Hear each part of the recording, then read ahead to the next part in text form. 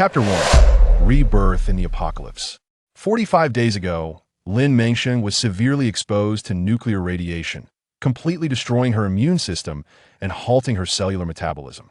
At this moment, she lay on a hospital bed, her skin nearly falling off without the need for tape. Blood mixed with bodily fluids seeped from her body, and even her eyes were bleeding. "Please, help me, just kill me." Lin Mengsheng stared desperately with her bleeding eyes at the person in protective gear who was about to inject her with a sedative. She wished he would show her some pity, give her a break, and let her end this terrifying ordeal. But the person ignored her pleas, administering the sedative, completing the observation report, and leaving directly afterward. Tears mixed with blood streamed down Lin Mengsheng's face as she continued to endure inhumane suffering, subjected to experimental research by these doctors who prolonged her life. 001 Apocalypse System has detected a new host. Would you like to bind the system for rebirth? Confirm. You will need to complete the KPI set for you.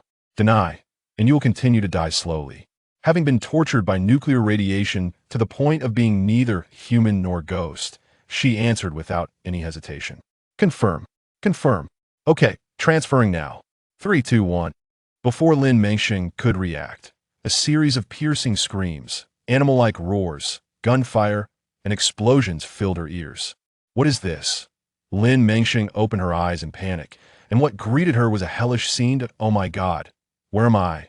She was originally sitting on the ground, but now she was so scared that her whole body trembled, unable to move, forgetting to flee.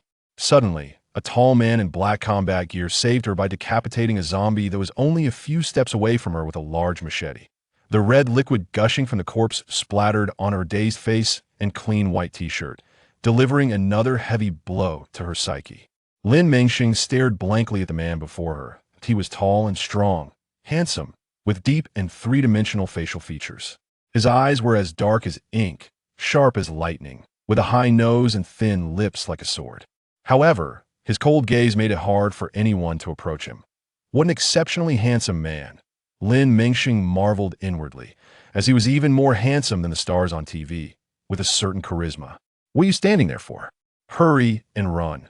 Su Chan looked coldly at the woman in front of him, frowning. Why was she staring blankly like a fool? Lin Mengsheng, still dazed, finally began to wake up at his urging. Right.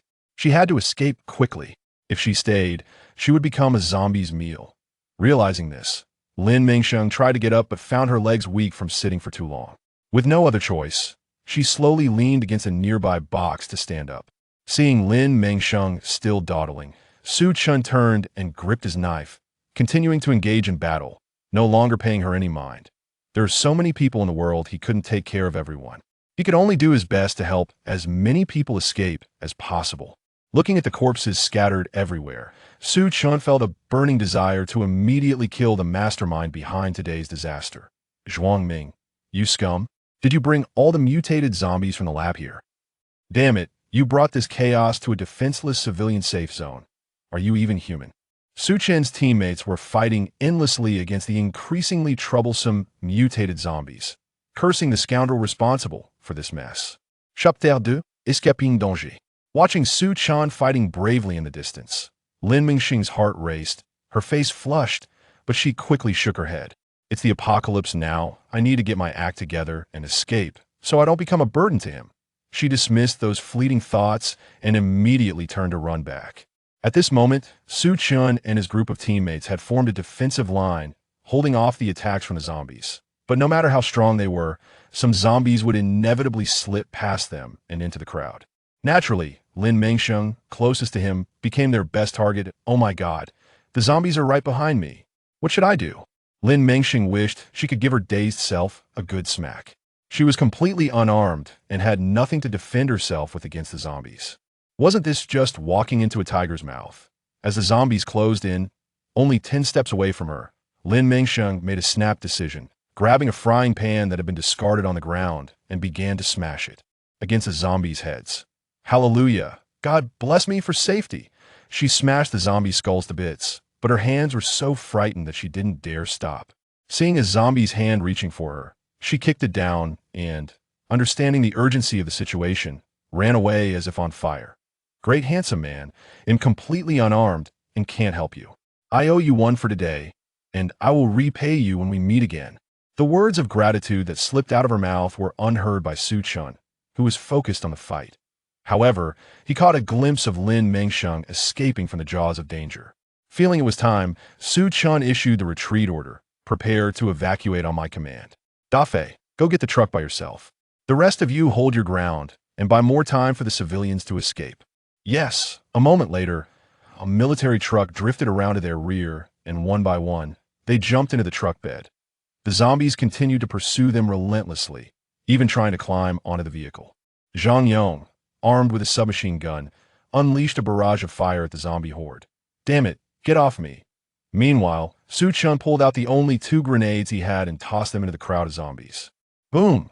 The explosion scattered the zombie horde, creating distance between them and the truck, which sped away with a roar. While they escaped in style, Lin Mengsheng was on the verge of madness. She didn't know if she had some ability to attract zombies, but despite running for a while, she had about 5 or 6 zombies trailing behind her, making her dare not stop for a moment as she sprinted with all her might. Host, hurry and run into that alley. You useless thing. Why did you only show up now? I was almost killed because of you. Lin Mengsheng was almost fuming. She had called for it so many times, and it had seemed frozen. But still trusting the system, she obediently followed its instructions and ran into the alley. What she didn't expect was that the alley turned out to be a dead end that, oh my God, is the system sent by heaven to punish me? Her mood was a roller coaster, swinging from hope to despair. Fine, let it be destruction. She resigned herself, biting down. After 18 years, it'll still be a beautiful girl. Then Lin Mengsheng closed her eyes, bracing herself for the impending death. Host, open your eyes. Don't be afraid. You are now in the newbie welfare package space provided by the system. Space. Lin Mengsheng opened her eyes and found herself in a strange space, facing a holographic projection screen that read 001 Apocalypse System. I apologize for your recent experience. This is a sudden disaster initiated by humans, and I couldn't foresee it. I hope you understand. Now I will issue your first task. First task. Gain the trust of Zhuangming and City C. Steal the zombie virus gene research data from Zhuangming's laboratory and deliver it to Zhuangming's family. With the help of others, eliminate Zhuangming. Successful completion of the task rewards you with 20 points. Now uploading Zhuangming's personal information. Uploading. Ding. Completed. Lin Mengsheng clicked on the control panel to view Zhuangming's personal information, and a rather unflattering photo popped up. She felt the need to wash her eyes. Chapter 3. The heart of man cannot be directly seen. The person in the photo had a lot of excess fat on his face, making his eyes look like mere slits. The fat on his neck formed several double chins, and he wore a sly and cunning smile. So even with such a photo, his treacherous image was not diminished in the slightest. This guy doesn't look like a good person. Because of this photo, Lin Mengsheng felt no sympathy for the foreseeable future fate of Zhuangming. Understood, but with my current helpless state, how can I complete the task? It's hard enough to keep my life. Don't worry, your newbie package includes speed and strength skills for survival. Furthermore, this system is generous and will additionally give you 20 points. Points can be used to exchange for items and enhance skills. Really? That's great.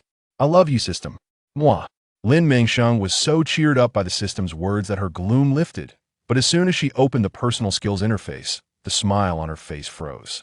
This scam of a system, the speed and strength skills it gave her were only 5%, and to upgrade them, she would need 20 points to increase by 1%. According to the rules, completing a high-level task would give her a maximum of 50 points, a medium task 30, and a beginner task 15. That it seemed that enhancing her abilities would be quite challenging. However, after a moment, she accepted it. After all, the system not only provided her with a quick solution when she was most helpless, but also gave her a chance for a rebirth with a cheat, which she would remember for a lifetime and would never forget. Just as Lin Mengsheng, feeling a bit hungry, thought about using her points to redeem some food to reward her hurt little heart, she finally couldn't hold back her frustration. System, you're even more capitalist than capitalists. 1 point for a loaf of bread and 2 points for a chicken leg. In short, completing a task is only worth 50 loaves of bread. Host, you can also choose not to buy. This system is not forcing you to buy, okay? I'll buy. After saying that, Lin Mengsheng clicked the confirm purchase button as if it were a painful decision, and a loaf of bread appeared in her hand. She took a big bite of the bread, thinking she would never touch this damned food again. From now on, she would definitely scavenge for resources outside without spending a single point. After all, in this apocalypse, strength is the most important. Without strength, there's no life. She must quickly save points and enhance her skills to survive. In stark contrast to her situation, Zhuang Ming, who was enjoying a lavish feast at the Sea City base, wiped his greasy mouth with a napkin and erupted in furious shouts. Damn it, that Su Chen loves to meddle in other people's business. If I ever get the chance, I'll definitely kill him. Thinking about Su Chen's cold and handsome face, Zhuang Ming couldn't help but swallow. If he ever got to taste that, it would surely be heavenly. Is he still protecting those worthless commoners? No, he has left. That was indeed a good opportunity. Zhuang Ming's eyes gleamed as he rubbed his fingers together and threw a plate at the stupid subordinate next to him. In that case, why haven't you hurried to bring those mutated cows from the laboratory to those worthless commoners? If those commoners get into our base, you can forget about your head. Yes, yes, yes. The scolded subordinate covered his head, sweating profusely, hurriedly responding, and then scrambled away to get to work. Wow, that speed is incredible. I was on the truck in the blink of an eye. Lin Mengsheng marveled at the system's miraculous operation, feeling quite pleased that she had chosen the free random teleportation to the Sea City base instead of spending 5 points. She knew that this system loved to trick her into spending points, but she wouldn't be fooled. However, she was too early to celebrate, as she still didn't know whether the zombie truck parked here was good or bad. Haha, I'm truly a koi fish, full of luck. After fiddling for a while, Lin Mengsheng managed to start the zombie truck, instantly relaxing her frown and bursting into laughter. This woman changes her expression so quickly. Please, husband, our son has walked such a long way and is now too weak from hunger. Please give him something to eat. Idiot, if I feed you, what will I eat? It's so far from the base. Do you want me to starve to death on the road? Get lost? Don't bother me. After saying that, the man continued to munch on the biscuits in his hand, showing no concern for his wife and child. Lin Mengsheng, who had originally planned to drive away without interacting with these people, tightened her grip on the steering wheel upon witnessing this scene, her anger rising. Scum. No, he's not even human. He's not even an animal. Calling him a beast would be an insult to animals, as they know to protect their young from harm. Chapter 4. The Onslaught of Mutated Species. Lu Lin. I severed ties with my parents and ventured to the city solely to be with you. For 5 years. Before the apocalypse, I toiled tirelessly for you, bearing our children, managing household chores after work, and caring for the elderly, never pausing for a moment. Yet now, you treat me this way. Are you even human? Su Weiwei, stung by Lu Lin's words, wept bitterly as she clutched her 4-year-old son tightly, filled with regret for the foolish decisions she had made in the past. Fool, why are you crying? Why do you dare to complain about me? You were the one who insisted on doing all those things for me. I never forced you. Indeed, after all these years and countless experiences, how could she still be so blind as to hold on to any hope for him? Wiping her tears away, Su Weiwei declared, "All right, Lu Lin. Today I sever all ties with you. Rest assured, I will no longer be a burden to you and our child. Even if it costs me my life, I will carry my child to the base." With that, she bent down to hoist her child onto her back, vowing to rely on no one but herself. Lu Lin, you truly are a fortunate man. A burly man leered at the distressed Su Weiwei, swallowing hard. Despite her malnourished appearance, she was still curvaceous, a genuine beauty. This woman is mine. Lu Lin, you must agree. I will protect you from now on. Sure thing, Brother Zhang. I tell you, this woman is a real catch. Enjoy. Without hesitation, Lu Lin flattered and seized Su Weiwei's arm, thrusting her into Brother Zhang's embrace. With such a renowned figure as protection, wouldn't he be able to walk with swagger from now on? Brother Zhang, pleased, ran his hand along Su Weiwei's waist, revealing a sly grin. Let go of my mother. Lu Yang charged forward, filled with fury, and sank his teeth into Brother Zhang's arm, refusing to relent. Let go, you little brat. Brother Zhang forcefully shoved Su Weiwei aside, then delivered a brutal punch to the boy's head, sending him sprawling. Gasping in pain, Brother Zhang felt the sting of the bite where the boy had taken a chunk of flesh. Enraged, he glared at Lu Yang, whose eyes burned with hatred. You little bastard, if you seek death, then so be it. I haven't had a decent meal in ages. Today I'll feast on you. Someone come help. Whoever assists me will get a share of the meal. At this, a horde of heartless individuals rushed forward, eager for a taste of something rare. Witnessing the scene, Lin Mengsheng seethed with anger, pressing the accelerator to race towards them. Damn it! I must crush these inhumane scoundrels and rid society of their menace. Look out! A car is coming. Lu Lin, quick to react, spotted the speeding vehicle and swiftly ducked behind a tree to hide. He could have taken them all out like bowling pins, but with his shout, everyone began to scatter. Ultimately, Lin Mengsheng merely sent a few minions flying, allowing the two principal culprits, Lu Lin and Brother Zhang, to escape. This vehicle has fuel. Quickly, everyone, come help us seize it. Once we capture it, we can drive to the base. The occupants of the car, take heed. Disembark immediately, or I shall fire. Ha! Do you think I'm easily intimidated? Faced with Zhang's greedy gaze upon the small vehicle, Lin Mengsheng scoffed at his threat, then deftly turned the steering wheel toward him. I shall crush you, you despicable scoundrel. Observing the oncoming vehicle, Zhang, with a fierce glint in his eyes, fired directly at the windshield. Yet Lin Mengsheng, undeterred, pressed on relentlessly, while Zhang, terrified, scurried up a tree to hide. This man is truly a reckless lunatic. Damn it, the more I think about it, the angrier I become. If I cannot use it, I shall destroy it. At that moment, Zhang aimed his gun at Lin Mengsheng's fuel tank, intending to ensure her demise along with her vehicle. Sensing his intent, Lin Mengsheng furiously maneuvered the steering wheel, making it impossible for Zhang to take aim, and then vanished from their line of sight. The two cowards, trembling as they descended from the tree, had scarcely caught their breath before danger descended upon them once more. Oh my God, monstrous beasts are coming. Everyone flee. A horde of massive creatures with jagged teeth, some possessing 3 or 4 eyes, charged toward them. As they drew nearer, it became evident that these were mutated cattle. Screams echoed as the resilient mutated bulls with tough hides seemed impervious to bullets, rendering fragile humans utterly defenseless before them. They scurried like frightened mice. The horrific scene resembling a one-sided massacre or a grotesque feast for the mutated beasts. Host, the refugees have fallen victim to mutated species. Would you like to engage in battle to rescue the populace? Yes. Despite the abhorrent actions of those individuals moments ago, the sight of defenseless women and children in this dark era tugged at Lin Mengsheng's heart. Children are the dawn, the embodiment of hope.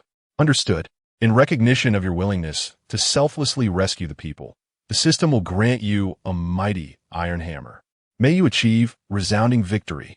With a resounding crash, a 30-kilogram iron hammer landed in the vehicle, causing it to rock slightly, startling Lin Mengsheng. This solid iron hammer, weighing approximately 30 kilograms and wrapped in brown leather, resembled the mythical hammer of a thunder god.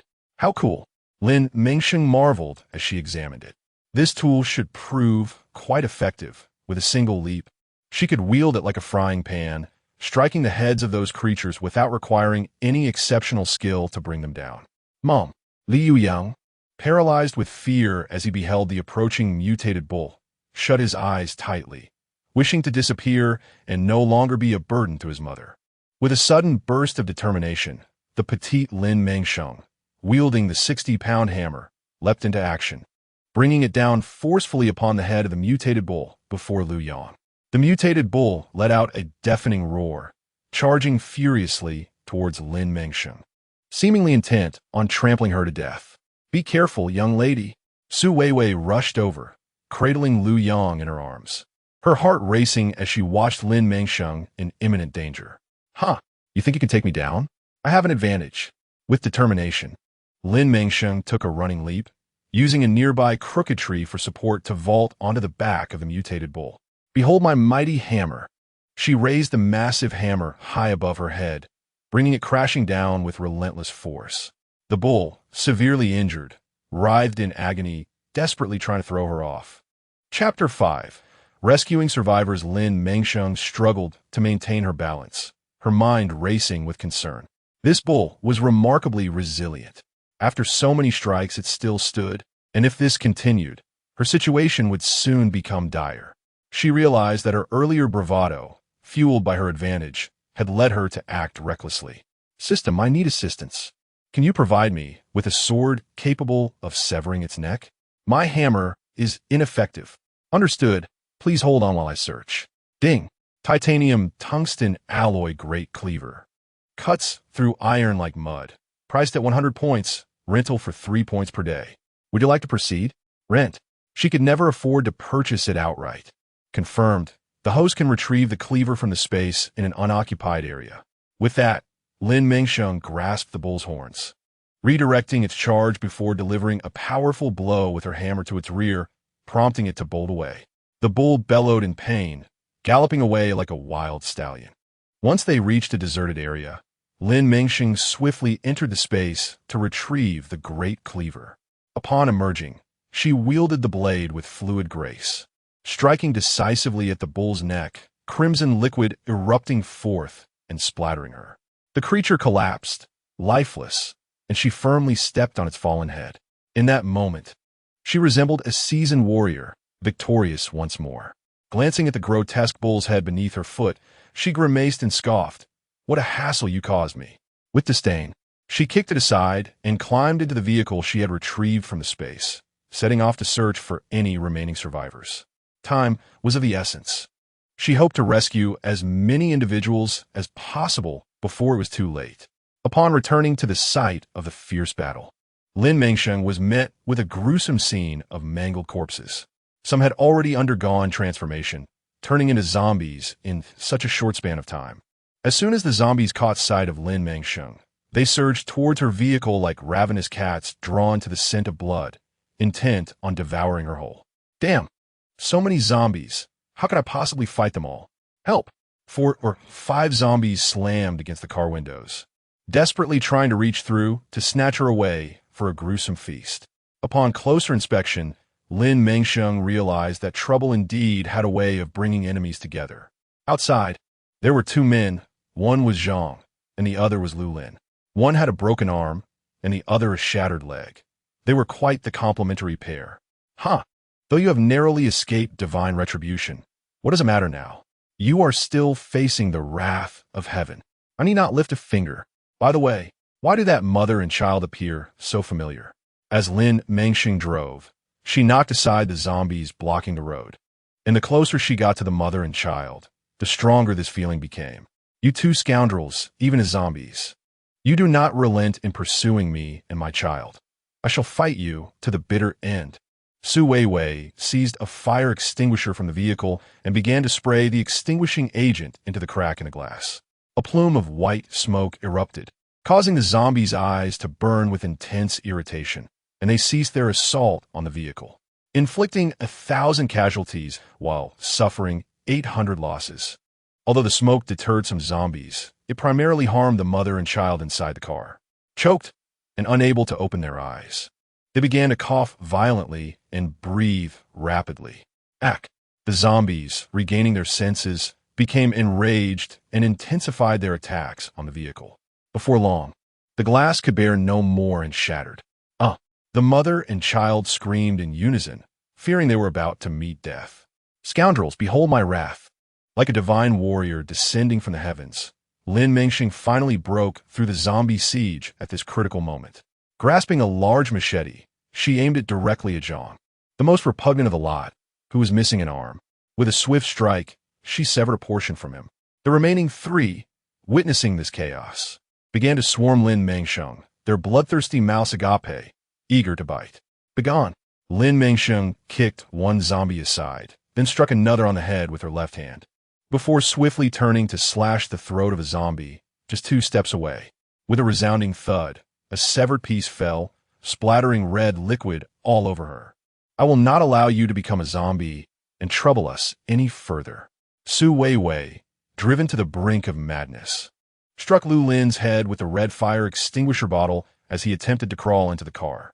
Ultimately, Lu Lin's skull was crushed, and his brain matter oozed out, leaving him motionless against the vehicle. The bottom of the fire extinguisher was deformed from the impact. After Lin Mengsheng dispatched the remaining zombie, the horde that had pursued her reappeared. Quickly, get out of the car and head to my black vehicle. I will lead you to safety. All right, Su Weiwei hurriedly scooped up Lu Yang and exited the car, closely following Lin Mengsheng, clutching the fire extinguisher in her other hand due to her overwhelming fear. After Lin Mengsheng cleared a path through the zombies, they finally reached her vehicle. Be careful. As Su Weiwei held the child, she spotted a disheveled female zombie. Her face horrifically mangled from bites, leaping down from the roof of the car, aiming for Lin Mengsheng. Reacting swiftly, Lin Mengsheng stepped back and, with a powerful swing, brought her hammer down upon the ferocious female zombie, knocking her to the ground as if playing whack-a-mole. A zombie leapt down from the car roof, lunging towards Lin Mengsheng, who was closest. Damn it! A zombie on the ground clawed at her leg, rendering her immobile. With her left hand, she struck it several times, while her right hand severed the zombie's grip. Finally freed, Lin Mengsheng turned to face the grotesque visage of the zombie. She retaliated with a knife to its abdomen, but it was futile. The creature continued its relentless advance, baring its terrifying fangs. Suddenly, Su Weiwei swung a fire extinguisher with both hands, striking the zombie's head until it was left askew, thus rescuing Lin Mengsheng from its grasp. Seizing the moment, Lin Mengsheng swiftly wielded a large cleaver and decapitated the disoriented zombie. Thank you, let's get in the car, she urged, swiftly entering the vehicle and starting the engine. Once both were inside and the door was secured, she pressed the accelerator to the floor, and the car surged forth like an arrow, escaping the encirclement of the undead. Chapter 6. A reunion with a benefactor. The car sped along the smooth highway, colliding with one zombie after another while remaining remarkably intact. Lin Mengsheng silently commended the manufacturer for crafting such a resilient vehicle. It truly was robust. As the distance from the perilous zone increased, Lin Mengsheng finally relaxed, casually resting her arm on the window while steering with one hand and inquiring about the distressed mother and child in the back seat. Are you both all right? We're fine. Thank you so much for your timely arrival. Otherwise, we would have surely perished. Su Weiwei expressed her heartfelt gratitude, still shaken from the harrowing experience. She gently touched her sleeping child's forehead, feeling a wave of calm wash over her. Observing Lin Mengsheng's unflappable demeanor, Su Weiwei felt a deep respect for her. You are truly remarkable. I admire you. Though you appear delicate, you possess strength akin to that of a superhero. That zombie and the mutated creature were like chicks in your hands. Although I'm older and have consumed more sustenance, it seems all that nourishment has gone to waste. You're exaggerating. I am not exceptionally skilled. I merely possess advantageous tools and weapons that can be easily acquired. Lin Mengsheng deflected the compliment, eager to change the subject before Su Weiwei continued with praise that made her blush. I'll drop you off at the city base entrance, but won't go inside, she added. Why not? Well, if we leave those mutated beasts unchecked, they would become a peril to humanity without any natural enemies. Lin Mengsheng sighed. Alas, poverty is to blame for all this trouble. Huh? Su Weiwei momentarily struggled to grasp Lin Mengsheng's statement. Was there still a notion of poverty in these times? By the way, you haven't eaten, have you? Lin Mengsheng recalled Su Weiwei's earlier request for food and quickly retrieved a loaf of bread from the glove compartment, handing it to her. Here, have a piece of bread to tide you over. Will arrive shortly. Thank you, thank you. Su Weiwei was utterly taken aback when this young girl gifted her with precious food. Reflecting on her previous encounters, she was moved to tears. Young lady, my name is Su Weiwei. I shall forever remember your immense kindness today. Should you ever find yourself in need, I would brave any peril for you. She reassured herself that it was no trivial matter. Saving a life is worth more than the construction of a magnificent pagoda. After all, this was merely her heartfelt obligation. Truly, she was a person of remarkable virtue. Su Weiwei's admiration for Lin Mengsheng had reached unparalleled heights. Not only her, Lu Yang, who had awakened and consumed half a loaf of bread, finally regained his strength and joined the ranks of Lin Mengsheng's admirers. Sister, you are beautiful and kind-hearted, and as formidable as the superheroes on television. When I grow up, I too shall be like you and never allow my mother to be bullied. Lu Yang was indeed a spirited young lad, and Su Weiwei applauded him for his fortitude. Lin Mengsheng was amused, and an overwhelming warmth blossomed within her at the harmonious atmosphere. She had never realized her life could shine so brightly. It was as if her existence had gained significance, and she felt indispensable in this ravenous era. The more she contemplated, the more bashful Lin Mengsheng became. She was truly floating on air. All right, you should go ahead. Once I finish my tasks, I will come here and we shall reunite. Sure.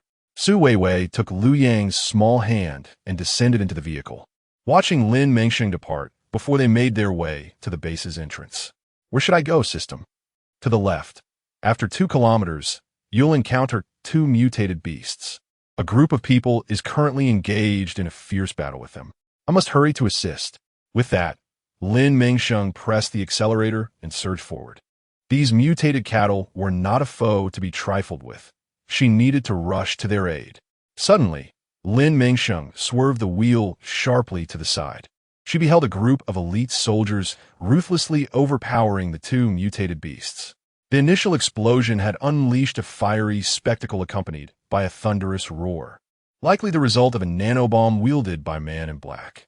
As the smoke dissipated, Lin Mengsheng saw one mutated beast mangled beyond recognition, lying helplessly on the ground. The other was even worse, reduced to a pulpy mass. Without the horned head, one would hardly recognize it as a mutated cow. Who goes there? A man wielding a submachine gun aimed at her vehicle, sending a chill down Lin Mengsheng's spine. Instinctively, she raised her hands in surrender. What on earth compelled me to heed his command? A pang of frustration washed over her as she chastised herself for her cowardice. Just moments ago, she too had been a fierce warrior. With newfound pride, Lin Mengsheng lowered her hands, lifted her chin defiantly, and stepped out of the car. Fear not, brothers. I am an ally. The man in black, expressionless, unexpectedly hurled another nanobomb, obliterating the remaining half of the mutated beast in a resounding explosion. This casual act of destruction sent another shiver down Lin Mengsheng's spine. This man is truly terrifying, she thought, feeling a wave of regret for lingering in this perilous situation, contemplating a hasty retreat. What if these individuals harbor ill intentions, threatening her life for her vehicle, her knife, or her cherished possessions? She does not wish to perish. She has only just discovered her purpose and meaning in life. Lin Mengsheng, with her richly complex inner thoughts, exhibited a myriad of expressions on her face. Fear, conflict, and anger, shifting faster than the art of Sichuan opera's face-changing. Indeed, is there any other possibility? Dressed in a black tactical jacket, Su Chun kicked aside the obstacle before him and approached Lin Mengsheng with a gaze as cold as ice. Well, why else would I be here? Am I foolish? Stepping closer, Su Chun observed Lin Mengsheng, covered in blood and emanating a pungent odor, her small face adorning an expression of grievance. Suddenly, he found her somewhat familiar. Who are you? Lin Mengsheng gazed upon the handsome, familiar visage before her, and the fog of confusion dissipated. Wow, it's my benefactor, the dashing young man. She chuckled, realizing her luck was not so dire after all. Do you remember the girl you saved the day before yesterday? Yes, it was just the day before yesterday. Her excitement was palpable as she looked at Su Chun. As the saying goes, fate has brought us together once more. The infatuation within her deepened. Having been single in both this life and the last, she couldn't fathom why her heart raced uncontrollably, as if it might leap from her chest. Chapter 7. A blow to confidence. Su Chun nodded slightly, recognizing the girl before him. However, he was somewhat surprised. Her performance 2 days prior had not been particularly astute, and given the severity of the mutant beast crisis, it was miraculous that she had survived. After a moment of silence, feeling quite uncomfortable under Lin Mengsheng's adoring gaze, he lost the inclination to inquire further. After all, she was not a threat. Engaging in further conversation would merely squander his precious time. Gather everyone. Continue the search for the mutated beasts. With that, Su Chun turned on his heel and departed without lingering any longer.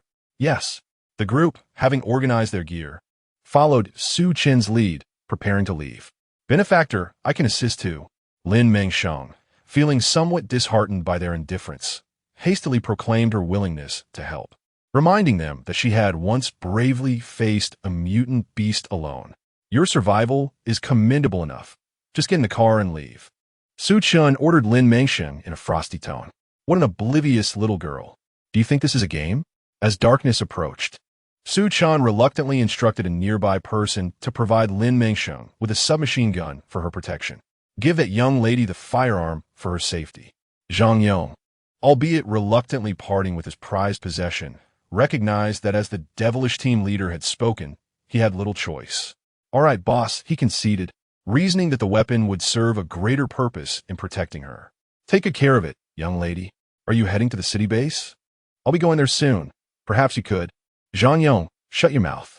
Su Chun interjected, exasperated by Zhang Yong's incessant chatter. A grown man should not be so verbose. I don't need it. Lin Mengsheng pushed away the firearm offered by Zhang Yong, turning to open the car door and retrieve her own treasured weapon. I have my own trusty armament. Wow. Standing before her, Zhang Yong gazed at the frail young girl who seemed so delicate that a mere push would send her tumbling. With one hand, he effortlessly lifted a 60-pound iron hammer, leaving his mouth agape in astonishment, as if an egg could fit inside. This astonishing display captivated not only him, but also his teammates, who widened their eyes in disbelief at this miraculous scene. It turned out she was a surprisingly strong little fool. After all, the last time she wielded a frying pan against zombies, she displayed considerable might. Perhaps he had underestimated her. Stop fooling around, hold on, he urged. But before he could finish his long-winded admonition, the deafening roar of a mutated beast echoed in their ears, drawing ever closer. Be careful, Su Chun exclaimed as he spotted a mutated creature charging towards Lin Mengsheng and Xu Yong. With no time to intervene and unable to deploy a nanobomb, his eyes reddened with urgency. Damn it, how could I let my longtime comrades and innocent civilians encounter danger right before my eyes? Lin Mengsheng, feeling incredibly irked, turned to confront the mutated bull charging at her from behind, as if it were a punching bag seeking to relieve its frustrations.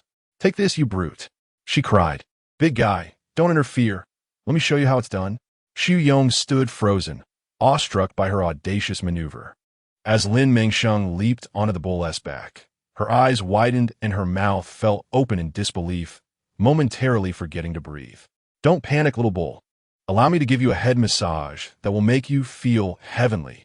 With that, Lin Mengsheng began to swing the heavy hammer, delivering blow after blow to the creature's head, eliciting pitiful cries that resonated deeply in the minds of all the men present, lingering long after. Lin Mengsheng's performance evoked memories for Zhang Dafei, who, from a distance, recalled childhood days spent playing whack-a-mole, as her actions and the sheer joy radiating from her face were strikingly reminiscent of that game. Xu Yong, toss me the knife from the car. Huh? Oh, right. I'll get it right away. Momentarily dazed, Xu Yong quickly snapped back to reality, following her commands to retrieve the large cleaver. What a fine blade. A weapon enthusiast.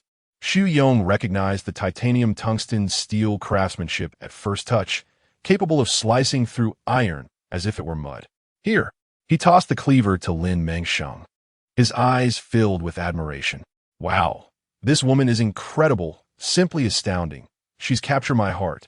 Meanwhile, far away, Su Chun was astounded, his worldview shattered as he witnessed Lin Mengsheng wielding the knife with precision, effortlessly severing the head of the very beast that had posed such a challenge to them. I can't believe I'm outdone by a little girl. Watch out. There's another one, Captain. A lurking mutated beast sprang forth, charging at Su Chun. Huh, you seek death. Feeling humiliated, Su Chun aimed a nanobomb at the creature. With a thunderous explosion, the once threatening beast was reduced to mere fragments. Sugu, you're magnificent. The wind at his side began to shower him with praise. However, Su Chun, overwhelmed by the day's events, bellowed back, Shut up. Oh, mother. What has gotten into Sugu today? Has he consumed explosives? Zhang Dafei dared not utter another word, for he believed that should he speak again, Su Chun might indeed take him to task. Am I impressive?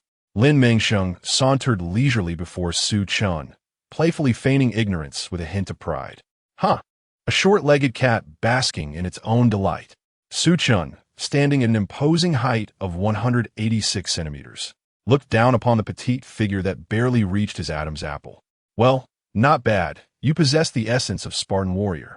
Perhaps one day I shall provide you with a shield, and your equipment will be complete. How can this person be so sharp-tongued? Lin Mengsheng felt her heart shatter. Where was the aloof, handsome, and composed young man she had anticipated? This was deception, a blade piercing her tender heart. What is the matter? Standing there in silence. Do you wish for me to bestow upon you an award for your recent valiant behavior? She longed to weep, for his words were simply unbearable. She maliciously wished for him to become a mute captive groom, enduring daily torment, unable to utter a single scathing remark, only to swallow his words in silence. Sister, pay him no mind. He has obviously lost his senses today. Let's not engage with him. A rather refined-looking, yet shrewd, individual named Changshan leaned in to whisper in her ear, attempting to separate her from Suchun. I heard that. Suchun shot a death glare at Changshan. Upon hearing this, Changshan felt that his idea of separating them for a moment of calm was rather sound. Soon after, Suchun watched in disbelief as his three good friends betrayed him, all flocking to chat with Lin Mengsheng in her car. Ha, Jiangshan, Da Fei, Su Zong. You three are truly exemplary. Chapter 8. Suspicion Sister, you are remarkable. I have never encountered anyone as fierce as you. Indeed, the way you dispatched that mutated bull with a knife was akin to severing a chicken's neck. Exactly. And when you wielded that hammer against the monster's head, it was like playing whack-a-mole. Xu Yong and Zhang Dafei chirped with utmost admiration towards Lin Mengsheng. The stark contrast of their fierce, towering frames brought forth laughter from Lin Mengsheng, who could not contain her mirth. You are all far too exaggerated. No way. You have no idea. Both of you. Be quiet.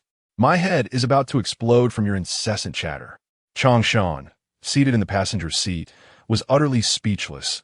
These two were utterly devoid of decorum, chattering like women, making him feel embarrassed to be seen with them. By the way, what brings you to this desolate place at such a late hour? Changshan, filled with doubt, redirected the conversation, no longer paying heed to the two jesters, scrutinizing Lin Mengsheng, who was drenched in blood and unrecognizable. In such an obscure and hard-to-find locale, what could her purpose be? Moreover, according to Suchun's earlier remarks, their second encounter seemed too coincidental. Are you suspecting me? Lin Mengsheng felt a twinge of grievance. Yet after a moment's reflection, she realized that if she were in his position, encountering an unidentified individual amidst combat, she too would find it quite peculiar. Your skepticism seems somewhat unwarranted. I, too, have traversed a perilous path after dispatching a mutated cow. You are well aware of the grave dangers posed by these aberrations if left unchecked.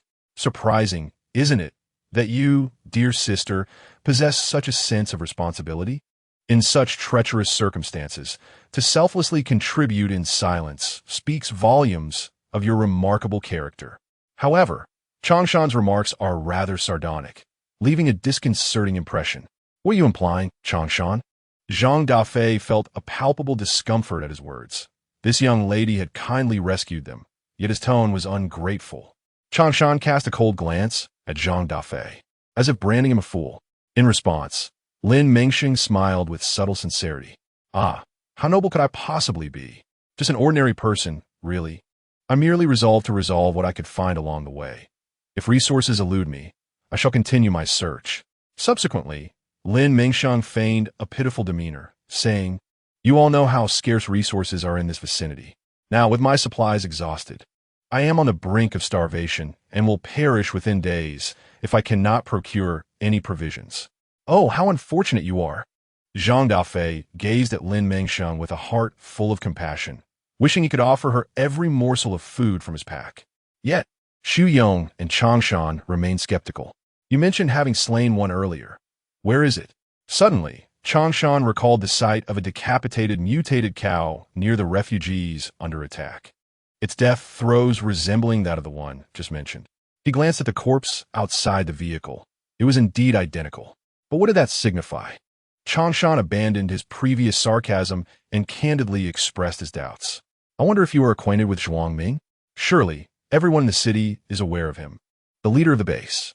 Are you aware that both the initial zombie assault on the civilian safe zone and this recent mutated cow attack on the remaining refugees were orchestrated by him? So was he. No wonder the system assigned her the first task involving him. Yet, what could motivate him? The residents of the safe zone hardly seemed to harbor any profound animosity towards him. Lin Mengsheng's emotions surged as she struggled to comprehend how a person could be so heartless, treating human lives as mere trifles. The haunting images of the innocent souls who perished during her escape from the safe zone and the gruesome bodies ravaged by the mutated cows resurfaced in her mind. Her fists clenched in anger, nails digging into her flesh, drawing forth crimson droplets. For resources, Changshan scrutinized every movement and expression of the individual before him, missing not a single nuance. Thus far, she exhibited no apparent flaws, yet perhaps her guise was simply too convincing. In this apocalypse, one must not easily trust anyone, especially someone who, despite appearing fragile, displayed formidable skills in critical moments. Resources, what lengths would he go to acquire them? Every individual within the safe zone appeared gaunt and emaciated. Yet here was a man with a countenance glistening with excess, resembling a well-fed swine. He sought the underground water. As you know, the water currently exposed in the air is predominantly contaminated with the zombie virus. However, the water detected beneath the residential area, once filtered, could sustain the base's water supply for 2 years. At this point, Changshan let out a sardonic laugh. Ridiculous, isn't it? Human life pales in comparison to the value of water. Lin Mengsheng found herself at a loss for words, feeling that her encounters with such morally bankrupt individuals in this era were far too frequent. Gather everyone. Adjust your mindset. Su Chun, who had listened to the entire conversation outside, interrupted their futile dialogue. There is no significance in addressing any issues now. All personnel prepare. As night falls, the mutated cattle will move sluggishly. We shall track them down and eradicate the threat for good. Yes. However, Lin Mengsheng expressed her concerns about lacking food and resources. Zhang Dafei, for reasons unbeknownst to him, held no suspicion towards Lin Mengsheng. He merely regarded her as a little girl and wished to spare her some hardship. Give her yours first. Yes. Zhang Dafei handed over his compressed biscuits, bread, instant noodles, and other supplies to Lin Mengsheng. Sister, eat well, don't starve. You head to the base and wait for us. We will find you once we finish. Stop talking nonsense. At this moment, Xu Yong, skeptical of Lin Mengsheng, delivered a sharp blow to Zhang Dafei's head. This fool keeps rambling. Doesn't he understand the need for some caution? Who was it that admired the sister just like I did? Why am I the one being foolish now? It was indeed time to swiftly devise a plan for their mission. Sitting alone in the vehicle, Lin Mengsheng gazed at the corpse of the mutated cattle outside, her mind a whirlpool of thoughts. Suddenly, an idea struck her. Of course, this gluttonous beast, having grown so corpulent, must have been a voracious eater. She could certainly exploit this. Though her culinary skills were lacking, she had an auxiliary system at her disposal. When she purchased bread, she had seen various flavorings capable of transforming waste into delectable dishes. Notably, there was even a beef essence. Lin Mengsheng stared at the grotesque carcass of the mutated cattle, affected both by the zombie virus and nuclear radiation, a sight no one dared to approach. An idea began to form in her mind. Chapter 9. Lost and directionless Lin Mengsheng exited the vehicle and approached the recently slain mutated cattle. She poked the thick-skinned giant with her finger. System, do you think I can repurpose this carcass into a gourmet dish for Zhuangming? Logically speaking, it is feasible. Oh. She hesitated slightly, aware that the corpse contained numerous deadly elements. She feared that whatever she prepared might lead to Zhuangming's demise upon consumption. If she managed to escape quickly, that would be one thing, but if she could not. System, if Zhuangming eats this and perishes, will you save me? Host, that is impossible. The system does not support sheltering the host in a safe space where they can be observed. And this task explicitly states that your objective is to steal information. What is the point then? Am I to rely solely on my charm to succeed? Lin Mengsheng found the system to be excessively unfeeling, offering no assistance and merely sabotaging her efforts to accumulate points. She lamented her predicament in this desolate wilderness, contemplating how she could possibly cook without pots, electricity, water, or gas. After all, a clever cook cannot conjure a meal without ingredients. The road ahead is shrouded in uncertainty. What am I to do? Do not despair, host. In truth, your appearance is quite appealing, the system interjected. Enough. I never anticipated that you would be such a system, attempting to have me rely on my looks to curry favor with others. She was taken aback by the system's words. Although Lin Mengsheng had suffered a tragic demise from a nuclear leak in her past life, she was nonetheless an independent and resilient research scientist who had forged her path through hard work. Initially, she had viewed the system as merely greedy and troublesome, but now it had revealed a far more despicable side. With a frosty demeanor, Lin Mengsheng firmly rejected the system. She refused to live as someone devoid of dignity, merely surviving in this world. If that were the case, she would rather embrace death. Host, please remain calm. I have not finished speaking. What I meant was that you can use your innate charm to deceive others, allowing you to act more freely. She had no desire to converse further with this insufferable system, especially not about such futile explanations. Noticing Lin Mengsheng's resolve to sever ties, the system grew anxious. After all, it had meticulously chosen her as an exemplary individual and could not afford to lose her. You might consider using culinary delights as a means of approach. I can certainly provide you with a complete plan and all necessary supplies. Silence. The persistent voice of the system in her mind was irritating, and she found herself contemplating a desperate escape from this torment, a notion she now possessed the means to execute.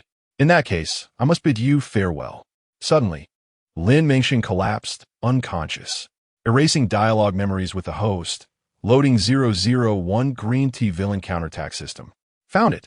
At that moment, Special Inspector 701 from the Time Management Bureau finally detected the elusive green tea system's trail. Cursed be the green tea system, which had brought the protagonist of World 117 to her demise, causing that world to unravel. He was determined to report to the Information Department and eliminate this wretched system. What is happening? Lin Mengsheng groggily regained consciousness, feeling a dull ache in her head. Host, you just fell asleep. Is that so? For reasons unbeknownst to her, Lin Mengsheng found it hard to trust its words. The system, feeling a twinge of guilt, became increasingly nervous. But reassured by the fact that it had just erased her memory, it regained its confidence. Have you devised a plan for completing your task, host? Task. Oh, by the way, system, do you think I could repurpose the mutated cow into a delectable dish for Zhuangming? Of course. I have a complete kitchen set available. All essential cooking items are at your disposal. This system offers you a special discount. Originally 100 points, now only 80. You are as miserly as ever. Do I look like I possess that many points? Furthermore, this cow has been contaminated by nuclear fallout and carries the zombie virus. Are you certain he won't perish after eating it? Rest assured, this system generously presents you with a vial of elixir. A single drop will diminish the lethal substances within living beings. As for the points accumulated, this system can offer you a customized installment contract, requiring an initial payment of 15, with 80% of future points earned to be repaid, alongside an interest rate of 13% of the product's price. The system revealed its cunning nature, seeking to ensnare Lin Mengsheng. Should it amass a sufficient number of points from the protagonist, it could audaciously establish a faction, no longer needing to operate in the shadows. Your demeanor resembles that of a nefarious capitalist. I refuse to purchase. Lin Mengsheng's heart brimmed with distrust, even revulsion. Towards this system, you stand to gain, as the kitchen provides an endless supply of water and electricity. Consider how much you could save on water costs. Moreover, this system will graciously supply you with oil, salt, soy sauce, vinegar, and sugar. An unprecedented bargain. I perceive you as a master deceiver. What difference does it make whether there's a discount? It sounds appealing, and opting out would be a loss. Yet when calculated, acquiring it still demand a hefty 90 points. To commence my journey in debt is unbearable. The system felt embarrassed, unprepared for such a shrewd host. Detecting the risks of piracy to temporal stability. Green Tea Villain 001 system Temporal Management Bureau's information department is currently in the process of annihilation. The system, which had been plotting against Lin Mengsheng, emitted a painful, piercing wail. You cannot destroy me. I am the deputy director. Destruction complete. 117 world protagonist. Due to the unauthorized operations of the 001 Green Tea system, your world has collapsed. Upon the arrival of the newly assigned system, you may choose whether to bind. For now, I wish you luck. Was she abandoned? Was everything she experienced merely a dream or reality? Without the system's support, she found herself utterly lost, unable to locate the path to the base. Fearing mishaps during her journey, she opted to sleep in her car until dawn, hoping she would soon uncover the answer she sought. Chapter 10. Encountering the robber. Hey, get out of the car for inspection. A man with a sharp, monkey-like visage, a cigarette dangling from his lips, approached, brandishing a gun. Damn, where did this guy procure such a fine vehicle? I wish to acquire one myself. Alas, it is not within my reach. Instead of pondering this, I should consider what weapons or food the owner possesses. Even if he relinquishes a portion, no one would be the wiser. Was this the man's inner thoughts? Lin Mengsheng could hardly believe the voice she heard. She suspected her recent experiences had led to a psychological breakdown, conjuring such words. Yet, the man's avaricious gaze compelled her to accept the veracity of the voice she had just perceived. What would she do? Lin Mengsheng glanced at the provisions gifted by Zhang Dafei the previous day, along with the 2 weapons provided by that peculiar system. It seemed she must bid them farewell. Reluctantly, she caressed her beloved heavy hammer. Suddenly, the hammer she had touched vanished without a trace. Unbelievable as it was, Lin Mengsheng, in a fit of disbelief, once again touched her backpack and machete, only to find them inexplicably vanished. Could this be real? Hey, are you deaf? Get out of the car. The man, locked inside by Lin Mengsheng, pounded furiously on the glass, his expression a portrait of rage. Yet, Lin Mengsheng chose to exit the vehicle. Disdain for this man evident in her demeanor as she abruptly flung the door open, colliding forcefully with him, causing blood to spurt from his nose. What the hell are you doing? How dare you pull such tricks? Do you want to die? Enraged, the man raised his hand, intending to slap Lin Mengsheng. I see you are the one courting death. Lin Mengsheng swiftly seized his arm, twisting it with such force that it contorted at an unnatural angle. Let go of me. Someone, come and deal with this dog. The man screeched in agony, his fury directed at Lin Mengsheng, who had the audacity to defy him after years of dominance in the base. Captain, we're here. Upon this declaration, armed men encircled Lin Mengsheng, poised to turn her into a sieve. Clever of you. Lin Mengsheng released her grip on Zhou Hai's arm, expecting to stride forward and relish the sight of this woman meeting a gruesome end. Zhou Hai found himself mistaken, for Lin Mengsheng had other intentions. She pivoted, capturing his wrists with her left hand while her right hand tightened around his throat. If you dare to fire, then let us both become targets. Yuug. As Zhou Hai attempted to speak, Lin Mengsheng tightened her grip, rendering him breathless and flushing his face crimson. Release our captain. Panic set in among the men witnessing Zhou Hai's plight. Should he perish, so too would their futures, for Zhou Hai's brother, Zhou Ming, was a favored figure in front of the formidable Zhuang boss. Lin, my sister. Zhang Dafei, sharp-eyed, recognized the fierce Lin Mengsheng restraining Zhou Hai. The others furrowed their brows at this uncanny connection with the girl. What are you fools doing? My sister is not someone you can bully. Zhang Dafei kicked aside a man who had aimed his weapon at Lin Mengsheng. Zhou Hai, feeling as though death was imminent, stared wide-eyed at Zhang Dafei. Urgency etched on his face. Zhang Dafei, save me. Girl, don't kill him. His brother is a favored confidant of Zhuang Ming. It's best not to make an enemy of him. He first plotted against me, attempting to steal my belongings and kill me. Lin Mengsheng had no intention of releasing Zhou Hai, for she had overheard his thoughts of selling her into servitude should he escape. This was an immense affront to her dignity, and she vowed to not let him have a chance to harm her. How absurd. You're slandering us. When did our captain ever declare an intent to seize your possessions? Indeed, it is you who, in your defiance and disregard for rules, recklessly injured our captain, leaving him bloodied and with a broken arm. Now you threaten his life. Your audacity knows no bounds. A throng of individuals maliciously disparaged Lin Mengsheng, who, incensed, tightened her grip around Zhou Hai's neck, intent on ending his life. "Release him," Su Chun commanded, gripping Zhou Hai's wrist firmly. Lin Mengsheng, feeling the pain, loosened her hold slightly, and in that moment, Su Chun swiftly pulled her arm back, causing her to stumble into his embrace. Due to their height difference, her head collided with his shoulder, eliciting a sharp pain that brought her back to her senses. Coughing, Zhou Hai, whose face had turned a shade of purple, finally caught a breath of fresh air, relishing the revival of his life force. "Why do you always bring me trouble?"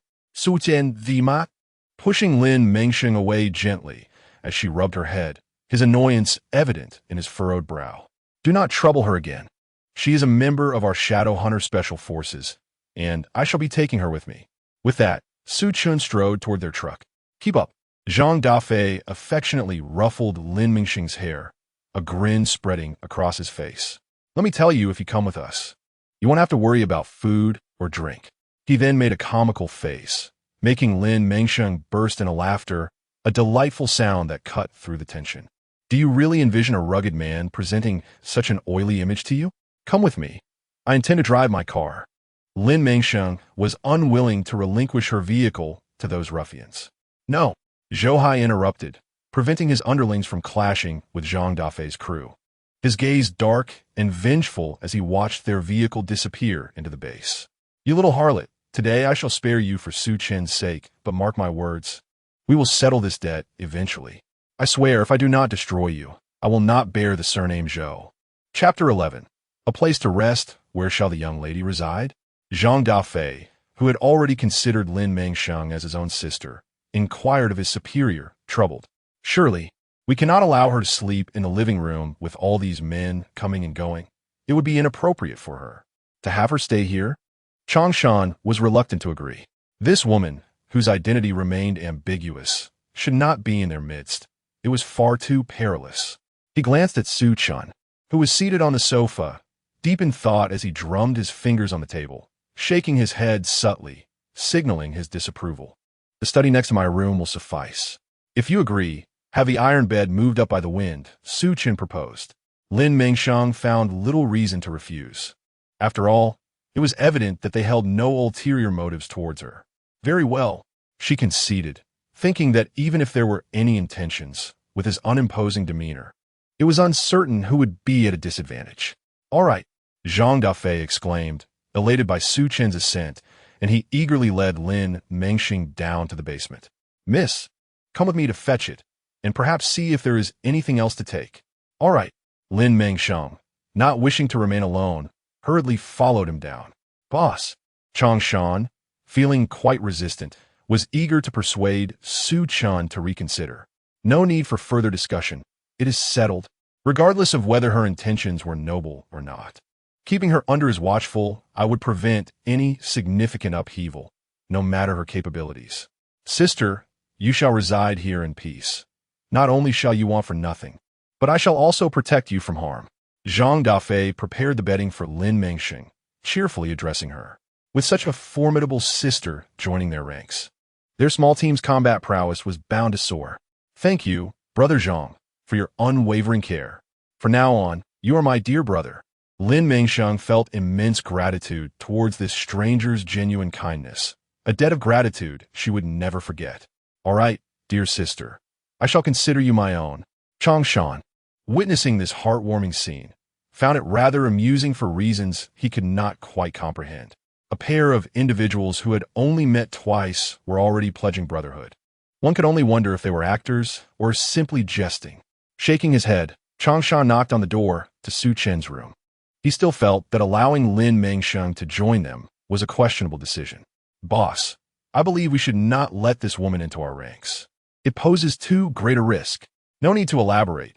We have an upcoming mission that will serve as a test for her." Su Chun set down the city map and turned to the bewildered Changshan. In truth, he too harbored doubts about her. However, having witnessed her strength firsthand, he held a deep-seated respect for her abilities. If they could harness her talents, it would be akin to gaining an invaluable ally. "Are you referring to the mission to retrieve medicine from the pharmaceutical factory in the southern suburb?" Can we truly trust her? What if she betrays us? There is no what if. Should she pose a threat, I will eliminate her. If she proves trustworthy, then that will be a significant boon for us. Her strength is worth the risk.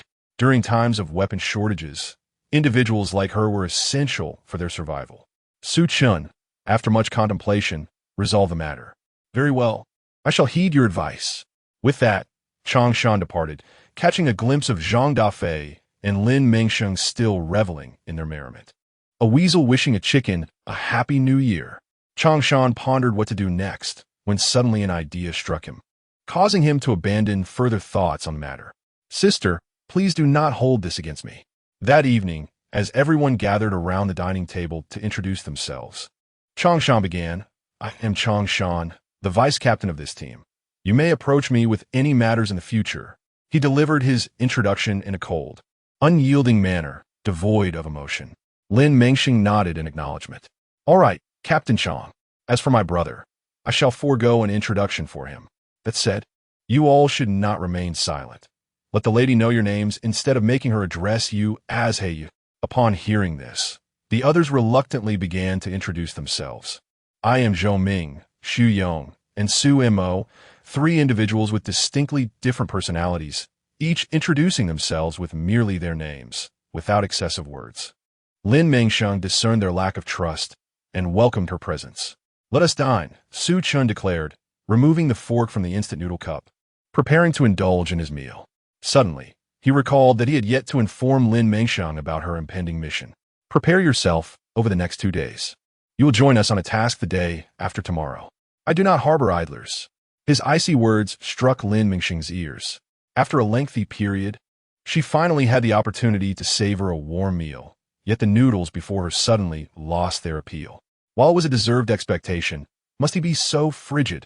She had no intention of overstaying her welcome. Understood, Lin Mengsheng pouted, lifting the lid of her instant noodles. Ah, a certain brand of pickled vegetable beef noodles. I dare not indulge in that sourness, especially considering its dubious origins. Even if the expiration date is acceptable, I cannot bring myself to try it. The absence of the pickled vegetable packet rendered the noodles devoid of soul. You do not wish to eat this? Then hand it over to me. Zhang Dafei, with covetous eyes, seized the pickled vegetable packet, tearing it open and inhaling its enticing aroma before eagerly consuming it. Lin Mengsheng's expression mirrored that of someone constipated, her mind conjuring images of unwashed pickled vegetables, discarded cigarette butts, and feet trampling all over them. Perhaps she should refrain from mentioning her concerns. What if it embarrassed him? Eat, eat, eat. You two indulge in foot-trodden pickled vegetables. Xu Yong disapproved of Zhang Dafei's actions, deeming him cowardly. What can I do? It has been ages since I tasted any greens. I've almost forgotten what they even taste like. Once uttered, no one dared to challenge him further. Indeed, they were all on the brink of starvation. What room was there for disdain? As Lin Mengsheng observed the scene before her, her eyes grew moist. In her previous life, due to nuclear contamination, she could not consume certain highly radioactive items, yet she had never truly lacked for food or drink. But here, amidst zombies and mutated beings, the specter of nuclear pollution loomed large. This was without doubt the apocalypse. In her past life, as a researcher engaged in experiments on plant growth and nuclear radiation treatment, she had made strides in the former, despite never succeeding in the latter. I can cultivate vegetables to improve our meals. Upon hearing this, Su Mo, who had been sitting silently, let out a derisive snort. Cultivate vegetables. Do you believe there are seeds available for planting? Can you procure fertilizers? Have you found a suitable environment for their growth? You know nothing, yet you boldly exaggerate. He felt a surge of frustration. He was utterly exhausted by this dismal existence. Were it not for the faint hope of possibly curing the zombie virus, would he risk his life on such perilous missions? Lin Mengsheng fell silent, recognizing the impracticality of her words. Indeed, she had underestimated the situation. She had forgotten that there were neither fertilizers nor equipment to develop high-yield seeds. Su Chun believed it more prudent to focus on strategizing how to eliminate more zombies the day after tomorrow than to squander time on idle chatter. After speaking, he cast a glance at Lin Mengsheng. You would do well to behave yourself. Lin Mengsheng felt deeply wronged. Why was everyone targeting her? What was it? Did she look like a villain? During the night, as the others slept peacefully, a cacophony of flatulent sounds erupted, like a series of cannon blasts. Soon after, a pungent odor wafted from the first-floor bathroom, permeating the entire room. Jean Daffé, are you even human? Your flatulence is more offensive than cow dung. The noise had even awakened me. Xu Yong and Chang Shan, incensed, leapt from their beds, ready to confront Jean Daffé. Meanwhile, in the bathroom, Jean Daffé, clutching toilet paper and enduring the agonies of a natural bodily function, lamented, "It's a common human experience to relieve oneself. I can't help it. Besides, I merely indulged in a packet of sauerkraut. How was I to know it would lead to this? My behind is in agony, feeling the weight of disdain." Jean Daffé was on the verge of tears. "Shut up, Jean Daffé. If you utter another word, I'll throw you out." Su Chan held his breath, hastily sealing the gap under his door and opening the window. Yet, even in that effort, the air remained tainted by the foul scent. How could his house be so odorous? Su Mo and Lin Mengsheng silently pressed paper to their noses, hoping for the stench to dissipate. Among them, only Zhou Ming, who was camping outside, was spared this ordeal. Chapter 12. An unexpected incident the following day. The group bore large dark circles under their eyes. Jean Daffé, suffering greatly, appeared utterly defeated. After applying a hard-won analgesic ointment, he finally rid himself of the noxious odor, though he now bore the unpleasant scent of medication. "What happened to you all?" Zhou Ming inquired. Observing the pallid faces at the table, his curiosity piqued by their apparent distress from the previous night. "Shut it!" Su Chun snapped, his head pounding from lack of sleep. With this troublesome group of teammates constantly creating chaos, his blood pressure was soaring. "Everyone eat up. Once you've finished, get back to bed. If anyone fails to be alert tomorrow, they can leave the team." Although today featured an additional serving of ham sausages, the most gluttonous among them, Jean Daffé was unable to partake due to his upset stomach, watching enviously as they feasted, regretting his previous indulgence. "Don't even think about sharing your sausages with us. And for heaven's sake, don't add any seasoning. If I suffer another bout of diarrhea, I'll tie your intestines in knots." At this, Jean Daffé, already filled with guilt, lowered his head in silence. "Don't worry, brother. I want to eat yours. The items you gave me last time are still in my backpack. Once you're well, you can have extra every day." Lin Mengsheng quickly offered words of comfort to lift Jean Daffé's spirits. "You flatterer," he thought, wishing to avoid these troublesome individuals. The next day, after a restorative sleep, the group gathered in the living room, brimming with energy for breakfast, save for Jean Daffé, who still felt unwell. "Are you all right? Perhaps you're being a bit too nosy," he remarked. He is a grown man, a warrior. It is his duty and mission to fight. Do not indulge in your excessive sympathy. Chang Shan was as fiery as if he had ingested gunpowder, directing his wrath towards Lin Mengsheng, his agitation resembling that of a petulant child. "What are you doing?" Chang Shan was thoroughly exasperated by Jean Daffé, this foolish individual who consistently deviated from the group. He interrupted the inane ramblings of the latter. "Sister, my foot. You're the only one foolish enough to be swayed by her." Silence. Su Chan forcefully struck the table, his annoyance evident upon his countenance. "Are you done? If you're not, channel your energy into preparing for the impending zombie fight, instead of causing chaos here." The discord regarding Lin Mengsheng only intensified the disdain felt by Zhou Ming and Su Mo. It appeared that this woman had created a rift among their brotherhood, and they needed to keep a vigilant eye on her to prevent any disruption to their team. Xu Yong, however, was not preoccupied with thoughts of her identity. Regardless of who she was, should she display any peculiar behavior today, he would not hesitate to sever ties with her. Changshan fixed his gaze on Lin Mengsheng, eager to observe what actions she would undertake. Is this never-ending?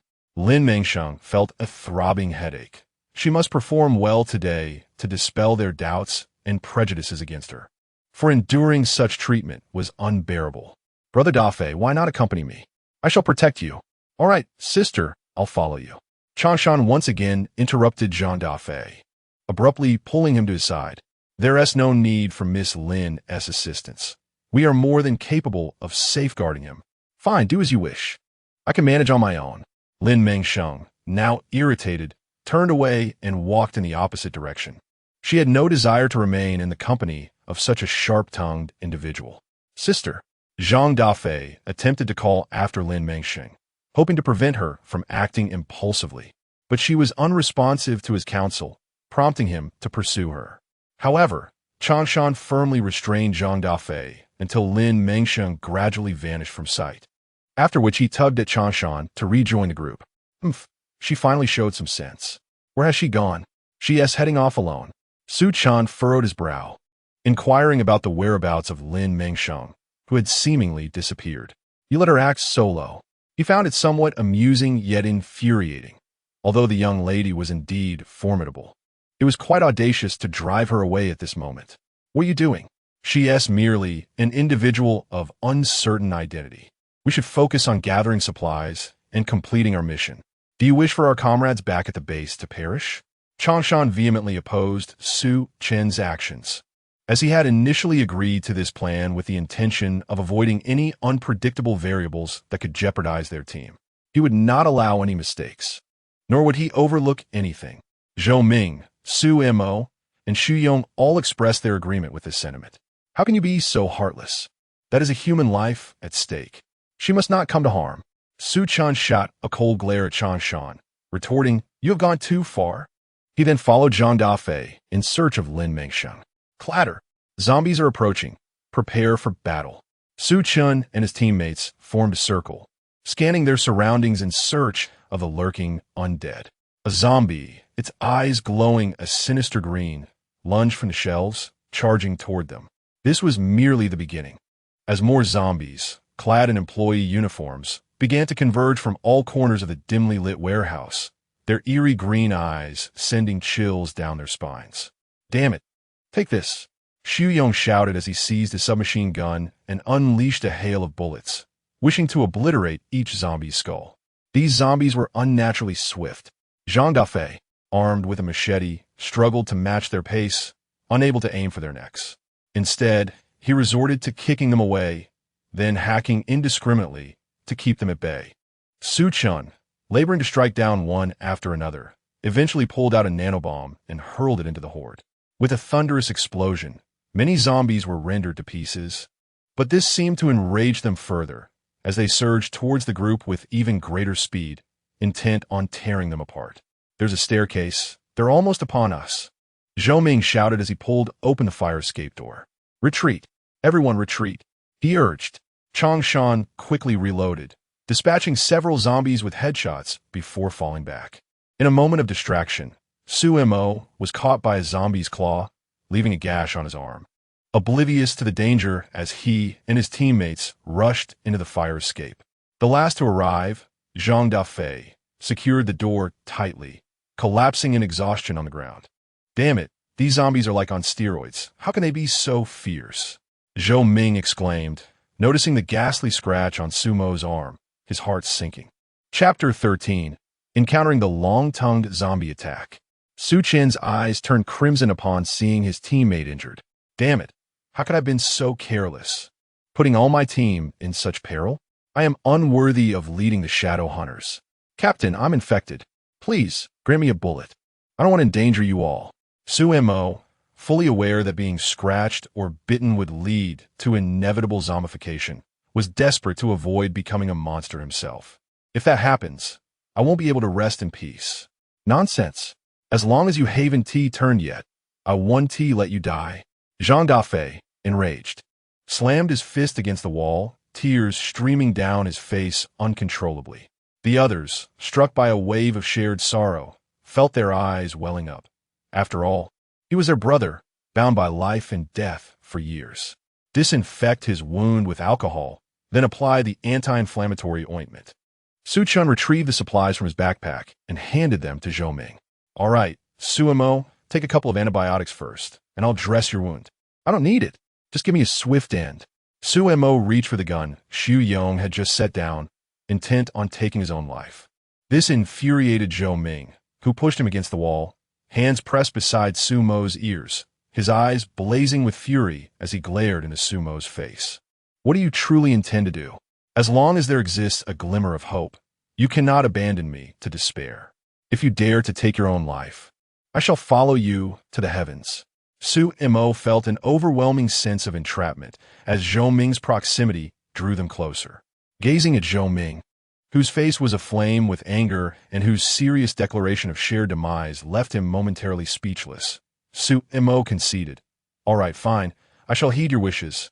Strangely, the others could not shake off an odd sensation while observing this scene. The two appeared to be enveloped in a fervent bond. "Captain, this house is completely deserted. That little vixen seems to have accompanied Su Chun and the others on a mission. Damn it." Zhou Hai, rubbing at the fading marks on his neck, shot a dark glare at the younger member before delivering a swift kick. "You fools! How could you fail to keep a watchful eye, making my efforts in vain? I've treated you like gluttons, and this is how you repay me." The younger members, cowed, dared not utter a word, bowing their heads in submission to Zhou Hai's ire. After all, they were his dogs. What dignity could they afford when their survival was at stake? "Brother Zhou, please calm down." The beautiful young mother who came to our base recently, after all these days without a chance to indulge, now that this group is absent, why not seize the opportunity? Unable to endure Zhou Hai's continued wrath, the sycophantically Long hastily sought to divert his attention. Recalling the delicate hand he had touched at the base's entrance, Zhou Hai licked his dry lips, his eyes gleaming with desire. Indeed, after these days of restraint, he deserved a moment of pleasure with such a fiery beauty. Consider it a reward for her hospitality in allowing him entry.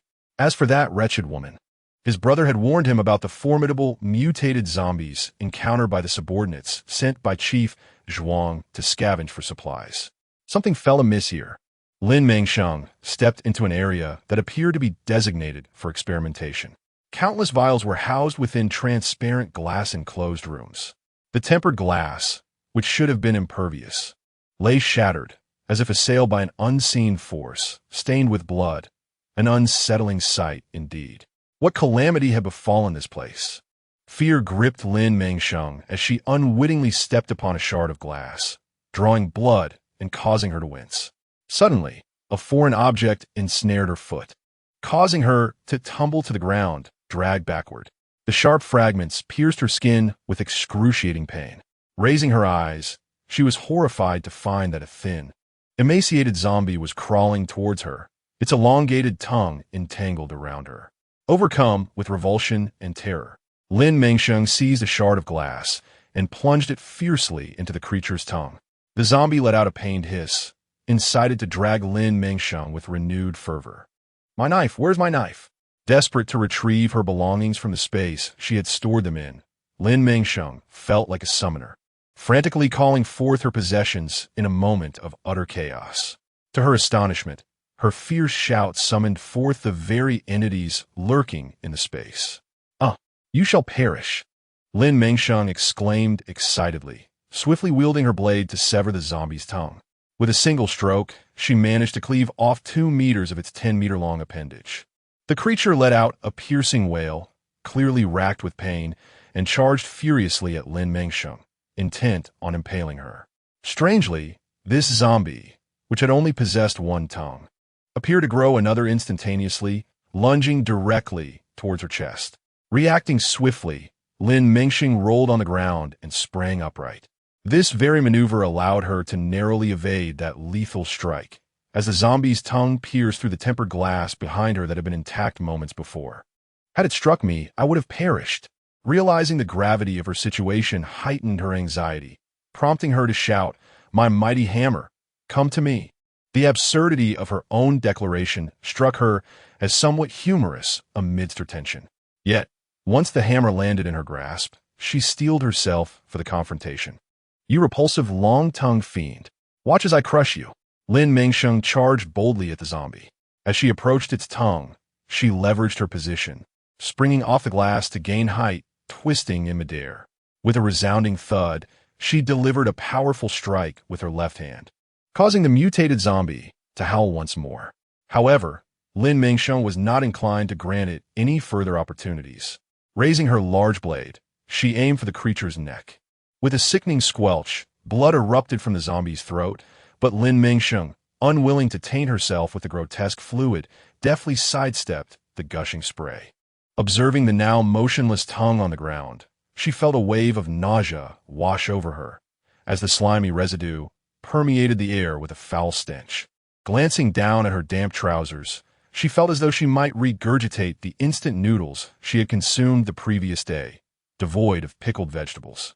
What manner of evolution has birthed such a disgusting and terrifying creature? Chapter 14.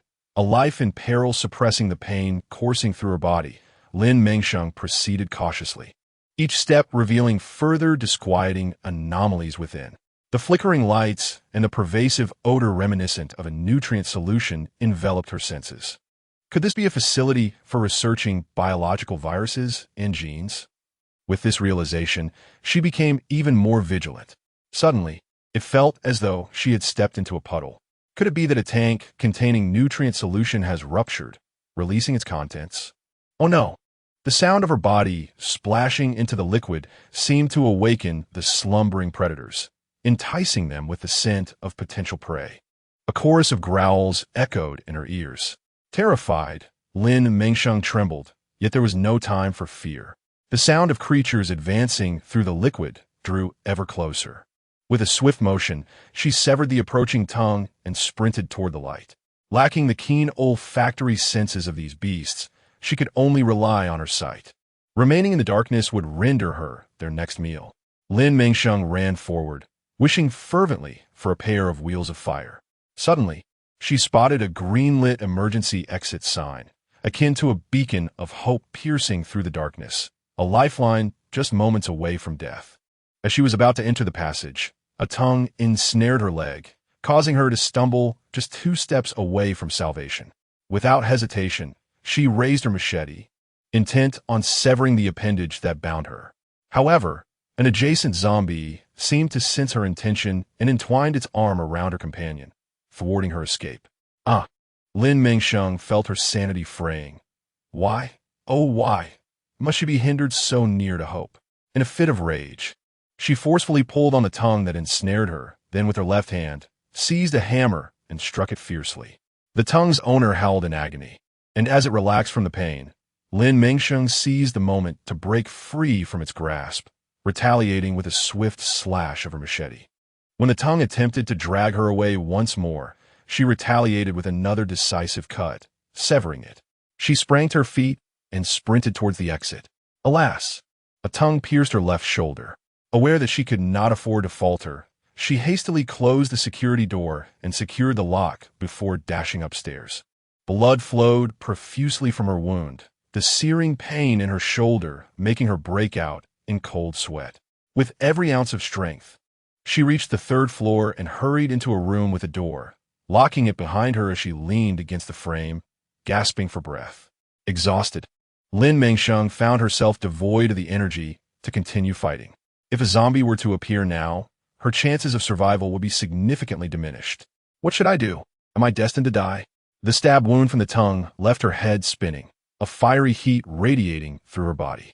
Her throat felt raw, as if it could no longer produce sound, and the veins on her forehead throbbed, her eyes becoming bloodshot. Was she on the brink of becoming a zombie? Inside, a mutated cat, drawn by the scent of blood, lurked, its eyes gleaming with a sinister green light as it lunged at Lin Mengsheng, aiming to bite her neck. In a moment of peril, she suddenly vanished before the mutated cat, leaving it frantically searching for her. Host, I sincerely apologize for not arriving sooner due to unforeseen circumstances. The newly assigned System 100012 from the Temporal Management Bureau entered Lin Mengsheng's consciousness. Yet, in her current state of unconsciousness, she could not possibly hear it. The system felt an overwhelming sense of guilt. It had to administer or inject the zombie antidote, or she would succumb to the infection. However, being incorporeal, it was utterly incapable of doing so. What should I do? Call headquarters. Call headquarters. The life of host Lin Mengsheng in World 307 is in peril. Assistance is urgently needed. What to do? IMO was suffering just as painfully. Su Mo was in a condition akin to Lin Mengsheng's, on the verge of becoming a zombie. Hurry, follow me upstairs. It's too dangerous here. Before them appeared a young girl with twin ponytails wielding a firearm, exuding an enchanting blend of innocence and resilience. The sight was so astonishing that they could scarcely believe it. Yet, aside from Zhou Ming, who sat beside Su Mo with tears in his eyes, the others stood steadfast, bracing against a door that was perilously close to being breached by the relentless zombies. If this continued, they would surely meet their demise here. Su Chan gritted his teeth. We must press on. Let's follow her lead. Indeed, the group readied themselves for a surge forward. Zhou Ming hoisted Su Mo onto his shoulder and approached the girl. Wow, brother, your boyfriend is overflowing with affection. Despite the dire circumstances, the girl maintained an air of casual levity, cracking jokes with remarkable poise. Impressive indeed. The others regarded her with newfound respect. Well then, just stay close behind me. I shall protect you. But remember to run swiftly, or else you might end up as unfortunate as the young man on your shoulder. The girl tilted her head playfully, unwrapping a lollipop and popping it into her mouth. Come along with me, she chirped, bounding up the stairs. Though this might seem like a waste of energy and not particularly swift, she ascended the steps with surprising vigor, outpacing the men, leaving Zhou Ming struggling to keep up. Yes, this should be the place, she exclaimed, gazing at the second secure passageway she had traversed.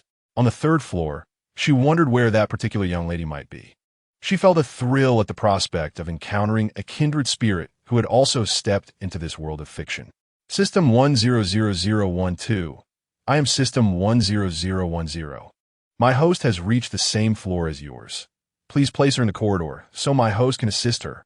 Understood. I will do so immediately. Just before Zhou Ming arrived, Lin Mengsheng was placed 20 paces away from Pei Mengmeng.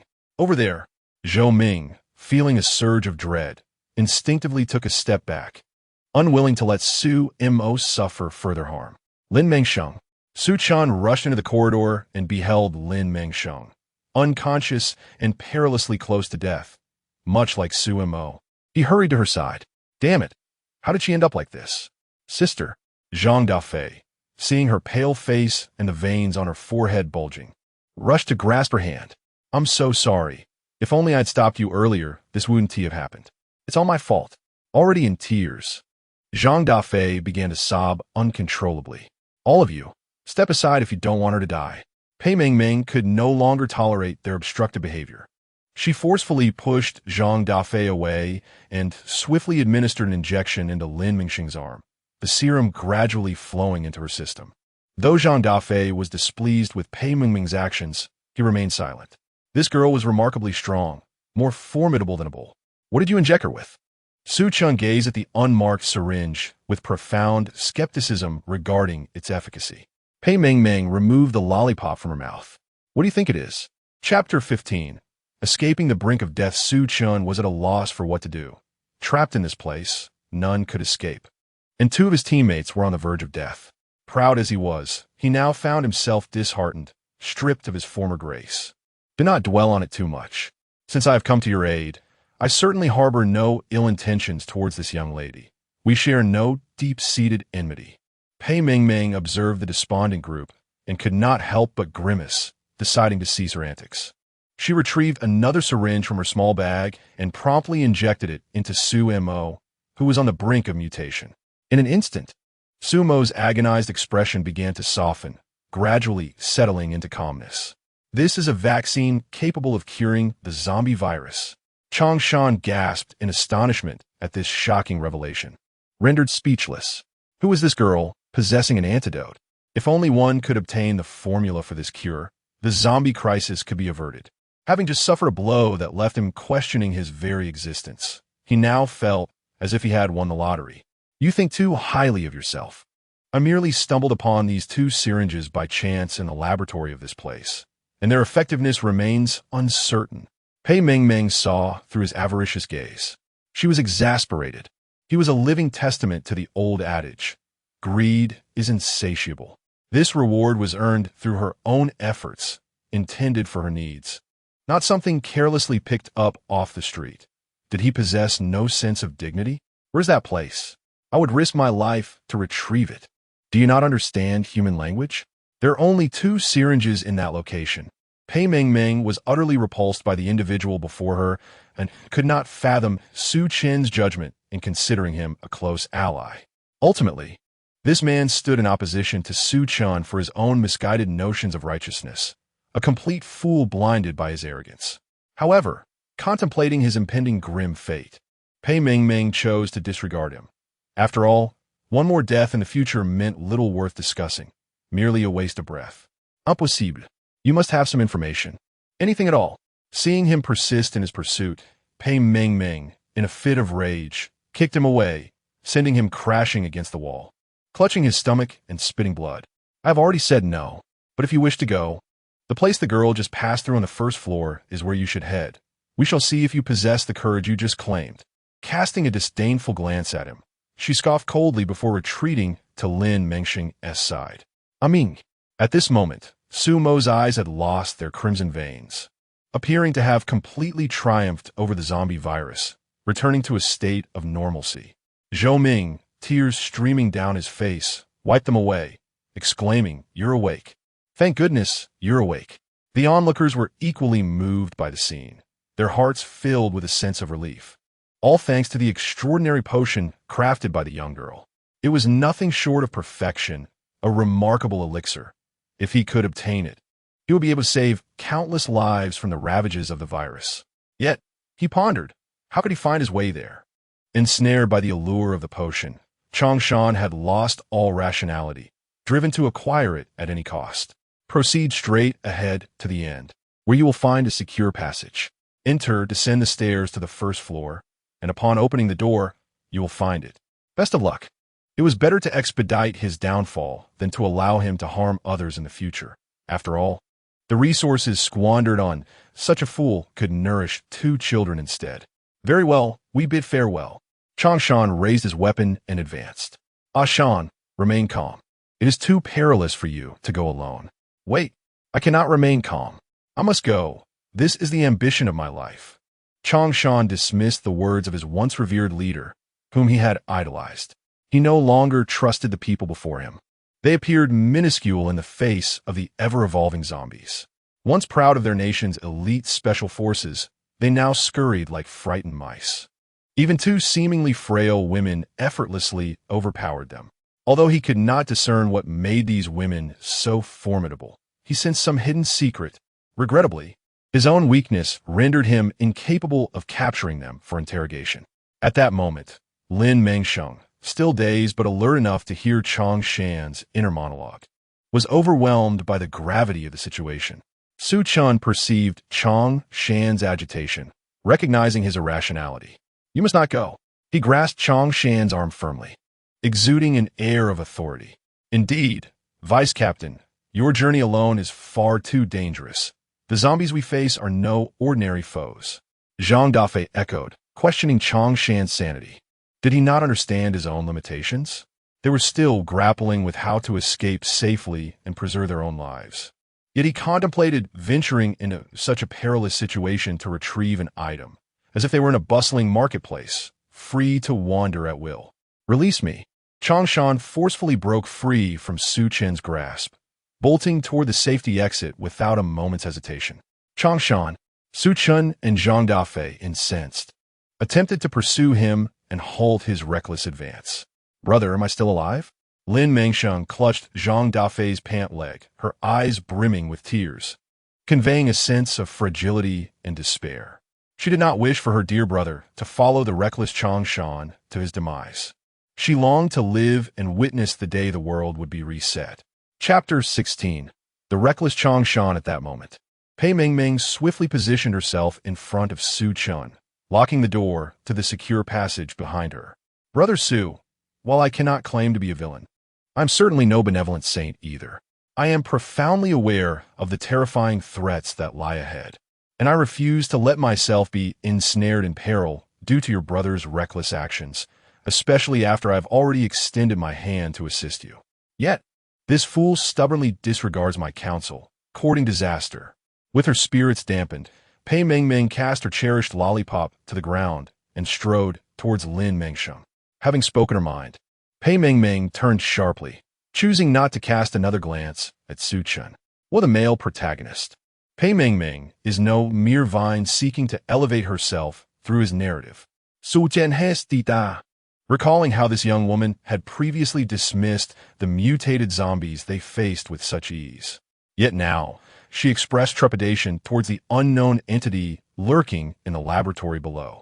Honestly, if Lin Mengsheng had indeed sustained such grievous injuries due to that creature, Su Chan found himself lacking the means to confront it.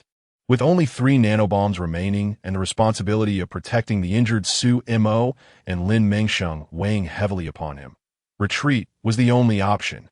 His legs, initially intent on fleeing to safety, felt paralyzed as he stared at the sealed door, his eyes reddening in despair. It dawned on him that he was not a competent leader. He could not safeguard each of his team members. Out of the corner of his eye, he noticed that despite his sorrow, Su Chan was no longer advancing, and Pei Mengmeng felt reassured enough to disregard him. Thankfully, the male protagonist possessed a modicum of sense. Otherwise, if he were to recklessly plunge into danger, she might have to intervene to save him. After all, should the protagonist perish, the entire world would unravel. She would be forced to waste time replaying the mission.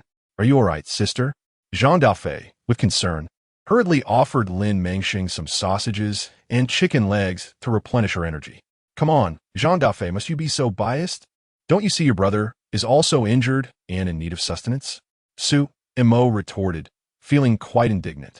Although Lin Mengsheng had indeed cleared her name, after years of camaraderie, it irked him that she was prioritized over him. He felt a deep sense of discomfort, a sourness in his heart. "You merely a scratch. Look at my sister's gaping wound. Have some shame." Jean Daffé shot back without hesitation, his frustration evident. What nonsense! Had they not treated her sister with contempt like that foolish Chang Shan? Would she have been left to endure such suffering alone? And here he was, squabbling over trivialities. What a farce! While his words were coarse, they bore truth, and Pei Mengmeng raised her thumb in approval, surprised that such a rough man possessed such insight. It was indeed a rarity and quite amusing. She glanced at Jean Daffé, whose powerful musculature and sun-kissed skin inexplicably made her cheeks flush. This fellow exuded a potent masculinity. Su Mo fell silent, realizing he had been unreasonable, bowing his head and reflecting on his various missteps. Zhou Ming did not express any sentiments of solidarity with Su Mo.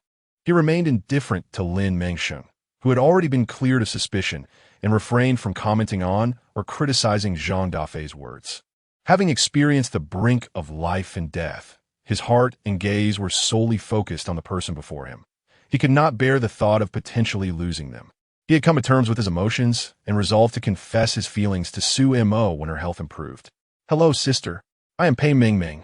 Pei Mengmeng extended her hand toward Lin Mengsheng in a gesture of goodwill. Lin Mengsheng had gleaned from Chang Shan's earlier remarks that Pei Mengmeng might be akin to her, a person who had traversed realms and was endowed with a system. "Please take care of me. I am just Lin Mengsheng. You may call me Lin Jie from now on." She grasped the petite hand before her, scrutinizing it. This seemingly youthful Pei Mengmeng was surprisingly formidable, much like her own augmented abilities, which was truly astonishing. One must not judge a book by its cover, nor can the vastness of the sea be measured by mere buckets. She resolved never to underestimate anyone again. After all, the girl with twin ponytails might possess the capability to vanquish her in an instant.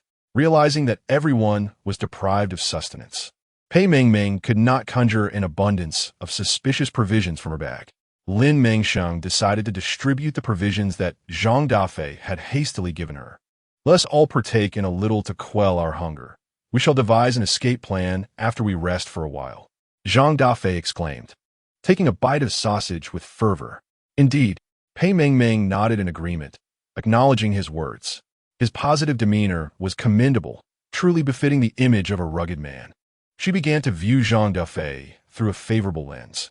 After all, she possessed a system, and if worse came to worst, she could always render him unconscious and escape with him into her space. "This place is quite peculiar. There are no windows." Zhou Ming scanned their surroundings and discovered that this floor was entirely enclosed, with air circulating solely through the central air conditioning system. Su Chan began to ponder the situation as well. This pharmaceutical factory had completely shattered his preconceptions. He had initially believed it to be an ordinary supply warehouse, but he had not anticipated the vast secrets concealed within. If given the chance, he would surely uncover the truth, ensuring that Changshan's sacrifice was not in vain. Changshan, initially exhilarated by reaching the first floor, was immediately struck by the acrid stench of nutrient solution mingled with blood and zombie slime upon opening the door, causing his hair to stand on end and his body to tense. As he took a step forward, he inadvertently stepped on something soft. Upon closer inspection, he was horrified to discover it was a tongue measuring over 50 centimeters in length, sending him into a deeper panic and igniting a desire to flee. He swallowed hard. No, he could not retreat now. He must fight for the fate of humanity. Hiss! The long-tongued zombie, which Lin Mengsheng had narrowly evaded, caught the whiff of human scent and lunged forward with astonishing speed. The sound of its movement was particularly jarring in the otherwise silent space. Something is approaching. Changshan raised his gun, preparing to defend himself. But would it be sufficient? Chapter 17. Formulating an escape route, the long-tongued creature charged, its tongue piercing toward Changshan's left abdomen before retracting slowly. Ugh! Changshan pressed his hand against the relentless flow of blood, collapsing weakly to the ground, unable to suppress the spilling of crimson from his lips. No, I cannot perish here. I simply cannot. Yet, as he staggered a mere 2 steps, a group of long-tongued zombies, drawn by the scent of blood, approached menacingly. One ghastly creature ensnared Changshan's neck with its fetid, elongated tongue, constricting his breath. Another, with a forked tongue, entangled his legs, forcing him to kneel helplessly, dragged backward with alarming force. No!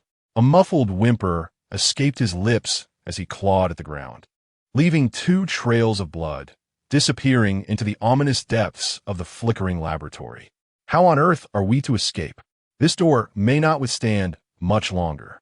At this moment, Su Mo, disregarding her recently recovered strength, aimed her firearm at the door, which was being relentlessly battered by the zombies. Goodness!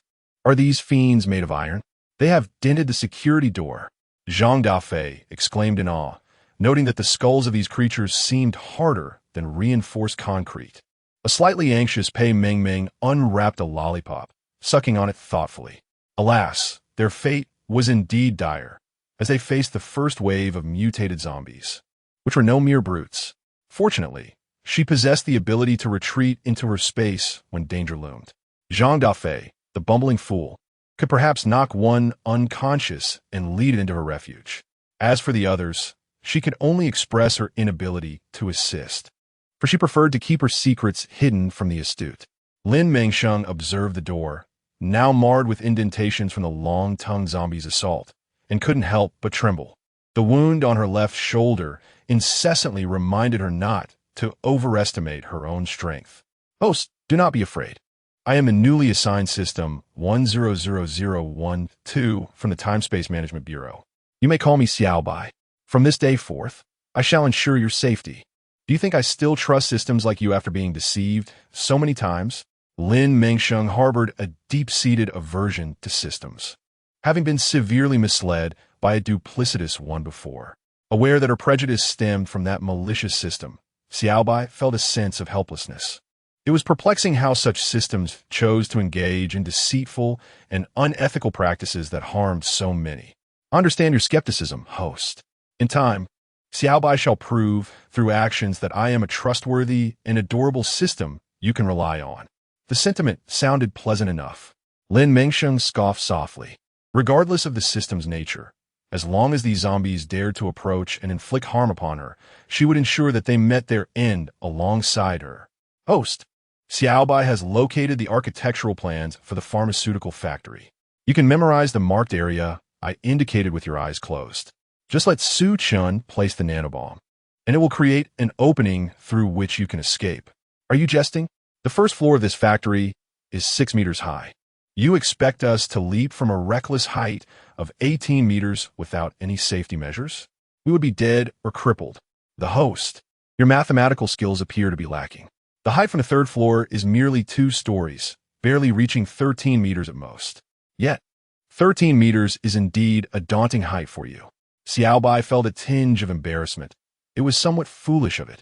These individuals were not cultivators from a fantasy realm, nor were they masters of martial arts capable of flight or lightness of foot.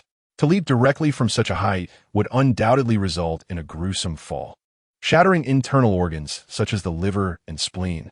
How predictable! This system only knows how to speak, having merely learned from the previous incompetent system's lessons. Yet it still seeks to extract points from her. No, it must do something to prove to the host that it is different from that nefarious system.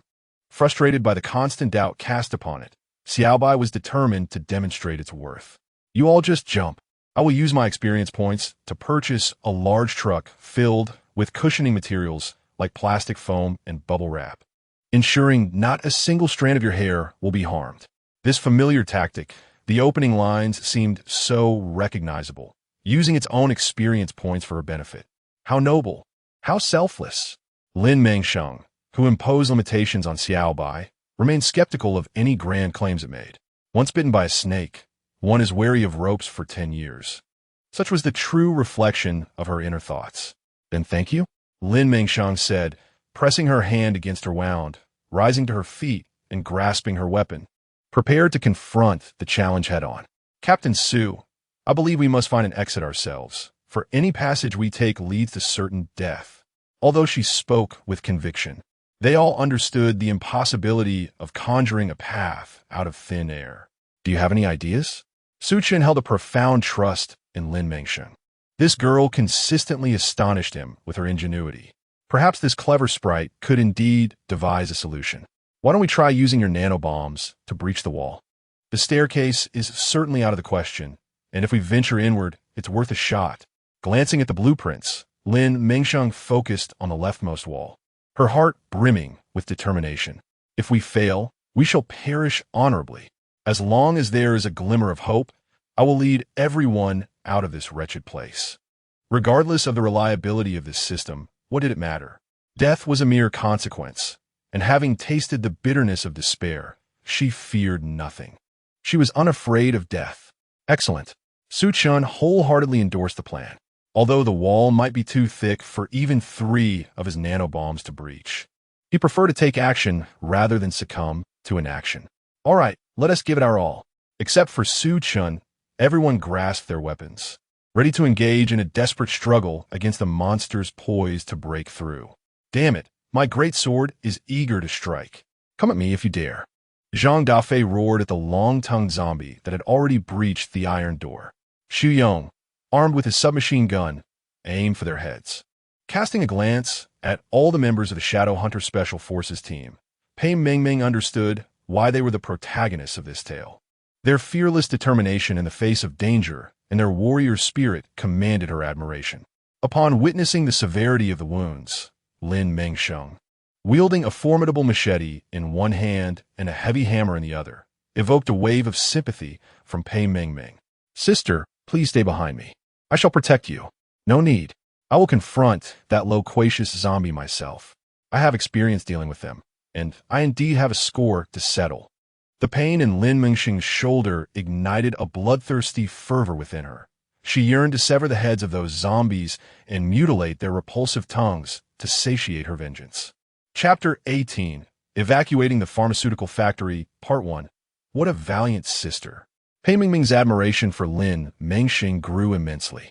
Although her current prowess was remarkable, it stemmed from her extensive undertaking of numerous missions that had led to significant skill enhancements.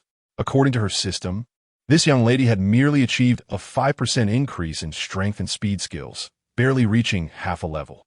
Impressive indeed. She found herself in awe. Sister, please take 2 of my painkillers. Their effects are immediate, and you will feel no pain. Although she lacked any medicine that could expedite her wound recovery, she did possess something to alleviate the pain. Pei Mengmeng reached into her bag and produced a bottle of painkillers from her spatial pouch, handing it to Lin Mengsheng. Thank you. Lin Mengsheng swiftly swallowed 2 pills and soon felt the pain begin to dissipate. Could you also spare 2 for IMO? Zhou Ming, noticing the effectiveness of Pei Mengmeng's painkillers, shamelessly requested some for himself. Really? Is it that exaggerated to be scratched by a zombie? And you, a grown man, how embarrassing. However, considering that he was a friend of Zhang Dafei and her comrade in this battle, she decided to give him one pill, even though she believed that half would suffice. All right, here's one for you. Pei Mengmeng retrieved a pill from the bottle and placed it into Zhou Ming's palm. Just one? What else? Do you think a scratch warrants multiple pills? You are quite insatiable. Pei Mengmeng felt disillusioned by the notion that tales of love between sharp-tongued, cunning, and deeply romantic characters were misleading.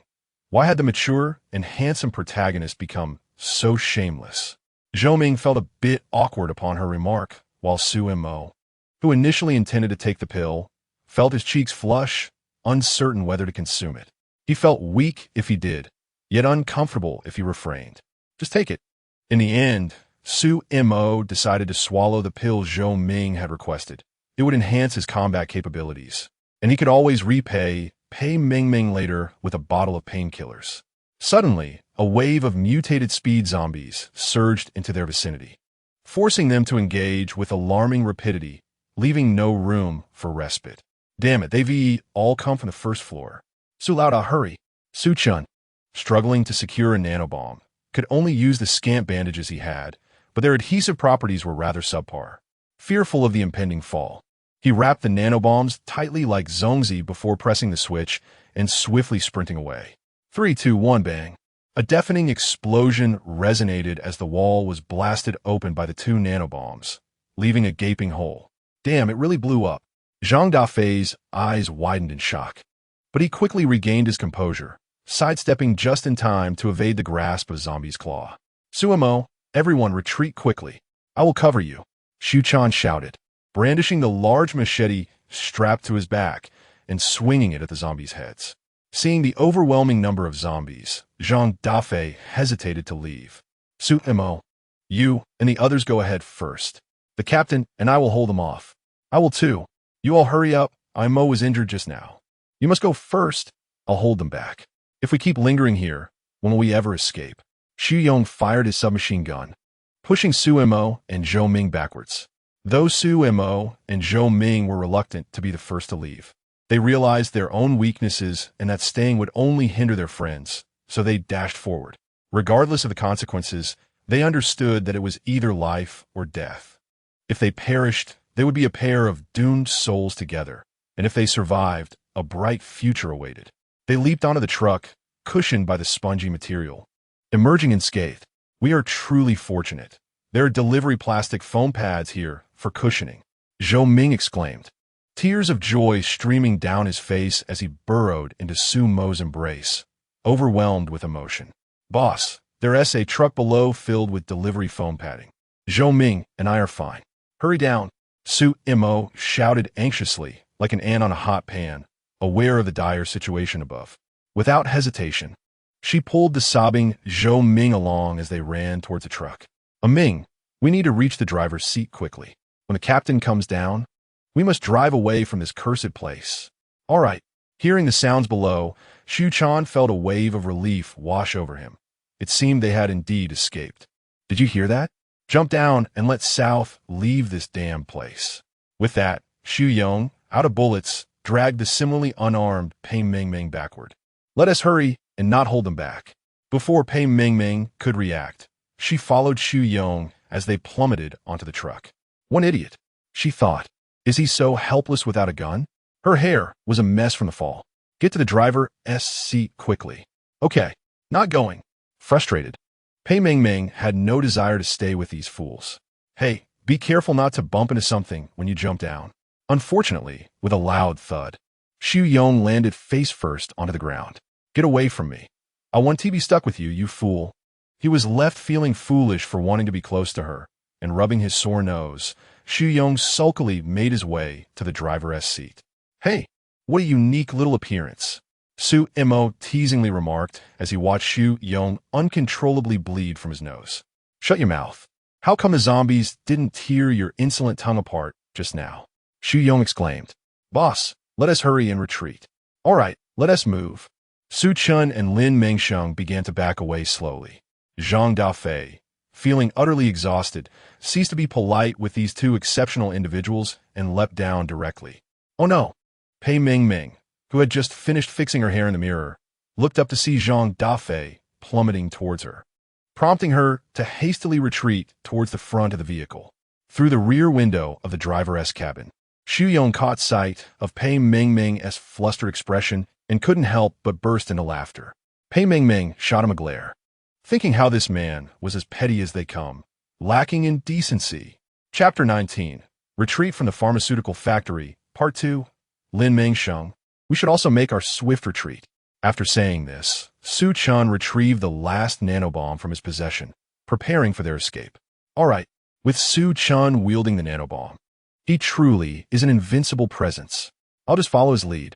Suddenly, while they were comfortably battling back to back, a loud sound of an iron door being flung open reached their ears. The terrifying long-tongued creature that haunted her nightmares reappeared before her eyes. Su Chun, hurry and retreat. That long-tongued zombie is incredibly difficult to handle. What are you saying? There is no way I would abandon you. They had been so close to the exit, merely 10 steps away. Yet, fate had other plans, and calamity struck. Go! Lin Mengsheng snatched the nanobomb from his hands and forcefully shoved Su Chun towards the exit. Unbeknownst to her, Lin Mengsheng was a woman of extraordinary strength. She seized a zombie by the arm, spun around, and hurled it at Su Chun, causing him to topple down the stairs. Damn it! Su Chun exclaimed as the zombie, which had been closely pursuing him, opened its foul mouth, ready to take a bite.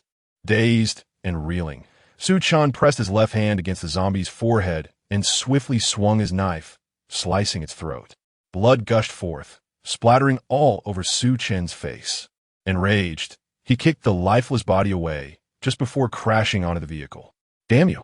The furious little girl, now thoroughly exasperated, struggled to steady her emotions as she observed the chaos unfolding with Su Chun. Little did she know that this lively spectacle would not be as enjoyable as she had hoped.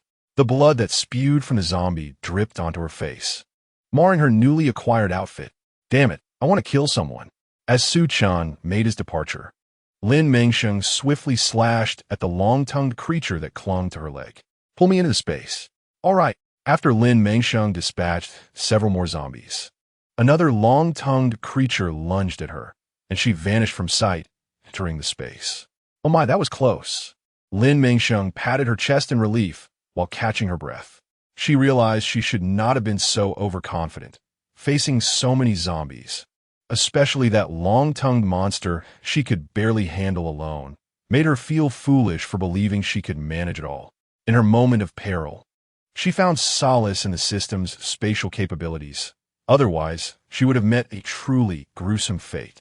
Upon her rebirth after the calamity, she discovered a bottle of water at her side. Take a few sips to calm your nerves, host. Soon, I shall transport you to safety, the system advised. No need for that. If I do not emerge, they will worry. Please place me a mere 2 steps from the exit. I will reunite with them myself, she replied. Very well, but do exercise caution. With that, Lin Mengsheng materialized directly before Su Chun in the vehicle. Quickly come down, Lin Mengsheng. Do not linger.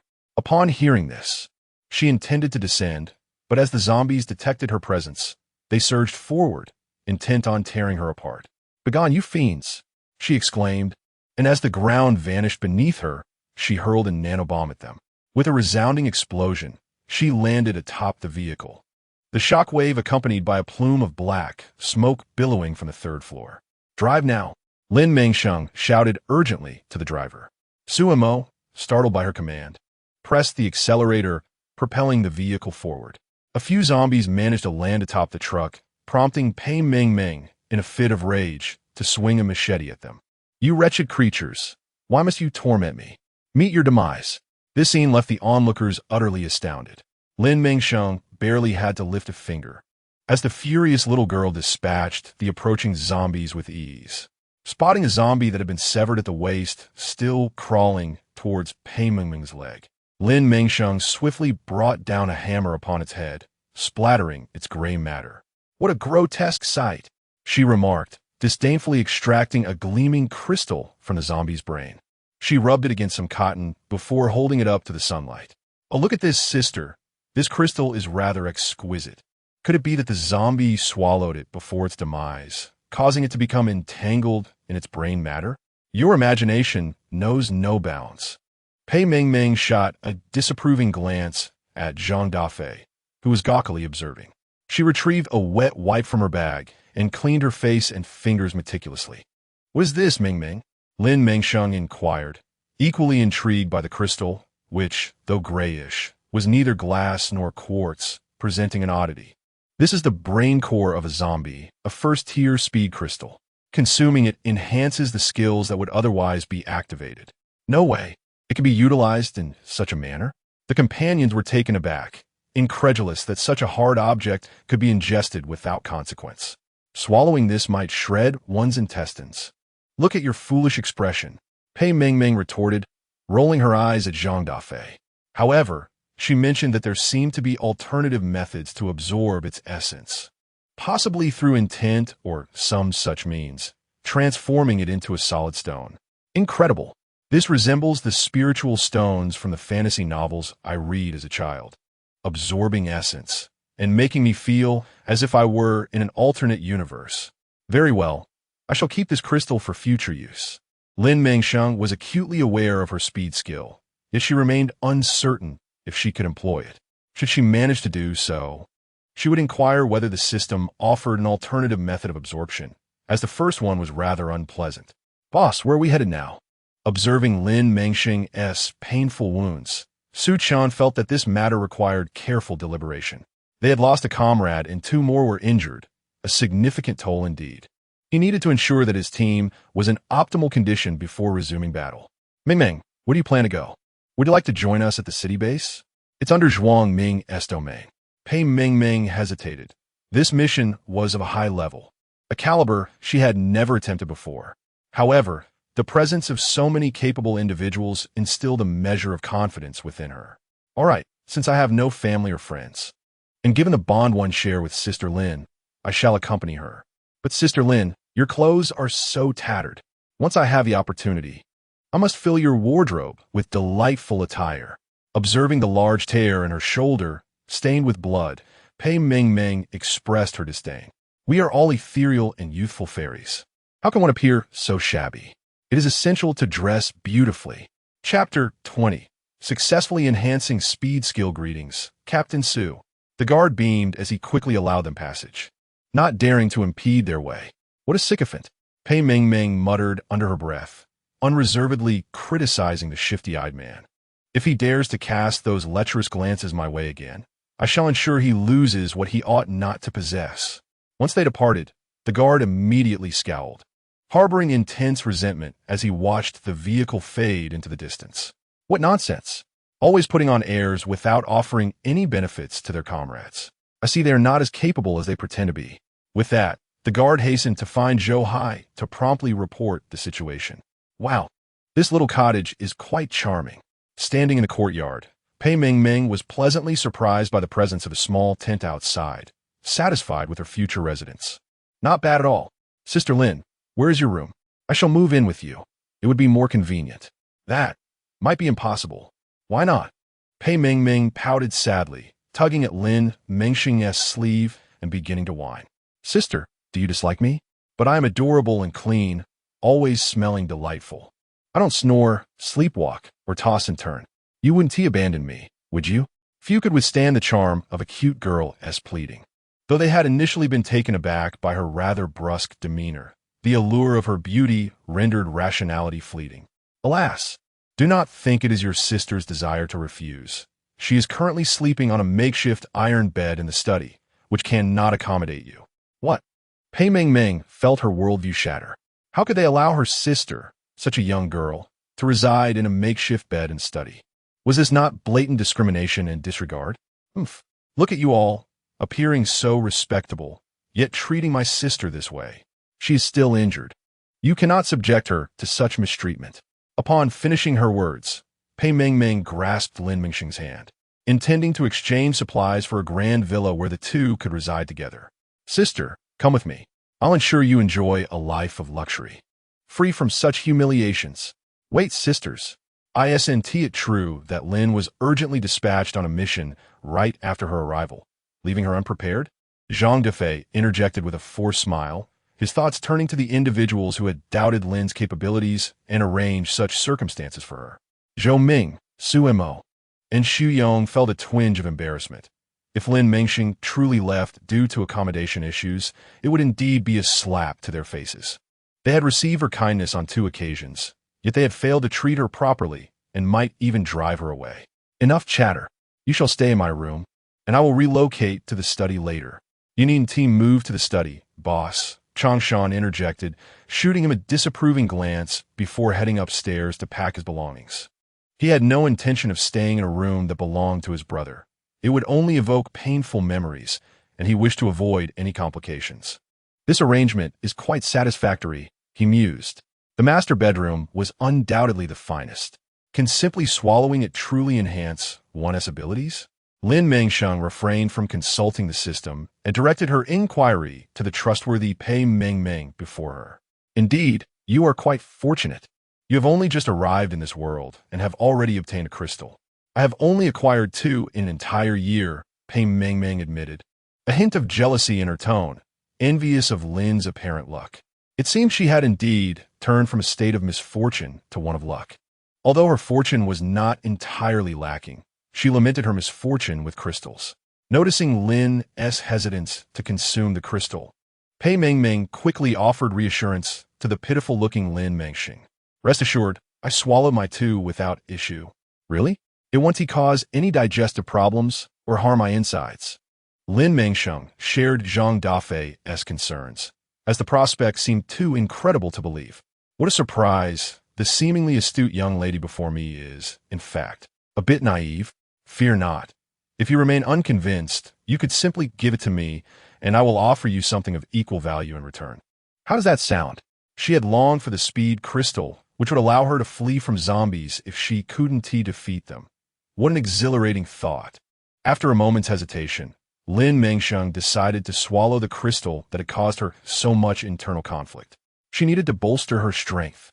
Upon swallowing the crystal, she was initially overwhelmed by a wave of nausea from the metallic taste, but soon, warmth began to radiate from her abdomen, filling her entire being with vitality. An incredible power coursed through her meridians, invigorating her spirit. Marvelous! Lin Mengsheng marveled, touching her stomach, where the crystal seemed to have vanished, her heart swelling with uncontainable joy. Suddenly, a wave of nausea surged within her. Ugh, the foul odor from the crystal is unbearable. I think I'm going to be sick. Realizing that Lin Mengsheng was genuinely struggling and unable to locate a trash bin, Pei Mengmeng swiftly conjured a plastic bag and held it up to Lin's ears. With a heave, Lin Mengsheng expelled the meager contents of her stomach. Stimulated by the scene before her, Pei Mengmeng felt a wave of nausea wash over her. How could she have forgotten to utilize her abilities to conjure some water to properly cleanse this crystal for Sister Lin? Now, they both had to bear the consequences. Knock. Knock. What's going on? Is something the matter? Su Chun, having heard the commotion from next door, hurried to their door to inquire. It's nothing. My sister is just feeling a bit nauseous due to the unfamiliar environment. She thought it prudent for both her and her sister to remain discreet to avoid attracting unnecessary trouble. Zhang Dafei, you think you could be discreet? Noticing that Lin Mengsheng was recovering, Pei Mengmeng was eager to test how fast one could run with the enhancement of a level 1 speed skill. Sister, how about we go for a run and see how this skill, boosted by the crystal, performs? Sure. Seeing the eager expression on Mengmeng's cherubic face melted her heart, and she readily agreed. She, too, was curious to gauge her current abilities. Wow, sister, you're so impressive. I can hardly keep up with your shadow. Pei Mengmeng panted as she ran, realizing she needed to find a level 1 speed crystal for herself to attain such prowess. Someone is speaking. With her keen ears, Pei Mengmeng pulled Lin Mengsheng down to listen at the wall corner, as she adored eavesdropping on juicy gossip. Are you certain the information is accurate? Absolutely, Captain. I saw it with my own eyes. The young woman is currently in Su Chen's villa. Is that so? We must prepare to make her wish for life and death. Zhou Hai's malicious words reached the ears of the two crouching by the wall. My goodness, eavesdropping has led to such unexpected revelations. Lin Mengsheng found the situation quite remarkable. Chapter 21. The Dark Knight envoy, what is this? How dare they plot against my sister? Enraged, Pei Mengmeng stood up, ready to confront the two scoundrels. Lin Mengsheng quickly restrained her, shaking her head and whispering, "Do not act impulsively. With so many eyes around, it is unwise to strike now. Let us wait until night falls, when the moon is obscured, and we can act without being seen, making them wish they had never seen the light of day." Upon hearing this, Pei Mengmeng was left speechless in shock. How could her flawless and pure sister, Lin, actually possess such cunning and bravery? It seemed she had been too naive. After finishing dinner at the villa, the two whispered to each other as they made their way to their rooms. Xu Yong mumbled quietly to himself, feeling that these two fierce women, with their arms around each other, were up to no good. Rubbing his injured nose from earlier, he decided it was best to remain inconspicuous, avoiding any further entanglements with the feisty little girl. As for who would fall victim to their schemes, he cared little. He could only offer a silent wish for their safe passage. Going about our misdeeds so openly feels rather unsafe, Lin Mengsheng mused, believing that if one were to commit wrongdoing, they ought to disguise themselves. For instance, thieves should don masks, assassins should cover their faces, and spies should be cloaked from head to toe. Glancing down at Pei Mengmeng as highly recognizable attire and her own shabby appearance, she couldn't help but feel like a beggar rummaging through refuse. Well, how should I put it? I can barely manage on my own. But Pei Mengmeng truly falls short. Sister, do you not possess any simple, ordinary attire? Does a uniform count? Fine. She shouldn't have held any hope. What should we do? How can we disguise ourselves to deceive the eyes of the multitude?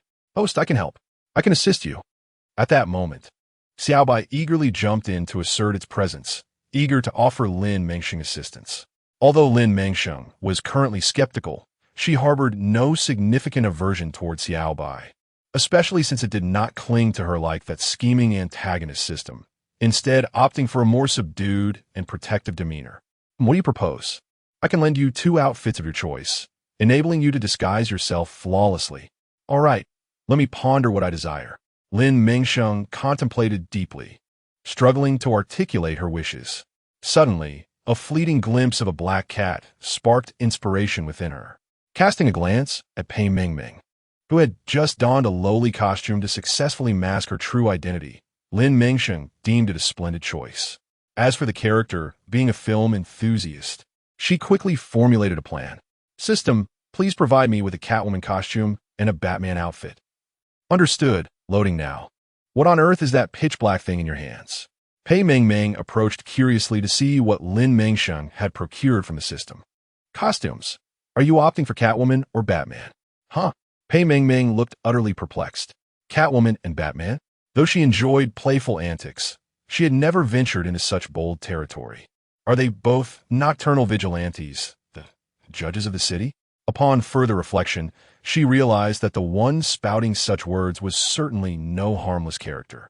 I want the Batman outfit. Pei Mengmeng had no intention of wearing the Catwoman ensemble. It was far too provocative for her taste. However, upon seeing the black cape of Batman in a transparent bag, she felt it was rather appealing, envisioning how striking she would appear in it. Excellent. Lin Mengsheng was equally pleased, picturing how the cape would billow dramatically during her movements, feeling quite the thrill. Once the two donned their disguises, they traversed the night like phantoms, leaving no trace. A sultry and alluring Catwoman led the way, followed by a formidable and imposing Batman. The visual impact of this pair would be overwhelming to any onlooker. Alas, if only I had a whip, I would be truly successful.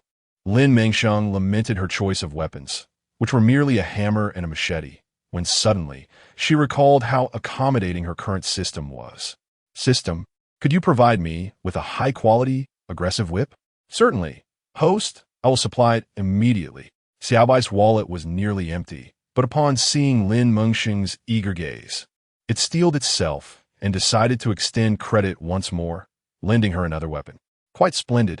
It perfectly aligns with her current image of a black lotus, harboring a wicked heart. This moment truly left Pei Mengmeng envious, exclaiming, "Goodness, how does Sister Lin possess such a myriad of fascinating items? I desire them so." Do not covet another's host. Today, I shall bestow upon you a box of bad darts for free. Pei Mingming's system was indignant, claiming itself to be the most highly praised system in history, while dismissing the novice system as utterly inferior, a mere trifle. With a bare chest, Zhou Hai embraced the equally unclad Su Weiwei, their bodies marked with traces of affection. Let us split up, one on the left and one on the right, and catch him by surprise through the window. With a resounding crash, Zhou Hai, who had been peacefully drifting in a slumber, was jolted awake. Who dares to shatter my glass at this hour? Zhou Hai kicked out, blood trickling from his mouth, his face marred with tears, embodying despair. It's your grandfather. There stood Lin Mengsheng, clad in a seductive Catwoman outfit, cracking a whip on the ground, producing a sharp sound. Who are you to disturb my night? Do you wish to perish? Guards, remove her and deal with her accordingly. She loathed the repulsive gaze of this individual. Zhou Hai let out a pained scream, rolling about on the bed. My eyes, my eyes. Cursed wretches, I shall make you pay. Still possessing the audacity to speak, Lin Mengsheng, witnessing the state of Su Weiwei after Zhou Hai's insult, was immediately engulfed by fury, her eyes reddening. This scoundrel, how could he be so shameless and inhumane as to force a woman into such a state? With her whip in hand, Lin Mengsheng struck with the swiftness of a meteor, relentlessly chastising the scoundrel until he lay unconscious like a dead pig, wrapping him in a bedsheet. She made her escape. Sister, wait for me. Pei Mingming, initially intent on comforting the innocent Su Weiwei to help her persevere, found herself in a rush to follow the only moving shadow, fearing that Lin Mengsheng might act impulsively and cause further harm. Chapter 22. Eradicating evil, since these vile individuals trample upon the lives of ordinary citizens as if they were mere weeds. She vowed at that moment to ensure they experienced the sheer despair and helplessness of being ruthlessly tormented. Zhou Hai, hoisted over Lin Mengsheng's shoulder with wounds glistening with blood, felt the agony of his injuries intensify with each jolt. Where are you taking me, you little harlot? Do you know who I am? Kneel and beg for mercy, and I might grant you a swift end. Otherwise, enough. Lin Mengsheng delivered an elbow strike that left Zhou Hai dazed, blood streaming from his nose. As he swayed, Zhou Hai felt himself nearing the brink of collapse. He prayed for his incompetent subordinates to discover his predicament soon and come to his aid. Otherwise, he would likely lose his life or suffer grievously at the hands of this madwoman. Unable to endure the pain any longer, Zhou Hai resolved to employ his last resort. As Lin Mengsheng, enraged, prepared to hurl him into a horde of mutated zombies, he desperately sought a way out. Zhou Hai swiftly removed his watch. Then, with a fierce determination, he launched a hidden needle from within, piercing Lin Mengsheng's neck. The sudden pain caused Lin Mengsheng to halt, overwhelmed by a dizzying sensation. To her astonishment, Zhou Hai had a backup plan. Just as she was nearing the safety zone, the mutated zombie paradise loomed ahead. With a sudden loss of strength in her shoulders, Zhou Hai began to slip from her grasp. You'd better not think of escaping. I am determined to end your life. With a surge of effort, Lin Mengsheng propelled herself forward with her speed skill, placing herself in front of the horde of zombies. The glowing-eyed creatures, upon spotting the two of them, surged forward, eager to feast on their flesh. What are you planning to do? Zhou Hai, realizing Lin Mengsheng's intentions, was paralyzed with fear. He never anticipated this woman would be so ruthless, intending to turn him into a delicacy for the zombies. Moreover, these were no ordinary zombies. They were the evolved monsters from Boss Zhang's laboratory. At that moment, Zhou Hai's only desire was to flee, struggling hard to escape the grip of a woman who, under normal circumstances, should have succumbed to his poison needle. Go find your own answers, Lin Mengsheng retorted. No, please, don't kill me. If you do, you'll perish as well. Enough of your nonsense. With a powerful throw, Lin Mengsheng cast Zhou Hai into the horde, condemning him to become their delectable prey. He fell like a lamb into a den of wolves, devoured by the eager beasts. No, my arms, my legs. Even if he were to become a zombie, Zhou Hai would only be a crippled version of one. Despite her efforts, Lin Mengsheng eventually succumbed to exhaustion and collapsed to the ground. In her final moments, she glimpsed the undead hands reaching towards her. Suddenly, Lin Mengsheng vanished from the sight of the zombies. Pang Ming, rushing to find her, was left in a state of panic, unable to locate Lin Mengsheng. Where did she go? Why can't I find Sister Lin? However, this system advises you to limit your interactions with her in the future. I fear you may become foolish. And what of it? Let us not forget that it is those self-proclaimed wise individuals who brought about this world's downfall. Although Sister Lin may appear simple, her actions are anything but. She is a champion of justice, unafraid to confront evil, even at the cost of her own life. Do you understand anything? Pang Ming despised the dismissive labels of foolish and dim-witted applied to those who fought valiantly for justice, remaining rational and clear in their objectives. Such individuals deserve the utmost respect. Host, I have placed you in a healing chamber. I hope you remain safe this time. Xiaobai felt utterly useless for failing to alert Lin Mengsheng during the crisis. Regret washed over it for not paying attention to Lin Mengsheng's emotional turmoil in recent days, allowing her to fight desperately despite her inner struggles. The psychological assessment report it had inadvertently generated revealed severe depression, leaving Xiaobai in a state of turmoil. She, who was destined to be the ultimate savior of the world, radiant and full of light, was tragically harmed by that damned green tea villain. After being reborn, she faced continuous, overwhelming events that would drive an ordinary person to despair, yet she remained resolute, battling against evil time and again. Despite being pushed beyond her limits, she incessantly brainwashed herself, convincing herself that she could endure, that she had to confront this crisis, for the sake of instilling a glimmer of hope in a world shrouded in desolation. This journey revealed that behind her unwavering determination lay a heart that was inherently fragile and in need of protection. No. In her unconscious state, Lin Mengsheng's mind was flooded with terrifying scenes. The nuclear leak in the laboratory for reasons unknown, the torment of being ravaged by radiation until she was unrecognizable, the suffering of being subjected to experiments, and upon awakening, the relentless pursuit of mutated zombies, monstrous cattle, and long-tongued creatures. Lin Mengsheng felt an unbearable anguish. She did not wish to continue living. Why must she endure all of this? Was it because of her sins? What is this? Host, you have finally awakened. Xiaobai exclaimed joyfully, for it had thought that its first host might have perished due to the sudden drop in her vital signs. The hatch opened, and Lin Mengsheng grasped the edge, sitting up and touching her neck. She had narrowly escaped a perilous fate. How fortunate she was. Thank you, Xiaobai. She had even called its name. Xiaobai was overwhelmed with delight. Finally, its host had shown it some kindness, and it felt as if it had transformed from a traitor to a good citizen, celebrating its newfound fortune. As long as the host remains safe, you have successfully completed the task of punishing Zhou Hai, and as a reward, you will receive a gift below level A. You may select from the panel. To receive an item directly instead of points was indeed a pleasant surprise. Lin Mengsheng scrolled through the screen and was thrilled to discover a complete kitchen set in the level A gift package. Inspired by her previous plans, she felt a surge of excitement. System, may I choose this? Level A and below. She was well aware of the system's tricks. It is included. Once you click, you will receive the gift. Exclamation point. With a tap of her finger, an equipped open kitchen materialized in an empty corner. Her grand and malicious ambitions could now commence.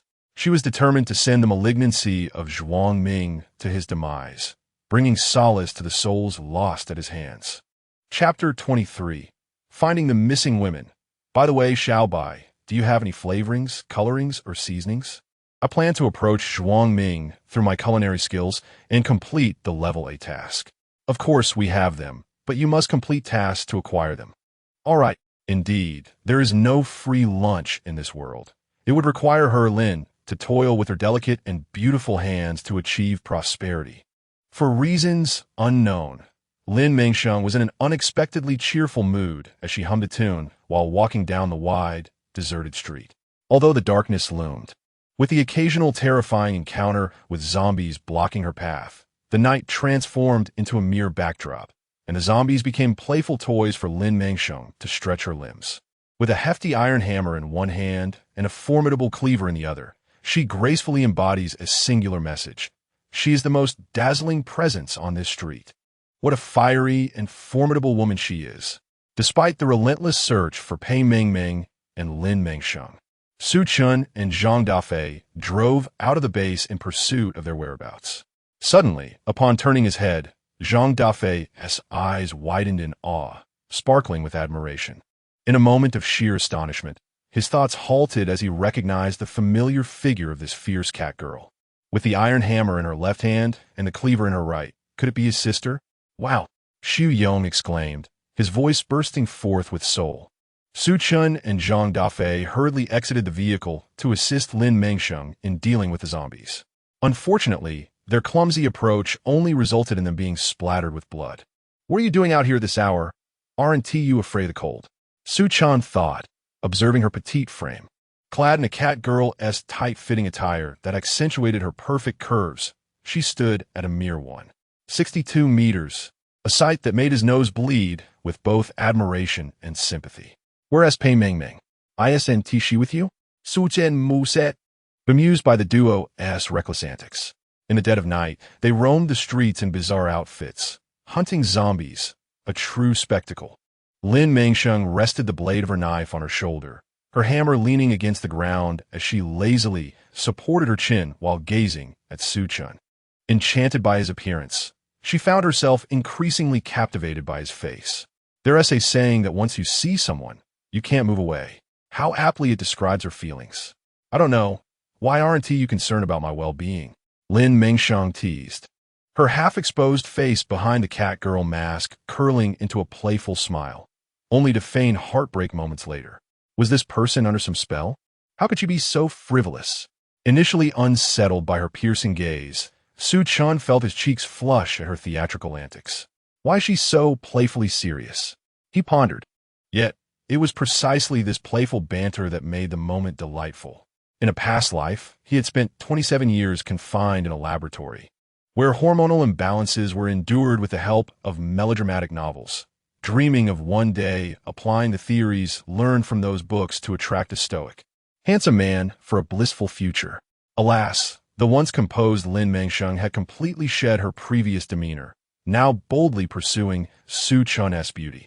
Meanwhile, Bai, who was covertly watching the live stream, felt both speechless and embarrassed. Goodness, this host of mine, once silent, has now revealed her astonishing nature. I regret administering her an antidepressant. Perhaps I should have secretly diluted its potency, so she wouldn't be so audacious. Oh dear, what is this creature? Her dark appearance, coupled with an unknown entity floating behind her, was deeply unsettling to her innocent heart. Could this be another mutant concocted by that rogue, Zhuang Ming? Observing Xu Yong's comical reaction, the crowd turned to see where his gaze had landed. "Oh, it's Ming Ming," they exclaimed. "What a peculiar species this is." Su Zhong, the fool, was utterly unnerved by the sight of his dazzling little fairy. Truly, he was a cowardly soul. Pei Mingming leaped forward, stepping into the gaze of the crowd. "What are you staring at, dumbfounded? Can't you recognize your new teammate after just a few hours? Goodness, are you trying to frighten people at this late hour?" Xu Yong truly felt that her presence clashed with his very essence. Every encounter with her seemed to culminate in embarrassment. He resolved to maintain a distance from her henceforth, lest she tarnish his illustrious image. "Sister, are you all right?" "I'm fine." Lin Mengsheng grasped Pei Mingming's petite hand, and together they resembled a picturesque scene from a comic book. "Ahem, I must say, your peculiar tastes are rather unconventional." Su Mo, who had been searching for Zhou Ming, couldn't help but interject upon seeing the two. However, remembering their previous assistance, he tempered his words. Su Chun was exasperated by this unruly group of teammates. As Lin Mengsheng removed her mask, her once flowing hair, now greasy, fell heavily, somewhat dampening the atmosphere. "But their outfits are rather eye-watering," Su Chun mused, mentally scouring his mind for places that sold women's clothing, hoping to replace their ghastly attire. "Let us head to the clothing wholesale market in the city. We can find some fresh outfits for these two ladies." This was indeed a splendid idea. Lin Mengsheng agreed internally, acknowledging that the variety and sizes available at the wholesale market were plentiful, and few would bother scavenging there for supplies. Furthermore, it was unlikely that many patrons frequented the wholesale area, especially at this hour when most had likely dispersed elsewhere. Everyone concurred, eager to explore and procure some clothing for themselves. Chapter 24. The addicted group at the wholesale market. The city's clothing wholesale market resembled a miniature Ewu, and upon arrival, they discovered an abundance of not only garments, but also daily necessities and kitchenware. My goodness, this place is truly a paradise. Su Yong's eyes widened in awe at the spectacle before him, feeling as though he were ascending to a realm of beauty. Not just him, but everyone shared this sentiment. Pei Mengmeng, even forsaking her lollipop, gleamed with excitement as she emulated Lin Mengsheng, drawing a machete from her space to clear a path to her desired hairstyle section for some impromptu shopping. Don't go grabbing unnecessary things. Su Chan was exasperated with the young girl, who appeared to treat the zombies as mere decorations while shopping. Pei Mengmeng was undeterred, determined to seize whatever she desired without expending any precious points. Missing out would equate to a loss. Observing Pei Mengmeng's disobedience as she ventured into the accessories section, Lin Mengsheng, as the elder sister, felt compelled to follow, fearing she might incur some loss. Wow, this headband is stunning. What do you think I should wear it? Pei Mengmeng exclaimed, donning a cat ear headband and seeking Lin Mengsheng's approval with her adorable antics. It looks lovely. Let us stash this jewelry and make a quick exit. She hurriedly touched and stashed the trinkets into her space, then grasped Pei Mengmeng and left. It was unwise to linger. She had already suffered considerable losses due to underestimating her opponents. To make the same mistake again would be foolish. Oh, come on. Let me continue browsing. Pei Mengmeng was reluctant to leave this paradise of adornments, yet firmly held in the grasp of the robust Lin Mengsheng, she found herself unable to break free, having no choice but to obediently follow her away from the beloved accessory section. Oh dear, it's all mechanical watches. As they strolled, Lin Mengsheng stumbled upon a stall selling counterfeit luxury watches, everything from men's Rolex Submariners to green gold Datejusts and Sprite editions. It was akin to an exhibition of high-quality replicas. Reflecting on how everyone now relied on the sun and moon to tell time, Lin Mengsheng began to hatch a plan. If she could gather these items and transport them to the base for sale, she would become quite wealthy, effortlessly trading them for food without the need to scavenge. Lin Mengsheng would not let such a lucrative opportunity slip through her fingers. In an instant, she swept through the store like a whirlwind, leaving the once bustling display of timepieces utterly bare, save for the empty showcases. Batteries, watch adjusters, and high-quality replica boxes were all fair game. Not a single item was spared. Pei Mengmeng marveled at Lin Mengsheng's avaricious spree, suddenly realizing her own naivety, too innocent to grasp the harsh realities of the world, only concerned with frivolities and appearance. Shouldn't she also seize an opportunity at a watch shop? Is that a Richard Mille? She gasped upon spotting a stunning lady's watch prominently displayed in one of the shops. Her mouth agape and her feet frozen in place. Watch out! Lin Mengsheng, akin to a protective matriarch, dispatched a zombie that lunged toward them. Turning back, she too was captivated by the exquisite timepiece, though there was only one available. Lin Mengsheng felt a twinge of disappointment. Despite her desire for the prestigious watch, she could not bring herself to snatch it away from Pei Mengmeng, who was enamored with it. After all, for Lin Mengsheng, a watch merely needed to be visually appealing and keep accurate time. As Pei Mengmeng hummed a cheerful tune while admiring the watch on her wrist, Lin Mengsheng succumbed once more to her greedy instincts, clearing out the entire ladies' watch store. Considering their teammates waiting at the exit, she grabbed a large black plastic bag and filled it with various Rolex men's watches, hanging it from her hand as she pulled Pei Mengmeng, who was still admiring her reflection, toward the exit. Let us hurry. Su Chun and the others are waiting for us outside, she urged. This child, it's as if she hasn't matured at all. Why is she so vain? Oh my, we've been waiting for you so long that the flowers have wilted. Pei Mengmeng, initially in high spirits due to the watch, frowned upon seeing Xu Yong, the local bumpkin, dragging along a bag filled with urea. What is that? Such an unsophisticated thing to carry around. Lin Mengsheng, I sense you're implying something about me, and I have irrefutable evidence. Su Zhong, can you be any more of a disgrace? What on earth are you carrying? Pei Mengmeng, filled with curiosity, stepped forward to pry open Su Yong's bag, eager to uncover its contents. What on earth could be inside that holds so much? Don't. Xu Yong vehemently resisted, unwilling to allow Pei Mengmeng a glimpse of what lay within, even resorting to physical confrontation. Yet, the more he protested, the more determined Pei Mengmeng became to investigate. Lin Mengsheng sensed that Xu Yong might have his reasons and quickly intervened, saying, "Mengmeng, please don't act this way. This is his privacy." No sooner had she spoken than Pei Mengmeng inadvertently tore a hole in Xu Yong's bag, causing its contents to spill out. A bright red pair of men's underpants landed squarely on Pei Mengmeng's cherished Lolita shoes. Instantly, her expression shifted to one of profound embarrassment, akin to suffering from constipation for 5 days, while Xu Yong's face turned crimson, resembling that of a liver. "I told you not to touch anything. Why must you be so insistent?" Xu Yong exclaimed in frustration, hurriedly gathering the socks, a bitter melon, tank tops, and other items from the ground back into the bag. He cursed under his breath, lamenting his ill fortune on this day and suspecting that perhaps in a past life he had disturbed her ancestors' graves, resulting in this torment in the present. Realizing the immense emotional damage she had inflicted on Xu Yong, Pei Mengmeng remained silent, retreating behind Lin Mengsheng, feeling utterly humiliated. What would she do? This was indeed a mortifying moment for her, a young, unmarried woman confronted with a grown man's undergarments. Lin Mengsheng, exasperated, rubbed her forehead, unsure of how to mediate between the two. Indeed, it seemed that enemies were destined to converge. "Hey, are you two done yet?" At that moment, Su Chan and others, entirely out of character, approached with a couple of bags of urea, joining their group. After finishing his previous statement, Zhang Dafei dropped the 2 bags he was carrying onto the ground. Unable to contain his delight, he promptly requested Su Chun to continue shopping. Observing the eager expressions on everyone's faces, Su Chun finally relented. "All right then, Dafei, bring the truck over. Let us load everything onto it and travel by vehicle. This way, we can swiftly retreat if there's any danger." Su Chun himself felt a sense of anticipation.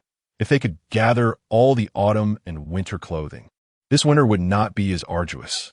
Chapter 25.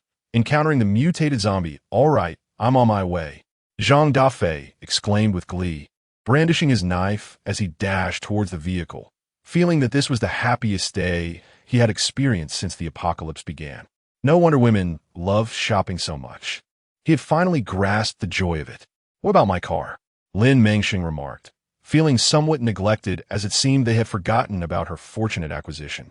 She, too, wished to drive over. "When I last checked, the fuel gauge was nearly empty. There's no need to keep it." Hearing Su Chen's words, Lin Mengsheng felt a wave of sadness wash over her. Why didn't they check the fuel levels before leaving? The thought of her beloved little car being abandoned here was unbearable. However, recalling the scarcity of oil in the apocalypse, which was as precious as gold, she decided to let it go. Indeed, in these times, having a vehicle to whisk her away is already quite fortunate. Thus, in the wholesale market, this pair of individuals was seen battling zombies while gathering supplies. Bags filled to the brim with urea occupied half the truck. Yet their enthusiasm remained unquenched as they sought to explore the kitchen hardware section for additional tools. "Ah, this quilt is truly a treasure. We must gather more." As they passed by, the sight of bedding ignited a spark of excitement in their eyes, and they eagerly began to transport it. Especially when they laid eyes on the military coats in the adjacent store, their laughter echoing in delight. It was as if a pillow had been delivered to those in need of rest. Zhang Dafei, who had suffered from the cold due to insufficient winter attire the previous season, harbored a lingering fear of winter's return, even daring to wish aloud for a future devoid of it, while the group enthusiastically selected their coats. A horde of zombies hiding in the basement caught scent of their presence and surged forth, launching an assault. Wow! Xu Yong, who had been trying on a hat, turned to find himself confronted by a dark mass of zombies, nearly paralyzed by fear. Isn't this terrifying? These zombies with blood-red, lifeless eyes and claws mutated into vicious talons, tore through the iron scraps they touched, leaving behind gaping claw marks. Some were even shredded into pieces. Realizing the danger posed by the approaching zombies, they hastily ran towards their vehicle in an attempt to escape. However, some lizard-like, Leaping zombies emerged, their speed astonishingly swift, blocking their retreat. I warned you not to underestimate the threat. Lin Mengsheng, caught in yet another perilous situation, felt a wave of regret for her earlier complacency. Having learned a lesson just moments ago, only to be greedy and stumble again. As one of these mutated zombies lunged to bite her, Lin Mengsheng kicked it away, hurling a bag of urea and a military coat onto the truck in a graceful arc, then raised her hammer to strike it down. Even if she couldn't land a fatal blow due to its speed, she would rely on her own agility. No matter how formidable it was, it would ultimately become mere flesh beneath her hammer. Witnessing Lin Mengsheng's audacity, everyone else began to follow suit, tossing urea bags onto the truck and arming themselves for battle. Lacking Lin Mengsheng's precision, only Su Chun and Zhang Dafei managed to hit their targets accurately.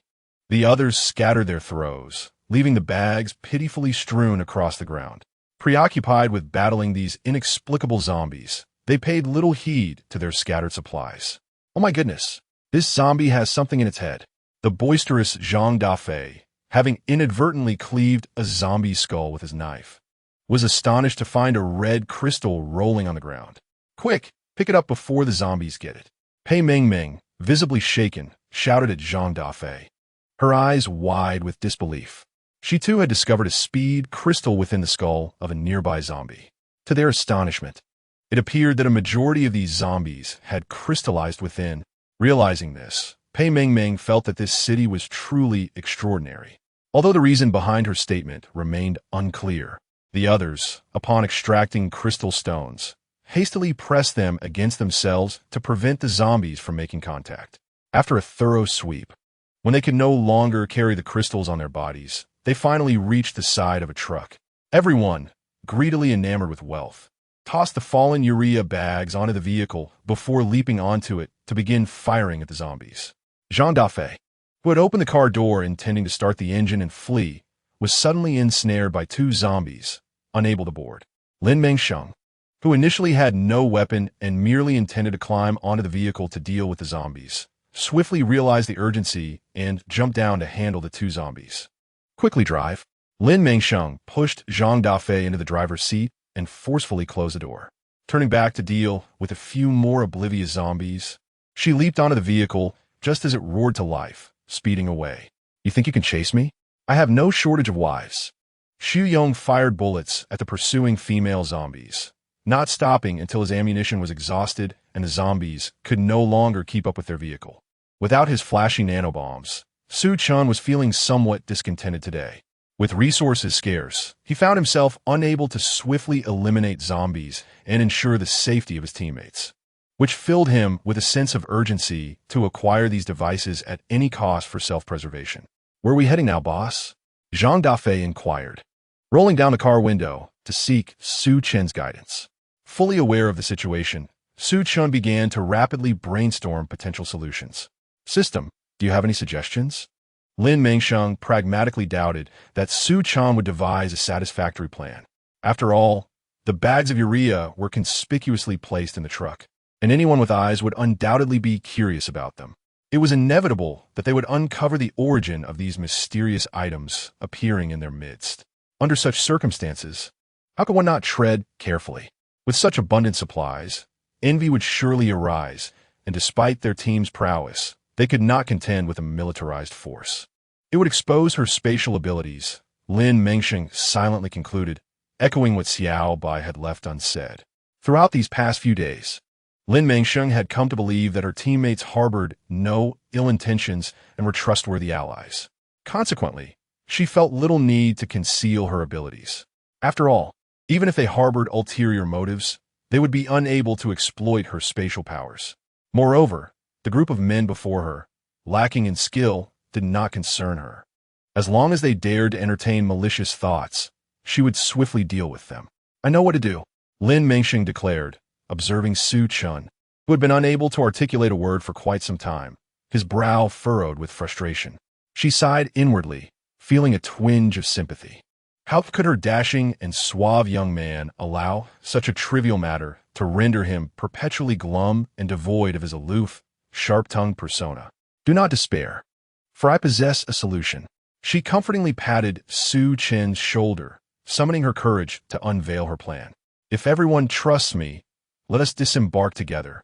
I actually possess a unique ability that enables me to encapsulate this truck within a personal space for convenient access. Goodness. This scenario resembles something out of an apocalyptic novel. An opening with a personal space, an abundance of rice and provisions, and an array of homegrown fruits and vegetables. All while charming ladies into a harem. Truly, he is the quintessential protagonist in this extraordinary narrative. Wow, your words flow rather impressively. Su Chen thought to himself, realizing he had little to contribute, merely echoing exclamations of astonishment. Clearly, he is in dire need of some refinement. Otherwise, he might as well be less capable than Zhang Dafei. Chapter 26. Encounter at the base initially, except for Pei Mengmeng, the others, astounded by Zhang Dafei's commotion, found amusement in the situation and readily accepted it. Indeed, Lin Mengsheng is such a remarkable individual. Having a personal space is certainly extraordinary. With the problem swiftly resolved, Su Chen felt the weight on his shoulders lift, allowing him to relax against the driver's seat. Yet, despite the resolution of their issues, a profound sense of despondency lingered within him. Ever since encountering Lin Mengsheng, he had begun to question his own worth. How had he become so ineffectual? This was the genuine reflection of his inner turmoil. Host, do you not require the materials for flavoring and coloring? There is now a critical mission that requires your attention. Will you accept it? Accept it. He was determined not to let this scoundrel continue to wreak havoc upon the innocent. Without hesitation, Lin Mengsheng accepted the mission. After reviewing the details, she fell into a contemplative silence, deliberating whether to undertake the task. The mission's title read, "Return to the second floor of the pharmaceutical factory to retrieve research data and reagents." That place is so terrifying. I cannot possibly return there with Su Chen and the others. I nearly lost my life the last time. However, since the opening of your hideout, numerous mutated zombies have escaped from the pharmaceutical factory. The level of danger inside is no longer as severe as during your previous encounter. Moreover, if you do not go, Su Chen and the others will be unable to obtain the reagents necessary to awaken their abilities, relegating them to merely slightly stronger ordinary humans, ultimately engulfed by the increasingly formidable zombies. Indeed, in a world ravaged by apocalypse, lacking strength equates to death. Having witnessed the terrifying might of the wholesale market's mutated zombies, she now acutely felt the vast disparity in their strength when confronting them. Understand, at that moment, Lin Mengsheng's heart was pierced by the chilling reality of the apocalypse. This world is undeniably cruel and unforgiving. Not wishing to dampen the spirits of her companions, who were elated by their recent scavenging success, she chose to remain silent. Perhaps they could revisit this matter after a couple of days of rest. Noticing Lin Mengsheng's heavy heart, Pei Mengmeng grasped her hand in a gesture of comfort. Observing Pei Mengmeng's concern, Lin Mengsheng returned a reassuring glance, seeking to alleviate her friend's worries. She was merely feeling a touch of melancholy due to the harshness of reality. It was nothing of great consequence. Ultimately, if it came to it, they would all face death together, contributing to the advancement of humanity. Indeed, the base might just be waiting to seize some leverage against Lin Mengsheng. Xu Yong and Zhang Dafei were deeply concerned, fearing that if they attracted the attention of Zhou's family, she might fall victim to the malicious schemes of Zhuang Ming and his associates. Zhou Ming and Su Mo shared their apprehensions, unwilling to neglect Lin Mengsheng's safety in favor of securing supplies. As Su Mo uttered these words, his heart ached. For who could fathom the attachment he felt for the garments he had painstakingly scavenged? Yet, certain sacrifices must be made. He, Zhou, would not linger on what was lost. Witnessing these men rally in support of her warmed Lin Mengsheng's heart. Truly, a heart exchange for a heart. She was willing to be open with them, and they, in turn, were ready to protect her with genuine intent. Pei Mengmeng nonchalantly interrupted their atmosphere. They were perhaps overthinking. Who could possibly gather such an abundance of supplies? Most scavengers spent several days foraging, and those fortunate enough to find a decent haul would be few and far between. Did they assume they were being charitable to the unscrupulous? Indeed, How had she not realized this?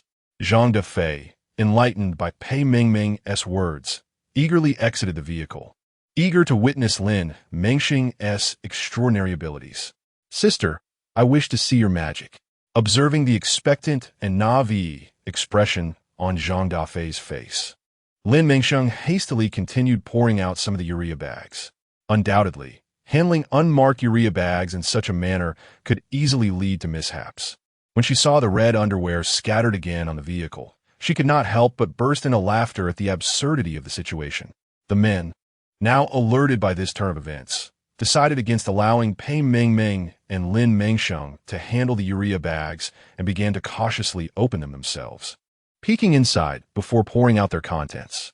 After some time, they separated the clothes they disliked into 3 boxes and 2 blankets stained with zombie blood. In full view of everyone, Lin Mengsheng began to demonstrate her extraordinary powers. With a mere touch, a bag vanished right before their eyes. The men, instinctively rubbing their eyes, continued to watch in awe, unable to suppress their urge to applaud her remarkable display. Truly, she was a marvel. Once they had tidied everything up, they arrived at the base's entrance, where they were intercepted by an armed squad. Captain Su, is it? The base commander requests your team to join him. Please stop your vehicle and follow me. Upon learning the circumstances, including a man and a woman disguised as Catwoman and Batman who had killed Zhou Hai, it was immediately clear to them that Su Chun and Lin Mengsheng were the culprits. Determined not to let them escape, he resolved to eliminate both them and the entire Shadow Hunter Special Forces, seizing their abundant resources to alleviate his grievances. Chapter 27. Conflict arises. The inevitable had arrived. A sense of unease enveloped everyone. If Shuangming truly intended to dismiss them without hearing their side and to eradicate them, then their approach felt akin to sheep entering a tiger's den. Captain Su, are you now disregarding the base commander's orders and plotting a rebellion? A large hat was firmly placed upon their heads, and the act of throwing mud at them seemed to be executed with remarkable ease. The crowd was indignant. Yet when confronted with the dense array of red laser sights from the snipers perched atop the city walls, they acquiesced. Fearing that disobedience would lead to them being riddled with bullets, they complied. Lead the way, Su Chun remarked with a cold smile, stepping forward towards the base. At least you know your place. Li Gang, the contemptuous captain of the base's military, cast a scornful glance at Su Chun, his mind rife with derision. Each day, they strutted about, boasting with an air of superiority, yet when faced with the absolute power of his superior, they were nothing but ineffectual. What is the matter? Have your legs broken and you can't walk? Seeing Lin Mengsheng and the others still standing idly by, Li Gang felt a surge of anger. You dare to disregard my orders? Your pretty face captain has already submitted, yet you still put on airs. If you don't start moving, I'll have a man on the wall open fire and turn you into a sieve. Let us see if you still have the gall to act tough. With that, Li Gang yanked Lin Mengsheng's arm roughly. Picking on the weak, he thought, as he eyed her diminutive stature, perceiving her as frail and vulnerable. If you keep pretending not to hear me, I won't hesitate to resort to violence. Now get moving. Faced with the acerbic and villainous demeanor of Li Gang, Lin Mengsheng could no longer contain herself and was tempted to retaliate. How dare he lay hands on her? She glared fiercely at Li Gang. You think you can touch my people? You really overestimate yourselves. Initially intending to take a step back and let the situation unfold, she had hoped to extricate herself effortlessly later on or, if necessary, deal with them to restore tranquility to the base. However, she had not anticipated that he would become emboldened, daring to lay hands on her in such a brazen manner, truly oblivious to his own peril. If she refrained from acting, it would be an affront to her years of training. Su Chun, you scoundrel, release my arm this instant. You're quite stubborn. Ouch, that hurts. Let go, or I swear I'll have Boss Shuang deal with you. Let him come. Do you think I'm afraid? Su Chun had no tolerance for insolence. Since they refused to listen, he would take action, and should they continue to defy him, he would not hesitate to eliminate them. This was the principle by which he lived, never refraining from action when it was warranted. Su Chun, you are indeed something. Li Gang, with a venomous glare, signaled the sniper on the city wall to take care of these wretched individuals. With this thought, he felt invigorated, no longer burdened by a sense of misfortune. This injury would serve as a testament to his loyalty. Just then, Lin Mengsheng vanished and reappeared atop the city wall, with her speed having undergone a qualitative enhancement. She moved like a specter, leaving the soldiers bewildered as they found their firearms slipping from their grasp. What has transpired? What in the world happened? How did our guns just vanish in the blink of an eye? Are we seeing ghosts? The crowd atop the city wall began to chatter animatedly about this supernatural incident, shivers of fear running down their spines. Ah, what fools! She has indeed turned the tables, acquiring an abundance of weapons and supplies without cost. The next time they encounter zombies, her companions need not fear. Lin Mengsheng's audacious maneuver was so remarkable that those who had previously overlooked her had no idea what had transpired. Su Chan wore a knowing smile, recognizing the cleverness of the young girl, who had disarmed them, rendering them powerless. With this realization, he felt emboldened. He kicked Li Gang aside contemptuously. You think I would be intimidated by Zhuang Ming's threats? In truth, attending a banquet of treachery would be fraught with peril, likely resulting in injury. Now that Lin Mengsheng had neutralized their immediate threat, he was more than willing to teach these bullies, who preyed upon the weak, a lesson. This would not only instill fear in them, but also apply pressure on Zhuang Ming, compelling him to reconsider his strength in future encounters. Pei Mengmeng, the sixth member of their group, was aware that her teammates were eager to impart some discipline to these ruffians. Inspired by Lin Mengsheng's teachings, they understood the importance of acting discreetly. Once they found a secluded spot, they launched an aggressive assault on the surveillance cameras. Huh, you claim these cameras are priceless. Hard to come by? This is the price you pay for attempting to bully us. Lin Mengsheng, who had always upheld the principle of not harming her fellow humans, had recently been disgusted by the greed of these scoundrels. With a hammer in hand, she pursued them relentlessly. Her formidable strength sent the onlookers fleeing in terror. Like defeated roosters. Stop. I was wrong. I will never point a gun at you again. The once arrogant sniper captain, who had scorned everything, now found himself utterly disoriented, running in circles. Huh, you think you can surrender and expect me to lose face? Lin Mengsheng paid no heed to his empty words of capitulation. She was intent on punishing these wretches. Were it not for her team's current lack of strength, which could lead to unwanted trouble, she would not have held back. Captain, one of the captain's subordinates, having narrowly escaped from the violent terrorists, saw his leader being so mercilessly beaten. Rather than assessing his own abilities, he arrogantly attempted to save his captain by taking Lin Mengsheng down. You violent lunatic, D. He lunged at her with a small knife, aiming directly for her heart from behind, intending to stab her with force. What a grand delusion! Now, with her heightened senses surpassing those of an ordinary person, Lin Mengsheng would no longer fall victim to carelessness. She swiftly sidestepped, causing the subordinate to inadvertently stab his own captain in the chest. You, foolish sniper captain, had not finished your words when you spat out a mouthful of blood and collapsed helplessly to the ground. Captain, unable to believe that he had killed his leader, the subordinate knelt beside him in anguish. I'm sorry, Captain. I truly had no idea it would come to this. Ah, how touching. If it weren't for her quick reflexes, she would have been the one to perish. Lin Mengsheng disregarded the look of hatred directed at her by the subordinate and picked up a hammer to teach others a lesson. Using others as a tool for retribution was indeed a splendid method. She must employ it more often in the future. Chapter 28. The one remembered, Su Chan. What? You mean that pretty boy Su Chan brought people to beat up our men? Zhuang Ming's vision darkened with rage, nearly causing him to faint. They were armed, yet they couldn't withstand Su Chan. Damn it.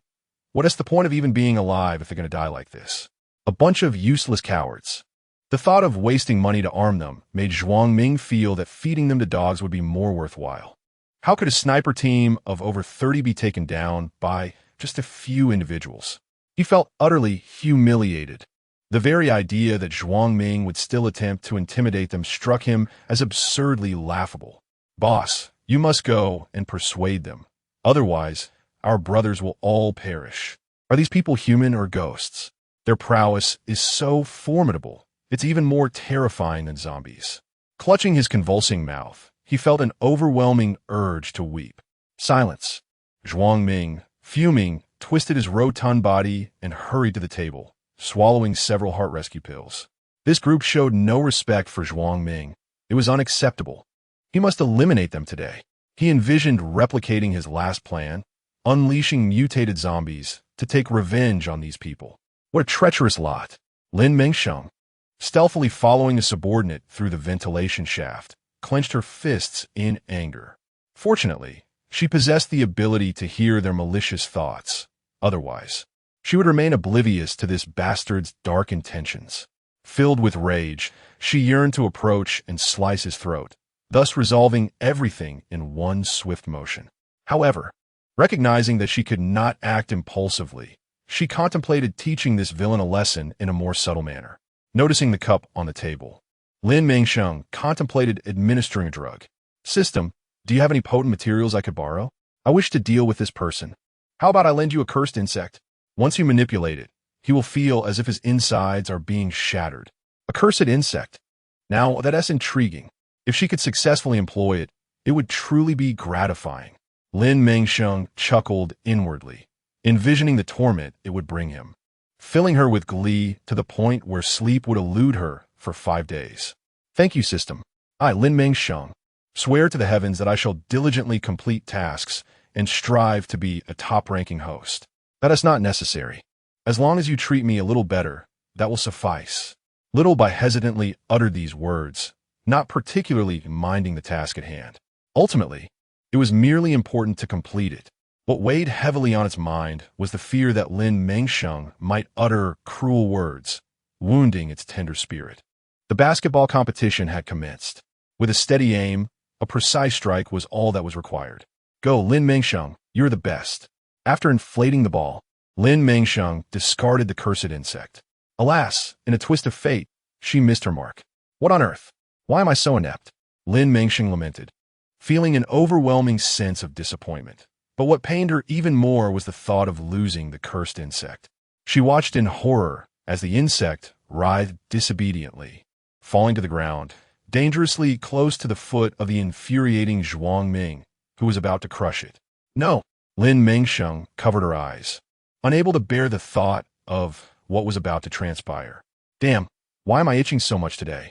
Zhuang Ming scratched vigorously at his ankle, his discomfort causing his entire body to writhe uncontrollably. Huh? Lin Mengsheng, curious at his words, glanced over and, upon witnessing his comical antics, stifled a laugh, desperately trying to contain her amusement. Boss, what's wrong? Let me scratch it for you. Get lost, you idiot. Don't scratch me. Zhuang Ming, unable to contain himself, kicked the person away. Ugh. Feeling as though something foreign was lodged in his throat, he hastily gulped down a glass of water. This very drink allowed the cursed insect to slide smoothly into his stomach, where it began to settle down. Hey, this little insect is quite clever. Lin Mengsheng, observing the entire scene, felt an urge to applaud the insect's performance. Boss, what is the matter with you? As Zhou Shun entered, he saw Zhuang Ming retching uncontrollably and hurried over to pat his back. Oh dear, what a nauseating display of affection between these two. Lin Mengsheng grimaced, wishing to poke her eyes out to forget the scene she had just witnessed. Damn, did I just swallow him off? It's all your fault, you fool. If it weren't for you, I wouldn't have gotten into this mess. Zhuang Ming, unable to fathom that the cursed insect was a product of a novel, came up with this explanation, having battled a few moths just days prior.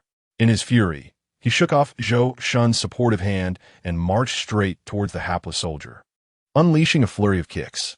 You're asking for trouble, are you? You truly have a death wish. Zhuang Ming, consumed by rage, intensified his onslaught, even lifting the unfortunate soldier and smashing his head against the wall like a rag doll. I'll destroy you.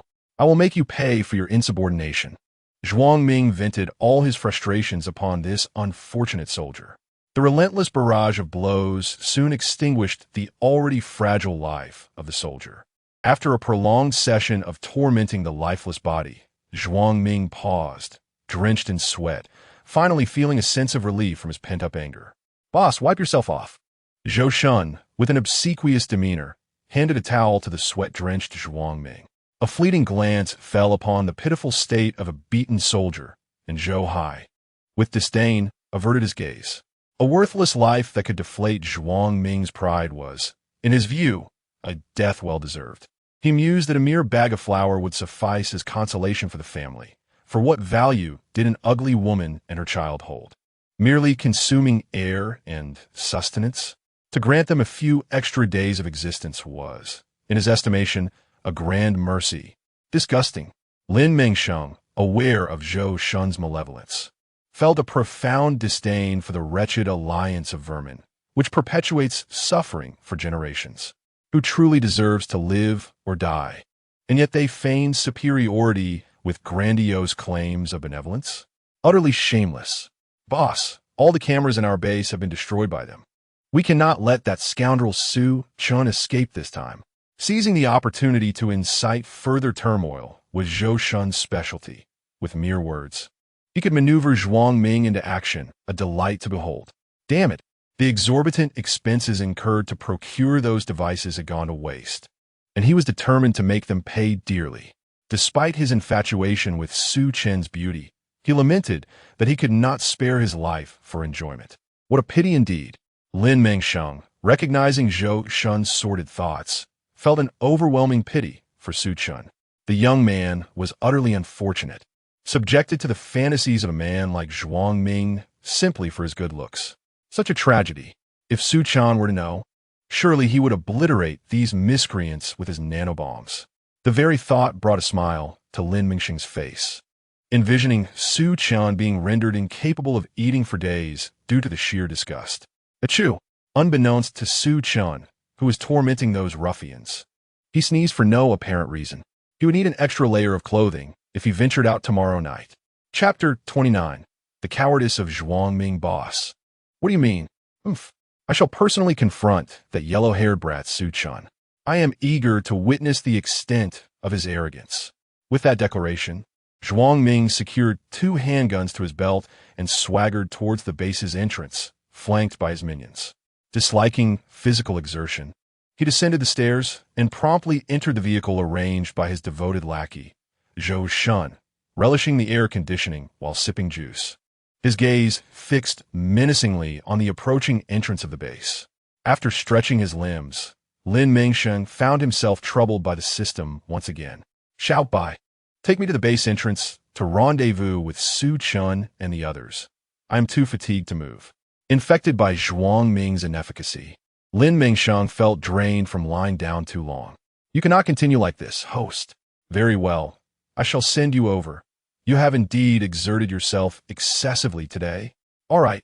Barely a moment passed before Zhuang Ming arrived in his ostentatious red BMW. As he approached, the Falcon Squad seemed to sense his arrival, halting their actions and directing their gazes toward this cunning, perennial scourge of the people. Under their scrutiny, Zhuang Ming felt a wave of discomfort and nervous sweat rising anew. Damn it! Why were these insignificant brats staring at him like that? What are you all doing, assaulting the base guards? Do you seek to incite a rebellion? Indeed, Zhou Shun, in his usual fashion, has begun by casting blame upon them. This familiar opening line inevitably stirs their restlessness. What are you planning? Do you still wish to strike these individuals? Ahem. Zhuang Ming pretentiously cleared his throat and then raised his gaze towards Su Chun. Captain Su, would you kindly elucidate the circumstances? The words bore a warning, prompting Su Chun to arch an eyebrow, disdain evident in his eyes. This is indeed a common affliction among such self-important individuals, trampling upon the common folk while showing no remorse. After he imposes consequences they cannot bear, they then question him, demanding to know why he acted thus, why he disregarded human life. The answer is quite apparent to you.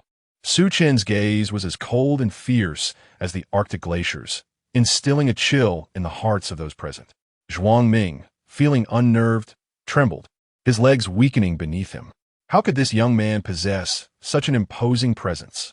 This was not consistent with his appearance. What a striking lad. Zhuang Ming found it amusing that even at this moment, he was still preoccupied with beauty. Truly a remarkable character. How clever of me. Zhuang Ming wiped the sweat from his forehead with the pocket of his trousers, casting a conciliatory glance at Su Chun and the others. No need for alarm. A true gentleman knows when to yield. Clearly, he was outmatched this time, and preserving his own life took precedence. Otherwise, all his efforts would have been in vain. This apocalyptic game left many feeling disenchanted. This man is quite adept at navigating the currents of circumstance. With that, Su Chen intended to depart. But the crafty Zhuang Ming concocted another scheme to mitigate his losses. Brother Su, considering our relationship, you must acknowledge that your actions have led to this predicament at my doorstep. And thus you bear some responsibility for the compensation, though Zhuang Ming did not voice it explicitly. The implication was clear. In a world where weapons are unpredictable, accidents are commonplace. What do you mean by that? When her leader is bullied, Su Mo would not stand idly by. Is this rogue attempting to brazenly seize his supplies? Zhuang base leader, this is rather disgraceful. Sumo Sharp Tongue would leave you flayed alive if he chose to unleash it. Should you remain silent, the next moment will find you thoroughly berated. What nonsense are you spouting? Does my boss need a rob from you? You impoverished fool? Have you any sense of your own worth? Zhou Shun began to point and shout at Su Mo, fearful of suffering a loss himself. Oh, what an eye-opener. It truly is remarkable how thick-skinned some can be. Fortuitously, my composure held firm, or else your words might have provoked an outburst. The others were aghast, utterly disgusted. And you dare question my worth? Look in the mirror, you base leader's lapdog. Zhou Shun's teeth ground in frustration, unable to retort against Su Mo's sharp tongue. He was indeed in the wrong, having no evidence to support his claims against him. Such baseless accusations were untenable. Anzai, Su Jin, let me ask you this. Who exactly has taken away the rifles of the sniper team I trained? Is it you? Zhuang Ming, skeptical of any supernatural explanations, felt a gut instinct that this matter was undoubtedly related to Su Chen's squad. To his surprise, he had even thought of this. Lin Mengsheng found herself somewhat enlightened. Despite Zhuang Ming's seemingly foolish and malicious demeanor, he appeared to be a difficult individual to deceive. But what could be done? No, you are overthinking it.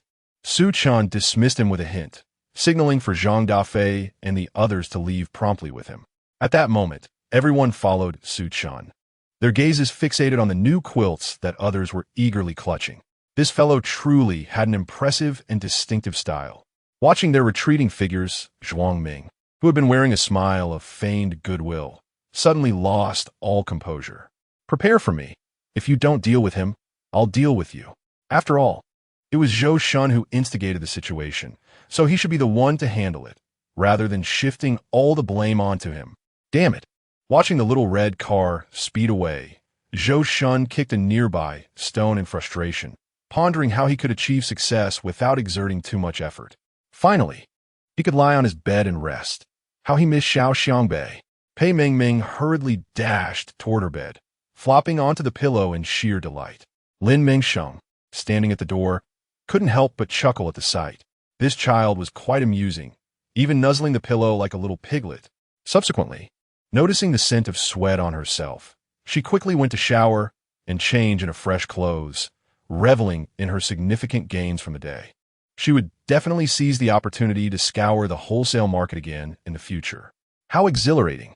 So that short fellow is the prime suspect behind the misfortune that befell my brother, Lin Mengsheng? Zhou Shun found it hard to believe. Yet under the pure and earnest gaze of the person before him, he accepted it. Well, it seemed that his revenge would be quite simple. Chapter 30. Su Weiwei's transformation, damn it. Su Chen is showing me no respect. I have completely lost face today. His eyes burned with fury. The more he thought about it, the angrier he became, wishing he could obliterate Su Chen right now. However, he was also aware that his current strength likely fell short compared to Su Chen's. Even if they were to confront each other, victory was not guaranteed. You say the rifles of the Sniper brothers have all vanished? Zhuang Ming was utterly baffled by this situation. He did not believe in any supernatural tales. Could it be that Su Chen held some unknown trump card? After contemplating, this was the only explanation that made sense. But what could it be? The only possibilities beyond his comprehension seemed to be advanced technology or something evolutionary in nature. Evolution. Suddenly, he recalled the zombies in his experimental lab, those transformed by experiments. Agile and remarkably fast, the city had already conducted human experiments. In that moment, Zhuang Ming felt an inexplicable fear, his hands and feet growing cold. Could it be that there were individuals in Su Chen's team who had undergone human experimentation and mutation? Who? Who could that person be? If he could ascertain a way to claim it for himself, would he not become invincible? Even if that individual remained obstinate and refused to yield, he could simply confine him to the laboratory, thereby making a significant contribution. At that moment, the indignation that had consumed Zhuang Ming due to his earlier humiliation transformed into exuberant delight. Indeed, if this were the case, he, Zhuang Ming, could undoubtedly dominate the entire province. Opening a long-preserved bottle of exquisite whiskey, he reveled in the promising future of his dominion over the region. However, something was lacking to enhance the festivities. Zhou Shun, I'm here. Having stood outside waiting for Zhuang Ming to calm down, Zhou Shun hurriedly entered and approached Zhuang Ming. Witnessing the obsequious expression on Zhou Shun's face, Zhuang Ming felt an overwhelming sense of supreme authority. Ah, you are quite obedient, my lad. Just the other day, you mentioned discovering a new beauty. Why haven't you brought her to me for some enjoyment? With a mischievous glint in his eye, he sought to alleviate his own desires, craving both physical and emotional pleasure. A beauty is indeed an essential presence. Indeed, although this woman has given birth, she is still rather inexperienced. A pure-hearted maiden with only 2 partners. Zhou Shun, reminiscent of an ancient madam, began to promote the girl in his possession. In his mind, that little vixen did not deserve to live well. Were it not for her, perhaps his brother would not have perished after their encounter, drained of energy. His animosity towards these individuals only grew stronger, wishing for them to be trapped in a state of unbearable existence. These wretched women should be subjected to the degradation and humiliation by their men. With a twisted heart, he imagined the self-righteous little woman being subdued by Zhuang Ming, and his sense of vengeance surged to unprecedented heights. Very well, go fetch her so I can indulge and unwind. Certainly. Zhou Shun hastily rushed off to bring her as a tribute. No, please, I beg you, spare me. Su Weiwei wept, her tear-streaked face reflecting her despair, and the traces of her earlier trauma deepened with Zhuang Ming's actions. Observing the bruises adorning her fair skin, Zhuang Ming's eyes gleamed with excitement. Little beauty, cease your struggles and come with me. In the future, I shall ensure you live lavishly and walk freely in this base. The disparity in strength rendered Su Weiwei at a disadvantage, and in a moment of desperation, she scratched Zhuang Ming. Damn it, you dare to disrespect me? Zhuang Ming, furious, forcefully struck Su Weiwei, causing blood to trickle from her mouth. Ultimately, unable to withstand it, she could only endure it all with tears brimming in her eyes. Why? Why must she suffer such torment, while that girl roams freely, unconcerned, playing the role of savior? They are both women. Her eyes, red and furious from the current ordeal, were clouded by an involuntary surge of hatred and jealousy, leading her to despise Lin Mengsheng, who had failed to rescue her from 2 tragic encounters. As a strong individual, it was unconscionable for her not to extend a helping hand to the weaker. Su Weiwei vowed that one day she would make that woman experience the bitterness of today, teaching her the harsh realities a woman must face in a post-apocalyptic world. Even if one possesses great strength and fortune, one cannot escape such a fate. Achoo! As Lin Mengsheng savored the hard-won, self-heating hot pot, tears of joy nearly spilled from her eyes. The reason for her sneezing was simply that her nose was unaccustomed to such delectable flavors after a long absence. Meanwhile, Pei Mingming, sharing this dinner, found it utterly incomprehensible that everyone was so ecstatic. After all, she had previously acquired a stockpile from a self-heating hot pot factory and was on the verge of being sick of it. So, it seems Mingming also has her own space. How unfair. You all are so powerful, yet possess such impressive advantages. Xu Yong and the members of Shadow Hunters felt a twinge of envy as they observed the 2 fierce and formidable women, feeling quite inadequate in comparison. Don't be so disheartened. Perhaps we will encounter opportunities in the future that will allow you all to awaken your abilities, becoming even stronger than us. Stop trying to comfort me. I know my own worth. Zhang Dafei, feeling full and content, leaned back in a chair, rubbing his round belly and leisurely flossing his teeth. Observing his lack of confidence, Su Chun inexplicably felt compelled to give him a nudge to sit up straight. However, considering the two newly joined girls were watching, he decided to let it slide for now, planning to correct him later. Do you have any thoughts? Su Chun sensed her implications and was eager to uncover the truth. If his teammates could possess abilities akin to hers, their team would undoubtedly be better equipped for more advanced missions in the future. Truly, the captain was exceptional, a different kind of brilliance. Lin Mengsheng, feeling at ease working with astute individuals, took a sip of water and began to tease. Allow me to ponder a bit more. I shall reveal it to you shortly. Chapter 31. Evacuating the base, all right. Although he did not comprehend why Lin Mengsheng was being so cryptic, he remained optimistic, knowing that as long as she was willing to assist, it was all negotiable. Pei Mengmeng, confused by the situation, curiously poked Lin Mengsheng's arm, exchanging glances to convey a silent message. What is going on? Why am I left in the dark? The system has issued a task. You should check if your system has it too. If so, accept it quickly, and we can all share in the rewards. The frugal Lin Mengsheng was determined not to miss any opportunity to exploit the system, especially since they had already invested their energy. Pei Mengmeng began to fiddle with her system, which seemed to have been too leisurely of late, perhaps succumbing to a kind of digital dementia. How could I have forgotten to inform her about such a rewarding opportunity? Truly, she dares to claim the title of annual model worker. System, would you kindly elucidate this for me? Well, I have been rather preoccupied lately and neglected this task, but do not fret, I shall rectify it immediately. With that, the system vanished into the ground. It wished to evade the relentless barrage of complaints from Pei Mengmeng, a torment too great for any system to endure. Son, do eat. Have you not been clamoring for it for quite some time? With her lips torn and her face drawn, she managed a faint smile, offering the chocolate in her hand to her son. Mom, I don't want it anymore. I want to eat it again. Just promise me you'll be well, and that will be okay. He sobbed, sensing the distress that led his mother to bring him these treats. He vehemently rejected the beloved food, bursting into tears.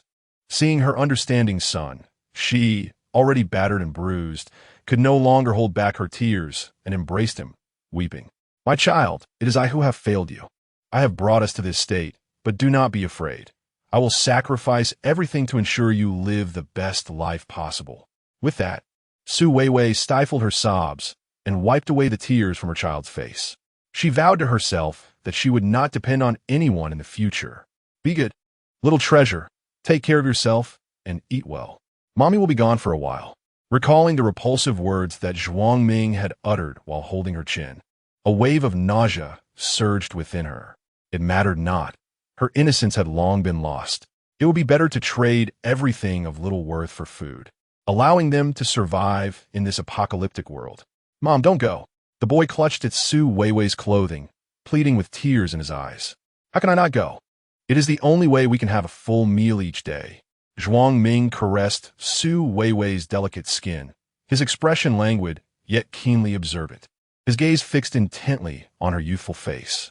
Is it finally time? Though Su Weiwei wrestled internally, the devil triumphed over the angel, her benevolence subdued by malice. Of course, I remember vividly a woman dressed like Catwoman from the movies, wielding a whip to rescue me from Zhou Hai. That image lingers in my mind, refusing to fade. Catwoman, quite the extravagant fantasy, though I wonder if the woman behind the mask is of the same caliber as the beauty in my arms. Thinking of the fiery enchantress in her roleplay, Zhuang Ming felt a swallow catch in his throat. How thrilling it would be! Yet, I cannot shake the feeling that this individual bears a striking resemblance to a girl who assisted me earlier. Perhaps it is merely my imagination. How similar. Did you catch a glimpse of her face the first time you met? So you're intrigued. Su Weiwei felt a surge of satisfaction. She intended to drag this seemingly innocent girl down into this wretched hell, eager to see if she would maintain her lofty demeanor as she had during the rescue. What do you mean? She single-handedly defeated a mutated bull monster attacking you all with a hammer. Upon hearing this, Zhuang Ming, filled with excitement, sprang from his bed, eager to investigate the identity of this person. What is wrong? Why are you so thrilled at the mention of slaying a mutated bull? Su Weiwei inquired. passive. As Zhuang Ming had never encountered such a creature before. Has this woman been to our base? Indeed. I heard she teamed up with the renowned Captain Su from our base.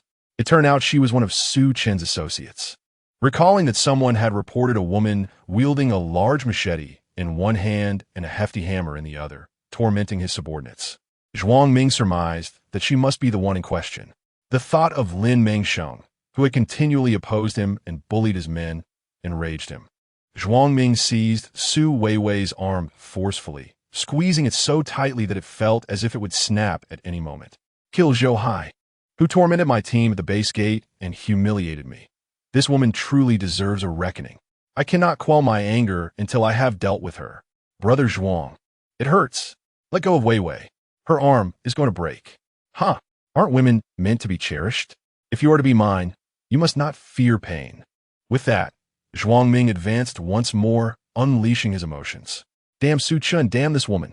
One day, I shall turn you both into subjects in my laboratory, forcing you to experience the agony of being experimental subjects. After the earlier events, Su Chen felt an unsettling anxiety. The disparity in strength between their small team and the mutated zombies they encountered forced him to confront the harsh reality of their situation. Their primary goal was not to instigate conflict, but rather to bolster their strength and prepare for what lay ahead. All right, we will follow your lead. The group understood Su Chen's perspective and began to gather their belongings. Hey, can you help me store some things in your space? Zhang Dafei shamelessly sought Lin Mengsheng's assistance, overwhelmed by the sheer volume of items he had, unwilling to leave them for the ruffians. Sure, I'll help you. Lin Mengsheng, not wanting to benefit those miscreants, collected everything in one go. Me too, please lend me a hand. The others quickly turned to Pei Mengmeng and Lin Mengsheng for assistance, and in an instant, the villa was left empty of its possessions. Content. The group took one last glance at the home they had inhabited for so long before departing. Chapter 32. A whiff of the strange. Everyone be cautious. There seems to be someone nearby. Su Chan sensed a disturbance and raised his hand to halt the group. As they hid in the shadows, peering toward the source of the noise, they saw the battered individual they had previously assaulted, wandering about in disarray. Damn, they just won't quit. Zhang Dafei was exasperated with those relentless individuals clinging to them like a stubborn adhesive, filled with an urge to confront them once more. However, such actions were ultimately inadvisable. They now faced two options: to proceed boldly and inevitably clash with Zhuang Ming's faction, engaging in a perilous battle with uncertain outcomes, determined to fight to the bitter end. Secondly, they discreetly evaded detection, stealthily departing from the base without a trace, leaving no clue behind. By the time the discovery occurred, they had long since vanished. Let's take the narrow path to escape. Without a moment's hesitation, Su Chen opted for the second route, abandoning the truck that had accompanied them for so long. Though everyone felt a pang of nostalgia, they understood that some sacrifices were necessary. One must let go of the old to make way for the new. The act of transporting the truck was not inherently difficult. The challenge lay in ensuring it went unnoticed. Lin Mengsheng pondered for a moment before realizing that planting a false rumor to divert their attention would be the most efficient solution. With a playful tone, she fabricated a misleading statement, then turned with a triumphant eyebrow raise towards the others. You fools! Isn't this clever? Those lurking in the shadows, keeping watch over Su Chen and his group, suddenly perked up at her words. A valuable watch? My cousin's battery is rusty. I must find it. With the promise of treasure, courage surged amongst the brave souls. They began to scour the area for the timepiece. Seizing the opportunity while their attention was diverted, Lin Mengsheng swiftly concealed the vehicle within her spatial realm and departed with Su Chen and the others. You lot, brace yourselves for the wrath of Zhuang Ming. Farewell. Damn it, I found it first. How dare you claim it? I am a deputy leader. I am a captain. No one is allowed to touch it. After finally locating the coveted watch, a fierce argument erupted over its ownership. Its exquisite craftsmanship incited a frenzy, leading to a full-blown brawl among them. Brothers exchanged blows, each claiming it's mine. With heads spinning and noses bleeding, none could claim the prize, as it seemed that only the conqueror could lay claim to the coveted timepiece. By golly, Zhuangming has shown us some respect, stationing so many sentinels at the base exit. Su, in a fit of rage, raised his weapon, ready to engage.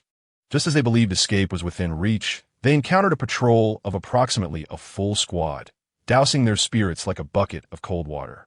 However, this predicament only solidified their resolve to break free. Are we truly going to engage them in combat? Pei Mengming questioned, uncertain if they stood a chance against these armed foes, who were equipped not only with guns, but also knives at their waists. Lin, despite her formidable reputation, might struggle against such numbers. Perhaps the sewer route would be their only option. Lin Mengsheng felt this approach was rather undignified, yet it appeared to be their only recourse. I refuse. Pei Mengming immediately rejected the idea, unwilling to crawl through the stench of the sewer. She would rather perish. You all can take the sewer route. I can use my skills to escape, and we can rendezvous outside. Acknowledging the impracticality of her stance, but struggling to accept it, she still feigned reluctance. After all, one should utilize the spatial system when possible. Very well. Lin Mengsheng was aware that Pei Mengming was a person who cherished cleanliness, so she did not insist. After all, her companion relied on her own abilities without infringing upon the rights of others. Both girls concealed their true capabilities, revealing that they were not ones to shy away from hardship. Su Chun, being quite understanding, inquired about Lin Mengsheng, who also possessed unique skills. Why don't you utilize your abilities and spare yourself the toil? We can reunite outside, he suggested. Indeed, sister, you need not suffer alongside us. It would save you some effort. Yet Lin Mengsheng replied, no, I prefer to endure with you. I do not wish to overly depend on external aids. To survive in this apocalypse, one must abandon any petty weaknesses. Lin Mengsheng understood that constant training was essential for thriving in this harsh world. Thus, she treasured every opportunity that did not jeopardize her life while allowing her to hone her skills. Mastering the art of navigating the sewers was crucial for her survival in times of crisis, and she was eager to learn how to escape through these murky depths. All right, then you lead the way. Su Chun was once again taken aback by Lin Mengsheng's resolute determination and her capacity for endurance. Truly, the spirit of their special operations team shone through. Although Lin Mengsheng articulated her reasoning well, Pei Mengming still yearned for a moment of leisure. Okay, I shall await you at the location where my sister is gathering supplies. Hurry up. With that, Pei Mengming slipped into her space to relax, for she needed to conserve her energy before the impending battle at the perilous pharmaceutical factory. Let us go. Su Chun took the lead, lifting the manhole cover and descending the ladder. Su Mo and Zhou Ming, bringing up the rear, worked together to replace the cover, plunging into the dark, foul-smelling sewer. How horrid! Lin Mengsheng grimaced as she stepped through the filthy water, pinching her nose. She now truly believed that the depictions in films were deceptive. The actual sewers were not merely filled with waste, but also with refuse, akin to having fallen into a toilet. Noticing that her companions were struggling, Lin Mengsheng reluctantly distributed scarves she had scavenged, one to each person.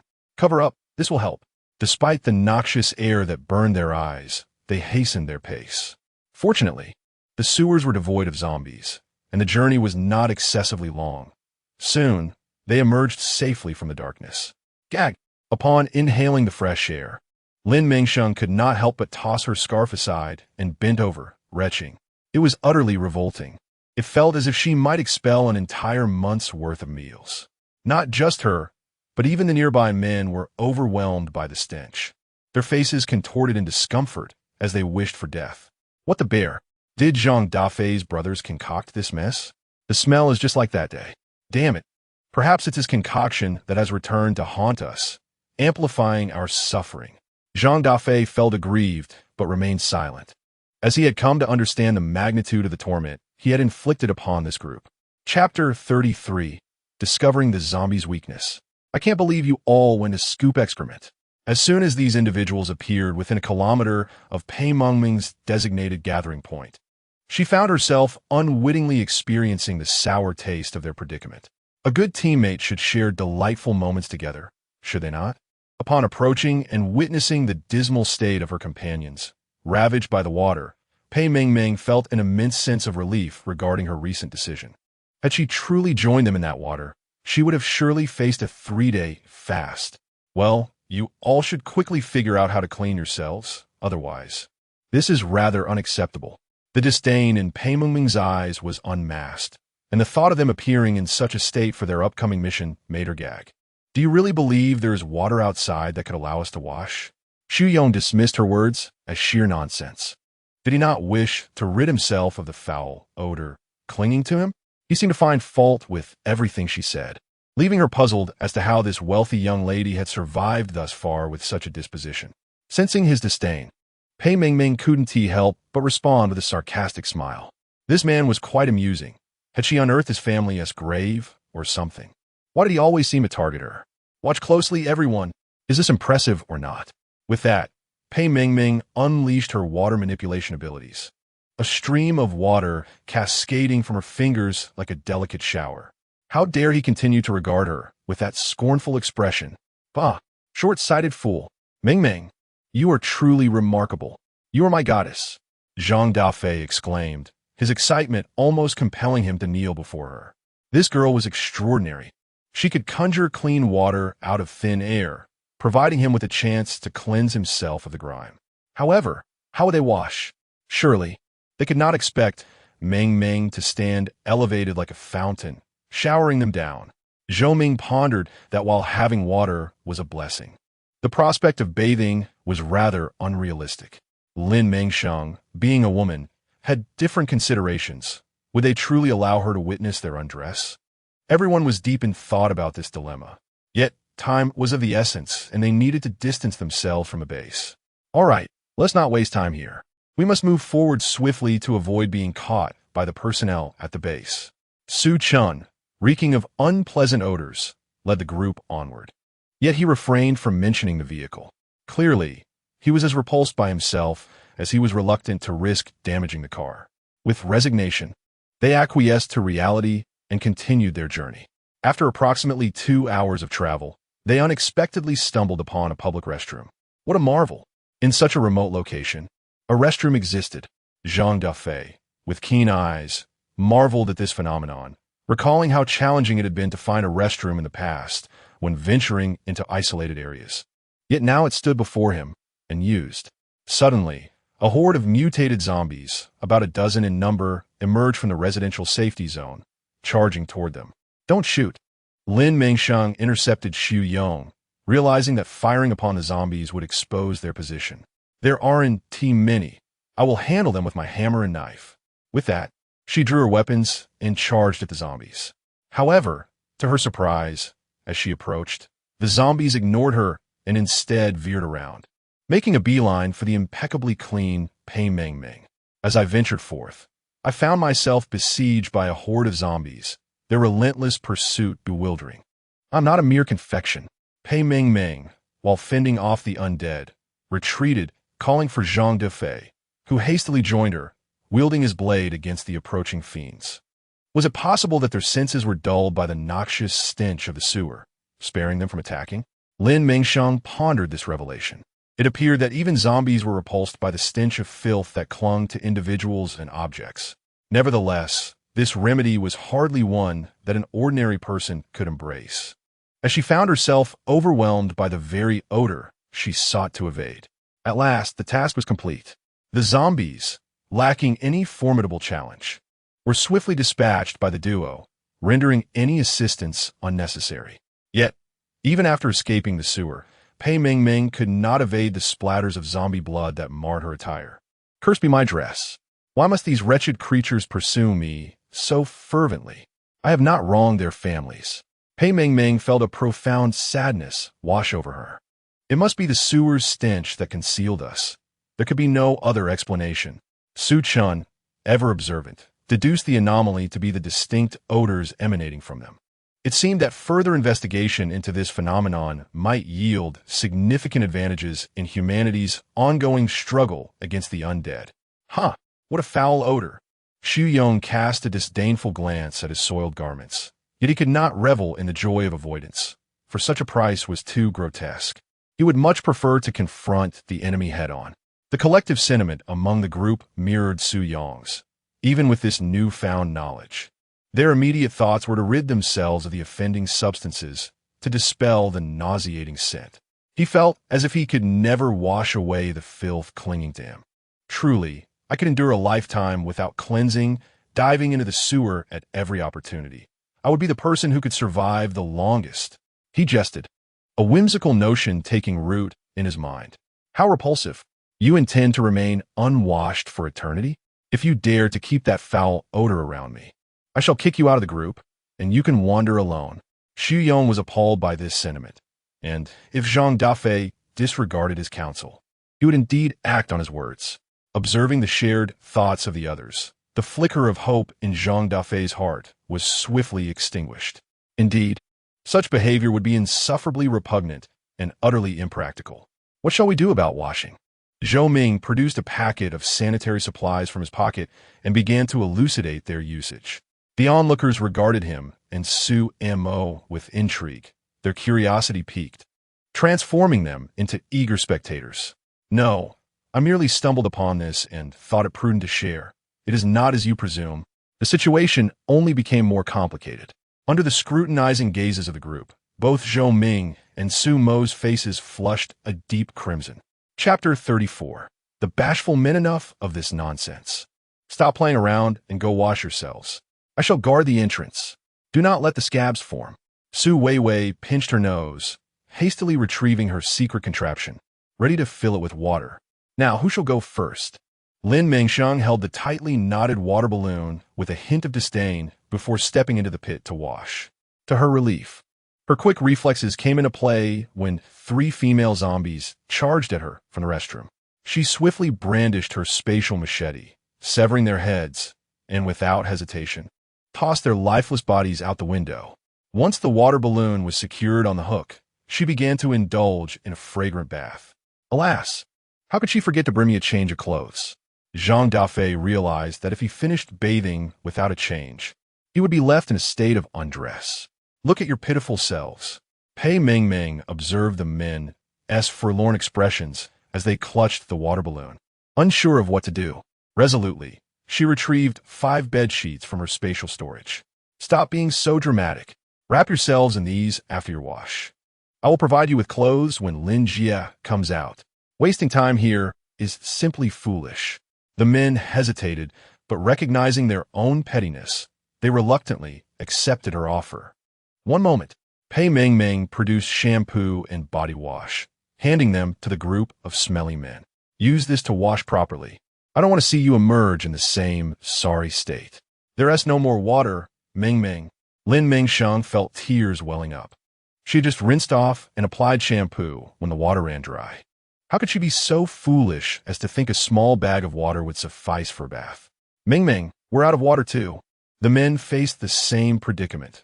Regretting their insistence on cleanliness in this apocalyptic setting, they lamented their choices. What are we to do now? Pei Mengmeng felt a wave of urgency. She could manage Lin Jia's situation, but the men's was beyond her capabilities. Suddenly, she spotted a plastic hose connected to the restroom mop faucet, and an idea sparked. Pointing at the hose, she began to negotiate with the system. Eventually, the system, unable to withstand her persuasive prowess, conceded and provided her with 2 hoses as if they were a gift. Catch! Pei Mengmeng swiftly opened a crack in the men's restroom door and tossed the hose inside. Whoa! Xu Yong was startled by her action and quickly ducked behind the door. Goodness, he almost found himself exposed. Before anyone could react, Pei Mengmeng had already procured a chair and settled atop it to direct the water flow. Water gushed through the hose, creating a puddle on the floor. Damn! For some reason, Xu Yong was reminded of scenes from movies where inmates were hosed down in prison. Thankfully, this hose was thinner, making it less reminiscent of those grim situations. You go first. Xu Yong generously offered the first chance to Zhang Dafei. Thus, Zhang Dafei joyfully secured the hose to the restroom door and began to hum a tune as he washed. In contrast to the single hose they were sharing, Lin Mengsheng had it far better. After enjoying a delightful bath, she donned comfortable clothing and emerged with a bath cap. Upon stepping out, she spotted Xu Yong and Zhang Dafei shyly wrapped in sheets while Pei Mengmeng teased them, and she couldn't help but think they resembled pitiful refugees fleeing from disaster. Hastily, she retrieved suitable clothes from her spatial storage and offered them to the two men. Hurry and change in the ladies' restroom. Don't catch a cold. She was like a savior to the two, who expressed their gratitude repeatedly as they hurried to change. Why don't you ask your sister for that? Aren't you on good terms with her? I'm too embarrassed. Initially, the two were happily changing, only to discover that while there were socks available, there were no large undergarments. The two, feeling bashful, were at a loss as to how to address this matter with Lin Mengsheng. Miss Lin. The usually aloof and reserved Su Chun suddenly called out timidly through a small crack in the door, his voice barely louder than a whisper. Lin Mengsheng, somewhat incredulous, thought she might be imagining things, but upon seeing Su Chin's hair, damp and clinging to his forehead, he appeared less sharp than usual, resembling a timid puppy. What is wrong, Captain? What is this about? Lin Mengsheng asked, surprised at this unexpected side of the usually serious Su Chun. Su Chun stammered, unsure of how to express himself. What is it? Lin Mengsheng was perplexed and unable to grasp his intent. Feeling somewhat dejected, with his neck flushed with embarrassment, he cleared his throat and gathered the courage to voice his request. Miss Lin, do you happen to have any men's undergarments? If so, could you spare us a few? Pei Mengmeng nearly burst into laughter. They were utterly comedic. Haha, no large undergarments. She suddenly recalled Su Yong's red pair, and her laughter ceased abruptly. What a misfortune. Realizing she had been a bit careless, Lin Mengsheng blushed as she listened to their sizes. Rummaging through the pile of clothes to find men's undergarments, she pinched a corner of the fabric and handed them to the men. When everyone finally emerged, it was already dark, and feeling it was inappropriate to continue their journey, they reluctantly set up camp in the restroom. Let us first clean up this wet floor. It's too filthy. The men's restroom was tolerable, albeit a bit dirty, while the ladies' restroom bore the remnants of Lin Mengsheng's recent zombie encounter, with bloodstains still visible. After tidying up the floor and sealing the windows, everyone sat on benches to rest. She must be the most unfortunate bookish girl in this apocalyptic world. Pei Mengmeng leaned against the wall, stretching her body across two high stools to rest. Her stiff limbs made her regret tagging along with this group of clowns in their survival quest. After a long night, the next day, they headed towards the outskirts, eager to complete their mission. Unable to use vehicles for fear of being tracked by the base, they opted to walk. Ultimately, their luck turned, and they found a hotel with few zombies. Rested and rejuvenated, they finally approached the vicinity of the pharmaceutical factory. Damn, these monsters have come here. The group began to confront the mutated zombies that had emerged from the factory. Fortunately, there were no long-tongued zombies, just the swift and agile ones. With minimal effort, they dispatched the scattered few in no time. If this matter continues to be neglected, allowing them to roam further and further, the common people are bound to suffer. Zhang Dafei felt a deep sympathy.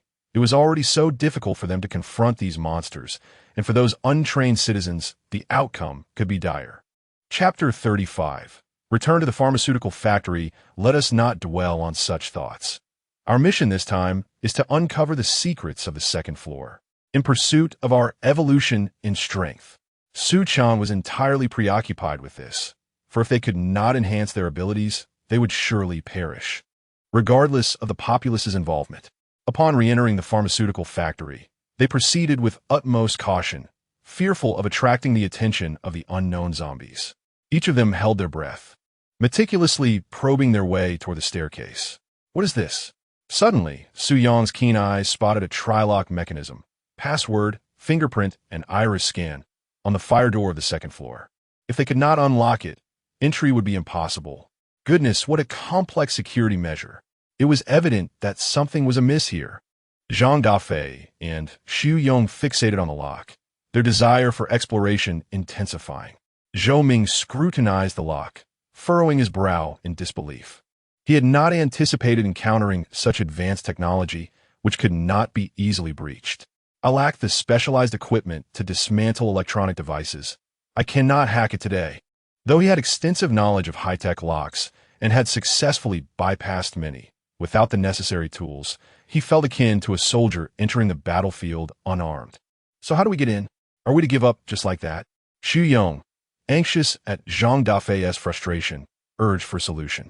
Zhang Dafei, gritting his teeth, resolutely raised his knife, intending to smash the password lock, determined to not abandon his efforts without breaking it.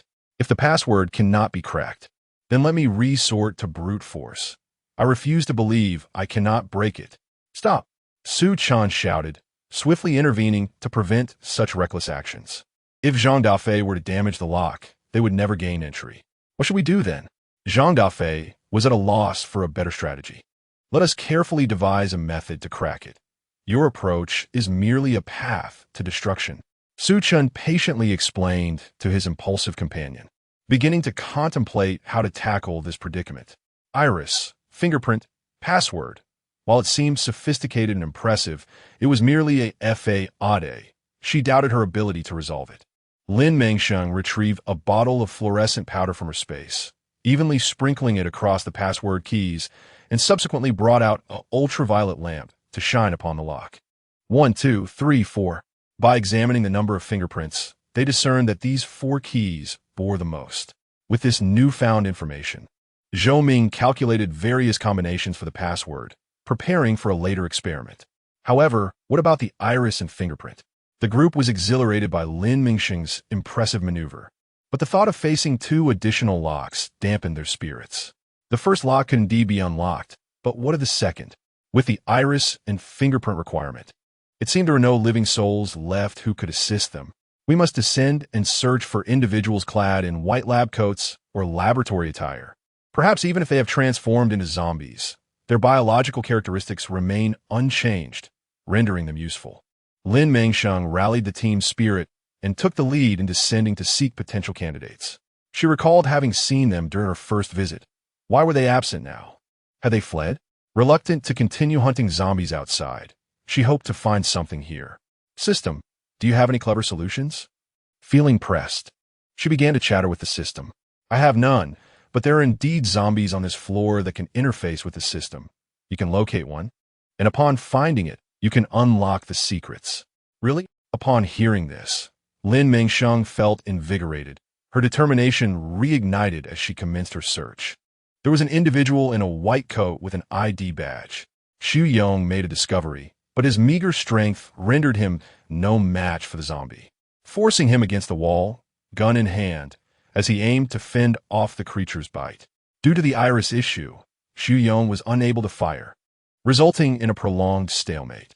It wasn't until Pei Mingming finished her confrontation with the zombie before her that she had the opportunity to assist him. She swiftly fitted a muzzle over the zombie's mouth and bound its hands with a bundle of twine. Quickly, place this zombie's index finger on the keypad.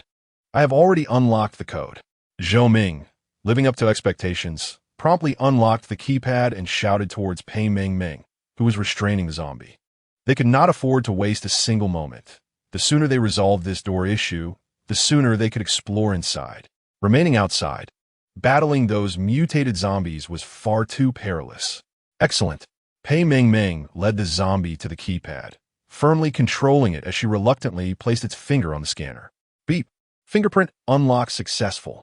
As anticipated, this zombie was indeed the key to opening the lock. However, the iris was another matter. It refused to cooperate. No matter how much Pei Mingming pressed its head forward, she could not unlock the iris lock. Frustrated, she nearly wished to pry out the zombie's eyes to compel its compliance. Hold its eyelid while you push its head forward. Let us synchronize our efforts, and we shall surely succeed. Upon her words, the two worked in unison to manipulate the zombie, and after several attempts, they finally succeeded in unlocking the door. Is this the place where we seek our treasures?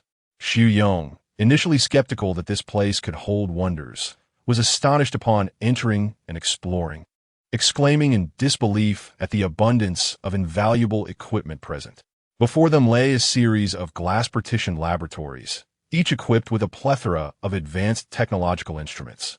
This place, capable of housing such high-tech apparatus, must not be underestimated.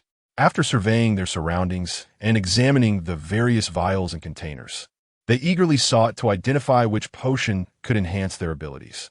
Which one could it be? Caution. They were utterly unprepared for the presence of a long-tongued creature lurking within. Upon witnessing this creature, a surge of instinct compelled everyone to retreat with utmost vigilance. Bang! This time, their evasion was remarkably swift. Had they delayed even for a moment, they might have found themselves unfortunate victims of the long-tongued monster, perhaps even bitten at the neck. Having narrowly escaped disaster, Xu Yong began to shout with exhilaration. Why pursue him? He is merely a pitiful being, not a formidable adversary. The long-tongued creature, thwarted in its attack, seethed with fury, baring its gaping maw and lunging towards the seemingly vulnerable Su Mo. You truly are audacious. Do you not realize that your grandmother is here too? Seizing the opportunity while the zombies were inexplicably drawn to Xu Yong, Lin Mengsheng brandished her mighty blade, launching a fierce assault against these loathsome beings. In a matter of moments, the zombies lay defeated, their earlier menace extinguished.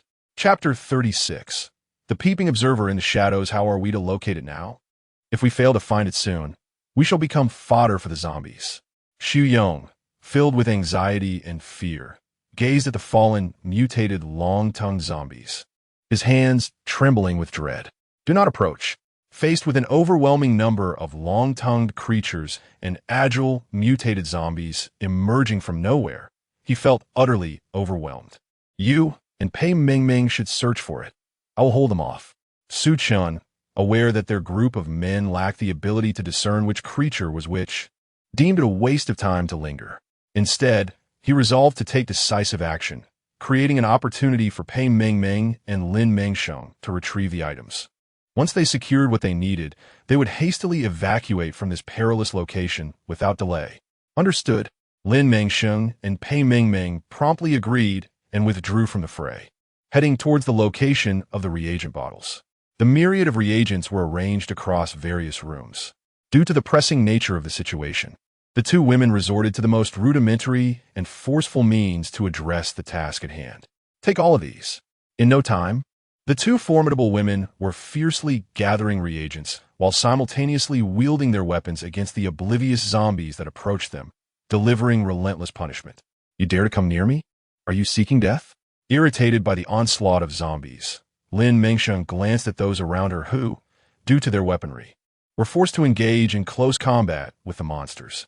Here, Lin Mengsheng retrieved a stack of firearms she had scavenged from the base S sniper team, casting them down beside her companions. Using guns is undeniably swifter than relying on blades. Before long, Su Chun and his group gained the upper hand, pushing the zombies back to a safe distance, preventing them from getting too close. Several rooms had already been thoroughly searched by the swift Pei Mingming and Lin Mengsheng, and not wishing to linger in battle, they hurriedly armed themselves and made their way to join Su Chun. Captain, we've secured everything. Let us make our swift exit. Upon witnessing the laboratory left barren by Pei Mingming and Lin Mengsheng, Su Chun finally felt a sense of relief wash over him. Regardless of whether the contents held potions to enhance their skills, as long as he could deliver these items to the headquarters for the experts in the laboratory, the potential value they could yield was beyond imagination. Let us go. Su Chun took the lead, determined to escort Pei Mingming and Lin Mengsheng safely out of harm's way. These two individuals held the key to a breakthrough in the experiment, and they were resolute in their mission to ensure their survival, even at the cost of their own lives, in order to deliver vital information to the experts. In that moment, every soul was unified in the singular thought of escape. Escape to live. The collective will of the group rendered them unstoppable. The zombies and mutated creatures were no match for their determination. Some of the zombies even exhibited fear, retreating before they could strike. In the dim shadows of the first floor, a zombie with glowing green eyes fixated on Su Chun and his companions as they departed. Its blood-soaked clothing bore multiple gaping wounds from past attacks, and its neck was gnawed to shreds, emitting a foul stench of decay. It ground its teeth, producing a chilling, clattering sound. What loyal comrades they are. In just 2 days, they have entirely forgotten and disregarded me. This figure was none other than Chang Shan. After being bitten, he swiftly transformed into a zombie. Yet inexplicably, he did not become a mindless creature driven solely by hunger. Instead, he evolved into a higher-level zombie, retaining a clear consciousness akin to that of a human. Having scoured the pharmaceutical factory without success, he pondered how he might unlock the impenetrable password-protected door to seek the necessary items when he spotted his former comrades. Their united front was a piercing sight. Even as a zombie, his thoughts were consumed with the desire to find the antidote for humanity. But what about them? In that instant, Changshan's perspective shifted. He no longer wished to strive for the future of humanity. Perhaps it would not be so bad for everyone to share his fate, for it bore little difference from being human. Embracing his new reality, Changshan's mind now fixated on exacting revenge against the Shadow Hunter Special Forces and his erstwhile companions. "Oh, my brothers, is it not simply a matter of keeping things tidy?" he mused. And those two wretched women. One deceived him into a futile death, while the other, with her innocent visage, manipulated the entire team. That wretched Lin Mengsheng. He vowed not to spare any of them. This time, the danger had been palpable, and Xu Yong felt a bead of sweat trickle down his brow. He realized he had been living with his life hanging by a thread. Their lack of strength left them trembling with fear, unlike the commanding presence of Lin Mengsheng and Pei Mengmeng. "System, you claim they're the protagonists. Yet why are they so inadequate?" Lin Mengsheng could not help but voice her frustrations. Were not the male leads in novels typically endowed with extraordinary lives, surrounded by countless admirers, effortlessly navigating the world while all female characters succumb to their charm? Such was the established norm. How did I end up here? There's nothing at all, not even a woman in sight. The struggle is real. Survival has become a daunting challenge. Alas, the comparison between individuals can be a source of despair. Is this some sort of jest? If this continues, how long will it take for her to navigate through the narrative and rescue the common folk trapped in this consuming abyss? Indeed, it is hoped that due to the significant losses incurred during the last encounter at the pharmaceutical factory, Su Chun inadvertently ascended to the second floor and acquired the potion, enhancing his strength to survive. However, this time, due to your involvement and that of Pei Mengmeng, he was unable to follow the storyline in a timely manner. Thus, your current task is to remain by Su Chen's side and assist him in his quest for strength. And what about the tasks? Are they to be neglected? No, they are not. This time, your aid in helping Su Chen and his companions obtain the potion counts as the completion of a significant task, granting you the choice of a reward. So she has opened another avenue for tasks, potentially doubling her opportunities. She is truly grateful for this. Yet, how can she possibly meet the standards? Having vowed to be an exemplary employee, Lin Mengsheng feels a slap in the face. Chapter 37. The arrogant buffoon, though she finds her experiences to be absurd and hard to accept. Receiving a gift privilege has bestowed upon her a sensation akin to being struck by a lottery ticket. The thought that she can effortlessly acquire a complete set of tools to thwart Zhuang Ming leaves her feeling like a fortunate goddess of luck. Here, these must be the reagents that stimulate extraordinary abilities. After inquiring with the system regarding which is the skill reagent, Pei Mengmeng immediately presented them. She counted a total of 6, plus an additional 1.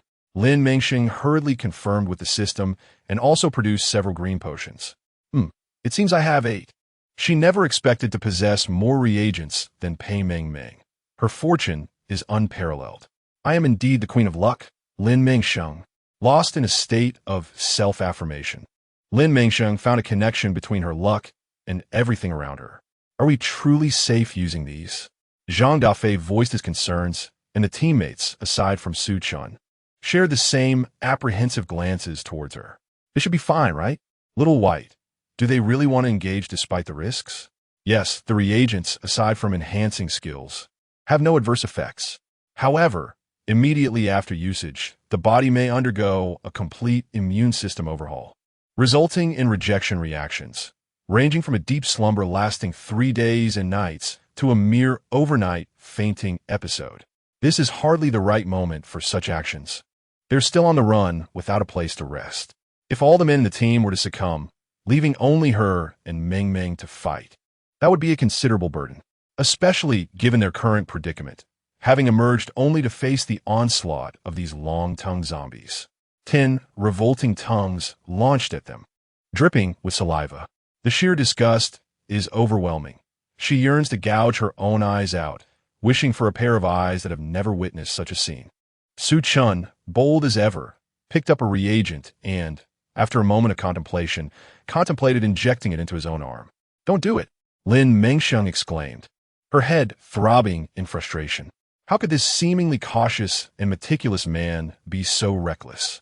Was he truly unafraid of the consequences? What if he turned into a zombie due to her influence?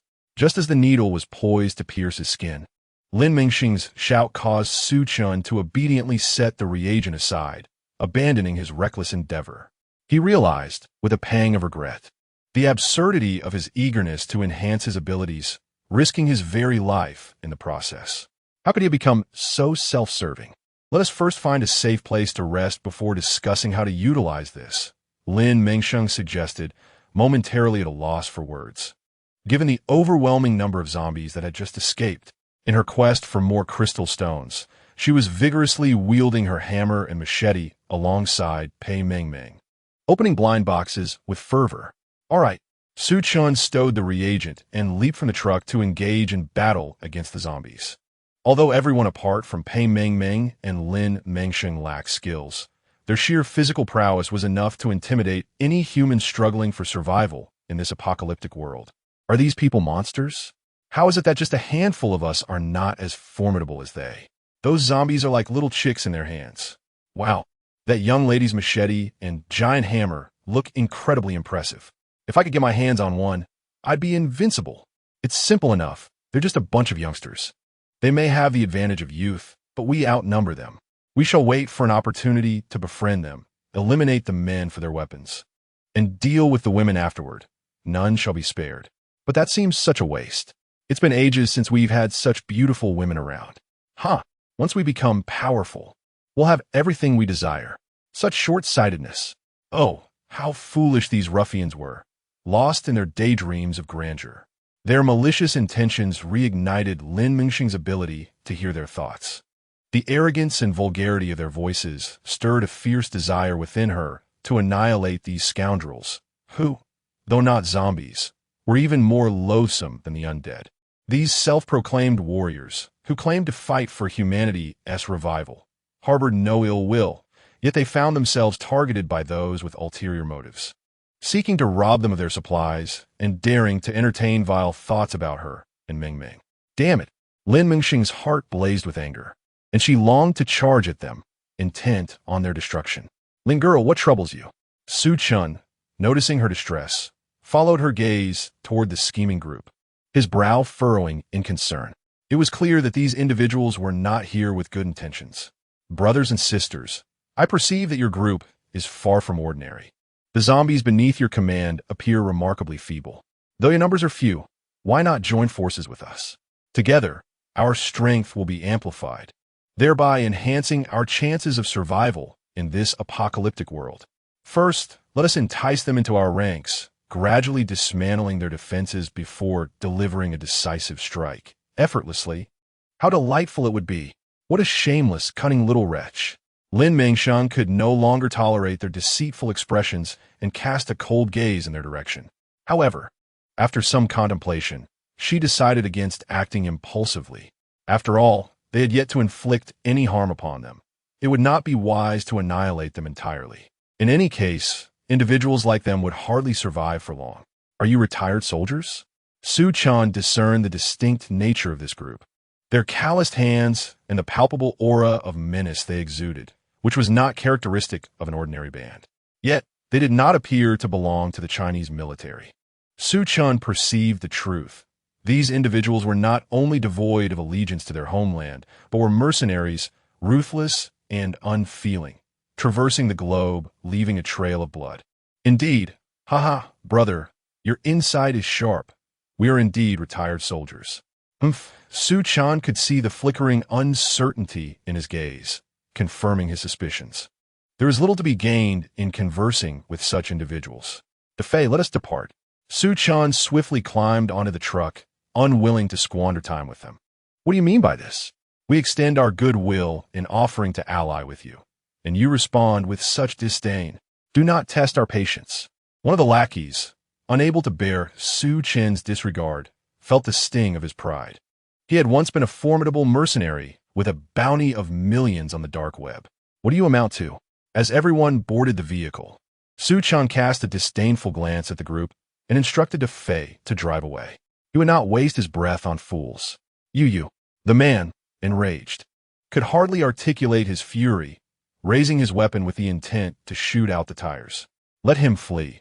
I shall ensure he pays dearly today, for he must learn that I am no ordinary man. Lin Mengsheng found herself amused by the arrogance of this individual. How comical they were, oblivious to their own limitations while daring to provoke them. Did they truly believe that strength in numbers would grant them impunity in this wasteland? Such short-sightedness. She could hardly fathom how they had survived this long. Fool, what are you doing? Xu Yong fired a shot, causing the man to drop his weapon in pain. Old 3, the leader of the group, hastily supported his comrade and then resorted to moral coercion. Brother, this is quite ungracious of you. As fellow humans, I extend my hand in camaraderie, and you rebuff my kindness while resorting to violence against my brother. If I do not make you pay for this today, I shall be unworthy of my title as the elder brother. With that, he gestured, and over 20 men raised their weapons, aiming to eradicate them entirely. Ha! Utterly overconfident, Lin Mengsheng swiftly evaded, dispatching several of the frontline leaders, and skillfully seized the weapons of the remaining minions. Foolish ones, today I shall spare your wretched lives. Take heed of this lesson. Should you harbor ill intentions again, your fate shall mirror that of the fallen. With a frigid gaze, I surveyed the trembling wretches before me, their legs quaking in fear from the horrifying scene. A light chuckle escaped my lips as I delivered a swift kick to the lifeless bodies of those who had dared to entertain unsavory thoughts about me, reducing them to a heap of corpses. I then stepped upon the face of the largest fool among them and made my way to the vehicle. This affront to the deceased rendered the onlookers speechless, their heads bowed in trepidation, fearful that this female demon might change her mind and turn her wrath upon them. As I watched the vehicle fade into the distance, a cold sweat broke out among the crowd, with some unable to restrain themselves, collapsing to their knees. The sensation of narrowly escaping death was truly harrowing. They had indeed stepped into the abyss by provoking such individuals, a foolish decision that could cost them dearly.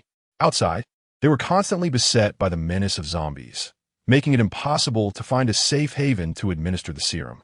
With a solution so tantalizingly close, yet unattainable, anxiety gripped them as they pondered their next move. They needed to seek refuge within a building less frequented by the undead.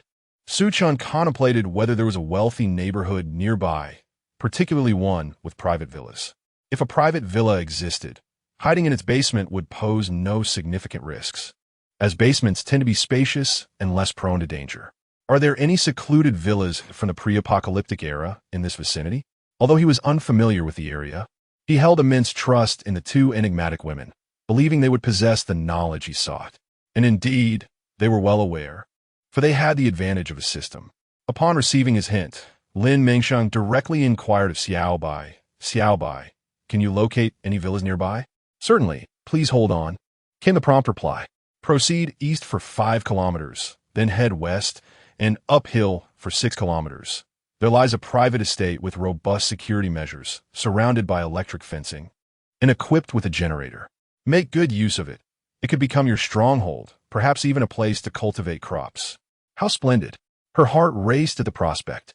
Lin Mengsheng, eager to showcase her horticultural talents, could hardly contain her excitement at the thought of visiting this villa. Yes, it's probably just up the hill. Allow me to drive us there. Lin Mengsheng volunteered, her joy palpable as she beamed with enthusiasm. Seeing her exuberance, Su Chen knew they were indeed in good hands. Zhang Dafei exited the vehicle, taking his place at the rear, allowing Miss Lin to take the wheel. All right then. Without hesitation, Zhang Dafei swapped seats with Lin Mengsheng. Little did anyone know, he had long since grown weary of driving, though revered as the driving god of Qiuming Mountain. He too experienced fatigue from the constant pressure of others relying on him behind the wheel. If given a choice, he would prefer not to be the seasoned driver gripping the steering wheel, but rather a handsome man leisurely seated atop the vehicle, grass between his teeth. admiring the picturesque scenery along the way. Grateful for the sisters' rescue, Zhang Dafei sincerely expressed his thanks to Lin Mengsheng in his heart. However, he was rather naive. Within 3 minutes, he would regret not having chosen the safety of the seatbelt in the passenger seat, instead opting to sit precariously on the floor, gripping the railing for dear life, feeling as if he were on the brink of death. All right, Lin the driver is about to hit the road. Everyone fasten your seatbelts. Lin Mengsheng confidently grasped the steering wheel, shifted gears, and began her thrilling driving adventure. Although Zhang Dafei lacked any semblance of grace, he did possess a toothpick. With a mere bite of the toothpick, he felt invincible. In this post-apocalyptic world, he was the most dashing and stylish of them all. Suddenly, a violent jolt propelled Zhang Dafei 10 centimeters off the vehicle floor. The toothpick nearly lodged in his throat, but fortunately, he reacted swiftly and spat it out, clinging desperately to the railing, eyes wide with terror as he beheld the female driver, a true road assassin. "Sister, do you even have a driver's license?" "Oh, damn." The entire vehicle erupted in a cacophony of panic, the passengers cursing in fright. Where did this bold woman gain the confidence to drive a truck without a license? Was she not endangering their lives? Lin Mengsheng, pull over. Let me drive. Su Chun, the only one seated in the passenger seat, was so terrified that the seatbelt provided him no sense of security. His right hand clutched the overhead handle. His usual composure evaporated, his voice trembling as he spoke to Lin Mengsheng. These individuals were clearly lacking in composure, utterly petrified by a mere bump in the road. "Fear not. I am not only a prodigy who obtained my driver's license in 28 days, a top-tier player in racing games, but I also have 8 years of driving experience. You needn't worry. This is merely a trivial matter." With that, Lin Mengsheng even released her grip on the steering wheel to wave at him, a gesture that sent Su Chen's left hand gripping the seatbelt even tighter. It was over. He had entrusted the lives of everyone in the vehicle to this road maniac. Could he still achieve his goals and survive? "Sister, please stop driving. Can we switch drivers? You're making me so anxious." Pei Mengmeng felt tears welling. She had never anticipated Lin Mengsheng to be so inept. After one jolt, another followed, and she certainly did not wish to meet her end here. If Lin did not heed her advice, she would have to unethically retreat to her space. "Yes, please, sister. I beg you, let someone else take the wheel." Xu Yong and Su Mo pleaded with Lin Mengsheng, prompting her to sheepishly scratch her head. Ultimately, she acquiesced to their requests and halted the vehicle. "All right, since you all lack faith in my abilities, I shall sit in the passenger seat and guide you." They expressed their gratitude for her mercy, vowing never to forget this immense favor. Those seated behind felt as if their very lives had been spared with the halt, finally sensing a glimmer of hope for another tomorrow. Upon hearing this, Lin Mengsheng felt an overwhelming sense of embarrassment, as if she had indeed been somewhat arrogant. The steering wheel of a truck is undeniably heavier and more challenging to maneuver than that of a sedan, and she had just been jostled about a bit. In this light, her reliability seemed questionable. Who would be willing to switch places with her? Glancing at the individuals in the rear cabin, who appeared utterly spent, Lin Mengsheng began to suspect that her rendezvous with her dream garden might be further delayed. "I'll do it." Who else could possibly take on such a significant task but Su Chun, who sat in the passenger seat and still had the strength? With slightly trembling hands, he unbuckled his seatbelt, leisurely exited the vehicle, and exchanged seats with Lin Mengsheng. Taking a deep breath, Su Chun commenced driving with a fluidity that was as effortless as a fish gliding through water. "Wow, Captain Su, your driving is incredibly steady." Lin Mengsheng, seated in the passenger seat, felt genuine admiration for his driving skills. If a cup of water were placed in the driver's seat, it would remain undisturbed. His proficiency far surpassed that of her and Zhang Dafei, the so-called driving god of Qitian Mountain. It's nothing special." Su Chen preferred to avoid further discussion about driving skills, dismissing it as merely a bad dream. "Which direction should we head?" "We'll head west for about 6 kilometers. And once we ascend the slope, we'll be quite close to the villa." "Great." At last, a reprieve. He merely needed to find a suitable spot to rest and drink some water to calm his nerves. Wow. The group couldn't help but exclaim in awe as they beheld the exterior of this idyllic sanctuary. The impeccably encircled concrete walls, standing at 4 meters high and topped with barbed wire, resembled a fortress against zombies. Not only did it prevent the undead from entering, but it also ensured a high degree of secrecy. Outsiders would have no inkling of what lay within. Gazing at the imposing wrought iron gate, intricately adorned and entwined with high-voltage wires, it became evident that entry would be impossible for anyone. Although the security was reassuring, the question remained, how would they gain access? Despite their excitement over this unexpected delight, the group faced a grim reality. The villa's owner had effectively quarantined not only the zombies outside, but had also confined them beyond the gates. Xiaobai, are there any survivors inside the villa? There are none. The owner was a solitary individual who succumbed to heart disease due to a lack of medication. And as for the other servants in the villa, he has long since eliminated them, having turned them into his sustenance.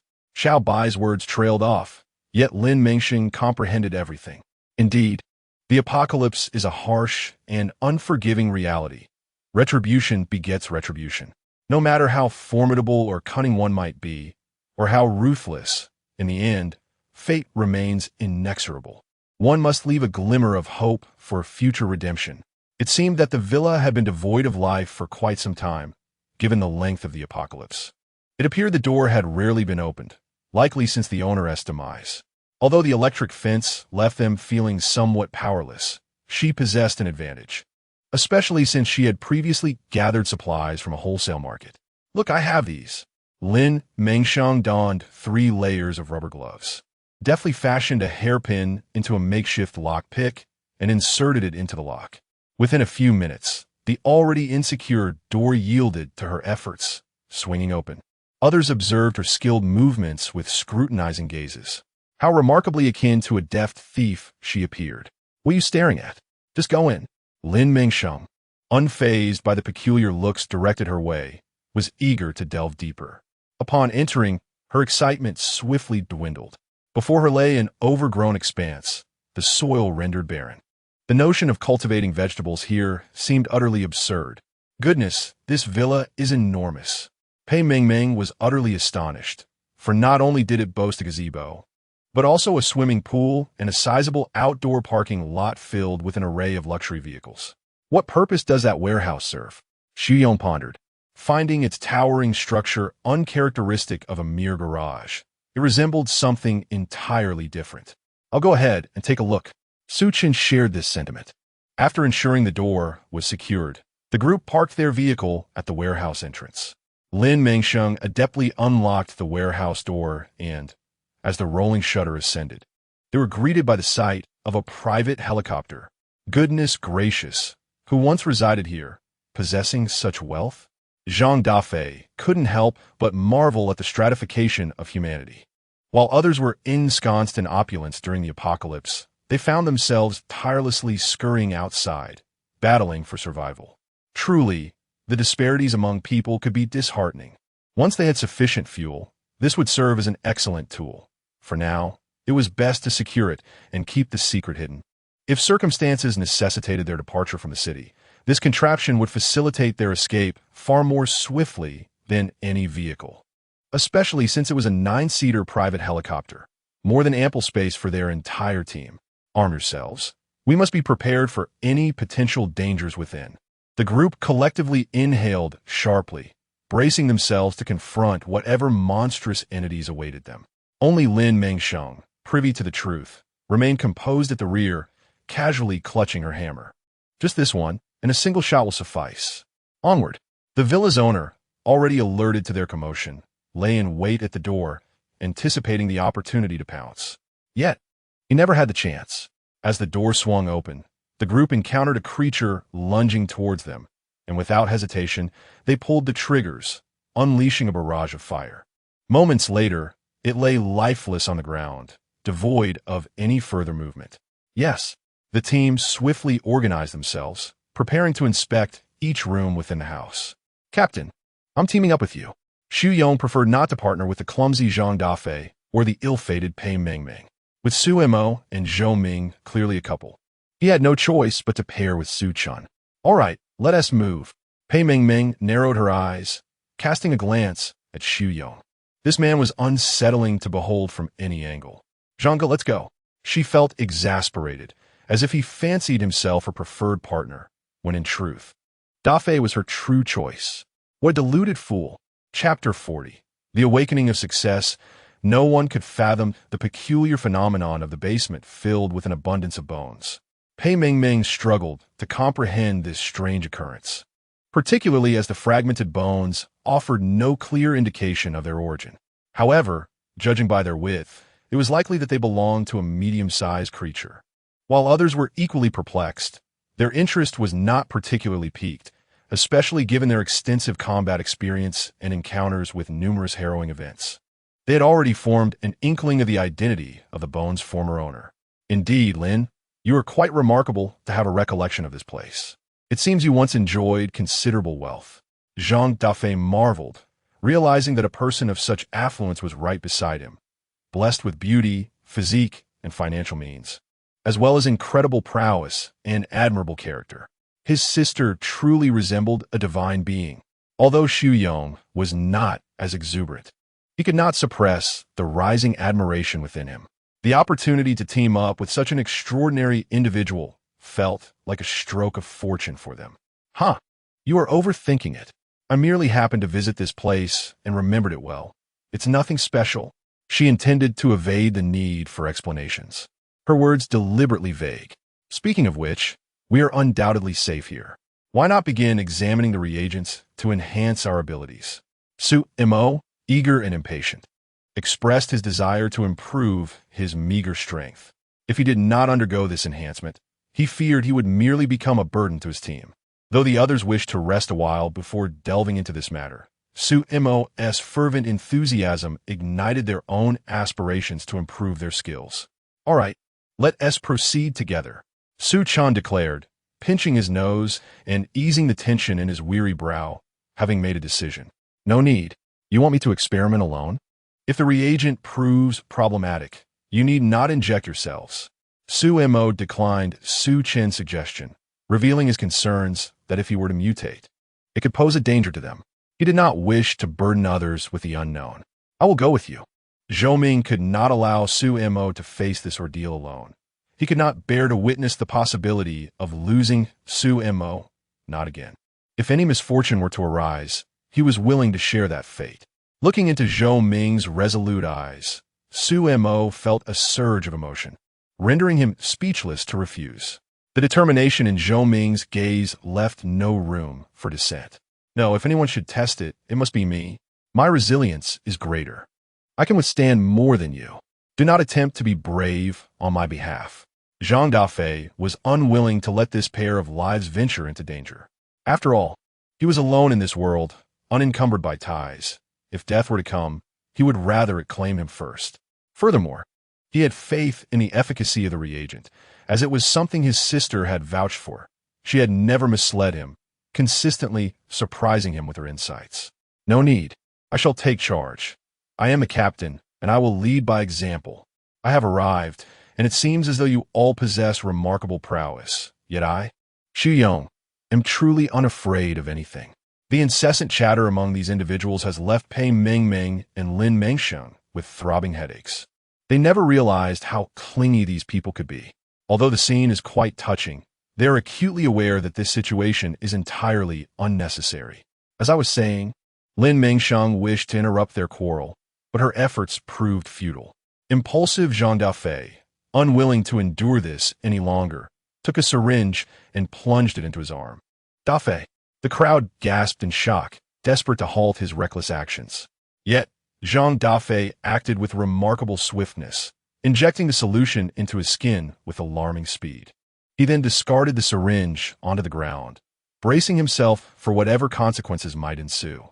I have already taken the plunge. Cease your bickering and bind me if necessary. If anything goes awry, simply execute me. His resolve was unwavering as he pulled a chair over and seated himself, awaiting the outcome. They had no intention of allowing their brother to risk his life, so they were certainly not going to treat him like a prisoner while he was still lucid. Why are you all so hesitant? Lin Mengsheng exclaimed, giving his shoulder a firm pat to quell his agitation. Do not be so frantic if something unexpected occurs. I assure you, you will not survive either. Quickly, lie down on a bed and clear your mind. Lin Mengsheng was well aware of the excruciating ordeal described by the system, and while she could not alleviate his suffering, she hoped to prevent him from collapsing and sustaining external injuries. Indeed, Dafei, you should lie down. If this serum is effective, the process is likely to be quite uncomfortable and may cause significant pain. Although Pei Mingming was unaware of the serum side effects, she had seen enough films to recognize the familiar tropes. Thus, she believed it unnecessary for Zhang Dafei to stubbornly insist on being bound. Reluctantly, Zhang Dafei began to relent, fearing that he might inadvertently harm them. However, after hearing Lin Mengsheng and Pei Mingming's words, he recognized the futility of his obstinacy and the needless suffering he was inviting upon himself. In less than 10 minutes, having barely settled down, Zhang Dafei was overtaken by the serum's side effects, writhing in agony until he lost consciousness. Dafei, those surrounding him, witnessing his suffering, could not help but cry out in alarm. He was drenched in sweat, his lips pale, teeth clenched, and veins bulging from the strain of pain. He appeared on the verge of collapse. Even Lin Mengsheng and Pei Mingming, who knew he would ultimately be fine, felt their hearts ache at the sight of him in such torment. To grow often demands a price, even when one possesses a shortcut. Would he truly be all right? As his closest confidant, despite their daily banter, Xu Yong felt the deepest connection to him. Witnessing him in such a dismal state, the depths of his sorrow remained a secret to all. He is absolutely fine. Unquestionably fine. Lin Mengsheng resolutely reiterated this in her heart. On the afternoon following a full day and night, Zhang Dafei finally integrated with the serum and achieved an awakening of his abilities. I am so thirsty and so hungry. Upon awakening, the gluttonous Zhang Dafei, with a parched tongue and rumbling stomach, found that nothing was more important than a hearty meal and water. Just waking up is a relief. Just waking up is a relief. Xu Yong, who had been steadfastly by his side, could not contain his tears of joy upon seeing him safe and sound. The others present exhaled in relief as well. He has finally awakened. What a stroke of luck. Chapter 41. Successful awakening of abilities. Oh my, this chicken leg is utterly delectable. After quenching his thirst with about half a liter of water, Zhang Dafei savored the long-awaited self-heating hot pot along with an additional large chicken leg, feeling as though his life had reached its pinnacle. Slow down while eating. Pei Mingming, observing his voracious appetite, quickly cautioned him out of concern. Goodness, this brother's eating style is truly astonishing.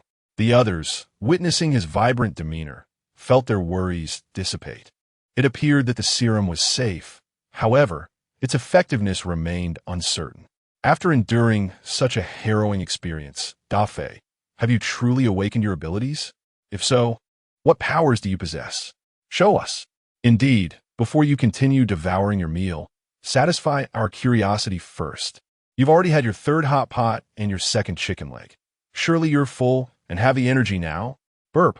In reality, after consuming 2.5 bowls and 2 chicken legs, Zhang Dafei was already satiated. Upholding the spirit of not wasting food, he was reluctant to discard the remaining half portion, nor did he want it to cool down, as hot pot is best enjoyed warm.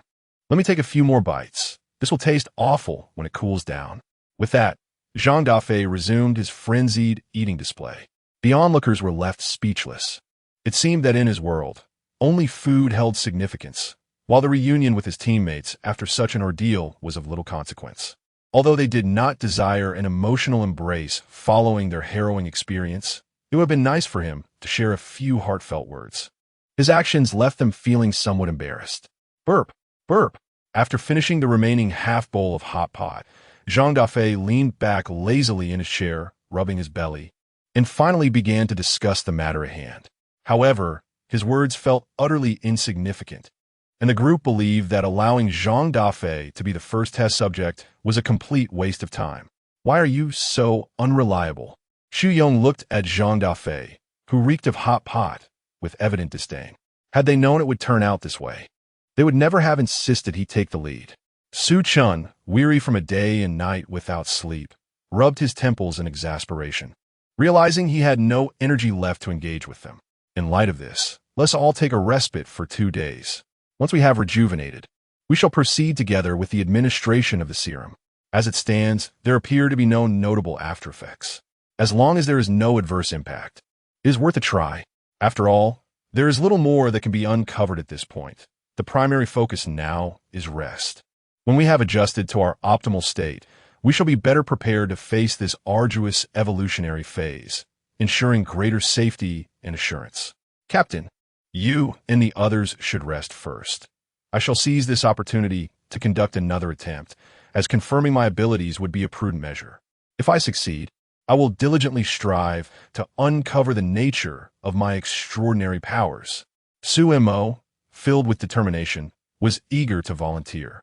His impatience was palpable, as he yearned to uncover the truth. I have suggested rest. You all have not recuperated adequately these past few days. What if something goes awry due to exhaustion during this process? Su Chun found it difficult to comprehend the stubbornness of these individuals. Such a straightforward matter seemed unnecessarily complicated. Observing Su Mo's relentless insistence, Su Chun swiftly incapacitated him with a decisive blow. He had no time for further discussion. If action could be taken, he would not hesitate. The same applies to all of you. Should I discover anyone disobeying my orders, I will expel them from the team. I do not require soldiers who defy commands. With that, he unceremoniously pushed Su Mo into Zhou Ming's embrace before retreating upstairs to rest. His directive, underscored by a stern warning, rendered Zhou Ming and Xu Yong obedient. For in their eyes, Su Chun was an unequivocal authority. The thought of disregarding his command could very well lead to their departure. In the living room, only Lin Mengsheng, Pei Mingmeng, and Zhang Dafei remained. Brother, can you truly not sense any extraordinary abilities? Lin Mengsheng questioned, feeling somewhat foolish for her inquiry. If she had not heeded the system's guidance, she might never have discerned her own powers. After some contemplation, she resolved to seek assistance from Xiaobai. Xiaobai, do you know what abilities Brother Zhang possesses? Yes, he has awakened a strength ability.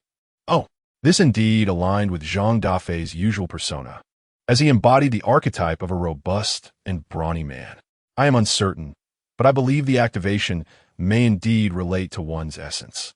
Might it be a power-based ability? Zhang Dafei remarked, having felt a surge of strength since awakening. Perhaps what you say is accurate. With that, Zhang Dafei decided to test his newfound skill. Borrowing Lin Mengsheng's machete, he cleaved a withered tree in the yard with a single stroke. Goodness, it is true.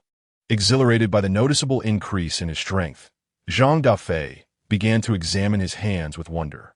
Recalling Su Yong's earlier disdainful gaze, he could no longer contain his excitement. He dashed upstairs to rouse the slumbering Xu Yong. Brother, I have awakened a strength ability. I can now sever a withered tree with a diameter of 1 meter in a single stroke. Are you out of your mind? You wake me from my slumber just to tell me this? Do I have a vendetta against you? Xu Yong, still groggy, erupted in frustration at Zhang Dafei's interruption, clearly exhibiting signs of morning irritation. After a moment, he awoke and gazed at the somewhat aggrieved Zhang Dafei, suddenly recalling the words he had just spoken. You said you've succeeded. You've awakened your powers. By my mother, we are truly fortunate. Xu Yong grasped Zhang Dafei's shoulders, exhilarated and entirely free of drowsiness.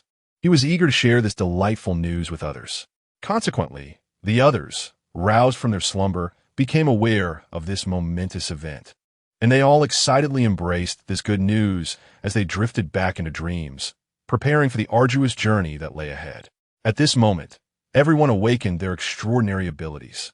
Although they were unaware, Lin Mengsheng, having inquired with the system, was fully cognizant of the situation. Xu Yong, fire ability, Su Mo, wood and water abilities, Zhou Ming, speed and strength abilities, Su Chun, 4 abilities, mental, wind, strength, and speed. Indeed, the elite remain unparalleled. Lin Mengsheng held Su Chun in utmost reverence. Chapter 42. Encountering the self-destructive Lin, Mengsheng wiped the cold sweat from her brow. She realized that in the future, it would be best not to show off her meager abilities in front of him, as it was utterly embarrassing. An apt description would be a novice attempting to showcase their skills before the master. Why are you looking at us like that? Xu Yong asked Lin Mengsheng, who was regarding them with an expression of apprehension, feeling rather perplexed. What was wrong with this female tyrant? Had she been bewitched? Oh, it's nothing. I simply find it gratifying to see you all awakening your powers. Our team will undoubtedly be invincible. Ah! Her words delighted everyone in the team. Had they not longed for this day? By the way, what abilities have we all awakened? I have no idea. Xu Yong expressed his curiosity, eagerly looking at Lin Mengsheng, hoping she would provide an answer. You just need to harness the power within your bodies. She was unsure how to utilize it either. After all, her own abilities were merely speed and strength, which did not require specific invocation.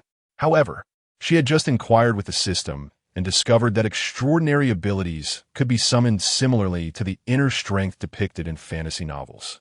Is that so? With a skeptical attitude, Xu Yong summoned the power within him and exerted his skills. He managed to activate them, but the potency of his abilities was hardly commendable. Xu Yong, yo fool. Your fire is as feeble as a lighter's flame. You should be ashamed to use it. If I were you, I wouldn't even bother.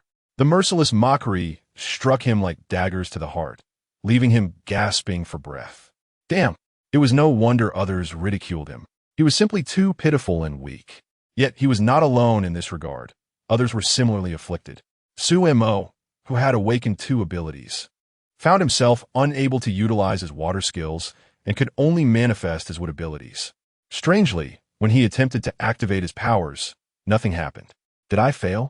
Su Mo felt even more despondent. Just moments ago, he had mocked Xu Yong for his meager skills, only to find himself facing a similar embarrassment. He couldn't even activate a single skill. He felt utterly pathetic, dragging the entire team down. Perhaps he had not found the right method. Don't lose heart. Lin Mengsheng was unaware of how to wield her wood-based abilities. She intended to inquire with the system, but to her surprise, it had gone offline. Truly an unreliable system. However, she pondered that her inability to manifest her powers might be due to the lack of soil in this place. I too am at a loss. Zhou Ming felt equally disheartened. He and Su Mo were indeed kindred spirits in their mediocrity.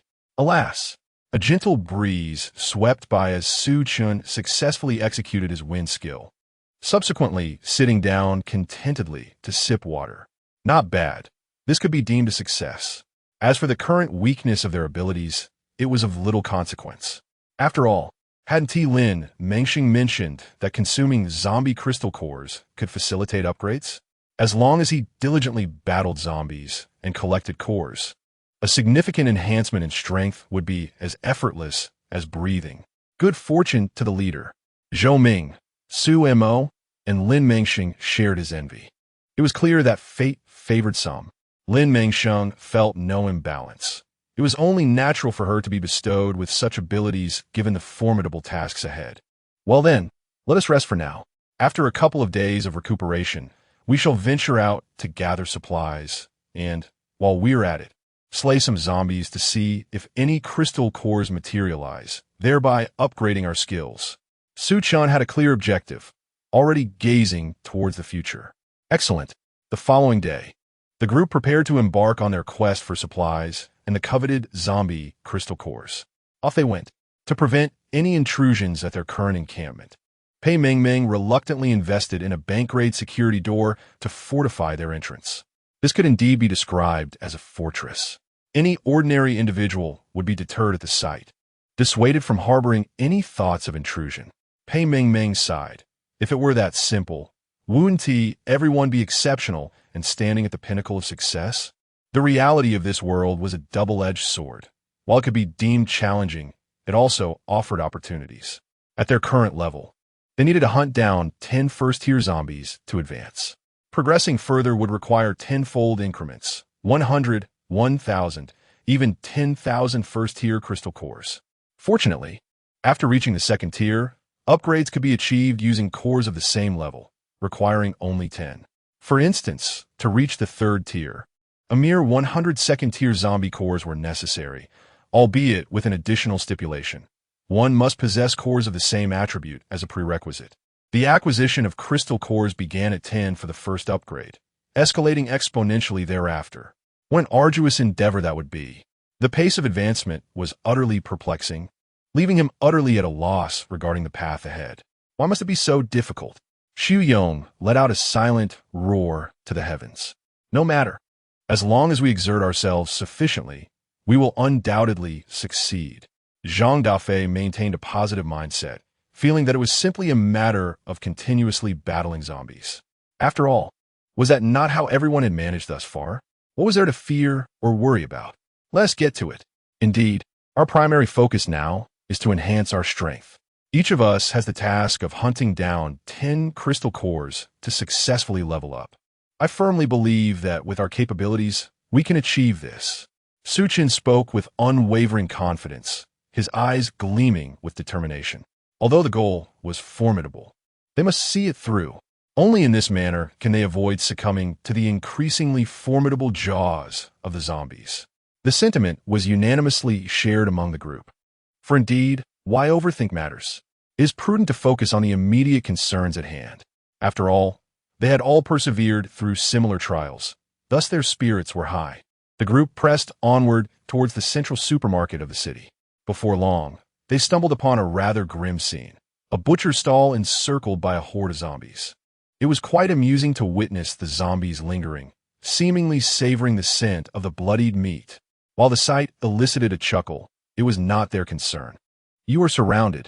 A foolish mercenary, out on a mission, upon spotting them, resembled a cat caught in the act, unwilling to relinquish its prey. Seeing their lack of compliance, a red laser beam appeared at the nape of the leader's neck. How dare he threaten him? The tension in the air grew palpable. Casting a glance at Lin Mengsheng, whose face darkened with displeasure, Su Chan sensed that these individuals were courting disaster. Chapter 43. The mutated zombie hound. The leader bore a scarred visage, exuding a menacing aura, unmistakably a figure not to be trifled with. He was a demon of slaughter, having taken the lives of innocent civilians for bounty before the apocalypse, and now, in this new world, he not only dispatched the undead, but also sought to eliminate the defenseless, all for the sake of the resources they possessed. In essence, he would do anything as long as it served his interests. Captain Su, why not accompany me for a moment? The bounty set by the base is indeed tempting. He had long yearned to find Su Chun and his companions, intending to abduct them for the base. Alas, with no leads, he was forced to scavenge for supplies, only to fortuitously encounter them now. Your confidence is quite amusing, Su Chun scoffed. This man was utterly oblivious to the dangers that lay before him, daring to act so brazenly in his presence. Get ready. Lin Mengsheng flexed her limbs. To vanquish such a heartless wretch was far more gratifying than dispatching zombies. Her blade and hammer were eager for action. Do not mistake our leniency for weakness. Our team is not to be underestimated. A cursory glance revealed that this so-called formidable team was merely a group of 13, outnumbering them by 6. Did they truly believe that sheer numbers would enable them to overpower and subdue them? Such arrogance was laughable. The individuals surrounding him brandished black firearms, intent on engaging them. Is this all you have? Hardly a challenge for me. Delaying their advance was nothing short of thuggish behavior. Did they not understand that time is invaluable, and one cannot purchase moments lost? Without their interference, they might have already unearthed 1 or 2 crystal cores. Enough of this noise. Lin Mengsheng hefted her hammer and blade, ready to engage in combat. You bold young lady, it seems a lesson is in order.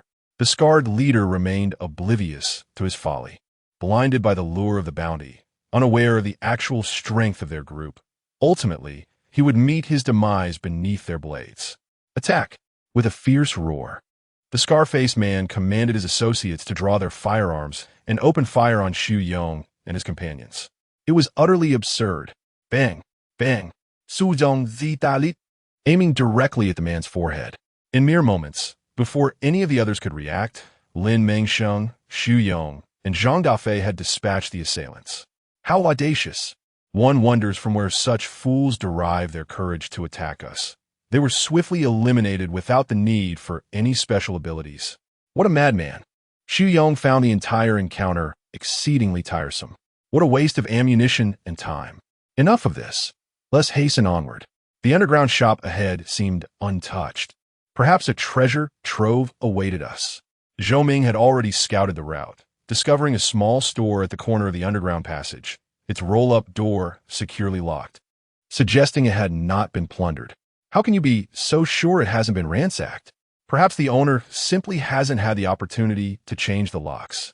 A seasoned skeptic, Xu Yong could not resist commenting on every potential flaw.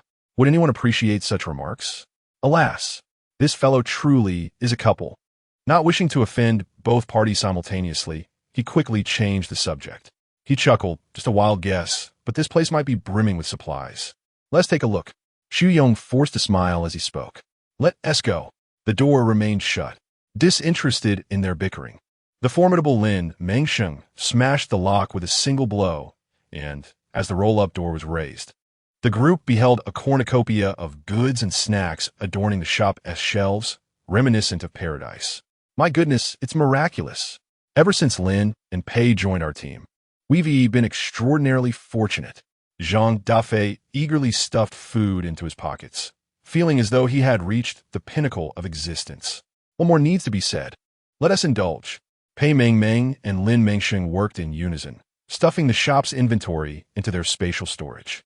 In no time, the once abundant store was rendered completely barren, save for the checkout counter at the entrance.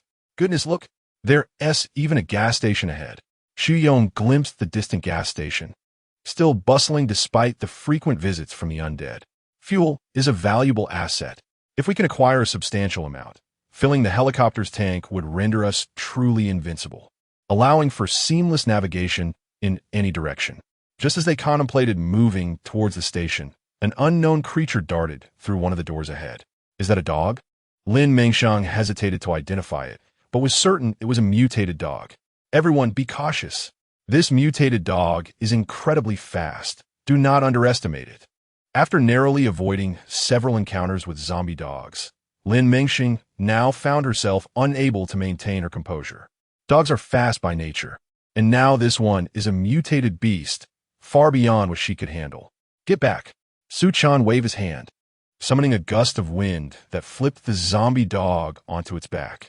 Seemingly provoked, the creature rose and began to howl. This howl, however, would surely attract trouble. A horde of mutated zombie dogs surged towards them, their ominous presence suggesting an intention to rend them to shreds. Good heavens, there are so many of them.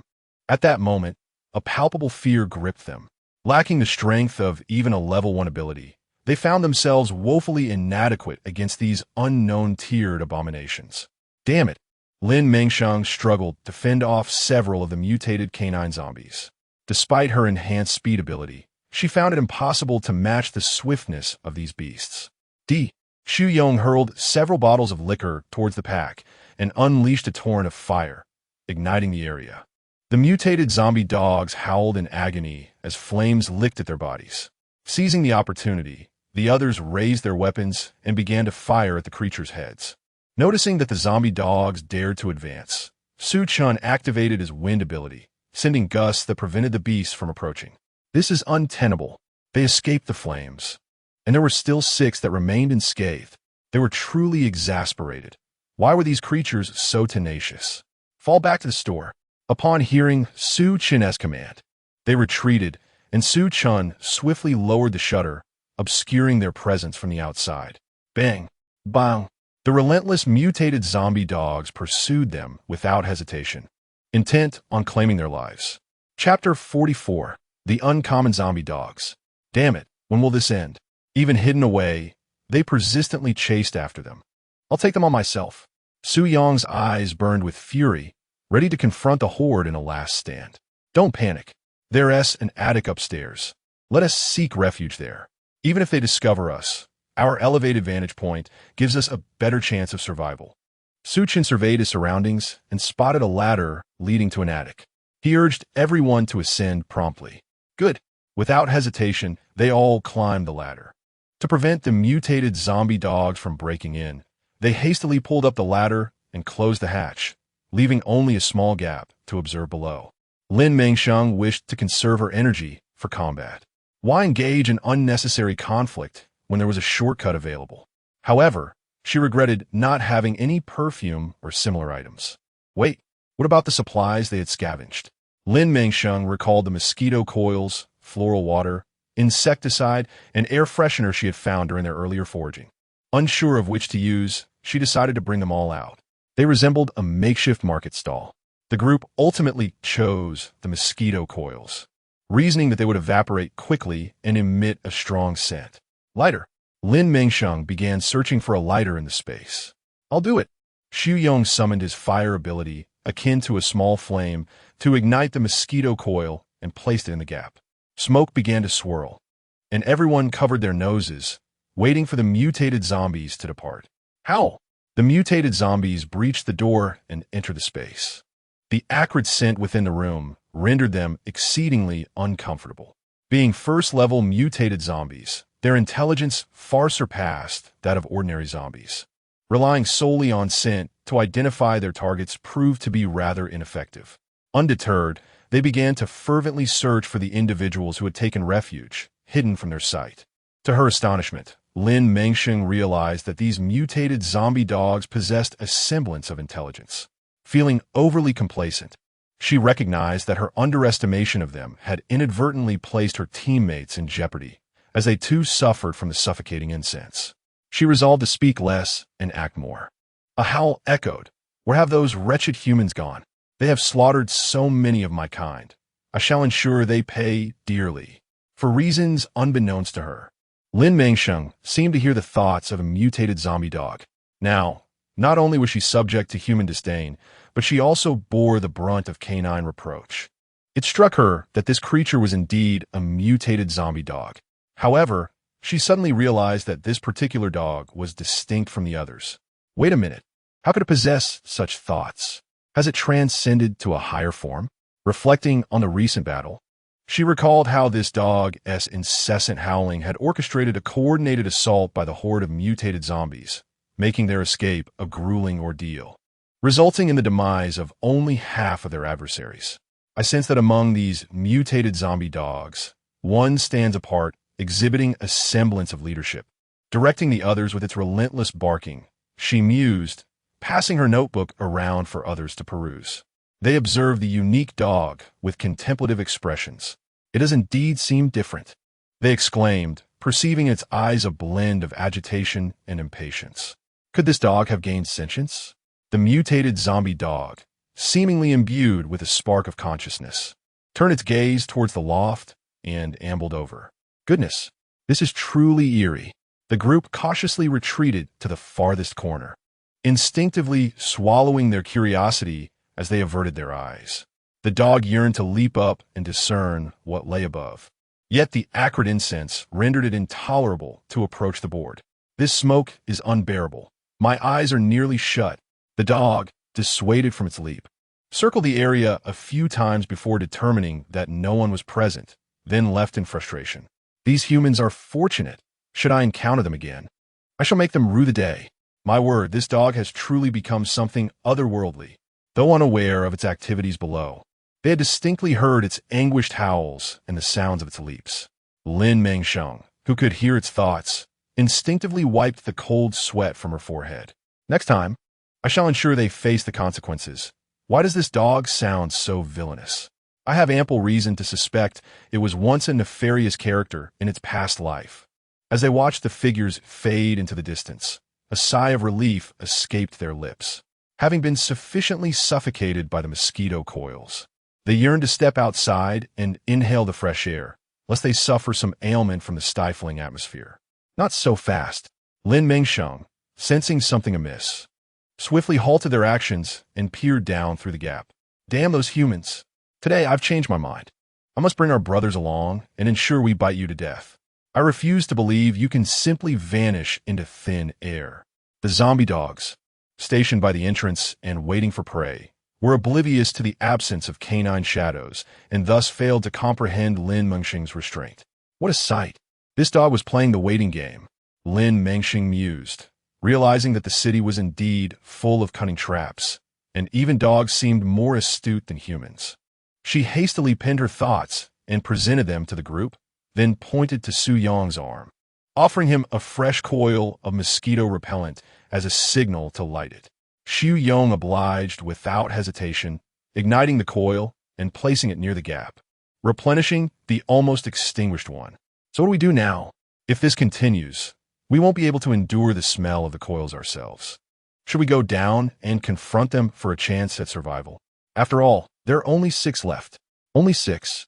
Lin Mengsheng thought incredulously. They summoned their canine army. Unable to explain further, she held them back, shaking her head resolutely. This is the worst course of action. Give me a moment to devise a better plan. Chapter 45. Relentless Pursuit. All right. Su Chun, placing his trust in her, inscribed a powerful character on the paper. His faith bolstered Lin Mengsheng's confidence. After all, she was akin to a lucky koi fish. How could she possibly meet her demise here in a life-or-death duel with a dog that had seemingly gained sentience? Where was she? Lin Mengsheng's hand brushed against a metal vent window. What a stroke of luck. It seemed she was destined to experience the thrill of navigating through an action movie's ventilation system. However, her hopes were dashed when she discovered that the iron grate was barely large enough to fit a hand through. Feeling around, she realized that it was hardly accommodating for an adult, unless she were truly a Catwoman with the ability to contort her body. What to do? It appeared that brute force was her only option now. Lin Mengsheng regretted her initial decision to hide. If she had confronted them directly, those 6 would have merely posed a moderate challenge. Now, with the summoning of their canine army, the stakes had escalated to a hellish level. Her current state was one of despair, feeling as though tears were futile. What was that? A cacophony of wails echoed in their ears. Those cowardly turtles I cannot bite, yet you willingly walk into the trap, presenting yourselves as easy prey. Brothers, attack. Let us bite these wretched humans to death. Lin Mengsheng was taken aback, astonished that anyone would venture into such peril at this moment. Truly, danger seemed to beckon those who sought it. She was too overwhelmed to care about anything else. All she desired was to escape this place swiftly. With a shared glance, the group seized their weapons and prepared to charge down. Don't panic. I have a fully fueled military off-road vehicle in my space. We'll drive it out of here. With that, Pei Mengmeng was the first to descend from the loft, swiftly taking her place in the driver's seat, ready to flee this dreadful location. Upon noticing the group suddenly appearing from the loft, the mutated zombie dog was filled with regret. It had known that these cunning humans had been hiding above. It should have endured the pain and leapt up to eliminate them, more intrigued by Su Chun and his companions than by the feeble creatures before it. The dog led its brethren in pursuit, intent on confronting them. Such fanciful thoughts. Su Chun and his team moved with remarkable efficiency, swiftly making their way into the vehicle. You get in the back. Zhang Dafei, intimidated by the driving skills of Lin Mengsheng, the female driver in front, no longer trusted women's driving abilities. He callously pulled Pei Mengmeng from the driver's seat and took over, ready to accelerate and escape. Unfazed by the urgency of the situation, Pei Mengmeng hurriedly took her place in the back seat and shut the door. The clever zombie dog, which had been relentless in its pursuit, lamented its failure as it began to ram the vehicle. Die, you disgusting mutated zombie dog. When these creatures attempted to force them down by crashing into the car, Zhang Dafei resolutely pressed the accelerator and charged forward, sending the zombie dog that stood in their way flying, leaving streaks of blood on the windshield. Since they were underground, their only means of escape was to climb the stairs. Zhang Dafei, showcasing his driving prowess, seemed like a deity behind the wheel, astonishing everyone. As they approached the stairway, he pressed the accelerator with fervor, the fuel gauge soaring to 180. Suddenly, their bodies tilted as they clung to the front seats, wide-eyed at the angle of the vehicle outside the glass. Su Chun, seated in the passenger seat, had the clearest view, gripping the dashboard tightly as he watched in disbelief as the vehicle tilted left at approximately a 45-degree angle. With a swift surge, they emerged from the hellish depths below. Wow, I can guarantee that the 2 right wheels just lifted off the ground.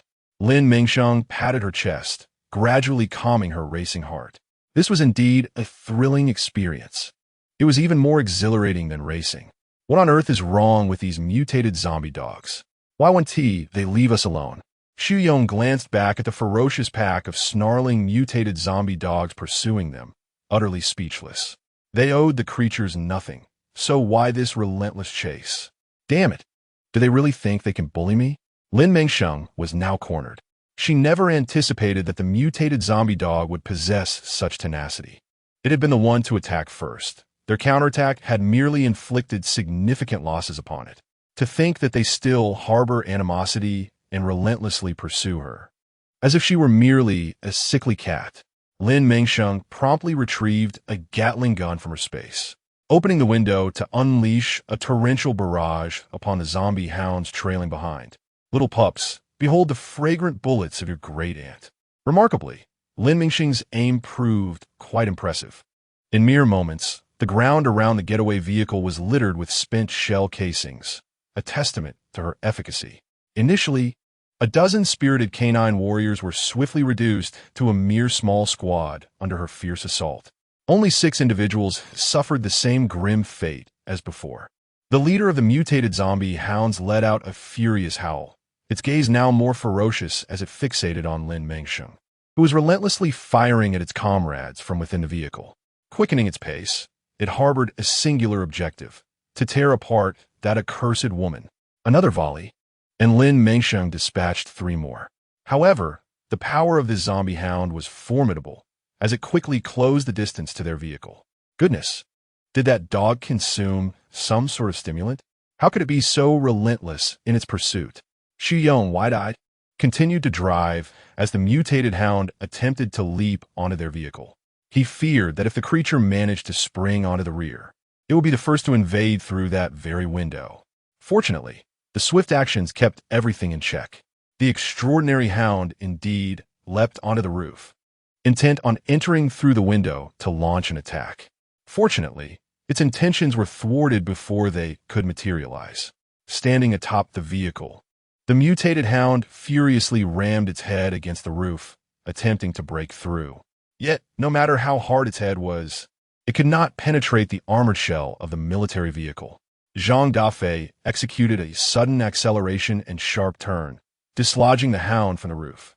Aware that this creature was no ordinary foe, he reversed the vehicle, repeatedly crushing the zombie hound beneath the wheels. The mutated hound howled in pain. Having already suffered a fracture from being flung off the roof, this relentless crushing left it utterly unable to escape, writhing in agony.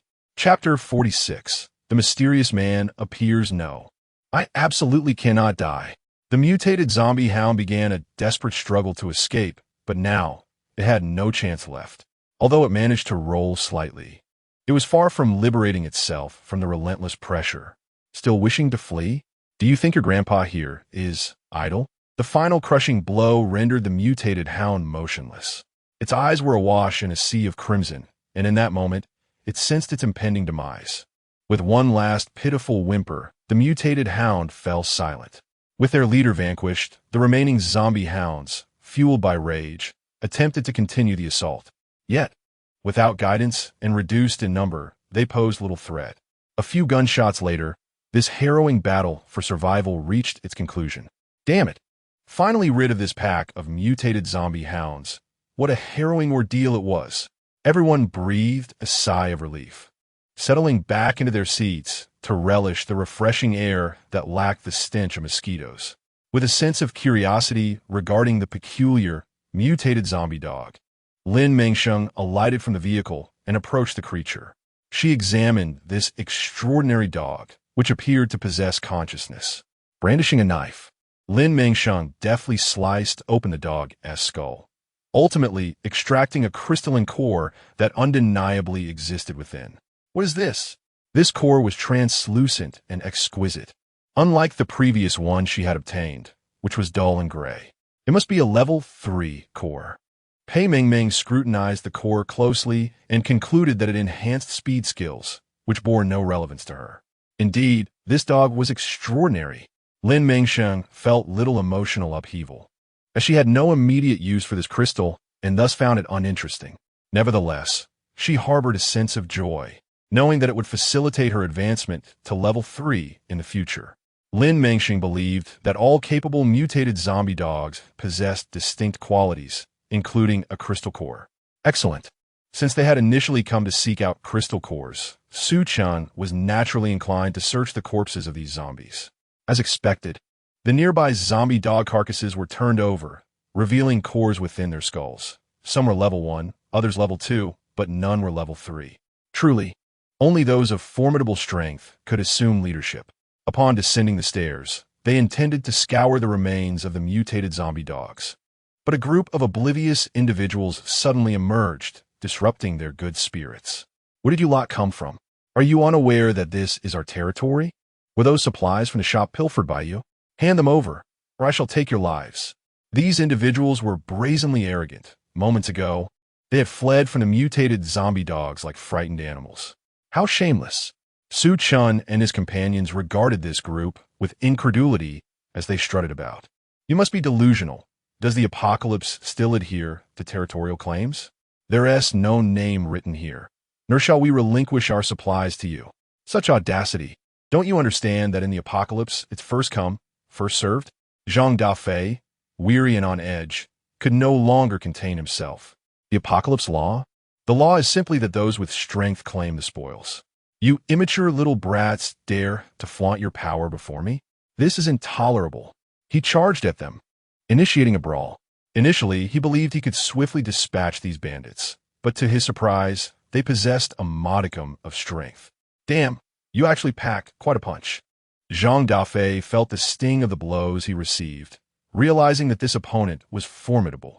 Lin Mengsheng intended to assist Zhang Dafei, but before she could take 2 steps, one of the assailants began to harass her. What is the rush, little beauty? Didn't you just arrive? Come with your brother. I'll ensure you enjoy the finer things in life. With that, the man swiftly appeared before her, flashing a lewd smile as he attempted to seize her in his embrace. What a shameless individual. The man had a mouth full of yellow teeth, a mole at the corner of his lips, and his rat-like eyes and sharp, monkey-like features were utterly repulsive. How dare you even think of touching me? He sneered. He was fast, but Lin Mengsheng was faster. With a swift kick, she executed a decisive blow, leaving him reeling. You little brat, just wait. I will make sure to toy with you and your brother before I deal with you. Despite his agony as he clutched his groin, he continued to taunt her. Lin Mengsheng chuckled, realizing she hadn't struck him hard enough.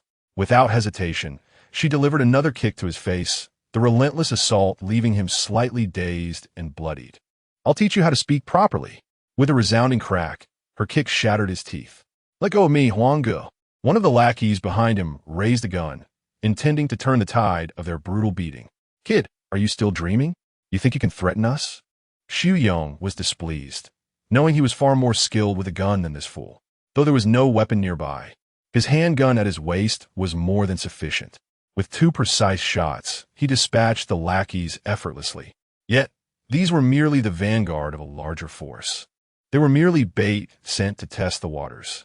The true orchestrators lurked in the shadows. Boss, save me. The man trapped by Zhang Dafei cried out desperately, unwilling to meet his end here, as he still had pleasures to indulge in with the women promised him. Suddenly, Su Chun, who had been covertly observing, noticed a shadow flit past the corner. He was clutching the Gatling gun left behind by Lin Mengsheng in the car. He had sensed someone watching them, and his instincts were proven correct. Like a rat hiding in the dark, this individual was clearly no ordinary foe. Clad in a black robe, he extended his hand towards them, summoning a massive surge of flames that surged forth. Damn it, this is bad, Xu Yong shouted, pulling Pei Mingming back in a hurry. Zhang Dafei and Lin Mengsheng also retreated swiftly, unwilling to linger. However, escape was not so simple. The 2 men on the ground clung desperately to Lin Mengsheng and Zhang Dafei's legs, unwilling to let them flee. If they were to die, they would take someone down with them. Chapter 47. The 3 are captured. Dafei, Miss Lin, Zhou Ming, and Su Mo, who had been hiding behind Su Chun, were filled with panic and urgency, shouting out in terror. Yet, all that lay before them was the spreading inferno. What level of ability does this person possess? Pei Mingming was horrified. She understood all too well the magnitude of such flames. After being here for so long, she was still so inexperienced with her powers. She felt utterly ashamed. But most crucially, where was her sister? Sister? Pei Mingming was frightened. Although Lin Mengsheng, like her, had a system. The sudden turn of events could leave her unprepared. What if she didn't react in time? That would be the end for them all. The clumsy, yet endearing Big Faye. Is he truly destined to meet his demise at the hands of this enigmatic figure? Pei Mengmeng could scarcely believe it. Nor did she wish to accept such a fate. How absurd. So what if he can breathe fire? I can summon water. As the man continued his relentless assault, Pei Mengmeng unhesitatingly unleashed her own watery abilities. Although she had not utilized her skills since leveling up, she was determined that even a basic ability could buy them some time. Captain, hurry and drive. We must retreat. One hand could no longer withstand the searing flames, prompting Pei Mengmeng to wield both hands together, fiercely activating her skill to fend off his savage attacks. How foolish! The man's deep, seductive voice dripped with mockery, as if he regarded them as insignificant ants, unworthy of his attention. How infuriating! Pei Mengmeng felt her strength waning. If she faltered, Su Chun and the others would be trapped, and their demise would be inevitable. The system, recognizing the dire circumstances, issued a warning urging her to retreat. How could she abandon her comrades? Mengmeng, get in the car. Xu Yong hastily urged her to join them, but leaving was not an option for Pei Mengmeng. You all go. If you don't leave now, we'll all perish here. Don't worry about me. I have a plan. With that, she freed one hand and directed a torrent of water towards the vehicle, propelling it forward short distance. There was no other choice, despite their desire to stay. Their presence would only complicate matters. With a heavy heart, Su Chun resolved to leave. Once the order was given, Xu Yong had no choice but to comply. Starting the vehicle and moving ahead, the usually sharp-tongued man found himself unable to hold back tears. How could they have been so reckless? As they attempted to flee, the cloaked figure intensified his attacks, hoping to force Pei Mengmeng into submission before continuing his pursuit of the others. Take a break. Unable to withstand his onslaught any longer, Pei Mengmeng decided to fight back. She retrieved a bomb from her space and prepared to hurl it forward, determined to eliminate the threat. Yet, her efforts were in vain. How naive she was to think it would be that simple. The man effortlessly quelled the flames and, in an instant, appeared before her. Before Pei Mengmeng could fully comprehend the situation, she was struck by a needle. You dare to hit me? Before she could finish her protest, she collapsed to the ground, her consciousness slipping away. The system intended to transport her to safety, but alas, she was destined to become their plaything. After binding Pei Mengmeng with iron chains, they callously tossed her into the van like an object. Huang San and Li Si, bruised and battered, vented their rage upon the unconscious Lin Mengsheng and Zhang Dafei, unleashing a flurry of blows as if intent on obliterating them. By heavens, I will ensure my brothers turn this woman into a broken toy. Otherwise, my wrath shall remain unquenched. Huang San clutched his still aching groin, feeling as though it were irreparably damaged. The fiery anger in his eyes blazed fiercely. He reached out again, intending to strike Lin Mengsheng across the face. Are you not going to hurry up and drive? Are you waiting for me to serve you? His temper flared as he delivered a forceful kick to the car door, shutting it with a flourish. Lighting a cigarette, he reclined against the back seat, smoking it as one would in a leisurely manner, nestled between his index and middle fingers. Upon hearing the mysterious man's words, the two individuals immediately tucked their tails between their legs and rushed to the car, eager to comply. After an indeterminate amount of time, they arrived at a countryside retreat.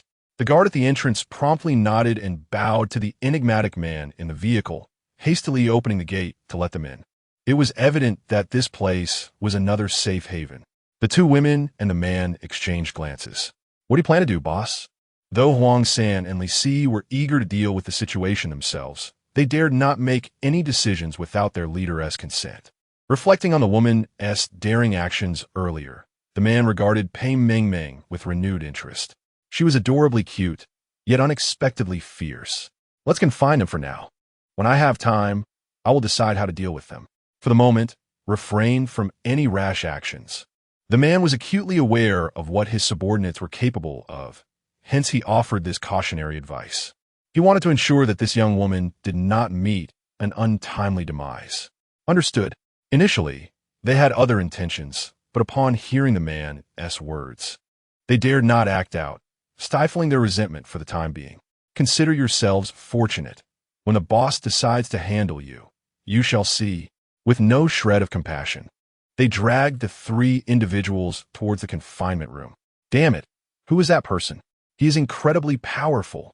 Xu Yong slammed his fist against a tree, his wrath boiling over as he yearned to eliminate the mastermind behind their troubles. This individual was no ordinary foe. He likely possessed fire-based abilities, just like them, but it seemed he had surpassed the first and second levels of power. Su Chun had already formed an estimation of the mysterious man's capabilities. His desire for strength intensified within him. What should we do? Are we to swallow our pride and allow our brothers to die in vain? Su Mo voiced his frustration, feeling an unbearable pressure building within him. Xu Yong's face was equally grim, yet his eyes sparkled with a glimmer of hope as he awaited Su Chen's strategy. Swallow our pride? Huh, how could that be possible? Su Chun gritted his teeth, letting out a cold snort. Those who dare to provoke us and expect to escape unscathed are merely dreaming. Our primary objective now is to enhance our abilities. Bring me all the crystal cores we've collected today. I need to test my skills. If I can successfully advance, our chances of avenging ourselves against that man will greatly increase. This was indeed the correct course of action. Xu Yong and the others calmed down, realizing they had been too impulsive. Stumbling forward like fools would lead them only to their demise. As Xu Yong recalled the image of Pei Mengmeng ultimately shielding them from harm, granting them precious time, a wave of bitterness washed over his heart. He realized he had been overly petty. How could he have treated a young girl so poorly? If she were still alive and they were to meet again, he vowed to treat her well and refrain from a sharp tongue. Upon returning to the villa, Su Chun counted the 40-odd crystal cores he had collected, his mind racing with possibilities. He resolved to test the effects of these cores first. If all went well, every member of their team could consume 10 each, elevating them all to first-tier supernatural beings. He refused to squander any more time on futile thoughts. One by one, he swallowed the crystal cores, feeling a wave of nausea wash over him. Indeed, he had neglected to cleanse them. Ugh! The rancid taste tormented him so much that he nearly expelled the meal he had consumed the previous day. Fortunately, his robust physique allowed for swift absorption of the cores, and the uncomfortable sensation in his stomach soon dissipated. However, the absence of discomfort did not imply safety. In his eagerness to advance, the ingestion of 10 cores struck him with excruciating pain. Warm currents began to surge within him, which should have been pleasant, yet the excessive energy intake overwhelmed him. It felt as though his insides were ablaze, causing him to grimace and break into a cold sweat. Captain, seeing Su Chun in such agony, Xu Yong hurried to his side, desperately wishing to offer assistance. I'm fine. He could only say he was fortunate. Engaging in such dangerous practices to elevate his abilities was risky, yet his strong constitution allowed him to quickly suppress the discomfort. Gradually, he began to sense the monumental changes occurring within his body. Heaven forbid the captain meets his demise. What would I do if he fell? Su Chen glanced at Xu Yong, whose lips remained still, perplexed. Was he speaking through ventriloquism? Xu Yong, under Su Chen's intense gaze, appeared flustered, his heart racing, as if he were about to flee. How enlightening this was! Su Chen had never anticipated that this fellow was also a glutton. Not only had he snuck a bite, but he also sought to shift the blame onto others. Such behavior was concerning. Given the familiarity of the situation, it seemed he had engaged in such antics before. Perhaps he had wronged a Fae in the past. Wait a moment. How did I come to know what he was thinking when he hadn't spoken? Could it be that my suddenly awakened powers allow me to perceive the thoughts of others? The consumption of 10 crystal cores had elevated Su Chen's psychic abilities to the first tier, enabling him to clearly discern the thoughts of those around him. While this gift held potential benefits, it also lacked offensive capability. Yet, at times, the ability to penetrate the thoughts of others could lead to lethal insights, striking at their vulnerabilities with a single blow, proving both efficient and satisfying. Could you please stop staring at me, boss? Did I do something wrong? If you want me to change, I will. Xu Yong was on the verge of tears. Was it truly necessary to subject him to such mental torment over merely 2 spicy chicken feet? observing the incessant chatter of the small mouth. Su Chun realized that his earlier thoughts were indeed correct. What a remarkable skill this was. Well then, you shall forego dinner tonight, fasting for the entire evening. It was a minor reprimand. At present, he could not impose any severe punishment, lest it jeopardize their strategic advantage. However, since Xu Yong had indulged in forbidden treats, he ought to compensate in some manner. Yes, I shall not eat again today. Can I leave now? Get lost. You are an eyesore. Upon receiving this command, Xu Yong hurriedly scurried outside, eager to escape the stifling atmosphere. Wait a moment. Su Chen handed over the remaining 30 crystal cores to Xu Yong. Divide these into 10 each, and remember to wash them before consuming. Oh, and do not swallow them all at once. Take them one at a time. Su Chun imparted these lessons born of experience. Gazing at the translucent and exquisite crystal cores, Xu Yong could hardly contain his eagerness to elevate his own abilities. Understood, Captain. I shall attend to it immediately and strive to advance a level. Very well, off you go. Su Chan was now contemplating where he might find another horde of zombies to partake in a crystal core buffet to enhance his own strength. Where am I? Lin Mengsheng was the first to awaken. Upon speaking, she realized her face and body ached intensely. It felt as though she was bound by something, rendering her immobile. Who's responsible for this? And why am I shackled with these wretched chains? What do you take me for? She cursed inwardly at that moment. She had believed she had perished in a fiery inferno. Little did she know that the man in black had carved a path through the flames, administering a dose to both her and Zhang Dafei. Upon regaining consciousness, she found herself in this predicament. Goodness, have I become a captive? This had escalated far beyond her expectations, and she was decidedly displeased. System, can you assist me in breaking these chains? I need to escape. She had no desire to remain among these inhumane lunatics. She needed to hastily reunite with Da Fei and return her team, lest Su Chun and the others grow overly concerned. Understood, host. I am providing assistance. Ding. Success. The host may now forcefully break free from the chains. Hercules' effect will last for 20 seconds. 2019. With a crack, Lin Mengsheng broke the seemingly indestructible chains. Chapter 49. Trapped upon noticing a figure nearby, Lin Mengsheng instinctively assumed it was Zhang Dafei and swiftly set about freeing Pei Mengmeng from her chains. Dafei, wake up quickly. We must escape at once. Wait, why had her Dafei suddenly become so gaunt? Grasping Pei Mengmeng's slender, fragile arm, Lin Mengsheng felt somewhat perplexed. Who is this? A girl?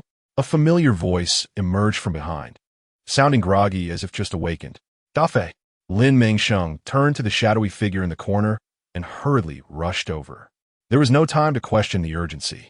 The system's countdown was nearing its end.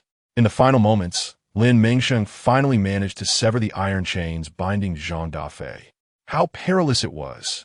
She nearly missed her chance. Wiping the cold sweat off her brow from the fright, Lin Mengsheng turned her gaze towards the individual she had just encountered. If this was indeed her brother Dafei, then who was that person? Could it be an ally of the adversary? At that moment, Lin Mengsheng's mind seemed still clouded by the effects of the recent drug. Her intelligence momentarily diminished. Sister. The recently awakened Pei Mengmeng immediately recognized Lin Mengsheng, weakly calling out to affirm her status as an ally, not an enemy to be vanquished. Mengmeng, how did you end up here? I thought Xu Yong had taken you away. The three of them struggled to discern one another's faces. In desperation, Lin Mengsheng retrieved a candle and a lighter from her spatial storage, items gathered from a shop. As the candle flickered to life, Pei Mengmeng became infuriated, ready to uproot the very ground they stood upon. How shameless! The people here are utterly outrageous, treating my sister so cruelly. And Dafei, you've suffered too. Witnessing the pitiful state of the two, Pei Mengmeng felt a pang of guilt. It was her own lack of diligence in honing her skills, her carefree lifestyle, that had led to this moment, believing herself invincible and capable of overcoming anything. If youth is wasted on idleness, then the elder shall only bear sorrow. She resolved to work hard, to strive diligently, and to surpass this enigmatic foe making him beg for mercy beneath her feet for having tormented her. With grand aspirations, they now found themselves in a precarious situation, struggling to escape. Mengmeng, how do we escape now? Lin Mengsheng was unperturbed by the injuries they had sustained. Victory and defeat are commonplace in conflict. It was only natural for the defeated to face humiliation. As long as life persists, there remains hope. However, Lin Mengsheng had exhausted all her points, unable to redeem any escape tools or extraordinary skills from the system. Thus she placed her hopes on Pei Mengmeng. Yet Pei Mengmeng was equally constrained, unable to utilize any convenient methods. "I'm sorry, sister, but I have no means left either," she whispered to Lin Mengsheng. "I've run out of points too. I was hoping to borrow some, but my system says I owe too much. What a predicament. One more destitute than the other." Realizing they could rely on no one but themselves, Lin Mengsheng felt a headache coming on. With nothing but 3 injured souls in the fray, their odds were slim. Understanding that they were currently ensnared in the enemy's stronghold, Lin Mengsheng preferred to avoid direct confrontation. After all, united, they could barely contend with a single adversary, let alone challenge someone from a base. They didn't even have a vehicle. She regretted not placing her car in storage. Oh right, their truck was still in her spatial realm. Suddenly, a glimmer of hope sparked in Lin Mengsheng's mind. No, we still have a truck. We can escape by driving. But isn't it almost out of fuel? Pei Mengmeng doused Lin Mengsheng with a bucket of cold water. Seemingly forgetting the reason, they ventured out in search of supplies. What a predicament. The vehicle wouldn't travel far, and relying on foot to escape this place was hardly a feasible option. What to do? They decided to check the time outside. If it was night, they could continue wearing their disguises to scout the terrain. Holding her aching head, Lin Mengsheng hoped this desperate plan would prove somewhat effective. It was the only course of action they had.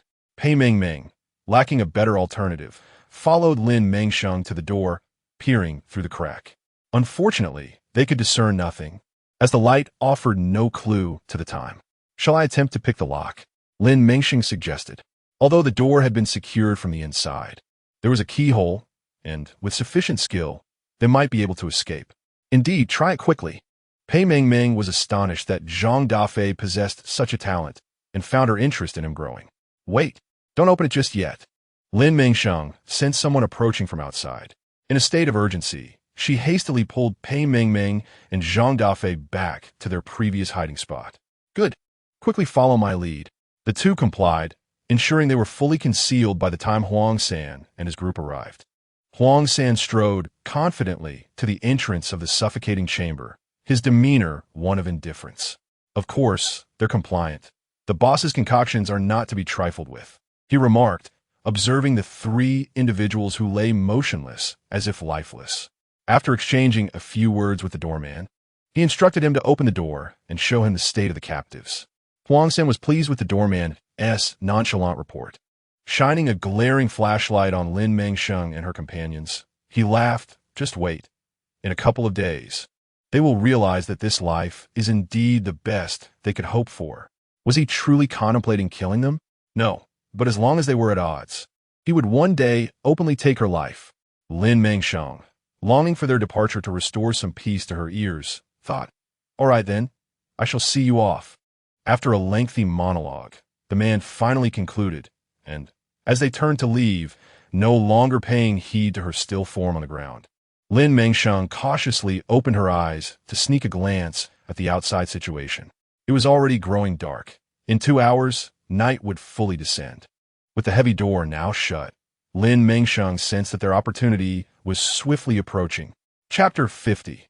The path to escape. Lin Mengsheng carefully rose to her feet, whispering to her companions that they should all exit together. After they nodded in agreement, the trio quietly approached the door, opened it, and stealthily slipped outside. "Zhang Dafei, let us run into the woods. It will be harder to be discovered that way." Lin Mengsheng wished to change into the outfit that had not been confiscated. They sprinted through the forest, deftly evading detection. The guards were utterly oblivious to their whereabouts. In the darkness, unless one wore particularly conspicuous attire, it was indeed difficult to spot them. Moreover, they were acutely aware that once these individuals realized their absence from the room, they would undoubtedly commence a search for them. Thus, They had to hasten their departure before being discovered. Otherwise, the consequences would be dire. Let's not squander time on trivial matters. We must swiftly devise a means to locate an exit and flee.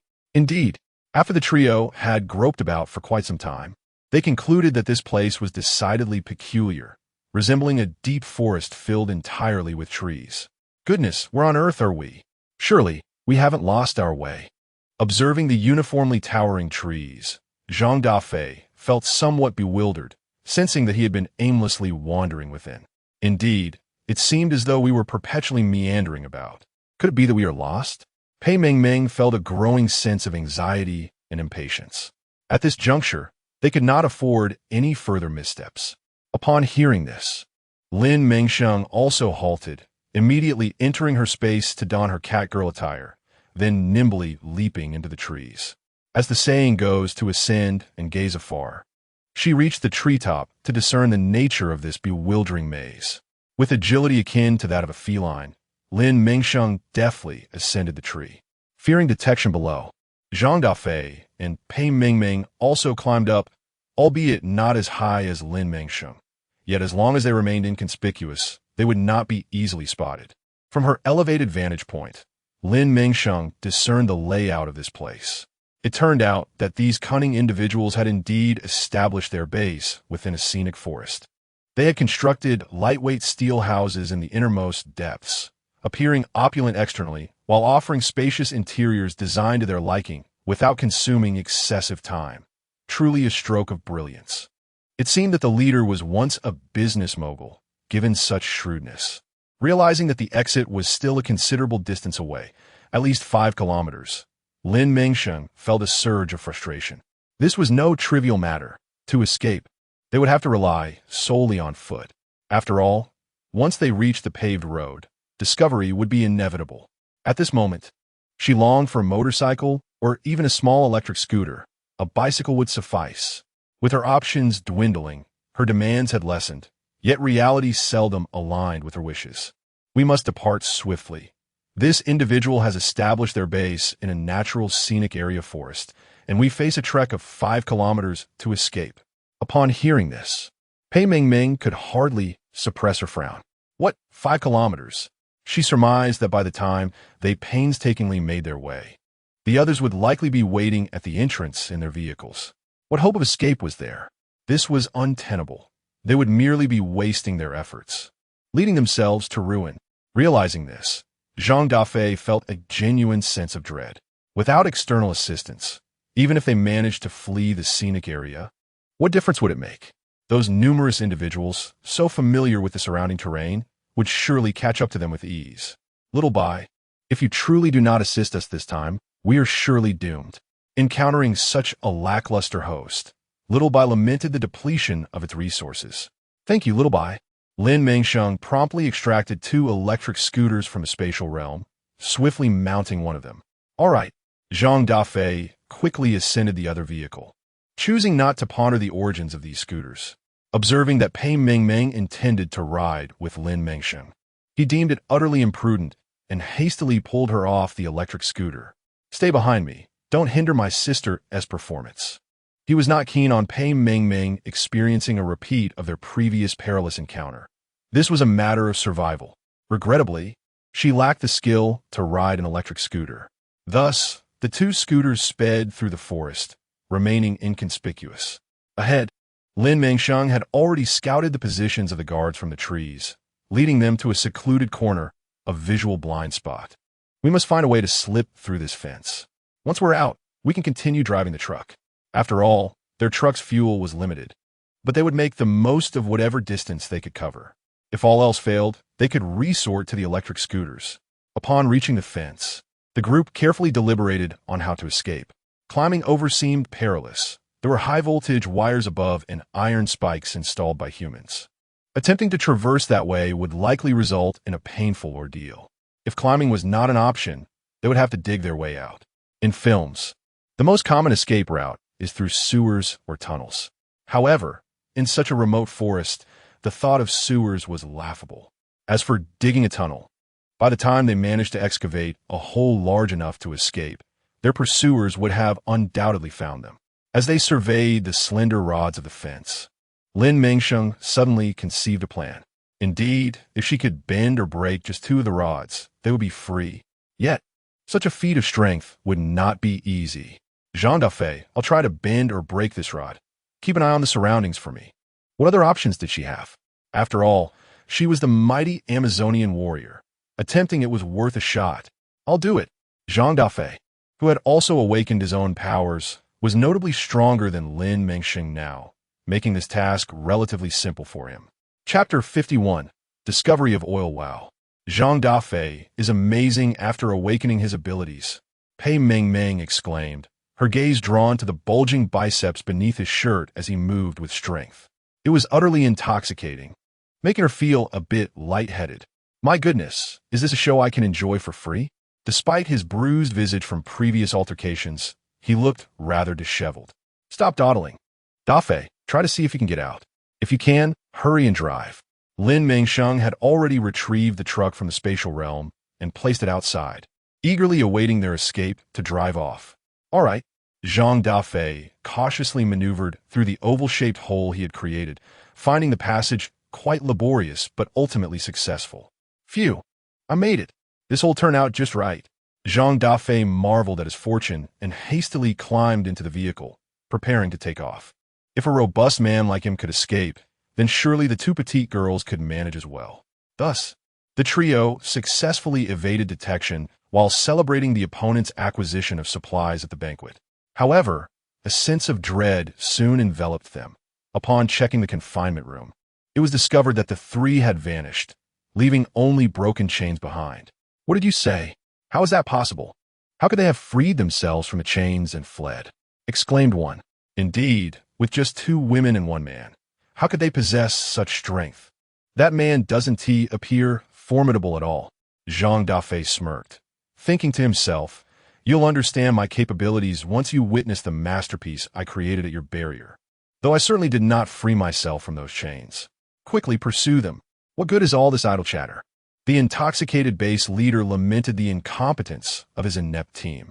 Yes, they certainly don't want to lose their good positions over a mere drink. This group of wretched individuals seemed intent on ruining his day. When he finally captured them, he would make them pay dearly. As for their confidence in the terrain of their own yard, they were all too familiar with it. Even if the trio had made a swift escape, they would not get far, for losing one's way in the forest at night was an all too common occurrence. With no means of transportation, they could only proceed on foot. How far could they truly go? It was a fool's errand. Yet, this time their assumptions might lead them astray, for they were up against a trio with extraordinary skills. This vehicle will likely run out of fuel in another 10 kilometers. Where are we headed? In the pitch blackness of the desolate road, an eerie silence prevailed, amplifying the terror of the surroundings. Just keep driving. No matter. The sign indicated that a city lies 10 kilometers ahead. Even if we don't stop on the highway, the further we get from the city, the greater our chances of salvation. Jean Daffé, aware of his lack of intellect, decided the best course of action was to heed Lin Mengsheng's commands. Whatever she instructed, he would follow, for he had plenty of strength to spare. The three of them sat in the driver's seat, occasionally encountering zombies, which they rammed fiercely without any pause, propelling themselves forward relentlessly. Suddenly, a zombie had somehow climbed onto the rear of their vehicle, beginning to pound on the metal. This creature is surprisingly agile. The incessant banging on the back irritated Pei Meng Meng, but with time of the essence, she had no opportunity to deal with it. For the moment, it posed no immediate threat, so she chose to endure. As the fuel gauge approached empty, it seemed Lin Mengsheng's lucky charm had been activated once more. Is it a gas station? She exclaimed, pointing excitedly at a cluster of vehicles that had collided, with zombies wandering around the gas station. Overwhelmed with joy, she momentarily forgot to breathe. It was indeed fortunate that her keen eyesight allowed her to spot a gas station 6 kilometers away, something most would overlook while traveling this fast road. Due to the fact that the gas station is located along a dirt road obscured by reeds, the expressway lacks an opening to construct a paved road for vehicles to pass through. Therefore, their only option was to disembark, park the car, and proceed on foot or ride electric scooters. Let us switch to electric scooters and make our way there. Excellent. regardless of whether we have fuel or not. Perhaps our bicycles will transform into motorcycles with a little adventure. Upon disembarking, a zombie in the trunk, having caught a whiff of the scent, lunged at Lin Mengsheng, who had exited the vehicle first. With its gaping maw wide open, the zombie aimed to bite her neck. Lin Mengsheng, however, was utterly unimpressed. With a swift motion, she swung a machete, decapitating the creature. Her eyes sparkled with delight at this unexpected windfall. She had not anticipated acquiring another head so effortlessly. Wow, this unsolicited zombie even bears a crystal. Pei Mengmeng gazed enviously at the glimmering crystal that Lin Mengsheng retrieved from the fallen zombie's skull, quickly wiping it before stashing into her pocket. Why was she not as fortunate? Envy and jealousy bubbled within her. Time was of the essence. The three swiftly mounted their electric scooters and sped towards the gas station. This decision proved astute, as it ensured that their pursuers could not keep pace. We must be prepared for battle. Zombies may lurk within, and we cannot afford to be careless. As usual, Lin Mengsheng took the lead, wielding a hammer in one hand and a knife in the other. She began to sing an old song, with a chicken in my left hand and a duck in my right, while carrying a chubby doll on my back, her excitement evident as her brows lifted. If one were to seek a reason, it might be that she had spotted an oil tanker that had yet to leave, assuring her that fuel was indeed present. After the trio's swift and bloody conquest, the area transformed into a sanctuary free of zombies. They first attempted to use the fuel pump on their vehicle, and to their astonishment, fuel flowed. My goodness, what a fortune! This gas station truly has fuel. As the fuel gauge rose, their smiles widened in sheer delight. Fortune and misfortune are intertwined. Having evaded disaster is indeed a great blessing. I'll check if there's fuel in that tanker. Lin Mengsheng dashed toward the truck she had been eyeing for quite some time, promptly inquiring with the system, "Xiao Bai, is there fuel in there?" "No fuel, host. This is a natural gas transport vehicle." "Natural gas? Then this truck is essentially useless, isn't it?" "That is correct, but if it were equipped with a gas tank, it could be operational, host." Understanding dawned upon Lin Mengsheng, and she felt a twinge of desire. However, would such a large vehicle fit in her space? Yet, the thought of missing out was unbearable. "Xiao Bai, is it possible for me to store this gas tanker in my space?" That might be quite difficult. It is simply too large." "What a pity." The prospect of losing such a prize left her disheartened. Observing Lin Mengsheng's reluctance, Xiao Bai indulged her and opened the back door. "Well, I can offer you a way to take it away. Whatever you touch will transform into a figurine, allowing you to transport this vehicle effortlessly. Whenever you wish to use it, you can simply enlarge it." "Thank you, Xiao Bai, what a splendid idea." With excitement, Lin Mengsheng transformed the car into a model and stored away, humming a cheerful tune as she did so. Life seemed to grow ever more promising. But what about the fuel? Pei Mengmeng lamented her inability to take the gasoline from the station, feeling a deep sense of regret. If only she had a metal barrel. Lin Mengsheng pondered where she might have last seen an industrial barrel, planning to return and collect the fuel. Enough of this overthinking. Let us hurry. The captain and the others must be frantic by now. This was all in preparation for the day they could thoroughly trounce the detestable team. To mar his handsome visage like this was simply an act of envy towards his striking looks. Yes, we must leave at once. After glancing at Xiao Bai's navigational map, Lin Mengsheng felt an overwhelming sense of relief upon realizing that despite the rough terrain and poor visibility, this dirt path led directly to a small road connecting to their villa. Just 16 kilometers more, and they would arrive. Thank heavens for this illuminating path. Let us follow this road straight down. We shall reach our destination in less than half an hour. Is it really that quick? So close? Pei Mengmeng and Zhang Dafei were utterly astonished. They had fortuitously chosen a clear route. Let us move swiftly before nightfall gives us away. Meanwhile, the four at the villa had all elevated their abilities to level 1. Yet, this was merely a starting point. To contend with their adversaries, they needed to become stronger. Am I truly missing Zhang Dafei so much that I am hallucinating? Yet, when he descended, he was astonished to see the three of them unharmed.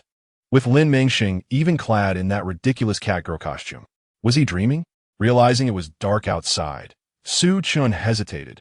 unsure if this was reality or merely a figment of his imagination.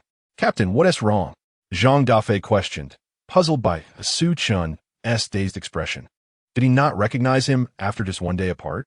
Before Su Chun could articulate his thoughts, the trio above, having heard the commotion, hurried down. Xu Yong felt a chill run down his spine, particularly given that it was neither day nor night. Could it be that the souls have come to visit him? The mere thought sent shivers through him, a sense of unease creeping into his bones. Oh no! It seemed he hadn't burned any paper money or offerings for his dear brothers.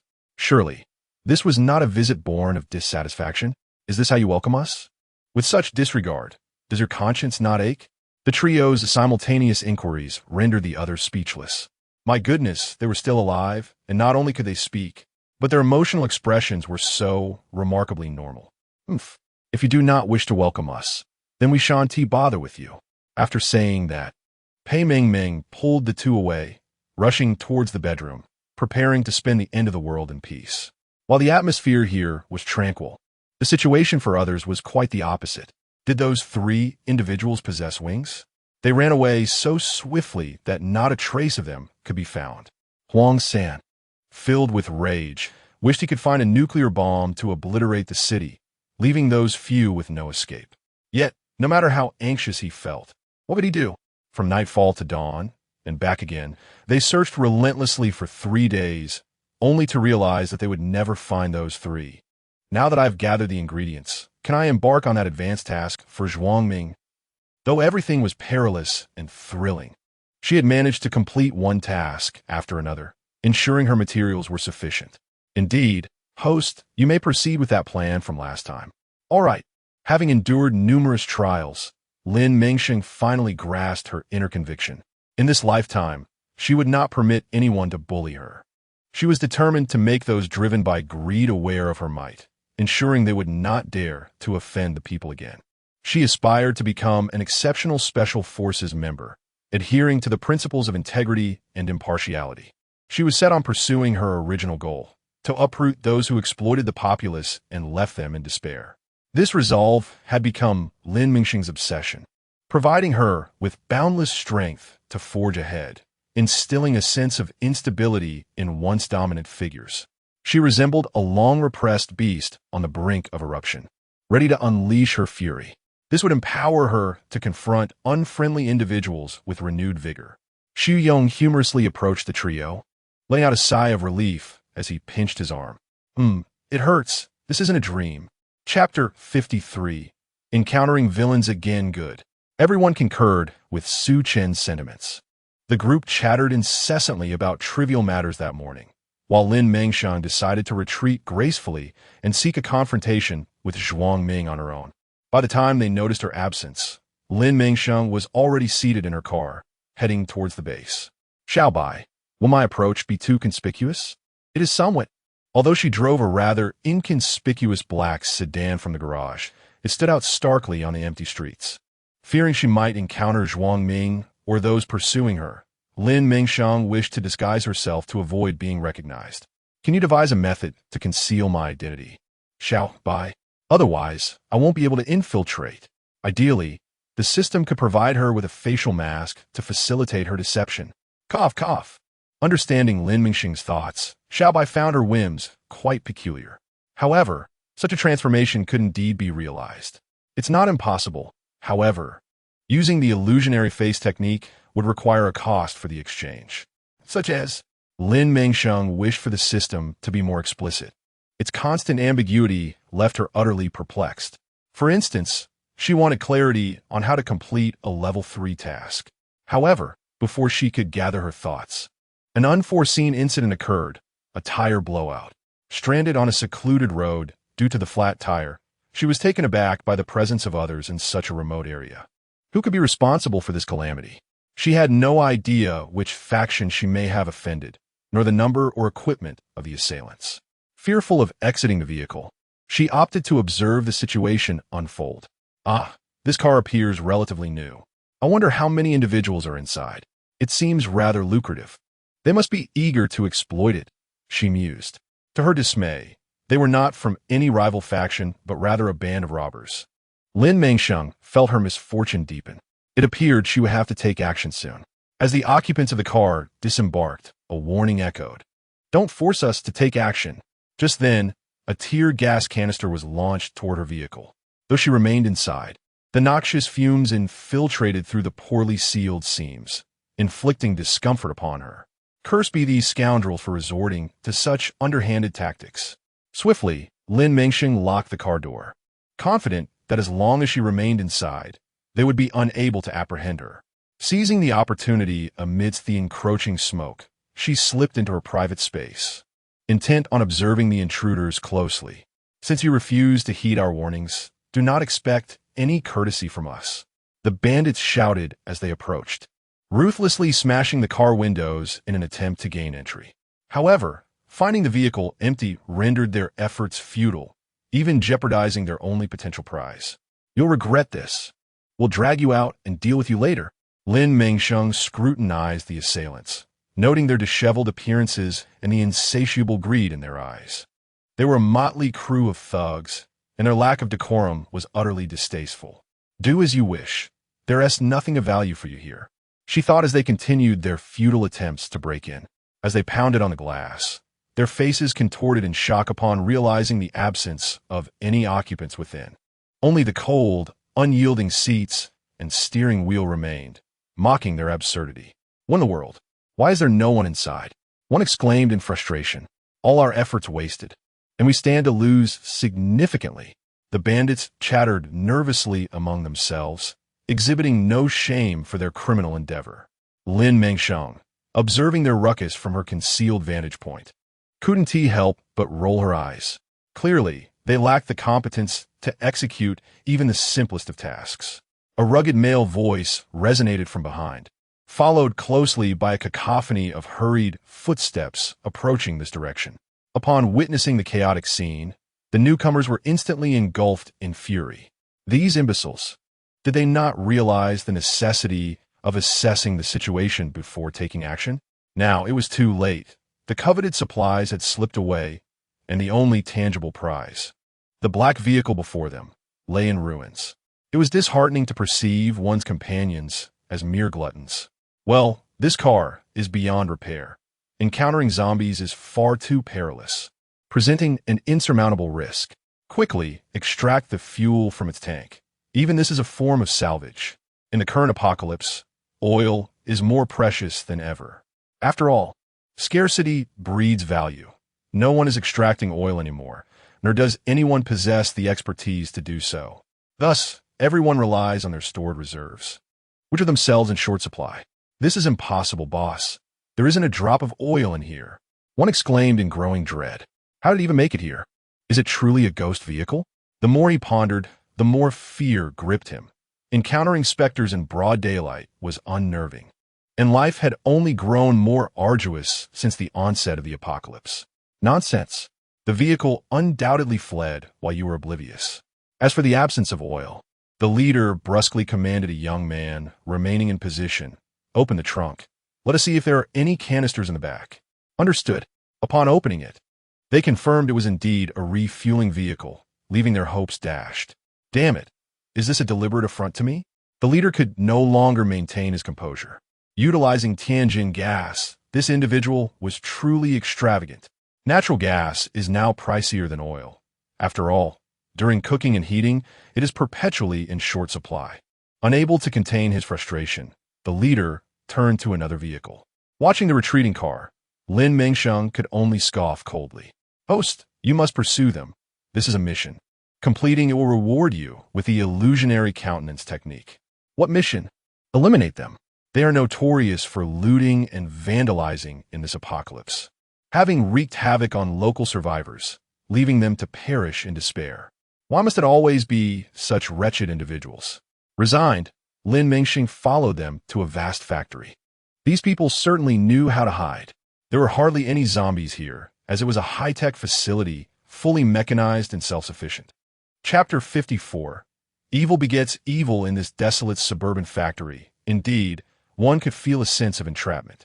Fortunately, Lin Mengsheng could conceal herself within the space, avoiding detection by these individuals. The bandit leader, furious, kicked Lin Mengsheng's black vehicle, his eyes glinting with malice as he seized the collar of a nearby underling, seeking to vent his frustration. "Calm down, boss. I was wrong. I should have assessed the situation more thoroughly before acting. I want to repeat today's blunders." The yellow-haired thug, now in a precarious position, flashed a toothy grin, desperately attempting to appease the overweight leader as he sought atonement. A bunch of useless individuals. For the next few days, do not dare to sit at the table with me. Go and reflect on your shortcomings while enduring hunger. The rotund figure of the corpulent man swaggered into his private lounge in search of amusement. As he swung the door open, he was greeted by the sight of Mei Qing, adorned in the alluring lace lingerie he had previously pilfered from the department store, her enchanting features accentuated by a bold crimson lipstick. How captivating! The rotund figure of Qiu Yonghui could not suppress a gulp. The enchanting beauty before him was truly a captivating gem. His blood surged with fervor, almost overwhelming him. Alas, with her mouth silenced by a white cloth, Mei Qing was consumed by feelings of revulsion and disgust. These despicable thugs, having already captured her and her fellow university students to serve as laborers, now sought to violate her further. Were it not for the gag preventing her from biting her tongue and ending her own life, she would have certainly chosen to escape this wretched and tormenting world. However, such thoughts remained mere fantasies. Her hands and feet were bound with coarse ropes to the bed, rendering any possibility of escape or self-destruction utterly impossible. Even the thought of crashing her head against the wall was futile.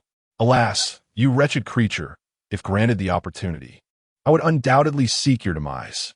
Yet her anger and defiance, in Qiu Yonghui's eyes, posed no threat whatsoever, leaving him rather disenchanted. After all, there is a peculiar charm in witnessing the futile struggles of a little white rabbit, is there not? Don't be afraid, dear little mermaid. Allow your brother to cherish you tenderly. Having uttered those words, Qiu Minghui extended his lecherous hand toward Mei Qing's smooth, porcelain-like thigh, his face contorted with lasciviousness. The bruises inflicted upon her body had yet to fade, and in that moment, Mei Qing began to struggle fiercely, determined to prevent this scoundrel from laying another hand upon her. Yet, all her efforts proved futile. Bound in a spread-eagle position upon the iron-framed bed, her attempts to twist and turn only served to reinforce her helpless predicament. Mei Qing yearns for death.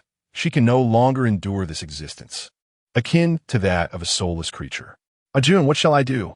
Qing has become a person so sullied and wretched. If you were to encounter me again, you would surely be overwhelmed by revulsion. Yet what can I do? Even if you detest and loathe me, I still long to see you once more, to sincerely apologize for my previous arrogance and insolence. Two streams of tears cascade from the corners of Mei Qing's eyes, landing upon the yellowed, malodorous pillow, mirroring her current plight. Damn it! Why must the apocalypse be filled with individuals whose minds are consumed by filth and degradation? Do they derive such exhilaration and joy from the humiliation of women? Lin Mengsheng could no longer contain her anger. She seized her machete, intent on delivering a fatal blow to this scoundrel, sending him to his demise. What manner of monsters are these? Help! Help! The incessant screams from outside reverberated, causing those within the room to feel a piercing discomfort. Damn, what an oblivious creature, unaware that I am indulging in bliss. How dare it wail and lament here, truly. It seems to have grown weary of life. Feeling utterly disheartened, Qiu Minghui conceded defeat, hastily adjusting his trousers before storming out, seething with anger, intent on reprimanding that group of oblivious fools. As he flung the door open, a dark figure seemed to rush toward him at a breakneck speed. As Qiu Minghui was about to finish his words, he was suddenly tackled to the ground by a mutated zombie dog. The creature, brimming with excitement, voraciously feasted upon what seemed to be a person with whom it harbored a deep-seated vendetta. Qiu Minghui, with his eyes wide open in defiance, ultimately met a tragic end at the jaws of the pack, his form reduced to a gruesome, indistinguishable mass. It was indeed strange. Why did they all choose to attack him instead of others? Initially, upon witnessing the horde of zombie dogs approaching, Lin Mengsheng instinctively sought to emerge from her space to rescue Mengsheng, who was bound to a bed. However, noticing the dogs showed no interest in Mengsheng and instead focused solely on Xiao Minghui, she refrained from revealing herself. Remaining in her concealed realm, Lin Mengsheng watched in astonishment as the zombie dogs dispatched Xiao Minghui and then swiftly dashed away to pursue their recently escaped accomplices. She felt as though her eyes had been opened to an extraordinary sight. Could it be that this girl was also unusually fortunate? Yet, that seemed implausible. How could she be so unfortunate as to be tormented by that portly leader? Perhaps she harbored a secret. Could the zombies not detect her scent? Lost in contemplation, Lin Mengsheng could not piece together the puzzle. Meanwhile, Mengsheng, unable to vocalize her thoughts, silently applauded Xiao Minghui's demise in her heart. That wretched beast has finally received divine retribution. Truly a cause for celebration. Mengsheng could not contain her uncontrollable laughter, her hollow eyes sparkling with newfound vitality. Even though her mouth was muffled, her ecstatic demeanor was unmistakable to anyone observing. Having emerged from her hiding place with the intent of unbinding Mengsheng and leading her to safety, Lin Mengsheng suddenly sensed an approaching presence. Could there be another straggler? It appeared to be a person dressed in an elongated black trench coat, concealing a black hoodie underneath. A hat was pulled low over his head, accompanied by a black baseball cap, and his face was obscured by a black mask and sunglasses. My goodness, this individual was more adept at disguise than a paparazzo. In the darkness, without a spotlight to illuminate his presence, he would likely remain undetected. Lin Mengsheng resolved to adopt such a guise for herself in the future. It would undoubtedly enhance her safety during nocturnal escapes. However, as she marveled at this strangeress appearance, a pack of zombie dogs suddenly surged toward him as if commanded. Oh dear, had these creatures gone mad? A dozen mutated zombie dogs, bearing their fangs, lunged at Lin Mengsheng. Chapter 55. The overconfident thug. This sight terrified Lin Mengsheng. She recognized that she could not contend with the zombies in direct confrontation. Without hesitation, she turned and fled. Upon realizing Lin Mengsheng was a woman, the man in black instantly lost interest and pivoted to retreat into the room. Ching, I'm sorry for arriving late. As the pack of zombie dogs abruptly ceased their pursuit, Lin Mengsheng felt a wave of relief wash over her, collapsing weakly to the ground. The harrowing sight of Xiao Minghui had left a profound impression on her, instilling within her a deep-seated fear of the zombie dogs. Upon witnessing the ominous figure of a man clad in black, exuding an aura of terror as he entered the room, she immediately sprang to her feet, darting towards the room in a frenzied bid to prevent this man from approaching the unfortunate girl. With a howl, the zombie dogs, seemingly provoked by Lin Mengsheng's charge towards the man, lunged at her in an attempt to sink their teeth in her. However, in this urgent moment, Lin Mengsheng set aside her fear of the ravenous creatures, wielding a hammer and swinging it fiercely at the zombies, keeping them at bay. What do you intend to do? Do not approach that girl. Lin Mengsheng raised her gun, attempting to intimidate the man, but the relentless zombie dogs pursued her, preventing her from confronting him directly. She resolved to eliminate the immediate threat posed by the dogs first. With a swift motion, she raised her machete and struck down, severing the heads of two of the zombie dogs, which only incited their fury further, leading to a more ferocious assault against her. Is this woman truly a good person? The man observed her fierce defense of Mengsheng and felt little inclination to confront her. Yet, her audacity to harm his precious companions ignited a desire within him to teach her a lesson, to instill fear without taking her life. After all, in his current state, he was hardly capable of safeguarding Mengsheng, a human. Should this girl choose to look after Ching, he would not mind extending his protection and assistance to her, allowing her to navigate this predatory apocalypse with greater ease. What do you want? The stammering man confronted Lin Mengsheng, then abruptly reached out, his gloved hand gripping her throat with a vice-like strength, exuding a palpable killing intent. This stutterer moved with alarming swiftness, catching her off guard. Lin Mengsheng felt her breath constricting, teetering on the brink of suffocation. Damn it, who is this man? Cloaked in mystery and heavily armed. His formidable strength was beyond her belief. Even a woman of her stature could not pry his hand away. Could he be an ability user? With a sudden release, Lin Mengsheng collapsed heavily to the ground, the impact echoing through the space. Coughing, she realized he was intent on killing her without discernment. She vowed to ensure he would not emerge unscathed from this encounter. May you rot in hell. Meanwhile, those hiding on the second floor, having assessed that the immediate danger had subsided, conspired to emerge and eliminate these unwelcome intruders. They had lost numerous brothers that day, and they refused to believe it did not concern them. Besides, whether it was their affair or not, they were determined to unleash their pin-up frustration through violence. Another group of fools seeking death. Despite losing 2 of his precious companions, he was more than capable of dealing with this motley crew. A howl erupted as the hidden zombie dogs surged forth, intent on dispatching these wretched beings, both in appearance and spirit. Damn it! Why are there so many? Quickly, close the door. Upon seeing the horde of ravenous zombie dogs approaching, the timid ruffians were nearly paralyzed with fear. But it was already too late. The speed of the undead far surpassed that of these individuals. As the zombie dogs lunged at him, the red-haired miscreant shoved his companion aside to serve as a shield, hastily dashing down the stairs in a desperate bid for escape. One by one, those above fell victim. This individual, with his swift feet, managed to flee in the nick of time. The stark contrast of his cowardice elicited a derisive chuckle from the enigmatic figure, Peng Xiaojun. What a repugnant character. However, if he thinks he can flee, he is sorely mistaken.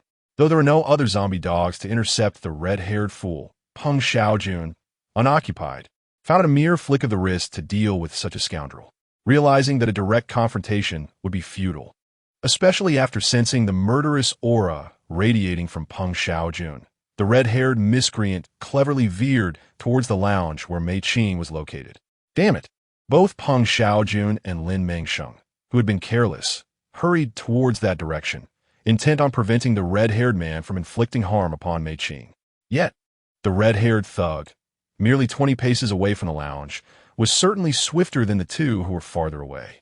Upon entering, he swiftly severed the ropes binding Mei Qing, using her as a human shield before him. Don't be rash. Do not make a move. The 2 newcomers, upon witnessing the knife pressed against Mei Qing's neck, which had drawn blood, hesitated to approach, urging him to calm down and cease his actions against her. Seeing the 2 grow tense and refrain from further movement due to his hostage, the red-haired miscreant realized his gamble had paid off. If you don't want me to kill this woman, then back off. Otherwise, I can assure you, I would rather perish alongside her. The arrogant red-haired thug contemplated how he might turn the tables on the 2 intruders. Damn it! How dare they force him into such a corner? He would make them experience the gruesome fate of being mauled by those abominable zombie dogs, feeling the agony his comrades had endured. You might be overestimating your chances. Having overheard his thoughts, Lin Mengsheng found his delusions somewhat amusing. With the entire scene laid bare before her, she understood perfectly well. These zombie dogs acted solely on command, and the puppet master was none other than the very Peng Xiaojun he was now threatening. From Peng Xiaojun's prior warning gestures, she had surmised that he held a significant connection to the woman currently being held hostage. The red-haired fool, in his lack of insight, had put the girl in danger, likely jeopardizing his own life in the process. Yet he still fantasized about retaliating. Let the situation unfold. Release her, or I will ensure you meet the same fate as your fallen leader on the ground. The audacity of the red-haired man, emboldened by his hostage, only deepened the knife's pressure against Mei Qing's neck. His mind began to scheme anew, contemplating his next move. Chapter 56. An unbelievable scene. If he wished to escape from his predicament, he must acquire a vehicle, and it was imperative that he also possess a firearm. Otherwise, should these 2 play their tricks, he would find himself utterly powerless. As for what lay beyond, he smirked. The grenade concealed within his vest was far from a mere toy. You must provide me with a car, a submachine gun, and a handgun, or we shall all perish together. The red-haired man glared with a venomous intensity at the 2 before him, convinced of his imminent victory. How audacious! This little redhead believed himself invincible, toying with others as if they were mere pawns. He even threatened them with grenades, but soon she would demonstrate a counterattack, teaching him the true meaning of inviting catastrophe upon oneself. Very well, I shall comply. Nothing is more precious than Qingqing's life. As long as she remains unharmed, I shall acquiesce to any demand. No, you cannot allow him to escape. This gang comprises heartless, inhumane beasts. If you set him free, he will wreak havoc upon others. Kill him swiftly. Mengsheng's anguished cries echoed, desperate to prevent the two kind-hearted souls before her from falling victim to this fiend's machinations. It is impossible. I must save you.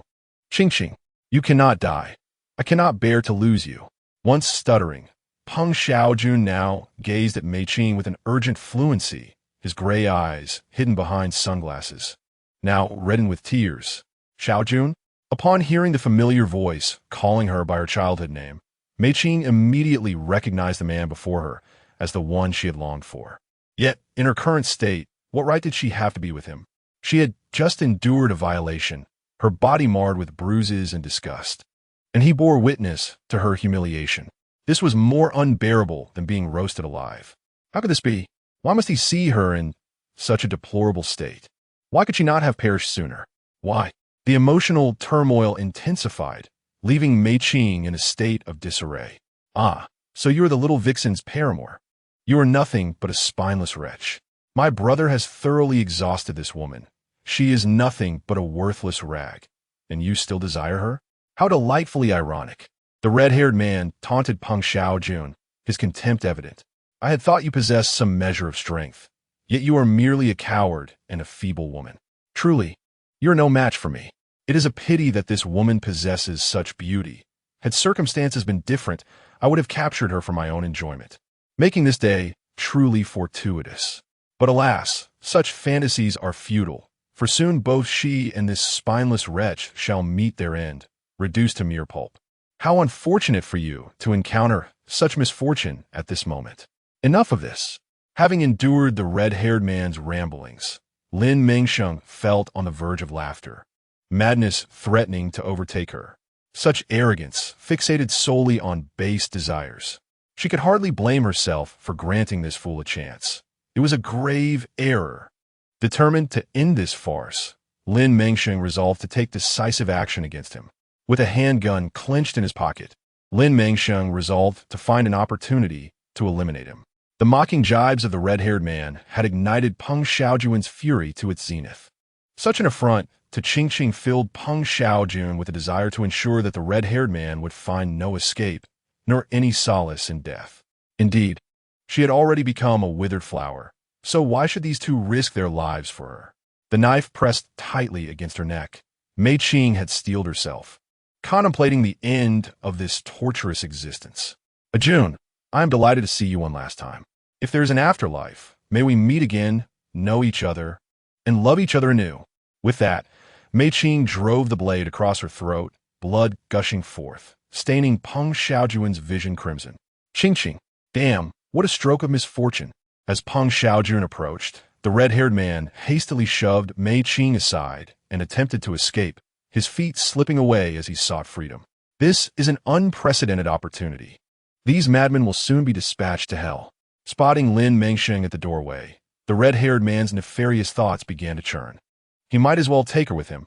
She poses no real threat, and, if necessary, he could bind her just as the leader did. With his mind racing, the red-haired man reached out towards Lin Mengsheng. Seeking death. Lin Mengsheng swiftly drew the handgun from his pocket, unleashing a barrage of bullets upon the red-haired man. The deafening gunfire echoed as all 8 rounds found their mark. The red-haired man's body erupted with blood, ultimately collapsing, eyes wide in disbelief. Yet, this was far from the conclusion. Although Peng Xiaojun had yet to command the zombie dogs, they sensed the anguish inflicted upon him by the red-haired man, and their hostility towards him intensified. Without waiting for an order, the zombie dogs lunged forth to rend the last vestiges of consciousness from the red-haired man. Initially, the red-haired man felt a sense of injustice for his demise, but as the visceral agony of their relentless gnawing took hold, his eyes, now bloodshot, stared blankly at the ceiling. He was in torment. In the end, his eyes were consumed by the ravenous dogs, his sinful form serving as a feast for them. Above us, 3 feet, there are deities. Do not be less than human. Lin Mengsheng felt no pangs of cruelty at this turn of events. After all, for a man of his ilk, enduring the tortures of the 88th level of hell would be most fitting. I will not allow you to leave me. Peng Xiaojun removed his mask, revealing his fangs, and sank them into Mei Qing's neck. Blood flowed down her already crimson-stained throat, rendering her a visage reminiscent of a victim of a vampire's attack. This person is actually a zombie. Lin Mengsheng could scarcely believe his eyes as the individual before him, upon removing his sunglasses, revealed the gray, infected eyes and an unnaturally pale complexion. Goodness, even zombies have become cunning these days. Is there no respite left for the living? Lin Mengsheng's heart cried out to the heavens, and sensing danger, she turned to flee. Yet, the pack of zombie dogs obstructed her escape. What did this mean? Do you wish to leave? Peng Xiaojun was uncertain whether his beloved would awaken. Yet upon noticing the enigmatic woman attempting to flee after witnessing everything about him, he was resolute in his unwillingness to allow her escape. Chapter 57. The Revenge of the City Base. What do you mean? Am I not allowed to leave? Lin Mengsheng retorted defiantly. She was not one to be trifled with, regardless of any supernatural abilities that might be summoned to command mutant zombie hounds. Prepared for battle, Lin Mengsheng was ready to draw her weapons from the spatial realm and engage in a fierce confrontation. However, being solitary, she knew she could not contend with her adversaries. Thus, her primary strategy was to execute a tactical retreat. Time to make my escape. Lin Mengsheng activated her speed skills, racing alongside the zombie hounds towards the exit. She is actually an ability user. Peng Xiaojun was astonished to discover that this seemingly ordinary and fragile little rabbit was, in fact, a concealed expert. Yet, the more impressive she appeared, the more determined he became to eliminate her, for she posed a significant future threat. The zombie hounds were incensed. How could this woman be so swift? None of their brethren could catch up to her, a disgrace indeed. Seeing his subordinates unable to pursue the girl, and even falling behind, Peng Xiaojun was fuming. Frustrated, yet unwilling to part with Mei Qing, whom he held in his arms, he suddenly spotted the control panel. With a swift motion, he pressed a button, and the factory's main gate began to close slowly.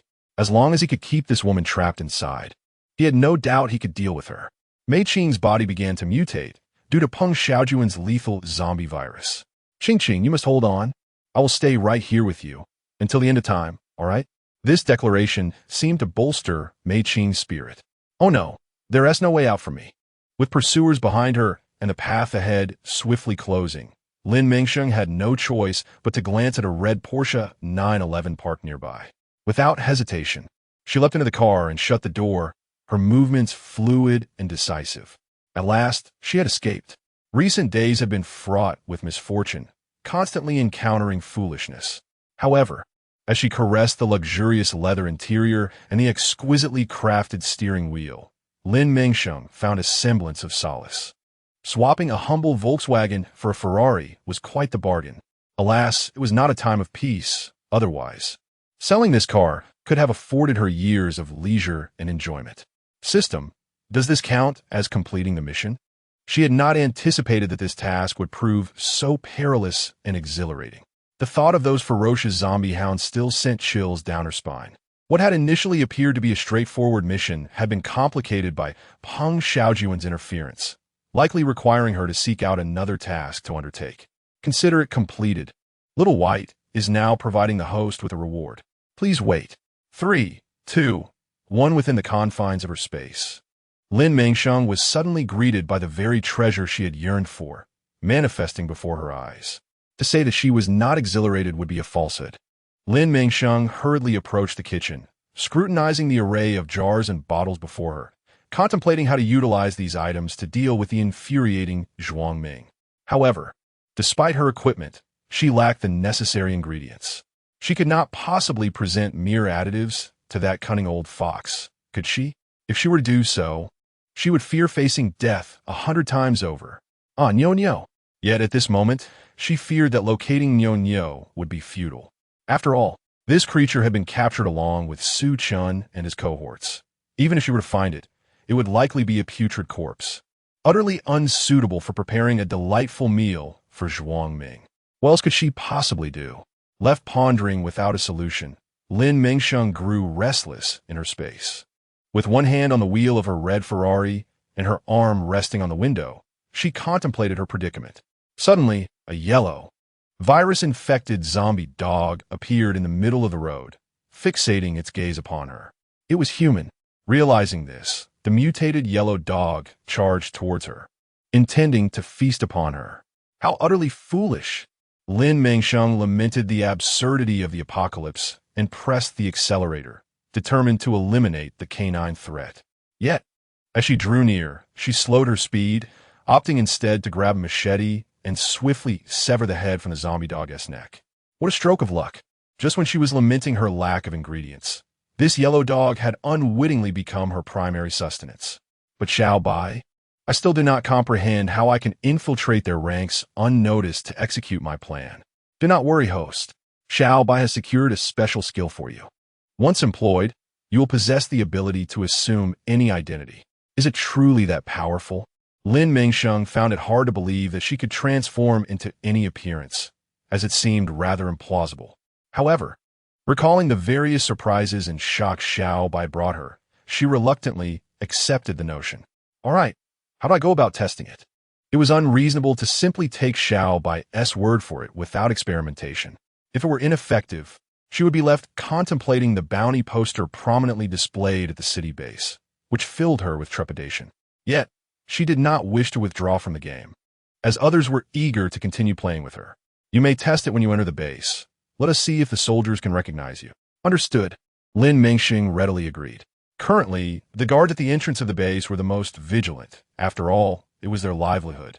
Let me ponder what I should transform into. If she turned into a woman, she might encounter unwanted advances from ill-intentioned individuals. While they might not pose a significant threat, the experience would certainly be distasteful. She decisively resolved that her first transformation would be into a male figure, with a cunning appearance and a physique akin to Zhuang Ming's. Lin Mengsheng felt assured in her choice. In the confines of the space kitchen, a flurry of activity ensued, culminating in the completion of the pre-dinner preparations just before the sun dipped below the horizon. As soon as she laid eyes on Zhuang Ming, she would commence her culinary endeavors. Regardless of whether he would partake in the meal or not, her sole intention was to ensure he experienced discomfort. Host, I recommend you prepare some sustenance before you approach the entrance of the base, or I fear you may find it difficult to gain entry today. Chapter 58. Successfully entering the base. Why do you say that? Lin Mengsheng inquired, puzzled. Could it be that they were so brazenly resorting to theft now? Was such a thing even conceivable for a single individual? Indeed, it was. Not only did they require food as a ticket for entry, but once inside, they had no shelter, forced to rest upon the bare ground. Erecting a canopy to shield them from the rain would be considered an extraordinary luxury. Moreover, the newcomers were invariably assigned the most arduous and thankless tasks, with no one willing to undertake them. They could not afford to rest, lest they be met with punishment. It was truly a hell for the common folk. Escape was an illusion. Many perished from starvation, their bodies wrapped in shrouds and unceremoniously discarded outside to feed the zombies. Is this still a place for human beings? Lin Mengsheng could scarcely believe that in just a few days, the situation had devolved into such a horrific state. How can they be so audacious? Do the people outside not know? What of it? Most of the zombies outside have already mutated. Ordinary individuals face only death against them. Driven to desperation, they are willing to take a gamble, hoping that the rumors are exaggerated and that the true reason for their exclusion lies in the greed of those within, vying for resources. It had come to this dire juncture. Lin Mengsheng felt a pang of melancholy. She realized she had been too comfortable, oblivious to the suffering of the masses. Yet this only intensified her desire to rectify the situation. As long as Zhuang Ming and his ilk remain alive, the people here would remain under oppression. She had to hasten her efforts to bring justice to this group devoid of humanity. Let us prepare the recently mutated zombie dog and see if its flavor is as enticing as it appears. Lin Mengsheng was unwilling to allow this group to squander the hard-won food that she and her comrades had fought so fiercely to obtain. Such waste would be more egregious than feeding it to dogs. With keen intellect, she recalled the methods employed by unscrupulous vendors to create vile food with technology. and began to cook an array of mouth-watering dishes that would tempt anyone. Host, do you intend to bribe the guards with this delicacy? However, given the scarcity of food, presenting such a large quantity may raise suspicion. Thank you for the reminder, but I have already devised a strategy. With a fierce glint in her eyes, Lin Mengsheng surveyed the sumptuous spread of spicy dog meat before her, filled with cunning intent. She infused her culinary creations with the chili extract and essence from her Lin family space, ensuring that they would be irresistibly delectable. To avoid drawing too much attention, Lin Mengsheng prudently stored her red Porsche in her space, and, after locating a modest vehicle nearby, leisurely drove to the entrance of the base. Upon halting, she disembarked to inspect and present her provisions, for entry was contingent upon compliance. Otherwise, she would be denied access. The words spoken were grandiose and resplendent, yet deep down, one could sense a fervent desire to reduce these individuals to mere slaves, to be treated as livestock. How utterly shameless! Upon spotting Lin Mengsheng's arrival in her vehicle, the soldiers stationed at the gate were instantly captivated, rushing over with gleaming eyes. After all, compared to the rather unpalatable food, oil was the true currency. With oil in hand, they could barter for an abundance of sustenance. Witnessing their former captain's avarice mirrored in this newcomer, Lin Mengsheng felt her ire rise. After toiling so hard to eliminate a minor leader, it seemed that in mere days, everything had returned to a state of indifference, even escalating in audacity. What was the meaning of this, brothers? Could you not grant me a modicum of convenience? Although she was well aware of their ulterior motives, Lin Mengsheng feigned ignorance, playing the role of the Na'vi newcomer. Did they not realize that vehicles entering the base were subject to confiscation? Furthermore, do not be misled into thinking that merely surrendering the vehicle would grant entry. Without the requisite food, entry was out of the question. Generally, those who could drive here were considered to possess substantial resources. So if not her, whom else would they exploit? In their eyes, Lin Mengsheng was a lamb ripe for slaughter. However, at that moment, Lin Mengsheng had transformed in their perception, donning the guise of a balding Mediterranean gentleman, seemingly at least 50 years old. That beer belly. Oh, it took a decade of indulgence to cultivate such a form. Understand, my dear brothers, you have all been working hard lately. I am but a humble royal chef, the 157th descendant of a noble lineage, skilled in culinary arts. Thus, I have prepared a small gift for you all. Please accept it.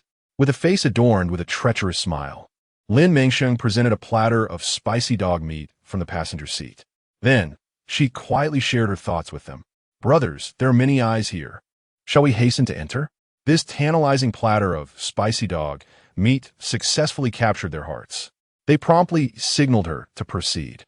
Very well, do as you wish. I shall heed your commands.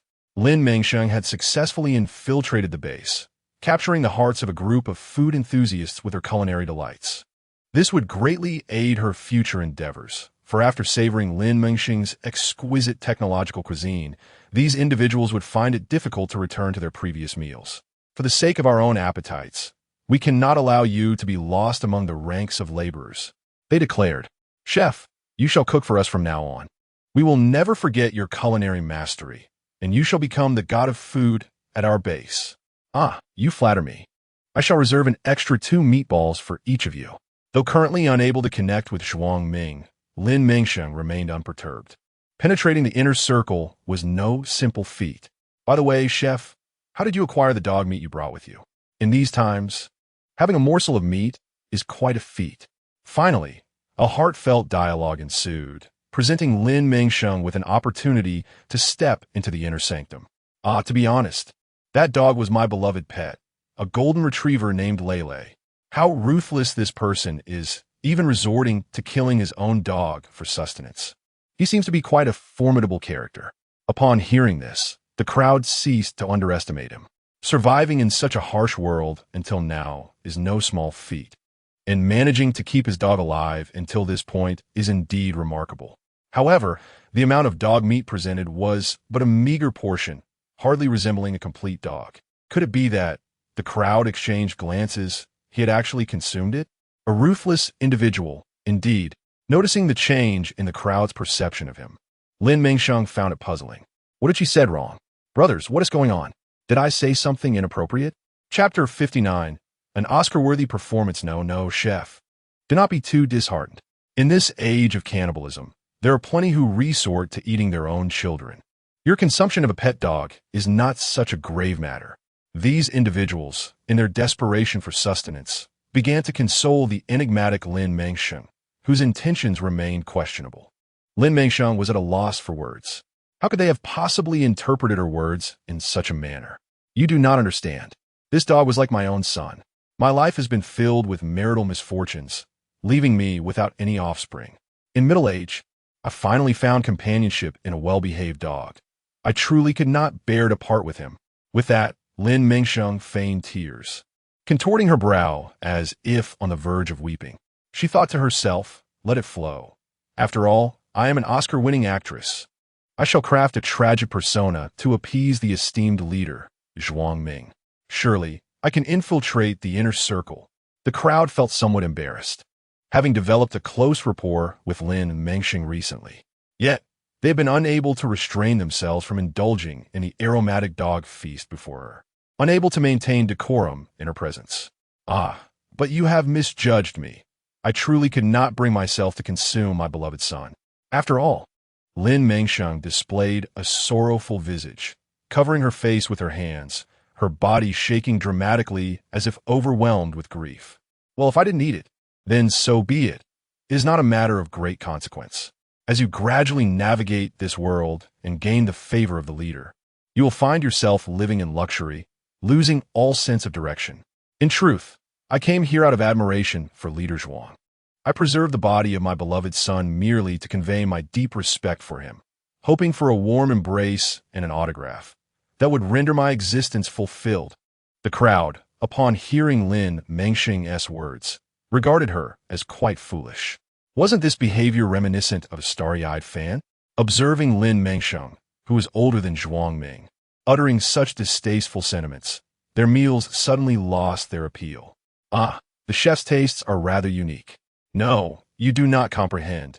You cannot fathom this feeling.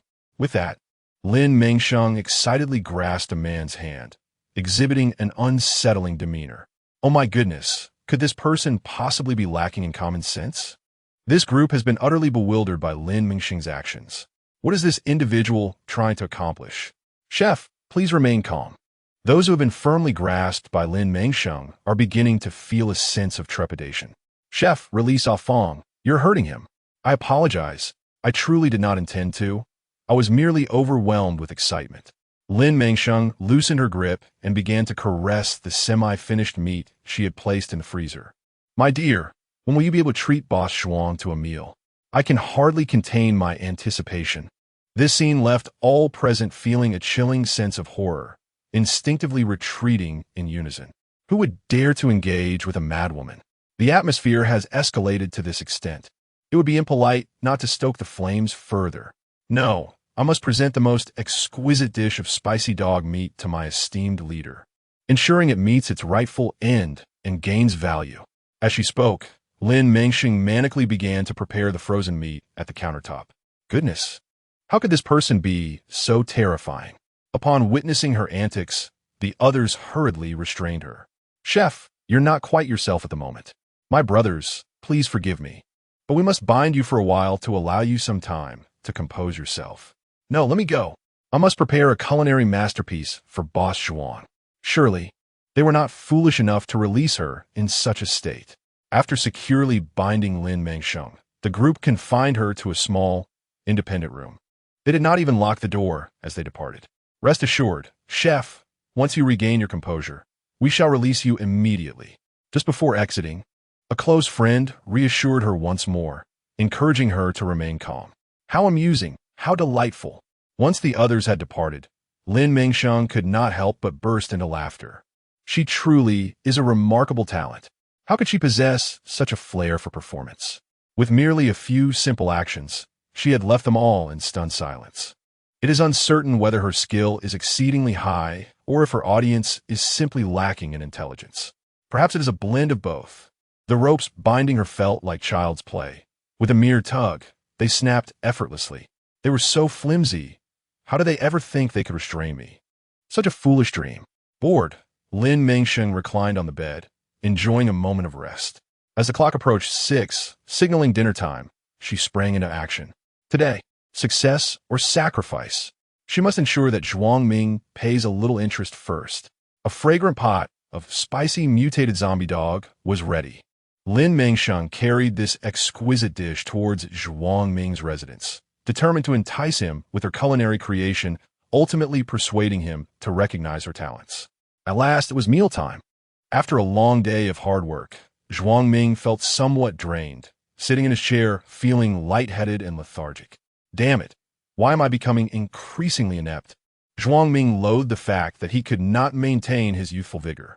Staring at the delicious food before him, he found himself utterly uninterested. Every day, the same few dishes are served, lacking any variation, truly treating him like a fool.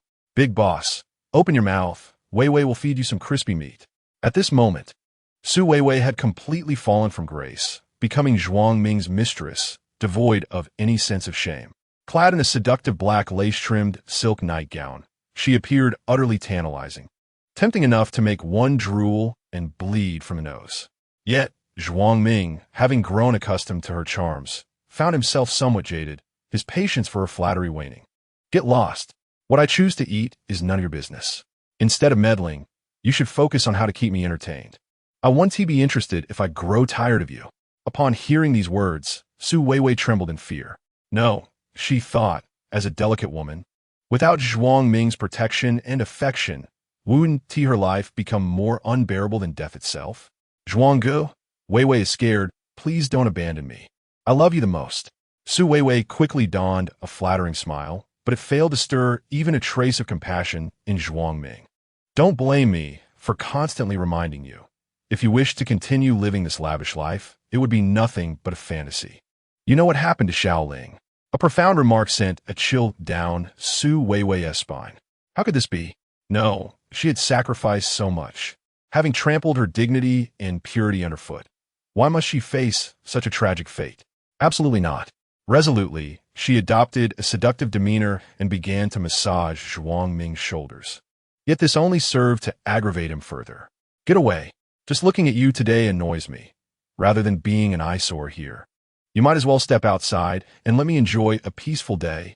Zhuang Ming, devoid of any affection, brusquely pushed Su Weiwei aside, growing increasingly irritable while picking at the dishes before him. Outside, Lin Mengsheng observed the entire scene with an unsettling calmness, her emotions undisturbed by the tumult. After enduring so many storms, she no longer felt the same righteous indignation as before. Hidden in the shadows, she witnessed Su Weiwei emerge, humiliated, her eyes red, clad in such a flimsy, revealing nightgown. The moment she stepped out, the guards leered at her with lascivious eyes. This woman possesses an alluring figure and striking beauty. One can only wonder how long the boss will remain entertained before they, too, can indulge in such exquisite flesh. Cursed be it, under such unabashed scrutiny. Su Weiwei felt a wave of nausea wash over her. Memories of Xiao Ling's tragic fate after being discarded, facing inhumane treatment, flooded her mind. The terror within her intensified. Unable to withstand the lewd gazes, she clutched her clothing and hurriedly fled outside. What to do? She did not wish for such a fate. Why must she endure this life? Why must she be trampled by these men? Struck by despair, she finally grasped that no matter how much she compromised or lowered her standards, she could not alter the reality of her being reduced to a mere plaything.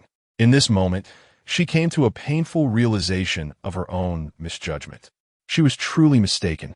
Had she chosen to conceal Lin Mengsheng out of jealousy rather than expose her to Zhuang Ming, would the outcome be different today? That girl was so kind, rescuing her time and again. If she were to learn of her current predicament, she would surely come to her aid. Perhaps that ethereal being would even avenge her. Eliminating those wretched creatures, Su Weiwei was lost in a reverie, but rather than feeling remorse, this dream merely served to satiate her fervent desire for vengeance. She had transformed. It was time for her to take the stage. Lin Mengsheng was fully prepared, having placed a freshly printed photograph into her pocket. She emerged from her concealed space and appeared in the corridor. "Boss, I present to you my most heartfelt gift." "What the hell? Where did this lunatic come from? What does he want?" The guard were taken aback and hurriedly drew their firearms, intent on dealing with this unexpected madman before them. Yet it was too late. Lin Mengsheng moved with an astonishing swiftness, slipping past them as they brandished their weapons. Realizing the danger, they quickly reached out to restrain the maniac. But with a deft sidestep, Lin Mengsheng evaded them and darted into the room. "Boss, please indulge in the culinary delights I have prepared for you." A true testament to my unwavering admiration, Lin Mengsheng, disguised as a greasy man bearing a platter, approached Zhuang Ming, his expression sincere as if every word were heartfelt. This startled Zhuang Ming to his core, nearly causing his soul to escape his body. Where did this imbecile come from? Fearful, Zhuang Ming attempted to rise and flee, but his corpulent frame hindered his escape. "Boss, are you getting up? Allow me to assist you." With feigned concern, Lin Mengsheng set the platter on the table and reached out to help Zhuang Ming to his feet. "Don't touch me." Zhuang Ming recoiled in terror, desperate to avoid any contact with such a person. Meanwhile, the guards outside were eager to rescue Zhuang Ming. However, witnessing the lunatic so close to him, they hesitated to intervene. Should they provoke him and harm their boss, their lives would be forfeit. Seeing the group of dim-wits frozen in fear at the entrance, Zhuang Ming's blood pressure soared. "Damn it, I provide them with everything. Yet in this critical moment, they are less reliable than a dog. Once I escape this ordeal, I will have their heads." He glared at the man before him, an unmistakable murderous intent piercing through to the hearts of his cowardly subordinates. Under his gaze, the small fry broke into a cold sweat, their legs trembling in fear. "It's over. The boss has it in for us now. We've truly messed up this time." In that moment, they desperately wished to amend their mistakes, contemplating a rush forward to prove their loyalty. The culinary master. "How did you end up here?" When the guards, alerted by news of Zhuang Ming's peril, brandished their weapons, prepared to confront this formidable figure, they were taken aback to discover that the individual before them was none other than Lin Mengsheng, whom they had confined in the holding room. Instantly, they were left in a state of confusion. What on earth was happening? They had diligently protected someone for so long, only for her to recklessly seek trouble with their leader. After all, they were culpable of negligence. The culinary master, Zhuang Ming, surprised that his well-trained team recognized the seemingly eccentric figure before them, and even referred to him as the culinary master, felt a strange calm wash over him. He glanced at the alluring and fragrant dishes on the table, which ignited his appetite. It dawned on him that the title of culinary master was not without merit. Zhuang Ming regained his composure and began to interrogate the visibly anxious group before him. He was eager to hear the explanations they had to offer. If their excuses were inadequate, they would soon join the previous group in meeting their maker, no matter how much he had invested in their training.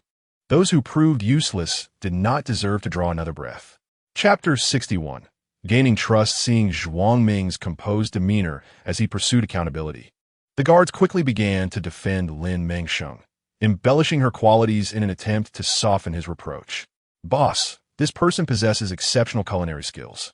We have witnessed her unwavering admiration for you, akin to the relentless waves of the sea. It has ignited our desire to retain her, to prepare exquisite meals for you."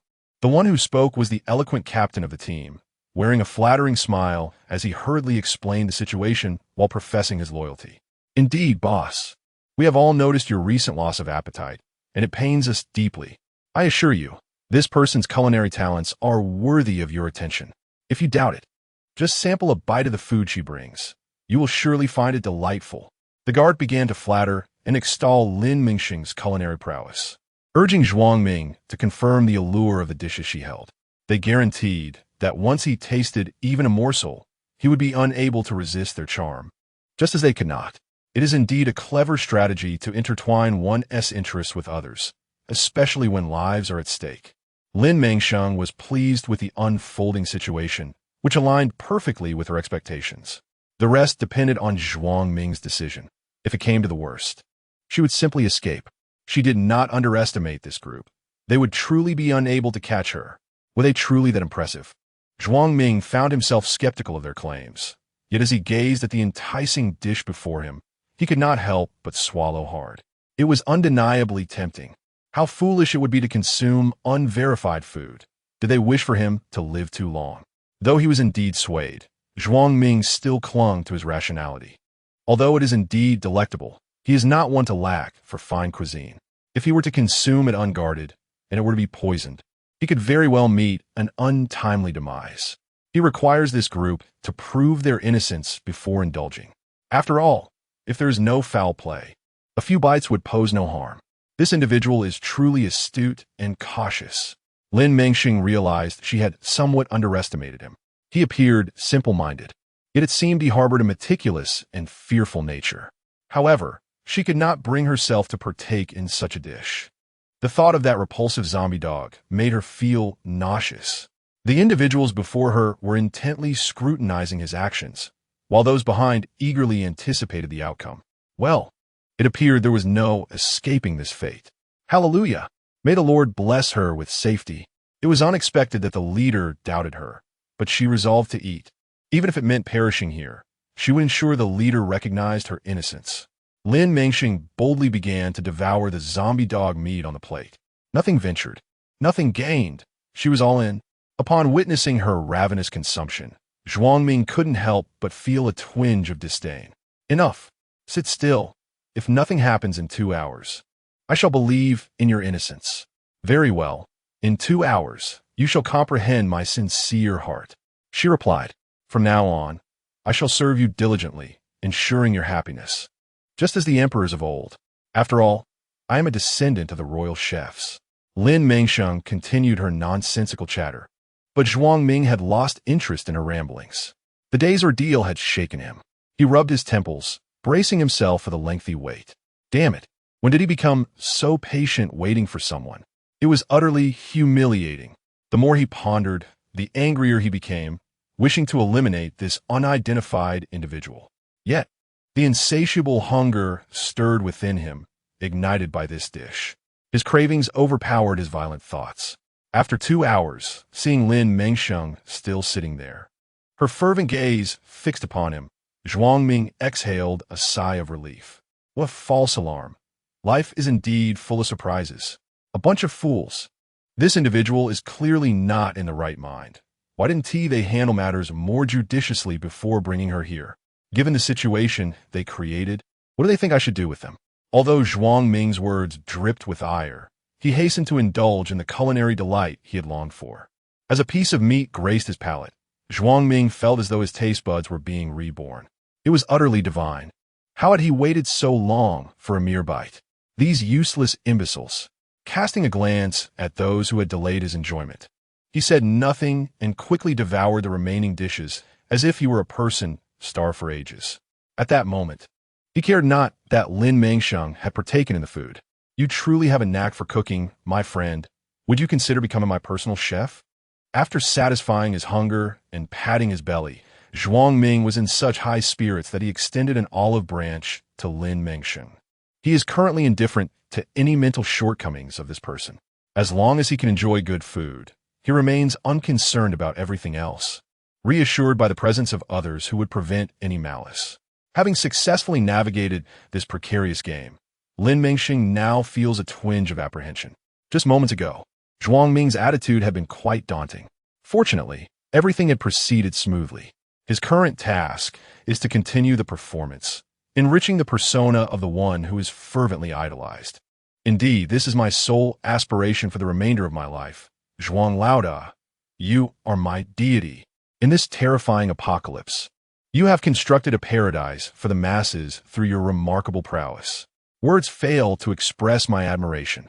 With heartfelt eloquence, Lin Mengsheng extols Zhuang Ming, elevating him to celestial heights. His words flow like honey, yet Zhuang Ming, ever humble, counters, I am merely an ordinary person. In this apocalypse, we must unite to carve out a path for survival. It is simply standard procedure. No, you're my idol, my god. Could you possibly grant me an autograph? Lin Mengsheng pulls out a photograph and a pen from her pocket, her eyes brimming with admiration. This display leaves Zhuang Ming feeling somewhat bashful. What are you doing, my little brother? This is rather excessive. Yet, basking in the glow of adoration, Zhuang Ming readily signs the photograph, his expression reflecting the delight of being praised. Chapter 62. Creating trouble. Prepare accommodations for Chef Guan. He shall be my esteemed guest from now on. Treat him well. Do you understand? Reflecting on the spicy dog meat he had just savored, Zhuang Ming quickly urges his followers not to offend this exceptionally skilled chef. Understood. They reply, eager to comply, having narrowly escaped danger. If they ensure the chef's comfort, their future days will undoubtedly flourish. Chef Guan, please follow us. They dare not neglect Lin Mengsheng any longer. With her culinary talents having won over the boss's palate, she is now in a favored position and will surely become a prominent figure by his side. Establishing a good rapport with her will certainly bode well for their own future. Chef, this will be your residence from now on. Please let me know if it meets your satisfaction. If not, I will promptly arrange something else. After surveying the two-bedroom apartment, Lin Mengsheng feels quite content. It is indeed a remarkable privilege for a chef to receive such treatment. Yes, I am very satisfied. Let this suffice. She plops onto the sofa, savoring this hard-won moment of tranquility. Noticing Lin Mengsheng's fatigue, the others discreetly exit, closing the door behind them. As she prepares a self-heating hot pot from her supplies, Lin Mengsheng's thoughts drift to her teammates. She left without a word, leaving only a letter. I wonder if they'll be angry? Certainly, they will be upset. As the crowd searched in vain for Lin Mengsheng, their anxiety reached a boiling point. What could this young lady be up to? In just a moment, she had vanished without a trace. Where had she gone? Xu Yong turned to the equally vexed Pei Ming for answers. Why are you asking me? How would I know? Pei Ming replied, her frustration palpable. The bond between the two sisters was profound, so why had Lin not informed her of her departure? It was clear that nothing untoward had occurred. Knowing Lin Mengsheng well, Pei Ming believed she would not leave without some form of explanation. After a while, they finally stumbled upon a letter left by Lin Mengsheng. After reading it, the group fell silent, unsure of how to respond. Xu Yong was like a gas canister ignited, seething with rage, wishing to confront Lin Mengsheng for a stern reprimand. Su Chun felt utterly drained, since his powers had heightened, granting him the ability to hear people's thoughts. His ears buzzed incessantly. Tormented daily by trivial matters, his irritation had reached its peak. Now, with Lin Mengsheng's latest antics, he felt it was all too much. Everyone, be quiet, Su Chen exclaimed, abruptly halting their foolish quarrel. Since Miss Lin has resolved to undertake this endeavor, she must have her reasons. Given that we do not know her whereabouts now, our focus should be on strengthening our abilities, and then we can search for her. Su Chen's primary desire was to enhance his skills, ideally to master his ability to control the thoughts of others. His reasoning resonated, and the group ceased their incessant chatter, settling down to enjoy a meal together. After a few days in the kitchen, having become familiar with her targets, Lin Mengsheng suddenly found herself feeling rather bored. While she had blended in seamlessly, she realized she couldn't simply act against them. Regardless of her capabilities, even if she dealt with Zhuang Ming, she could not evade the countless others who would pursue her. Moreover, eliminating one Zhuang Ming would only lead to countless others arising, continuing to oppress the people. Patience and careful planning were essential. The figure in black had sounded an alarm. She was still too weak. However, escaping her current situation proved difficult. She was bound to the kitchen, occupied with cooking morning, noon, and night, leaving no opportunity to hunt zombies. This predicament left Lin Mengsheng deeply troubled, her heart heavy with regret. Little White had not anticipated such a turn of events and was at a loss for how to advise Lin Mengsheng. After all, this was a time for mission completion, and given the special circumstances, granting her some leeway seemed reasonable. Lin Mengsheng understood that the system sought to keep her anomalies concealed. If she were to avoid the kitchen, she had a plan in mind. What are you all staring at? Trying to steal my culinary secrets, are you? You truly have no shame. Enraged, Lin Mengsheng hurled her ladle onto the table with a resounding clang. This sudden turn of events startled the ordinary chefs who were eager to learn from him. No, we didn't mean it like that. Chef Guan, please don't be angry. We won't watch anymore. Everyone is aware of the remarkable skills possessed by this culinary master before them. It is unwise to provoke him, for he is currently favored by the esteemed Master Zhuang. Feigning indignation, Lin Mengsheng continued his charade, refusing to hold back his words. What nonsense are you spouting? I don't believe you. I'm not the type to back down for the sake of appearances. I quit. With that, Lin Mengsheng began to untie his apron, tossing it to the ground as he prepared to leave. Chef Guan, what are you doing? Master Zhuang is waiting for your exquisite culinary creations. Dinner time is approaching. If you don't cook, what will Master Zhuang eat? Yes, yes. Chef Guan, you hold Master Zhuang in such high regard. You surely wouldn't want him to go hungry. Please calm down. I will handle these oblivious individuals and ensure this never happens again. The crowd hurriedly sought to placate the irritable Lin Mengsheng, urging him not to act impulsively. Chapter 63.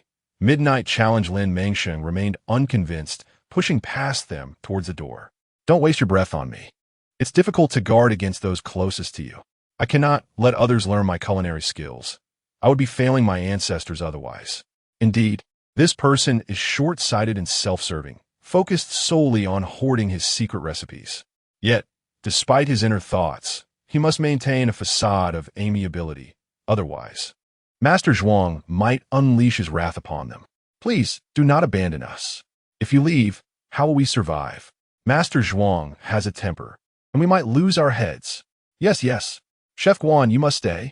Have pity on us and continue cooking. The crowd wept dramatically, their exaggerated expressions eliciting a bemused furrow from Lin Mengsheng. Are they really this over the top? Is the food truly that delectable? Xiaobai, of course. With so many ingredients, even the waste would smell delightful. Seeing that they had entered the fray, Lin Mengsheng decided to proceed with his plan. All right, stop crying. I will cook. Really?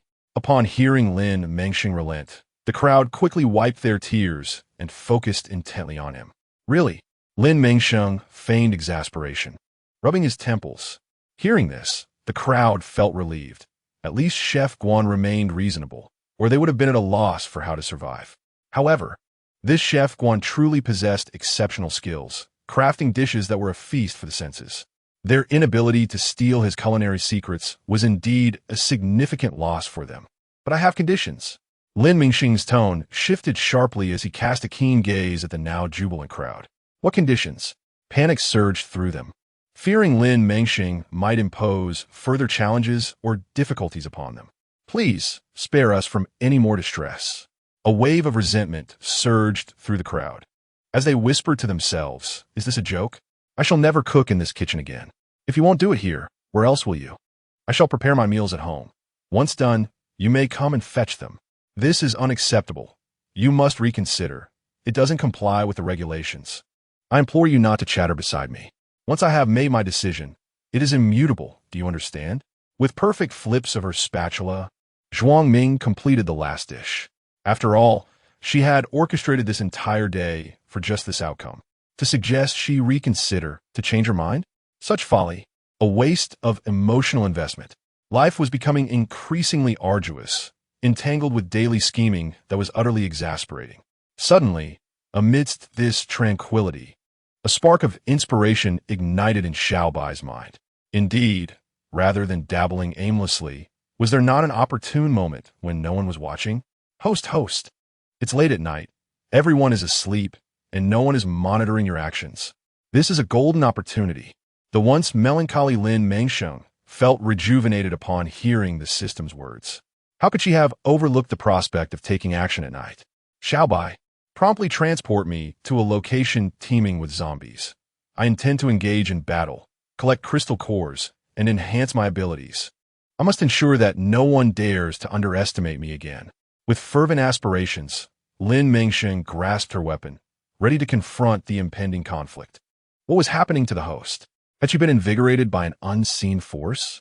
Witnessing Lin Mengsheng's newfound zeal, Xiaobai felt a bit taken aback. All right, teleporting to the outskirts where the zombie horde awaits. In 3, 2, 1. Upon opening her eyes, Lin Mengsheng found herself directly facing the swarm of zombies. Both factions momentarily stood stunned by this unexpected turn of events. Within a minute, realization dawned upon them. Roar! There are humans. Prepare yourselves, comrades. Today's feast is upon us. Goodness gracious, Xiaobai, you truly have a knack for mischief. Why didn't you place me further back, so I could simply feed the zombies? Lin Mengsheng instinctively fled, responding to her primal instincts. Detecting the enticing scent of humanity emanating from her, the zombies became frenzied, relentlessly pursuing her, determined to savor her flesh. Damn it, I need my car to rescue me. As she ran, Lin Mengsheng attempted to summon her swift Porsche 911 from the depths of her space. Her legs could not compete with the speed of wheels. If she could just reach the car and escape, she could once again turn peril into safety, just as before. The protagonist, as expected, enjoyed unparalleled fortune and treatment. Ultimately, Lin Mengsheng managed to conjure the vehicle and dove inside. Huh, keep chasing me if you dare. Let us see if you can even lay a finger on me. She taunted the zombie leader pressed against the car window, locking eyes with it.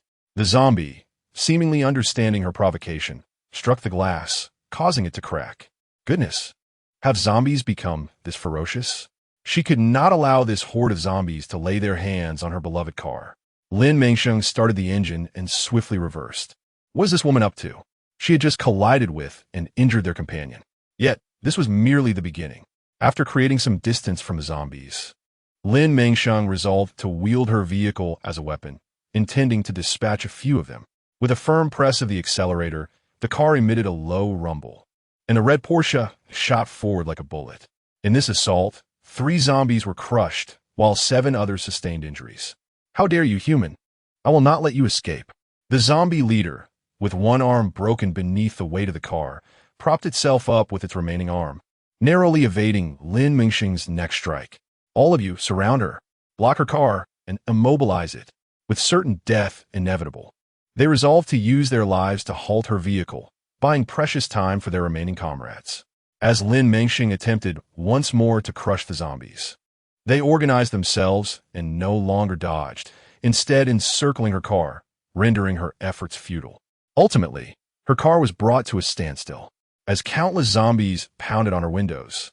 Desperate for confrontation, Lin Mengsheng seized her weapon, preparing to engage in battle. What?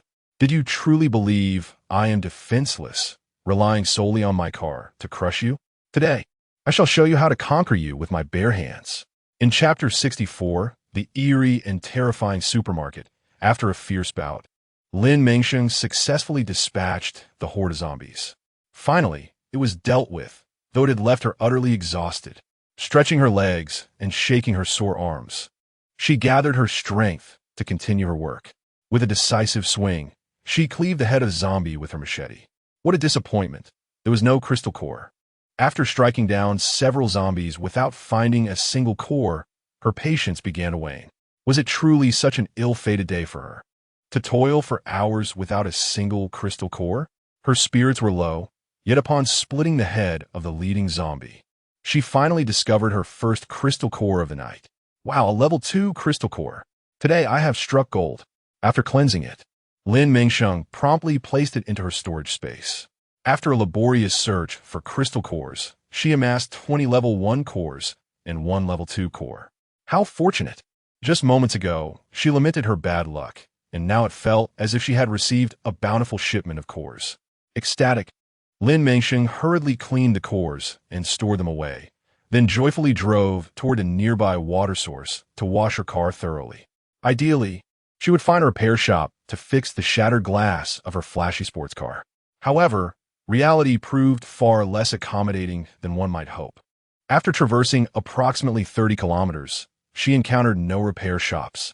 The glaring red paint of her car attracted numerous wandering zombies, leading her to dispatch several more. With 3 newly acquired crystal cores in hand, Lin Mengsheng found herself utterly bewildered. Little White, are you perhaps granting me a stroke of good fortune? In such a brief moment, I've accumulated an abundance of crystal cores. This luck seems almost supernatural. Lin Mengsheng joyfully clutched her treasures, but suddenly silenced herself, extinguishing the car lights and steering into a secluded corner to hide. Goodness, what a bizarre twist of fate. Where on earth could those 2 women and 1 man have gone? Despite our relentless search over the past few days, we have yet to locate them. Indeed, how can these individuals be so adept at evasion, surpassing even the cunning of mice? This group had established camp in the open, seated outside their tents, tending to a warming stove to boil water, preparing instant noodles, and incessantly grumbling. It truly is a narrow road for adversaries. Encountering enemies in such a place is a cruel irony. Although Lin Mengsheng was confident in her superior strength against them, capable of overwhelming them, her numerous past pitfalls had taught her to refrain from impulsive actions based solely on appearances. Some matters require contemplation, patience, and strategic planning. Not wishing to engage with them, she decided to drive away in the opposite direction. For now, it was wiser to keep her distance. Glancing at her watch, she noted that it was only 1 o'clock in the morning. Lin Mengsheng felt she still had some fight left in her. But where to go? Aimlessly roaming the streets, she stumbled upon a large warehouse supermarket, reminiscent of a certain membership store. How delightful to discover such a supermarket here. Yet, she wondered if they still had any snacks in stock. This thought sparked a pang of hunger within her.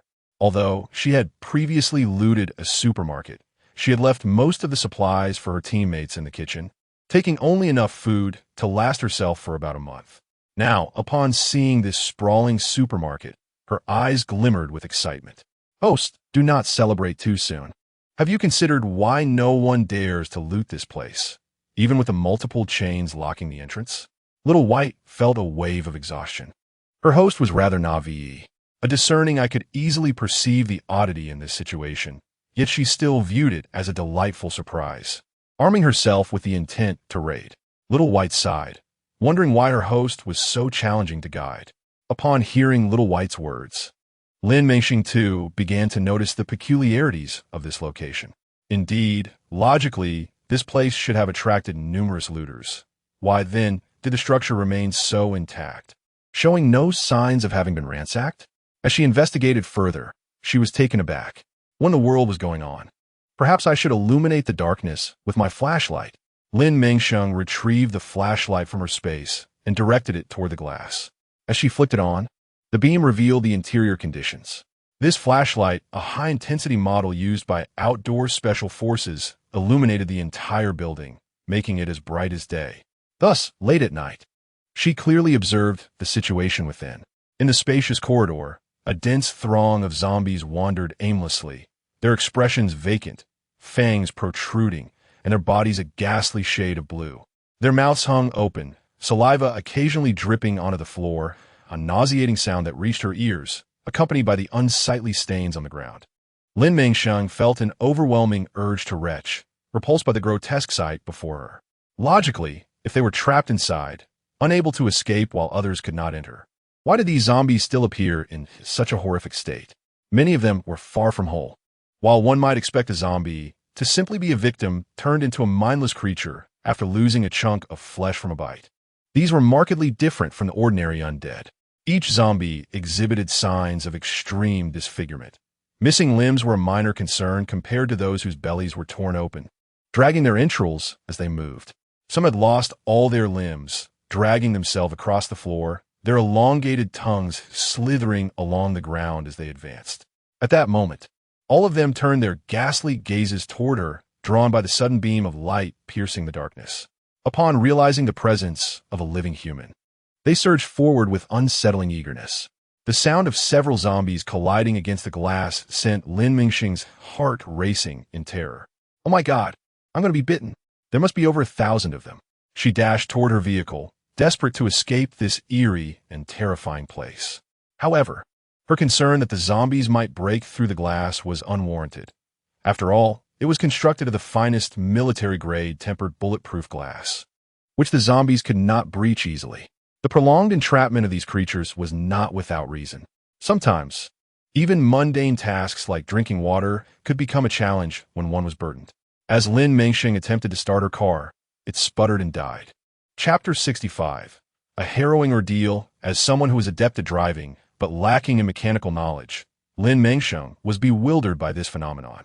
After futilely attempting to start the engine twice, her frustration escalated. Observing her panicked demeanor, Xiaobai quickly interjected to reassure her. Host, please remain calm. Those zombies cannot break through. That is tempered bulletproof glass. Even with bulletproof glass, I am terrified. So many zombies at night are enough to frighten anyone. Indeed, it was moments like these that Xiaobai proved invaluable. The car has run out of oil. It cannot operate. And look at your fuel gauge. It's been on empty for quite some time. Even if you manage to start it, you wouldn't get far. Realizing the truth in Xiao Bai's words, Lin Mengsheng noticed the fuel gauge was indeed in the red. How could she have overlooked this before setting out? This oversight could cost her dearly. With only a gas canister in her possession and no oil available, she reluctantly abandoned her plan to escape in her Porsche. What a blunder! Lin Mengsheng, feeling disheartened, alighted from her beloved little vehicle and stowed it away in her space. Before venturing out once more in search of tools for survival, one cannot deny her fortune. After circling several times, she finally discovered the entrance to the underground parking lot of the supermarket. Although a sudden surge of joy clouded her rationality, the terrifying scene she had just witnessed left an indelible mark on her psyche, compelling her to pause and carefully consider whether to proceed inside. Xiao Bai, is it safe for me to enter? Well, there are indeed scattered zombies inside, and entering carries risks. However, the threats above are far greater. The objective assessment did little to assuage Lin Mengsheng's trepidation about entering the underground parking lot. She realized she could not act impulsively. Reason triumphed over impulse. Lin Mengsheng took a moment to inquire about the events that had transpired, weighing her decision on whether to enter. When a zombie virus erupted, a store celebration was underway, drawing an unprecedented number of customers to the supermarket for the event, resulting in significant casualties. The zombies inside, bored and engaged in conflict, have evolved rapidly, with the most formidable among them reaching level 5. Therefore, host, it is advisable that you refrain from entering the supermarket. Level 5. What an astounding existence. Lin Mengsheng could scarcely fathom that within such a brief span, while the protagonist remained so weak, the zombies had grown so formidable. It was truly an eye-opening experience. The thought of sacrificing her life over a few vehicles was simply not worth the risk. Resolving to remember this forbidden zone, Lin Mengsheng vowed never to return until she had attained a certain level of strength, regardless of how tempting the food within might be. While Lin Mengsheng had narrowly escaped disaster, the situation for Su Chun was far less favorable. Initially intending to slay zombies and seize crystal cores to upgrade, they encountered their formidable nemesis, the enigmatic figure in a black robe. This individual was accompanied by a squad of over 20 elite members, leading to an imminent confrontation. Curse it! You persistent street rats! You wish to fight us, do you? Very well, I shall stand my ground. Xu Yong was exasperated. After barely escaping death for a few days, he found himself once again confronted by this group. Although they had all enhanced their abilities and should have been capable of fighting back, they were mercilessly overwhelmed. Feeling despondent after being beaten down, Xu Yong resolved to act irrationally. Since death was inevitable, he vowed to meet it with honor and significance. Yet, in response to his bold declarations and the determination of his team to perish alongside him, the man in the black robe merely scoffed disdainfully and dared to challenge me. How utterly absurd! With a mere flick of his hand, he unleashed a level 4 wind attack, instantly decimating them. Boss is brilliant. He dispatched this swarm of ants in one fell swoop. His underlings, deeply impressed by the man's power, eagerly began to flatter him. The strength of Su Chun, a member of this terrifying organization, was overwhelmingly superior, leaving his adversaries shattered and struggling to rise. They lay on the ground like lambs awaiting slaughter, filled with rage as they glared at the architect of their misery. What are you staring at? I'll dispose of you right now. A sycophant, harboring long-standing grievances against them, stepped forward, eager to deliver a final blow in front of his leader. The man clad in black robes found himself intrigued by Pei Meng, who had astonishingly managed to withstand his level 3 fire abilities single-handedly, much to his surprise. He had no intention of extinguishing this captivating little creature just yet.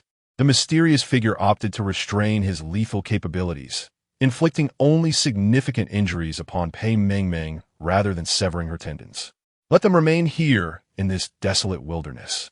It's far more advantageous than dirtying my blade by ending them swiftly. Perhaps the zombies passing through later will treat them appropriately. Who knows, when I return, I might even procure a few high-grade crystal cores. Indeed, the boss is right. With that, the sycophant lowered his weapon. The man then approached Pei Meng, effortlessly hoisting her onto his shoulder. What are you doing? Let me go. Pei Meng struggled against her captor, desperate to escape. Curse that man. I shall not let him off easily. If he dares to leave me here, I will recover in the space and ensure he pays dearly for his actions today. Yet, such thoughts were mere fantasies. The system would never contravene its rules to rescue her in the presence of others, especially as she was not in immediate peril. Mengmeng, let go of me. Zhang Dafei, lying on the ground with bloodshot eyes, watched helplessly as the man abducted Pei Mengmeng, shouting in defiance. Quiet, you fool. You're as good as dead. The sycophant kicked the raucous Zhang Dafei several times, then hastily resumed his pursuit of the group. Chapter 66. A sudden catastrophe. It was quite a rarity for their leader to show interest in a woman, though it was regrettable that such a beautiful woman was now beyond his reach. Casting his gaze over the men sprawled on the ground, he randomly selected the two most robust-looking individuals, Xu Yong and Zhang Dafei, and turned away. Take these two with us. Let the rest fend for themselves as per the boss's orders. The two men, despite their vigorous resistance, ultimately succumbed to the man's grasp and were taken away. The three individuals left on the ground gradually lost consciousness due to excessive blood loss. Suddenly sensing an unusual disturbance in the world, Xiaobai urged Lin Mengsheng to prepare. Host, something is amiss in this world. A catastrophic disaster is imminent for some reason. You must quickly retreat into the space.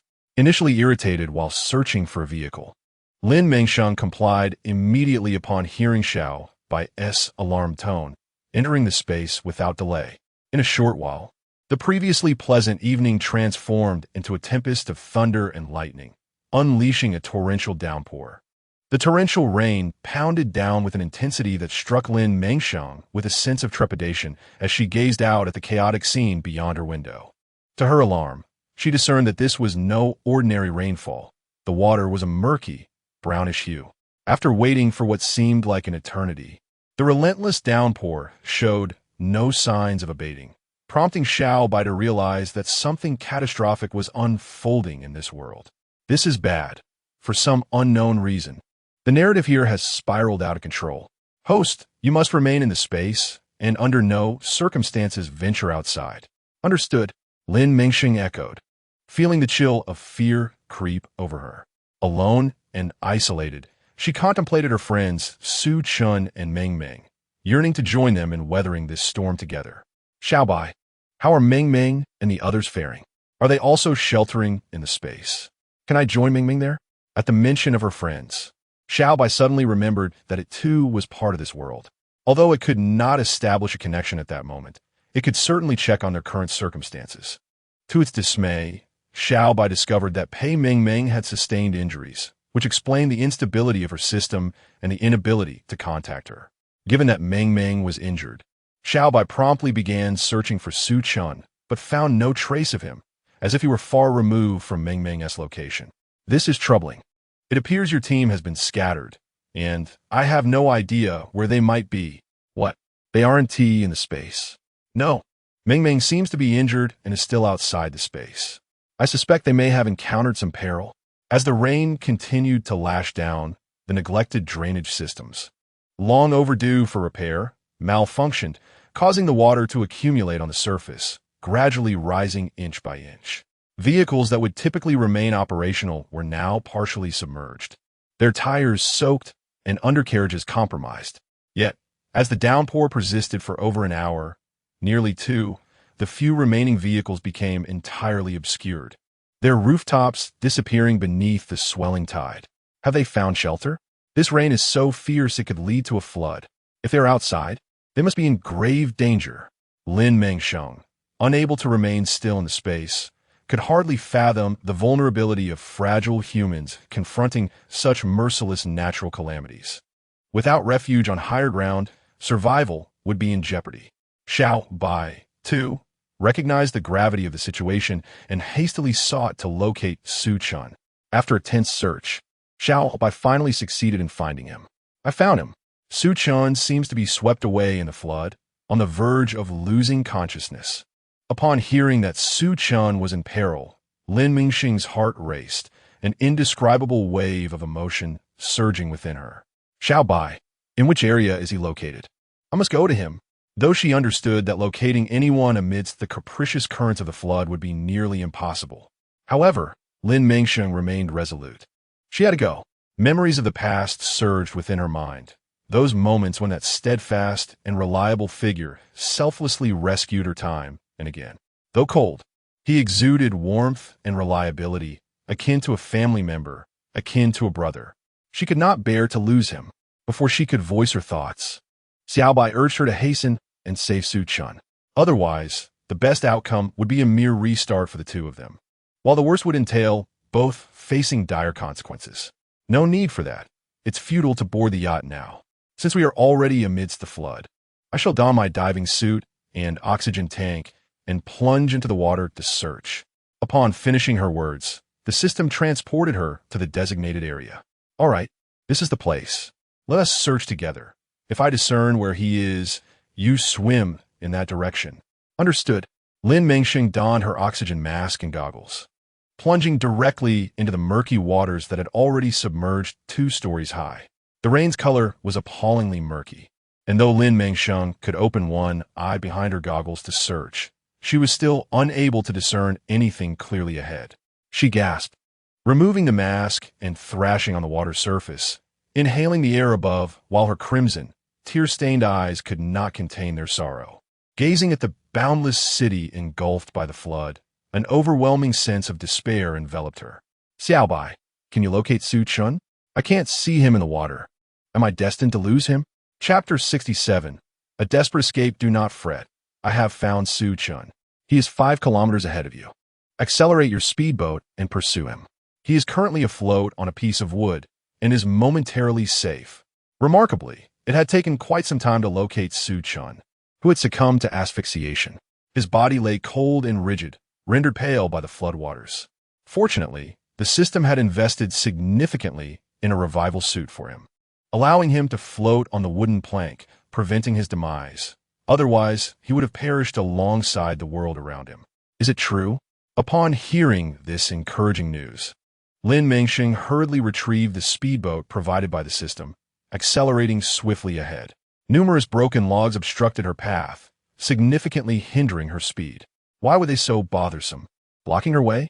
In her anxious state, she longed to soar past these obstructions, yet reality dictated that she had to navigate around them. Suddenly, she spotted a white door panel floating on the water, seemingly with a person atop it. It must be him. Lin Mengsheng hastily surged forward, chasing after the white panel. Please be safe, Su Chun. At long last, after enduring countless hardships, she reached Su Chen's side. Upon seeing him unconscious, pallid, and devoid of color, her heart ached with anguish. Why did it come to this? Why such tragedy? Observing the marks of broken bones and severed limbs, Lin Mengsheng's eyes blazed with fury. Damn it! If she were to discover who was responsible, she would not let them escape unscathed. However, the foremost priority now is to rescue Su Chun. Initially, upon capturing Su Chun, Lin Mengsheng intended to take him into the safe space with her, seeking refuge from the chaos. Lin Mengsheng felt a mix of confusion and urgency. Given his current state, if she did not secure him in a safe place for proper recuperation and treatment, he might lose his life. It was not that she lacked the desire, but rather that she found herself powerless to act, having recently spent a considerable sum on a resurrection item for the protagonist. Xiaobai, she was already straying from the rules. Thus, she could not intervene directly in the protagonist's affairs any further. There is no way around it. Due to the restrictions of the system, I cannot bring him with you. You must find a safe location on your own. Xiaobai began mapping out a route, identifying the best hiding spots. All right.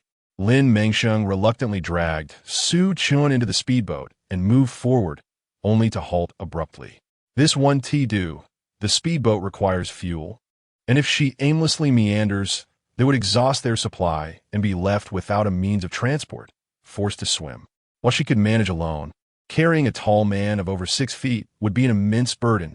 Fortunately, the speedboat wouldn't sink even if it remained stationary. It merely drifted along with the current. Host, quickly turn around and head left.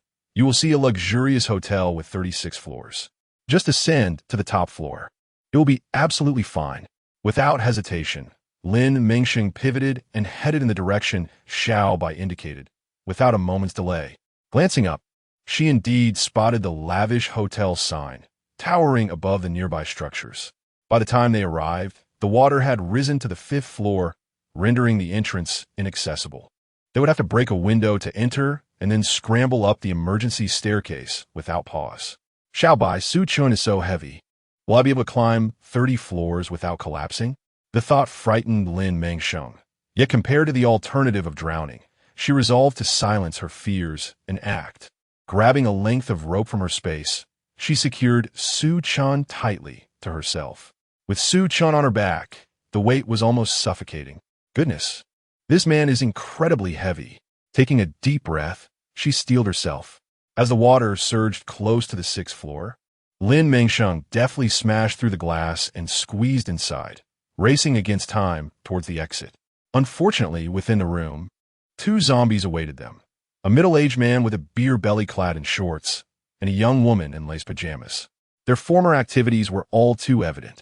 Upon spotting the living, both zombies instinctively opened their gaping mouths, eager to bite. Damn it!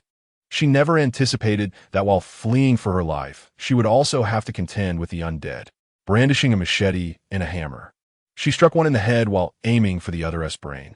The one she dispatched had a crystal core within its skull, not one to waste resources. Lin Mengsheng swiftly pocketed the core and dashed towards the corridor in search of a safe passage. Without uttering a word, Lin Mengsheng encountered 2 more attendants within mere steps of her departure. After swiftly dispatching them, she hoisted Su Chun and ascended the stairs. Due to some delays, by the time Lin Mengsheng reached the safety corridor, the water had already risen to her waist. Gritting her teeth, she summoned her strength and sprinted upward. Fortunately, after 3 flights, the stairwell was devoid of any zombies. Exhausted, Lin Mengsheng leaned against the wall and sank to the ground to catch her breath. Given her pace, it would take a bit longer to reach the top, allowing her a moment to recuperate. Xiao Bai, feeling a pang of sympathy, reluctantly purchased a strength-enhancing pill for her. Host, consume this strength pill. You cannot continue like this. You may lack the ability to climb any further. While such words could be perceived as disparaging, Lin Mengsheng felt no discomfort at that moment, for she was indeed utterly fatigued, nearly at her limit. She promptly retrieved a strength pill from her space and consumed it. Moments later, a surge of vitality coursed through her body. Onward to the rooftop, the once frail and petite girl now resembled a cannonball, powerful and swift. She ascended with a speed akin to lightning. When encountering wandering zombies, before they could react, Lin Mengsheng dispatched them with ease. In the blink of an eye, she had reached the 25th floor. After catching her breath, she closed the safety corridor door and took a moment to rest. Despite the support of the strength pill, the exertion was overwhelming. After sipping some water, Lin Mengsheng quickly laid Su Chun down to assess his condition. Noticing his lips had turned pale and cracked, she carefully fetched a bottle of mineral water from her space to offer him. However, as Su Chun had long lost consciousness, no matter how she tried to coax him, he wouldn't take a sip. This left Lin Mengsheng in a state of distress. "Captain, please open your mouth and drink. Must I feed you like on television?" After contemplating, she realized it wasn't such a loss, for Su Chun indeed possessed a rather handsome appearance. Chapter 68. The emergence of another antagonistic system, Xiao Bai watched in exasperation. Just moments ago, the individual had nearly drowned, and yet she insisted on feeding him water. It was quite a foolish endeavor. Moreover, the notion of feeding him mouth to mouth, as seen in dramas, seemed to suggest ulterior motives. Observing her continued delay, Xiao Bai could no longer restrain his impatience. "Host, you must gather yourself and ascend quickly. Do not squander time here. We are racing against the clock, or else Su Chun may very well succumb." Xiao Bai, irked, lamented the substantial investment made in acquiring a revival suit, wishing to avoid further depletion of resources. All right. Though she felt a tinge of regret, Lin Mengsheng recognized the gravity of the situation and resolved not to waste any more time. Thus, she secured Su Chun with a rope and charged toward the rooftop. After another series of swift eliminations, Lin Mengsheng finally reached the 32nd floor. Upon dispatching the zombies that emerged from that level, she intended to continue her ascent. Wait, do not climb any further. Sensing danger, Xiaobai halted Lin Mengsheng's actions. It seemed that there were others above. Hadn't she just urged her to climb higher? After contemplating, Xiaobai reasoned that the rainwater, regardless of its accumulation, could not possibly reach the 30th floor. Thus, to avoid unnecessary complications, resting on this level seemed prudent. There are people above. It's inconvenient for you to bring Su Qin along. To avoid conflict, let's rest on this floor. Lin Mengsheng was taken aback by the unexpected presence of others. She never anticipated such a coincidence.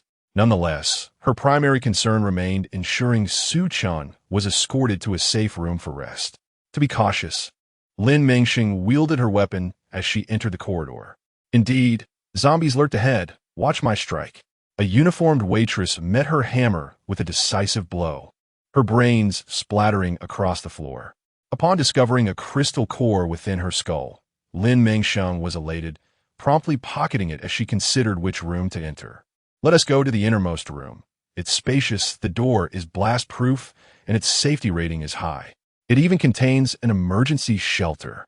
Xiaobai felt this room was tailor-made for them, utterly perfect. Lin Mengsheng, unable to contain her excitement, replied, "All right, I understand." With swift, joyous strides, she quickly reached the door.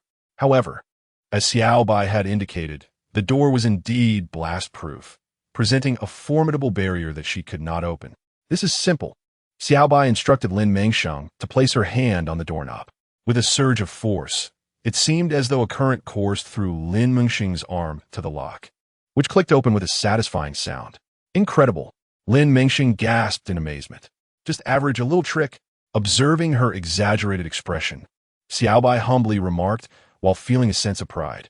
After ushering them inside, the individuals hiding above became aware of their presence. It appears there is a system below. This was the same system connected to the black-cloaked man who had attacked them twice.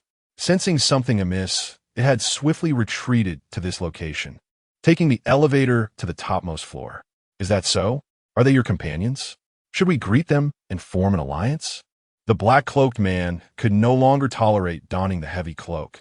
He casually tossed it onto the nearby sofa and settled at the coffee table by the floor-to-ceiling window. He retrieved a bottle of mineral water from thin air and began to drink while contemplating the rising floodwaters below. Companions? They are not companions. They are my enemies. Undoubtedly, this system was a villainous one, akin to a sibling relationship with the deceptive system that had previously harmed Lin Mengsheng. After the destruction of the green tea system, this one was left seething with rage, eager to obliterate several righteous systems in retaliation. Conveniently, an opportunity had presented itself, and it was unwilling to let it slip away. Once you have adjusted your state, go and meet the individuals below. If possible, eliminate him for me. Oh, the man found it rather peculiar to witness such palpable anger emanating from a system. Can a system truly possess emotions? Yet, to be candid, he was indeed curious about the identity of this entity. After all, for such an extended duration, he had not encountered anyone capable of being his rival, leaving him feeling profoundly isolated and lonely. All right, what is the reward? He inquired, understanding that no effort is made without gain. If this system did not provide him with some advantages, why should he exert himself? After all, those possessing a system should not be lacking in strength. How audacious of this entity to demand something from him. Truly, it embodied the insatiable greed characteristic of lesser beings. This system held a deep disdain for these hypocritical, selfish, and arrogant humans. However, recognizing the necessity of accumulating points through this individual, it begrudgingly decided to continue its charade. Of course, host, upon completing this task, I can grant you 50 points. 100. This insatiable pest. The malevolent system seethed with irritation. Reluctantly, it could not accept awarding Yang Chun such a substantial number of points at once and began to negotiate. 80. That is all I can offer you. If that does not suffice, so be it. I stated 100, and I expect 100. If you refuse, then I shall retire to sleep. I have been tirelessly following your directives for days. I am utterly exhausted. With that, Yang Chun immediately sprang towards his soft bed, enveloped himself in the covers, and fell into slumber. This insufferable creature. The malevolent system's fury reached new heights, prompting it to administer a punishment to Yang Chun. In an instant, he was seized by a surge of dark energy, causing his body to convulse. Host, do not be so self-centered. We must collaborate moving forward. Despite being jolted by the energy, Yang Chun was no pushover. He was resolute in his stance. Who dares to threaten me? I said 100, and I demand 100. Now that you have treated me this way, make it 200. I will not perform any tasks until then. Go ahead. Shock me if you wish. I am not easily intimidated. His defiance was enough to infuriate the malevolent system. For a good 10 minutes, Yang Chun remained unyielding, refusing to relent. Ultimately, the dark energy conceded, ceasing its assault, for it did not wish to render him incapable of functioning, having come this far in their journey together. Very well, 200 it is. Oomph. The system thought, I shall find a way to subdue you. Infuriated by the ordeal, Yang Chun found his sleep eluding him and sought to vent his frustrations. Suddenly, he recalled the individuals he had captured the previous day. The alluring beauty remained beyond his reach, but the other men, snatched by the scientific aberration, could serve as suitable targets for his ire. Seizing his communicator, Yang Chun issued commands to his subordinate. Very well, I shall send them to you at once. His subordinate promptly rushed to the chamber where Zhang Dafei and the others were detained. Upon encountering Xu Yong, who still had the energy to hurl insults, a decision was swiftly made. You shall do. Observing Xu Yong's spirited demeanor, he deemed him an excellent choice for practice, ensuring a satisfying encounter. Poor Xu Yong, who had just been vociferously cursing, found himself bound and dragged across the floor towards Yang Chun. What are you up to, you bunch of rascals? One day, I shall make you pay dearly for your transgressions. Before Xu Yong could finish his statement, someone nearby swiftly silenced him with a foul rag. Enough of this nonsense. Hurry up and follow me. Xu Yong, muffled and unable to speak, began to emit pitiful sounds. How infuriating! Even with your mouth covered, you still managed to make such annoying noises. After uttering this remark, the assailant struck Xu Yong twice and led him toward Yang Chen's room. This is dire. There's a villainous system lurking above. The black smoke, with its disorienting electric shocks, targeted Yang Chun, and Xiaobai soon became aware of its presence, triggering immediate alarms. No wonder the protagonists have been beset by bizarre occurrences. This world deviates from the script, leading to strange and terrifying disasters. It seems these malevolent entities are the ones pulling the strings behind the scenes. Realizing the gravity of the situation, Xiaobai felt an urgent need to report to superiors. Host, I may not be online for a while. Quickly take Su Chun and hide in the emergency shelter. Do not open the door for anyone, understood? What's going on? What has happened? Upon sensing Xiaobai's panic and urgency, Lin Mengsheng felt a wave of helplessness. Was there a threat approaching? Without time to elaborate further, Xiaobai bestowed upon Lin Mengsheng a ring and some spring water, uttering a few words before vanishing. Once Xiaobai's voice faded, no matter how much Lin Mengsheng called out, there was no response. Acknowledging the imminent danger she faced, Lin Mengsheng composed herself, first administering the spring water Xiaobai had left to Su Chun, then dragging him toward the emergency shelter Xiaobai had mentioned. The lock here was far more challenging than the one outside. Upon opening the cabinet door, Lin Mengsheng encountered a security door akin to those found in banks. It was evident that she could not unlock this enigma, prompting her to abandon that course of action. Perhaps it would be wiser to retreat to the bedroom and secure the door. Once others arrived, she could then take Su Chun into the so-called ring space, which should surely be safe. Clutching the ring Xiaobai had given her, Lin Mengsheng resolutely laid Su Chun down on the bed. First, she needed to get this burden settled. Exhausted, she had initially intended to rest on the adjacent sofa, but the uncertainty of the looming peril forced her to abandon that thought. Instead, she sat on the edge of the bed, grasping Su Chen's arm. Ah, if you wake up, do not accuse me of taking advantage. I am merely acting in your best interest. Although Lin Mengsheng could not reach Xiaobai, she was still able to access her previous space. After retrieving some essentials, she attempted to see if she could store them in the ring space. To her delight, It worked. Watching the items disappear upon contact, Lin Mengsheng felt a surge of joy. If she could store all the food in the ring space, she could sustain herself for half a month. Suddenly, Lin Mengsheng halted her actions of tossing food into the space. It is impossible for me to store everything at once. I can only place items into this space without the ability to retrieve them. What if I finish the food before entering the space? Recently, Lin Mengsheng, who had been somewhat dull-witted, suddenly experienced a moment of clarity and ceased to store food in the space. Now that Su Chun is in a coma and cannot consume any food, Lin Mengsheng has no choice but to prepare instant noodles for herself. Fortunately, there's a kettle here, otherwise it would have been disastrous. I must remember to take it into the space later. Having satisfied her hunger and thirst, Lin Mengsheng gazed out at the relentless brown rain, feeling a profound sense of despair. When will these troubling days come to an end? The floodwaters have risen to the 10th floor. If the people outside do not remain in their high-rise shelters, they would surely perish. The number of surviving humans is already scarce. Another catastrophe could very well lead to extinction. Sighing, she realized that lamenting would not alter reality. Glancing at Su Chun, whose complexion had improved somewhat due to that bottle of water, Lin Mengsheng felt a slight comfort in her heart. Captain, it is only the two of us now, relying on one another. I hope you can pull through this time. Otherwise, how lonely I would be in the future.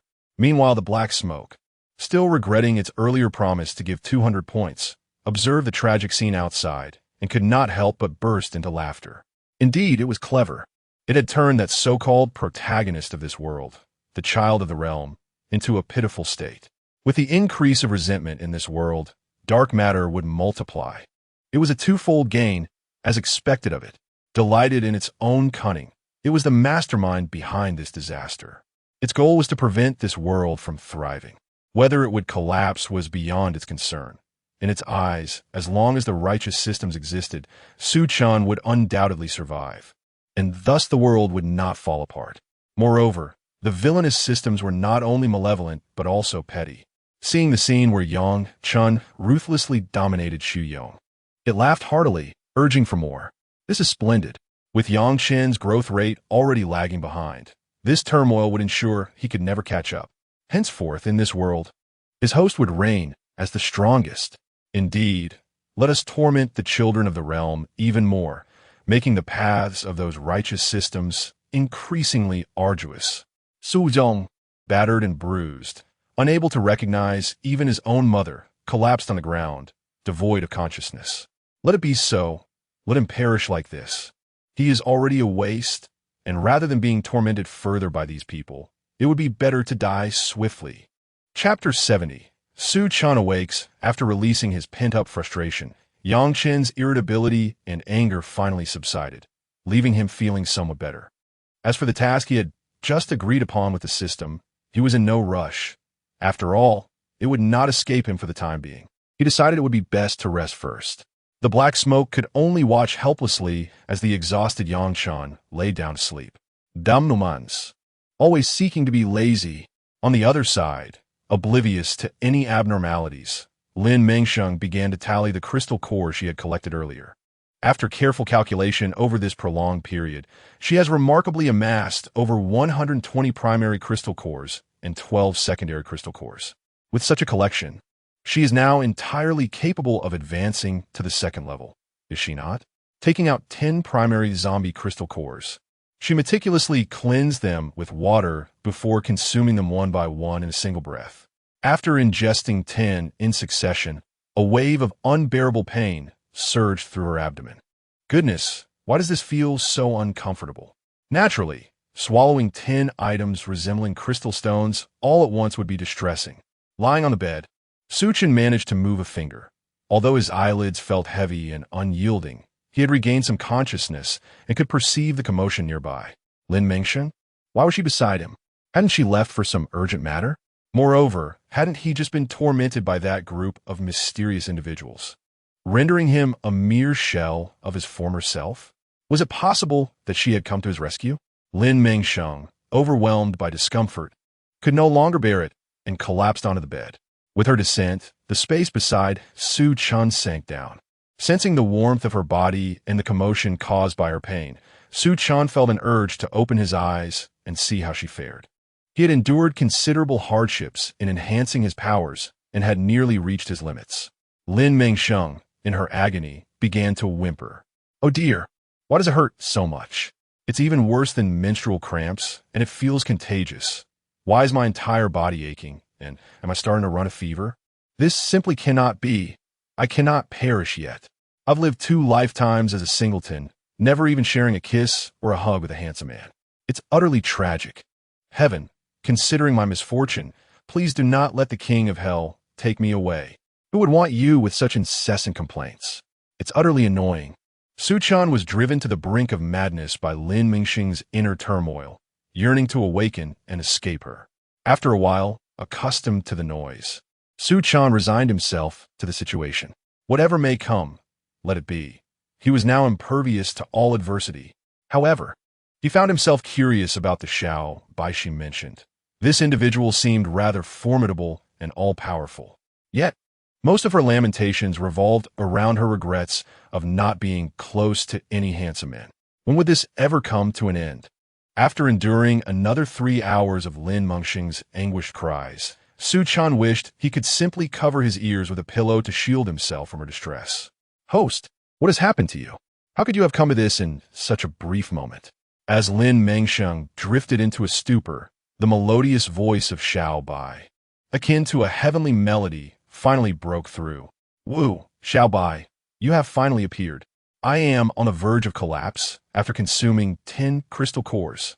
Words were futile, and thankfully nothing disastrous had transpired. With a resigned sigh, Xiao Bai, akin to a nurturing figure, began procuring supplies for her once more. A bottle of spiritual spring water manifested in Lin Mengsheng's hands. Upon realizing it was the miraculous elixir meant for Su Chan, a sudden reluctance washed over her. Perhaps this should be left for Su Chan. I can still endure, but his situation is perilous, and he remains unconscious. With that, Lin Mengsheng intended to set it aside until she regained her strength to feed Su Chan. "Enough of that. I have plenty here. You should drink first. We have matters to discuss shortly, so stop dilly-dallying." "All right then, I'll drink it." The pain was unbearable, prompting her to swiftly open the bottle and gulp it down. After consuming 1 bottle, the pain dissipated shortly thereafter. Su Chan, unable to hear the voice of the system, could only listen to Lin Mengsheng's delirious chatter with an imaginary companion, leaving him to ponder whether her torment had driven her to hallucinations. However, upon hearing the sound of her drinking, doubts crept in. Could there truly be another presence he was unaware of? "Thank you, Xiao Bai. I do feel better after drinking it. By the way, has my ability level increased? Please hold on, I'll check." System loading. Ding. Lin Mengsheng, speed ability level 1, strength ability level 1. We hope the host continues to strive. "Oh, both are level 1. I only consumed 10 crystal cores." Lin Mengsheng's small head brimmed with confusion, struggling to comprehend this outcome. The level 2 crystal cores you consumed earlier directly elevated your speed skill to level 1. The power of zombies possessing higher level cores is several times that of those with lower level cores, so consuming any higher level core will result in an enhancement. However, if higher level cores cannot be found, you must proceed as previously advised. "Oh, I see. So it works like that." Enlightenment washed over her, filling her with joy. It was as if a pillow had been offered to her as she drifted into slumber. With a stroke of luck, rapid advancement was within reach. Ecstatic with this revelation, Lin Mengsheng sprang from her bed with a spirited leap. Eager to continue her upgrades, she thought, with Xiao Bai present and the spiritual water to alleviate pain. What excuse did she have for idleness? In that case, I shall wholeheartedly continue to enhance my abilities. This way, I will feel more assured when facing foes. Hearing Lin Mengsheng's animated conversation, Su Chan began to question his reality. Could there truly be someone else? If so, this presence was rather unsettling, especially since he had yet to sense it. Was his injury impairing his awareness? Chapter 71. Self-destruction. Lin Mengsheng, driven by enthusiasm, contemplated consuming 100 crystal cores in a single gulp to enhance her skills. This audacious plan alarmed Xiao Bai. Goodness gracious! Are you not concerned about indigestion from consuming so many cores at once? Not at all. You provide the spiritual medicine, so it's a piece of cake. Heavens! Even if you were to consume 10 cores an hour, allowing some time for digestion, it wouldn't be this alarming. No, you'll end up with complications. Listen to me. Consume 1 core per hour. You cannot be so reckless. All right, whatever you say. Lin Mengsheng ceased her frantic actions after swallowing 10 crystals and began to rest in her chair. Wow, with a 3rd-level core and 100 basic cores, she could potentially wield dual 2nd-level skills. The thought exhilarated her, yet unfortunately, this place offered no opportunity to showcase her abilities. Otherwise, she would certainly put on a performance for herself. Beside her, Su Chan could no longer endure the situation. With great effort, he finally regained consciousness. Seeing Lin Mengsheng genuinely enhancing her powers and the 4 potion vials laid out before her, he finally believed in the existence of another person in this room. Not merely a figment of her imagination. Although he wished to rise, Su Chan found himself utterly weak, pinned to the bed and unable to move. Staring at the ceiling, despair washed over him. Indeed, even if he had miraculously escaped the calamity, what good was it to be left with a mere existence, a burden to others? Heartbroken, Su Chan yearned for self-harm, desperate to flee this world. Meanwhile, Yang Chun, after resting for a brief moment, swiftly climbed out of bed and hurriedly consumed another meal. "I'm starving. I need to eat something before I can go back to sleep," he exclaimed. "Stop eating. I think I just exposed my presence, and that enemy has discovered me. Hurry up and pack. We must leave this place." The black smoke, receiving a warning from its superior, sensed the impending danger and hastily prepared to flee. Although aware that its host was immensely powerful, the uncertainty of a novice system's reliability filled it with dread. Oh, who is it that has consistently looked down upon me, urging me to deal with others? How swiftly they change their tune, faster than a Sichuan opera face change. This is rather problematic. The flow waters outside are too high, and I have nowhere to go. Are you suggesting I drown? Peering through the floor-to-ceiling window, it noted that while the torrential rain had ceased, the water level outside had risen to the 21st floor. Being beneath that level was tantamount to signing one's death warrant. Realizing the gravity of the situation, the black smoke frantically sought solutions. It could not remain idle and needed to devise a strategy to confront the impending crisis. Lin Mengsheng successfully digested 100 first-level cores, witnessing a remarkable enhancement in her physical capabilities. It seemed her power skills had indeed improved.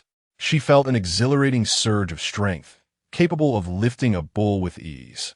Finally, with some time to spare, Lin Mengsheng hurried to check on Su Chan, wondering if another vial of spiritual spring water would awaken him.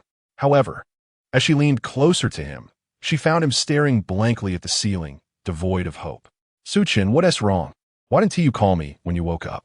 Recognizing the potency of the spiritual spring water, Lin Mengsheng once again picked up a vial, eager to feed it to Su Chan to expedite his recovery. Yet no matter how she tried, he refused to open his mouth for even a sip. "What is this you're doing? Drinking this will benefit you. Please, just comply and take it," Lin Mengsheng implored, coaxing him like a child to consume the miraculous elixir. In response, Su Chan coldly turned away, disdain evident in his self-deprecating scoff. "Why waste this precious potion on a worthless being like me? I will only be a burden. You should prepare to journey through the world alone. Why speak such despondent words? We are a team, a family bound by ties. How could I possibly abandon you?" His self-destructive demeanor ignited Lin Mengsheng's frustration. As long as there is life, there remains infinite possibility. Yet, no matter how I reason with you, it falls on deaf ears. Su Chan stubbornly resisted her efforts, his obstinacy igniting her temper. "What do you truly desire, Su Chan? Do you not intend to seek vengeance against those who harmed you?" At the mention of revenge, Su Chan's resolve wavered, though it was fleeting. The thought of his incapacitated state, unable to lift his hands or move his feet, dampened his spirit, and he resigned himself to silence, closing his eyes in a bid to escape. "How could you become this way? You are Su Chan, a man of boundless potential in my eyes. Your current state extinguishes my motivation to forge ahead." Seeing Lin Mengsheng poised to confront Su Chan once more, Xiaobai interjected sharply. Enough. He is psychologically wounded. Until we restore his confidence and mend his body, he will not heed your words. But I cannot simply watch him languish. Lin Mengsheng protested. Xiaobai, already cognizant of the situation, had devised a plan for his recovery. He retrieved another vial from Lin Mengsheng's space. This is a high-grade cleansing elixir. Once consumed, it will purify his marrow, strengthen his bones, and enhance his physical capabilities. With it, Su Chan can heal. Is that true? Let me persuade him to take it. This is indeed wonderful news. Overjoyed, Lin Mengsheng hurried to present the cleansing elixir to Su Chan, only for Xiaobai to douse her enthusiasm with cold reality. Though the elixir is potent, it is not a trivial remedy. The consumer will endure excruciating pain, and some may even succumb to despair. The smile on Lin Mengsheng's face faltered, realizing the gravity of the situation. It was not as simple as she had hoped. She hesitated, uncertain whether to administer it to Su Chan, fearing the dire consequences of a misstep. Is there no way to mitigate his suffering? He is so weak. Perhaps let him drink a vial of spiritual spring water first to regain some strength. Beyond that, I have no further solutions, Xiaobai suggested, as Lin Mengsheng lingered in doubt. The lifeless Su Chan, resolute in his decision, resolved to take a chance. Lin Mengsheng, if you possess a remedy that may heal me, then give it to me. I'm willing to gamble. Chapter 72. A decision to venture. His pallid face, marked by frailty, radiated a resolute determination. Rather than remain a burden, half alive and dragging others down, he would prefer to take a gamble on a future. Seeing Su Chen's unwavering resolve, Lin Mengsheng felt it unwise to protest further. However, since they had decided to embark on this risky endeavor, she insisted they prepare adequately. Very well, you must heed my words. First, consume this vial of medicine, and only then take the cleansing pill, if you please. Reluctantly, Su Chan acquiesced to her insistence. He trusted her, convinced she would not lead him astray. Like a puppet, he allowed Lin Mengsheng to dictate his actions. Unable to rise, he leaned against the headboard with her support, his head resting on her shoulder as she helped him drink. The atmosphere between them was somewhat ambiguous. They were so close that they could distinctly perceive each other as scent. They did not embody the romanticized characters of novels, one exuding a woody fragrance, the other sweet as candy. Instead, one was drenched in the odor of sweat from recently harnessed powers, while the other bore a peculiar scent from prolonged exposure to water, a rather unromantic juxtaposition. Embarrassed, Su Chan shyly distanced himself from Lin Mengsheng's shoulder, prompting her to quickly shift away as well. How mortifying! She lamented, regretting the circumstances. Why could she not have taken a moment to freshen up first? This state of disarray would surely hinder her confidence in flirting with handsome fellows in the future. Cough! Cough! Host, cease your dawdling and proceed with your tasks. Do not waste precious time. Xiaobai interjected, reminding them of more pressing matters that required their attention, rather than indulging in romantic distractions. Understood, she replied. By the way, instruct Su Chan to enter the ring space for treatment. The outside is perilous. Additionally, I have prepared a bathtub filled with spiritual spring water, which will be beneficial for him. Ensure he soaks in it. And what about me? Am I not deserving of care? Xiaobai, you are biased. Lin Mengsheng accused, feeling unjustly slighted. Had she not been his cherished darling? Was he now turning his affections elsewhere? Goodness, why must this host be so envious? Xiaobai thought, feeling overwhelmed by her antics and quickly acquiescing like a parent soothing a child. All right, here you go. Take him to the ring space for treatment, without lingering here. Rest assured, I shall complete the task, she affirmed, ensuring to gather necessary items from the room before departing. Meanwhile, the dark smoke pondered for a long time, but could not devise a suitable plan. Rather than wait for them to strike first, I would rather take the initiative. After all, my strength is formidable. Who fears whom? The outcome remains uncertain. With a firm resolve, it decided to take a risk. It painfully purchased a 5th-level crystal core and generously gifted it to Yang Chun. Yang Chun, quickly consume this 6th-level crystal core to upgrade your fire abilities. Soon, we shall confront that old acquaintance. All right. With unbridled glee, Yang Chun accepted the crystal core, smiling broadly as he swallowed whole. He had long desired an upgrade, yet he had never encountered a crystal core exceeding level 3. His previous ascensions to level 4 were solely reliant on the accumulation of lowly zombie fragments. Now, with the system generously granting him a level 6 crystal core, the ease of his upgrade felt like a dream come true. Seeing Yang Chun obediently enhance his abilities on the spot, the Dark Mist was quite pleased and began to contemplate how to proceed upon their eventual encounter.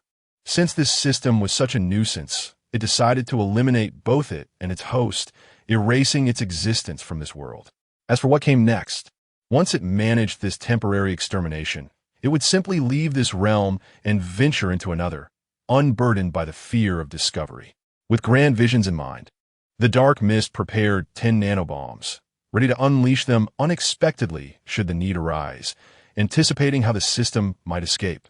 Meanwhile, upon entering the space, Lin Mengsheng was immediately dazzled by the scene before her. Oh my, this place is truly a paradise. Upon arrival, Lin Mengsheng and Su Chun found themselves stepping onto the lush carpet of the garden. Before them stood an extravagant 5-story villa in a splendid European style, exuding grandeur. The garden's lawn was moist and fertile, clearly ideal for cultivation. It was breathtaking, she thought. I must remain here until the end of time. No one shall take me away. With joyous strides, Lin Mengsheng eagerly approached the door, intent on discovering what lay within. I'm still here. Upon sighting the luxurious villa, Lin Mengsheng abandoned the hapless Su Chun, leaving him feeling quite uncomfortable. Was he to be overshadowed by mere house? Before the apocalypse, acquiring several such properties would have posed no challenge. Indeed, although Su Chun was a special forces soldier with a stable government job, he was also the heir to a vast fortune. Despite not working, the shares bestowed upon him by his parents were more than sufficient for a lifetime of indulgence. Yet, he never imagined that on this day, he would be overlooked and abandoned because of a house. Lin Mengsheng sheepishly rubbed her head, realizing that in this apocalypse, money had lost its value. It could hardly procure anything substantial, not even a simple cup of instant noodles. So, please don't blame me for being so overwhelmed by this delightful surprise that I momentarily forgot about you. Oh, my apologies for overlooking you. No witties. I shall take you to the bathroom, where I have prepared some spiritual spring water that will greatly benefit you. After careful consideration, Lin Mengsheng decided to carry the immobile Su Chun into the house, a choice that proved both time-efficient and labor-saving. What are you doing? Put me down. Su Chun blushed deeply, feeling quite flustered by Lin Mengsheng's strong demeanor. What's the matter? You're ill. This is for the best. Puffing and panting, Lin Mengsheng brought Su Chun to the bathroom. Thankfully, the thoughtful Xiao Bai had ensured that the water was at a comfortable temperature, allowing Su Chun to soak without discomfort. You can go now. I can manage on my own. Su Chun found himself submerged in the bathtub as Lin Mengsheng attempted to remove his clothing. With a bashful demeanor, Su Chun quickly halted her inappropriate advances, eager to expel her from the scene. Why must she be such a nuisance? Although she harbored a selfish desire to behold Su Chen's flawless physique, the blatant refusal left her feeling quite uncomfortable. Fine, I shall administer the medicine to you. You may remain here, she conceded, albeit without further insistence, before departing. Chapter 73. An ambiguous atmosphere. Once Lin Mengsheng had departed, Su Chun felt anything but at ease. The cleansing pill he had ingested transformed within him into a warm current, coursing through every part of his body. Initially, he believed it to be inconsequential and relaxed into the soothing embrace of the bath, only to soon sense the ominous signs of impending calamity. What began as a mere pinprick of discomfort escalated into an unbearable agony, akin to the gnawing of rodents, and then to the feeling of being torn apart by a wild beast. Su Chun gritted his teeth through the torment, beads of sweat forming on his brow, veins bulging painfully. This suffering was not confined to a singular moment. After enduring a wave of excruciating pain, he scarcely had a moment to catch his breath before another onslaught would strike. The relentless cycle of agony drove Su Chun to the brink of convulsion. Damn it, how can it hurt so much? Although he understood that this was not a simple ordeal, he had not anticipated such an intensity of suffering. far exceeding the tortures he had witnessed in South Africa. Yet, for the sake of survival, for the chance to rise again and avenge his comrades, Su Chen's gaze hardened as he fixed his eyes on the ceiling. I cannot falter. I must endure. My brothers await my vengeance, and I have yet to fulfill our grand ambitions. I shall not surrender.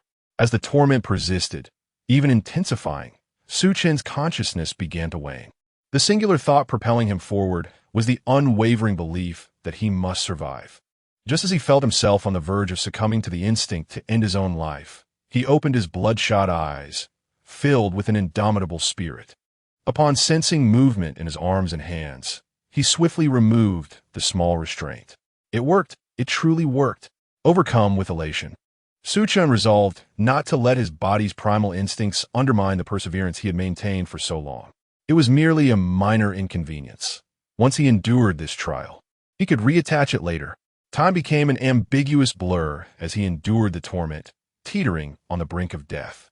Finally, the inhumane pain began to dissipate, granting him a fleeting moment to breathe as he neared the edge of collapse. Su Chen, weakened like a dying patient, slumped helplessly in the bathtub, water cascading into his nostrils. Choking on the liquid that carried a metallic taste, he desperately clung to the edge of the tub, rising from the water. Coughing violently, he expelled the water that had entered his lungs. After regaining a semblance of composure, he weakly crawled from the tub, only to crash heavily to the floor, succumbing once more to unconsciousness. Host, do you comprehend my meaning? So, I should promptly awaken a water-based ability and strive to ascend to level 4, correct? Indeed, otherwise, host, you stand no chance against him. She understood, yet the notion of rising to level 4 within mere days seemed utterly fantastical. The crystal cores were not something she could simply conjure at will. It was an unreasonable demand. Xiaobai, it's not that I wish to delay my ascent to level 4, but you are aware of the current predicament. I can barely achieve level 2, and finding the remaining crystal cores is utterly impossible at this moment. The hotel is submerged, and I have no means to venture outside. Isn't this setting me up for failure? Do not fret. I shall provide you with the crystal cores. I have cores of levels 4 and 5 right here. Prepare yourself to consume them. I will be by your side to ensure your safety. Such fortuitous circumstances. Was this serendipity born from misfortune? Faced with a mysterious and formidable man as her adversary, victory seemed an unattainable dream. Yet at this moment, her treasured system had remarkably bestowed upon her the sufficient crystal cores to elevate her to level 4. The exhilaration rivaled that of winning the lottery. All right. I shall do as you say. Let us commence. Lin Mengsheng produced 10 level 1 crystal cores, intending to consume them in order to elevate her awakened water ability to level 1 first. Ding! Warning. The male protagonist, Su Chen, is in danger. The male protagonist, Su Chen, is in danger. The alarmed voice sent a shiver down Xiao Bai's spine and caused Lin Mengsheng to fumble the crystal cores, letting them fall to the ground. Oh no, she was truly an inadequate teammate, leisurely engaging in other activities while her companion was in peril. She felt utterly remiss. After a moment of self-reproach, Lin Mengsheng rushed to the bathroom and burst through the door. What met her gaze was Su Chen, unconscious on the floor, his head bleeding and staining the tiles crimson. Captain, are you all right? Please awaken. It is all my fault. How could I be so careless? Lin Mengsheng lamented, overwhelmed with sorrow and guilt. Ugh, let me go. You're suffocating me. Su Chen, held tightly in Lin Mengsheng's embrace, was already struggling for oxygen due to the earlier incident, and now her thoughtless actions were putting him on the verge of collapse. Startled by the sound, Lin Mengsheng quickly released Su Chen and stepped back. Terror etched on her face. Oh no, he appeared to be resurrecting. Just moments ago, his body had been icy cold, and the absence of breath clearly indicated that he was, indeed, lifeless. Su Chen, hearing Lin Mengsheng's inner thoughts, nearly choked in frustration. What misunderstandings were these? His breathlessness stemmed from having just experienced a fainting spell, and his cold body was simply a result of the bathwater cooling down while he lay on the floor without clothing. Wait, no clothing. Realizing this, Su Chen glanced at his exposed form, alarm bells ringing in his mind, and he hurriedly attempted to rise and grab a towel to cover himself. In his flustered state, Lin Mengsheng also came to her senses. She unexpectedly encountered the sight of a real male nude. This was simply astonishing. Lin Mengsheng, feeling a rush of shyness, quickly turned her head and covered her eyes. "Oh dear, this is scandalous." In a flurry, Su Chun grasped a bath towel and hastily secured it around his waist to conceal his modesty. Both were blushing profusely, too embarrassed to meet each other's gaze. Remembering that Lin Mengsheng had placed her clothes in her spatial pocket, Su Chun, feeling bashful, scratched his ear and awkwardly broke the silence by asking her for some attire. Could you please retrieve some clothes for me from that space? It's rather inappropriate for me to remain unclothed like this." Indeed, Lin Mengsheng, blushing, hurriedly inquired of Xiao Bai how to extract the items stored in the system. "Xiao Bai, I need the men's clothes from that space. How do I get them? Urgently." Chapter 74. The desperate refugees. Once Su Chun was properly dressed, Xiao Bai began providing them with crystal cores to facilitate their joint leveling up. "Host, I will provide you with a portion of the crystal core as well. Ensure Su Chun consumes it too. You both need to level up quickly, especially his wind-type ability." "Understood." Lin Mengsheng took the crystal core and handed one to Su Chun. "Captain, our situation is urgent. Let us enhance our abilities swiftly. Your wind-type skill will offer significant advantages in future battles. Prioritize upgrading that." "All right, but my wind-type ability hasn't even reached level 1 yet." Previously, he had struggled to elevate his mental ability, which, unlike before, now included the skill to hear others' thoughts. It seems Su Chun was somewhat unfortunate in this regard. Lin Mengsheng then retrieved 30 level 1 crystal cores for him. "Well then, consume these first. As a 4-type ability user, every level you gain is crucial." After accepting the 30 crystal cores, Su Chun nodded and, without hesitation, swallowed 10 of them one by one. Observing this, Lin Mengsheng wasted no time and quickly ingested a level 3 crystal core to enhance her water-type ability. She couldn't afford to lag behind. While they diligently leveled up, Yang Chun was experiencing a similar struggle. Breaking through to level 5 was no easy feat for him either. As a fire-type user, the agony of this enhancement felt like being scorched by flames. Compared to before, his fire-type ability now surpassed all expectations. "Haha, the heavens favor me, Yang Chun. Level 5. Level 5. Who among them can rival me?" In his excitement, Yang Chun unleashed his ability toward the window, the flames erupting akin to a fire dragon. At that moment, the devastating rainstorm finally ceased, no longer instilling fear. The city, although given a moment to breathe, had not regained its former tranquility. Even without rain, the accumulated water on the ground remained stagnant, making it seem as if the city were afloat upon the sea. Fortunately, Lin Mengsheng had taken refuge on the 32nd floor, safely distanced from the submerged 22nd floor. Of course, those currently sheltered within the spatial pocket were not concerned with such matters. However, the others who had previously sought refuge in that building were far less at ease. Although the rain had ceased, the survivors remained engulfed in a heightened sense of dread regarding the calamity they had endured. "We must retreat to the top floor. Otherwise, should the rain return, our lives will be forfeit." United, the survivors on the 27th floor in their singular resolve to ascend to the pinnacle of the building for refuge. This group was not insignificant, comprising over 200 souls, many of whom had floated to this hotel amidst the deluge, while others had sought sanctuary here at the onset of the disaster, climbing floor by floor in a desperate bid for safety. Starved and weary, they were acutely aware of the gruesome remains of the undead strewn in the corridors, signaling that peril undoubtedly awaited them above. "Excellent. There are others up there. We are many, and we shall vanquish them." Indeed, the misfortune of encountering the strong in this apocalyptic realm would befall them. With fervor, this formidable throng ascended, having only engaged in minor skirmishes with the zombies on the 3rd floor, as the 32nd had been thoroughly cleared by Lin Mengsheng. However, upon reaching the 35th floor, they dared only to peek at the situation above, refraining from recklessly charging into conflict. "Who goes there?" demanded the guard stationed at the safety corridor, raising his weapon at the suspicious figures peering out. The crowd below remained unfazed. Their numbers rendered them impervious to any threat posed by the occupants of this floor. Listen to my command. Some of us will scout ahead to assess the situation before we proceed.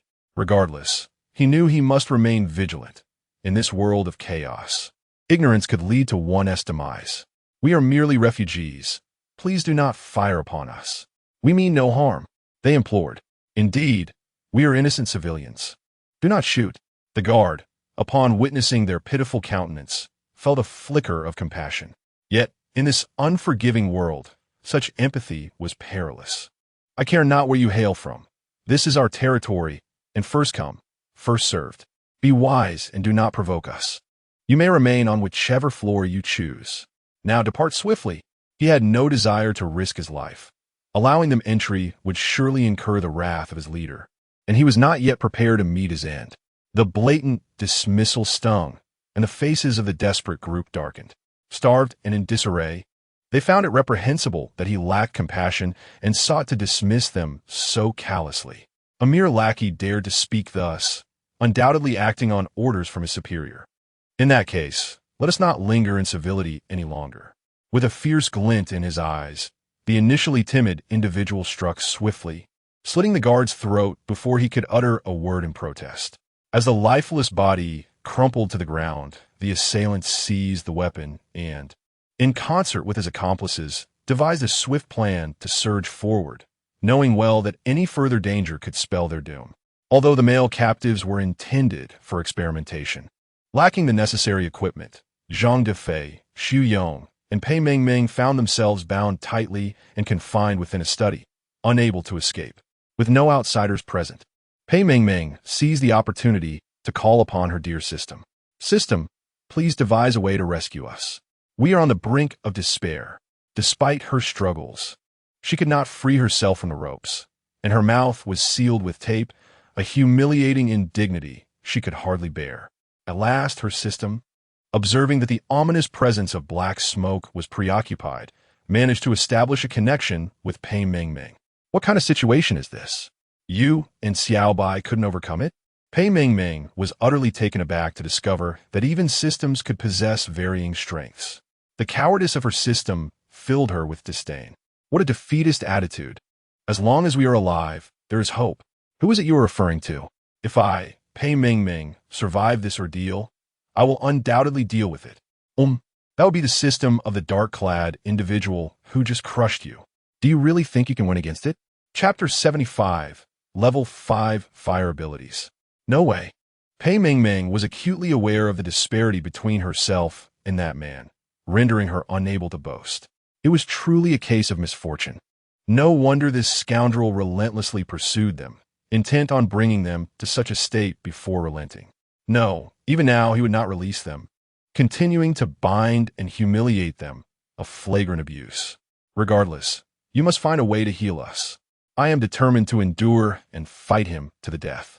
I swear I will drag him to hell. Such lofty ambitions. Pei Mengmeng's system silently commended her resolve. Yet, she was right. They should not succumb to despair, but muster the courage to confront their adversary head-on. The plight of her own injuries was trivial in comparison. However, the conditions of Zhang Dafei and Xu Yong were dire, and their survival was perilously at stake.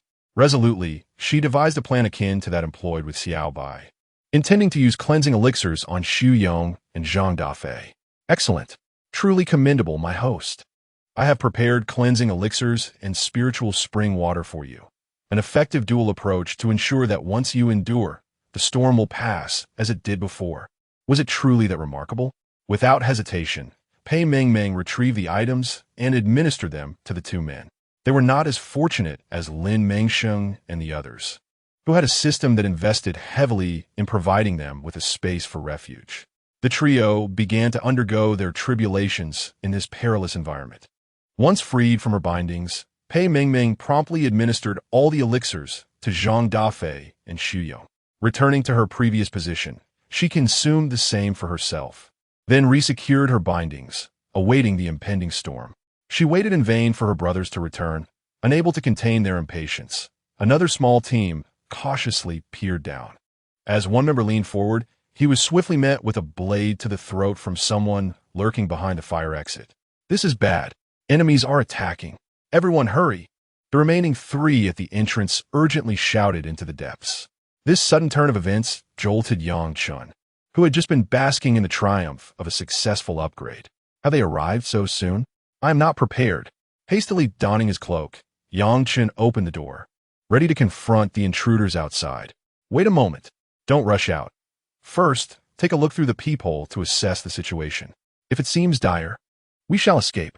The dark smoke, reluctant to relinquish the fruits of its labor in this world, sought to buy itself a little more time to devise a plan.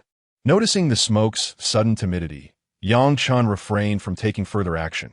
After all, if the employer advised against recklessness, he was more than willing to comply. Who wouldn't he want to live a few more years? The group of assailants showed no remorse for their thievery. After dispatching everyone in the corridor, they began to pound on the door. Open up. You are surrounded. Surrender, and we shall spare your lives. Hand over your provisions, and we can coexist to survive this calamity. The outside assailants, in their pompous manner, attempted to deceive those within. Indeed, we do not wish to kill. It is merely that we have not eaten for an extended period and cannot endure any longer. We are all survivors. Lend us your support. Yes, with so many of us, you cannot withstand us. Do not resist any further. The cacophony of their incessant banging on the security door filled the hallway, making it impossible for those inside to ignore. Are they not mere bandits? Help you? Not a chance. Indeed, why should we assist them? We don't even know if we have enough food to last ourselves. The occupants were incensed by the brazen behavior of the intruders, their fury spilling over as they hurled curses at the assailants' ancestors. In this contest of rogues, it was uncertain who would prevail. Upon realizing the silence from within, the intruders, shedding their pretense, revealed their true nature and began their assault. In that case, do not blame us. With a multitude of them, they began to pound on the door in unison, fully aware of their numerical advantage and the time they could afford to waste. This is taking too long. We need to find something to break the lock. Once the lock is shattered, the door will yield. Those knowledgeable in the art swiftly seized a fire extinguisher to strike the lock. This floor mostly consisted of presidential suites, with only 3 doors to breach. No matter how composed they tried to appear, the relentless banging shattered any semblance of calm. Yang Chun, occupying a suite alone, was almost amused by the brazen actions of the ruffians outside. These scoundrels dare to ride on my coattails. They must truly wish for their demise. Dark smoke. If there are no enemies as you claimed, I shall deal with them myself. Huh. How could such lowly miscreants possibly be connected to the system? Dark Smoke was equally exasperated. At such a critical moment, someone was creating trouble for them. The crude banging and foul language from the intruders gnawed at Dark Smoke's patience. Though he was indeed the villain, he prided himself on a certain quality of malice. Such vile scum riding on his back was utterly intolerable. Do not hesitate to act. Your recent upgrade presents an opportunity to hone your skills. Venture forth and test the efficacy of your level 5 capabilities. Should they prove inadequate, I shall provide you with a level 7 core. Today, I shall ensure that you stride through life with unbridled confidence. After being suffocated by the relentless pressure from the righteous systems, Black Smoke finally found an outlet for his frustration. Eager to indulge in the spectacle of his own creation, he reveled in the audacity of his power. Very well, my own impatience mirrors your plight. They shall be my targets. With those words, before anyone could attempt to breach the door, Yang Chun opened it himself. The immense force of his presence knocked the individuals waiting outside to the ground. Someone's opened the door. Brothers, rush in. Upon seeing Yang Chun emerge alone, the crowd's eyes widened with anticipation, their mouths nearly watering at the prospect of the treasures within the lair of a solitary leader. Overwhelmed by greed, they thought that vanquishing him would lead to their fortune. Foolishness. Yang Chun extended his hand, unleashing a torrent of flames that reduced the foremost assailant to mere ashes. This display of power sent shockwaves of fear through those still contemplating their next move. Run. This man is a monster. He breathes fire. Quickly, the panicked crowd fled towards the stairwell, seeking refuge. Yet, an enraged Yang Chun would not allow them an escape. Too late. The conflagration consumed the hallway, enveloping it in darkness and despair. He advanced steadily, pursuing the fleeing figures like a terrifying, mobile dragon of flame. Meanwhile, Pei Ming, having sustained only minor injuries, regained consciousness and stealthily entered the space, her eyes widening at the unfolding scene. Wasn't he this formidable just days ago? Has he truly leveled up? Realizing the urgency of the situation, she resolved to prepare herself, determined to muster enough strength for a confrontation. Chapter 76. The approach of danger. Please, spare us. We were wrong. The elderly, women, and children hiding on the 34th floor trembled in fear as they beheld their pursuers, some collapsing from sheer terror. The elderly huddled with women and children, their bodies shaking as the fearsome figures drew closer, prompting the infants to wail in distress, filling the entire floor with cries. Hearing the anguish sounds, Yang Chen's brow furrowed, and he ceased his onslaught. Such noise, their terror evoked an unexpected pang of compassion within him, and he hesitated to continue the violence. After all, they posed no real threat to him.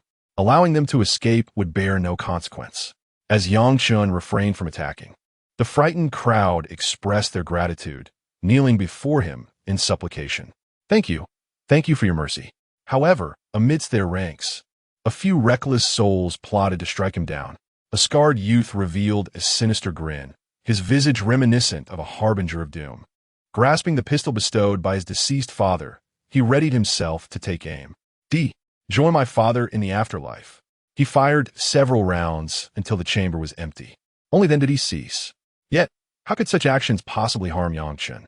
With remarkable agility, he evaded the onslaught of bullets, causing them to ricochet harmlessly against the walls. Seeking death, the blood gushing from the severed head sent the frail and vulnerable into a frenzy of screams. Yang Chen turned, his gaze icy as he surveyed the crowd. Get lost. His voice, though not loud, resonated like thunder in the eerily silent corridor, sending shivers through everyone present. Did they truly regard him as a saint? How dare they provoke him so brazenly? Silence, were it not for the consideration of the elderly and weak before him, who had persevered against the odds. He would have ensured none of them left alive today.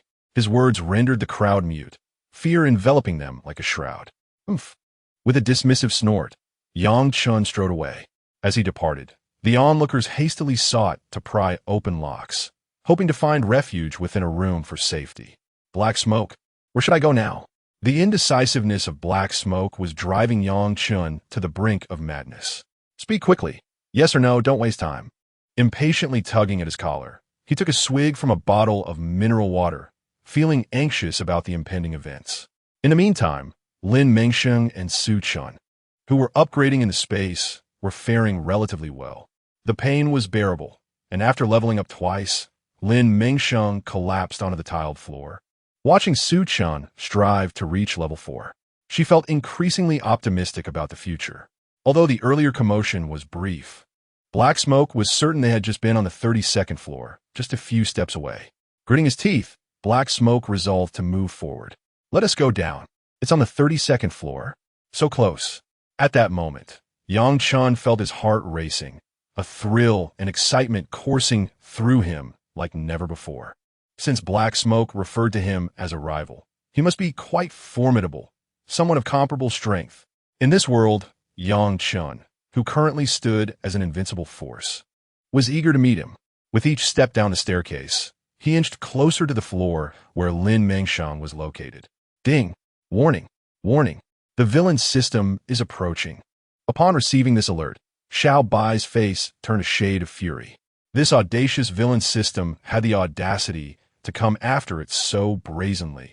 It was utterly intolerable. Feeling as if it were being humiliated, Xiao Bai could no longer contain its anger. Host, consume another level 6 crystal core. Although Lin Mengsheng and Su Chun had both reached level 4 abilities like Yang Chen, any slight edge over him would mean a more intense retribution against that villain system. More to eat. Lin Mengsheng felt as though consuming those few crystals was nearly draining her life force. Upon hearing that Xiao Bai wanted her to continue leveling up, she felt somewhat reluctant. Hurry, that guy has already reached our floor, and currently, they cannot locate us. Seize this opportunity to enhance your abilities. When you confront him later, you can overwhelm him effortlessly. The swiftness of the situation astonished Lin Mengsheng. However, after a moment's recovery, she steeled herself and swallowed the crystal core Xiaobai provided. Drink a bottle of spirit spring water.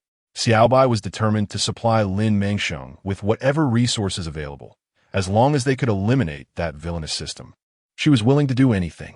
All right. After gulping down the spirit spring water, Lin Mengsheng felt her strength rejuvenating significantly. It appeared that this spirit spring water was different from the previous one. Upon consuming it, the pain of upgrading was far less intense than before. Where could they be? There was no sign of anyone here. The two presidential suites outside had been thoroughly searched, yet not a single shadow was found, leaving Yang Chun somewhat disheartened. Realizing they might be hiding in the system space, the dark smoke diligently utilized its power to scour the surroundings, but to no avail. Could it be that you misperceived? Upon prying open the last room's door, Yang Chun felt as if he had been played for a fool. How could this be possible? The dark smoke refused to believe it had made an error. The sensation it experienced moments ago could not have been a mere figment of its imagination. After all, that feeling was so genuine, so loathsome, and it had already confirmed the existence of that Xiaobai system. This room yielded the same results. After exerting itself for so long without success, wasting an abundance of spiritual energy, the dark smoke felt it had incurred a significant loss this time. How could they not be here? They must be right here. In disbelief, the dark smoke began to murmur to itself again. Wait a moment. This room seems a bit off. Yang Chun arrived at the room where Lin Mengsheng and Su Chun had previously been. He noticed that this room's bedding was distinctly tidier than that of the other two rooms. The rumpled and disheveled bed unequivocally indicated that someone had rested here.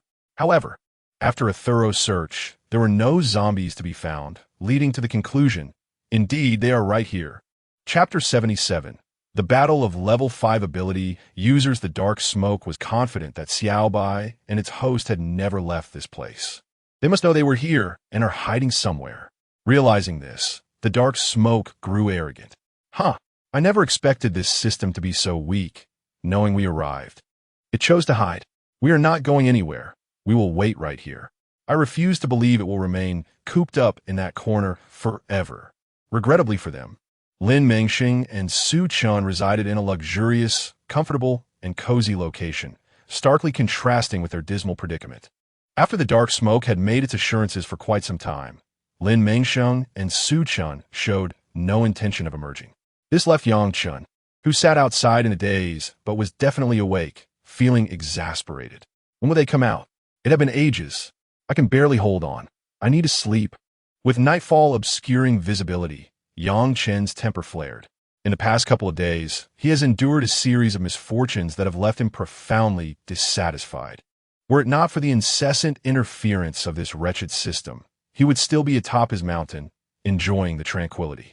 The elevation of his mountain was impervious to flooding, brimming with ample sustenance, allowing his subordinates to luxuriate in comfort, far removed from the current state of anxiety and trepidation. The dark smoke was acutely aware of Yang Chen's frustration. It too was exasperated.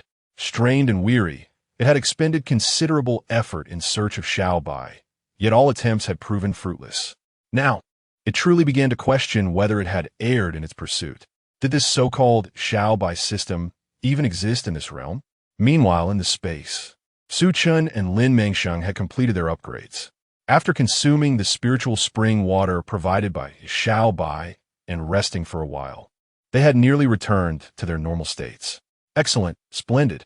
At last, everything is back on track. Let's see if that dark villain can indeed prevail against me. On the top floor, Pei Ming and her companions had also undergone the baptism of the marrow-cleansing pill, returning to their usual selves. Wonderful. Now, it was time for their misfortune to unfold. Regaining her composure, Pei Ming swiftly severed the ropes binding her, entering the space.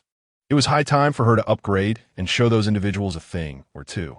However, before she could execute her grand plans, a group of oblivious ruffians arrived to assert their presence. Damn it! While I cannot kill them, I shall certainly teach them a lesson. Otherwise, my wrath shall remain unquenched. Three individuals armed with clubs stormed into the study, ready to seize the opportunity while their leader was absent. How naive! Pei Mengmeng, witnessing their intentions in the space, promptly teleported behind the door. Although Zhang Dafei and Xu Yong remained unconscious, she could easily handle these three small-time thugs on her own. Gripping her darts, Pei Mengmeng intended to dispatch the trio silently, and then escape through the window with Zhang Dafei and Xu Yong. Listen, these individuals deserve no mercy. Provide them only with enough water to survive, but do not waste any food, understand?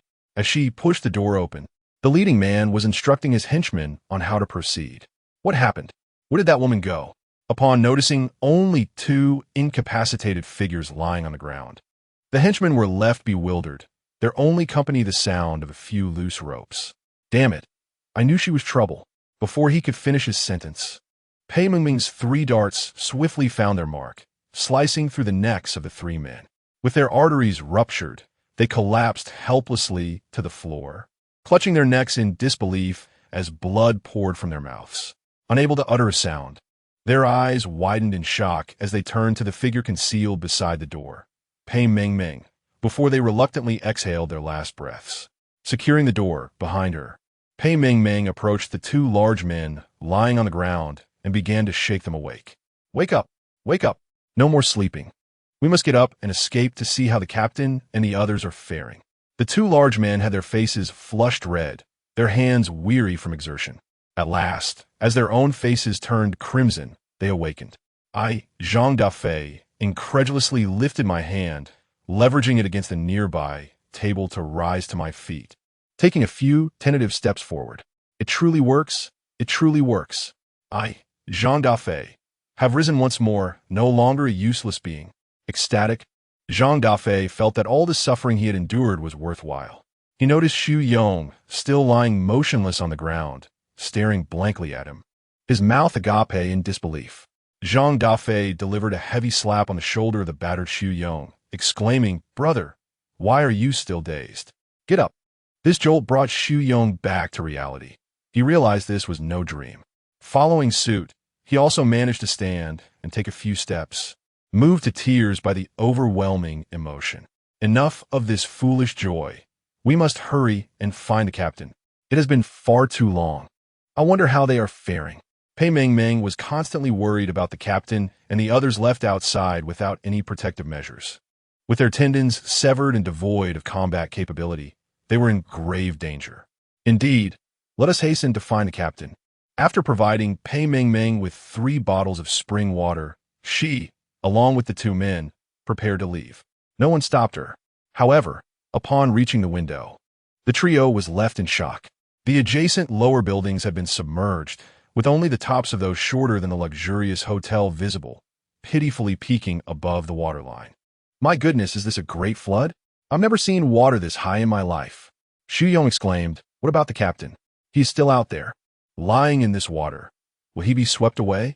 The words hung in the air, unspoken, yet the implication was clear, leaving the 3 in solemn silence. As they witnessed Yang Chun and the black smoke in a fierce clash, Lin Mengsheng and Su Chan finally made their grand entrance. Lin Mengsheng's water-based abilities had evolved into ice upon reaching level 5.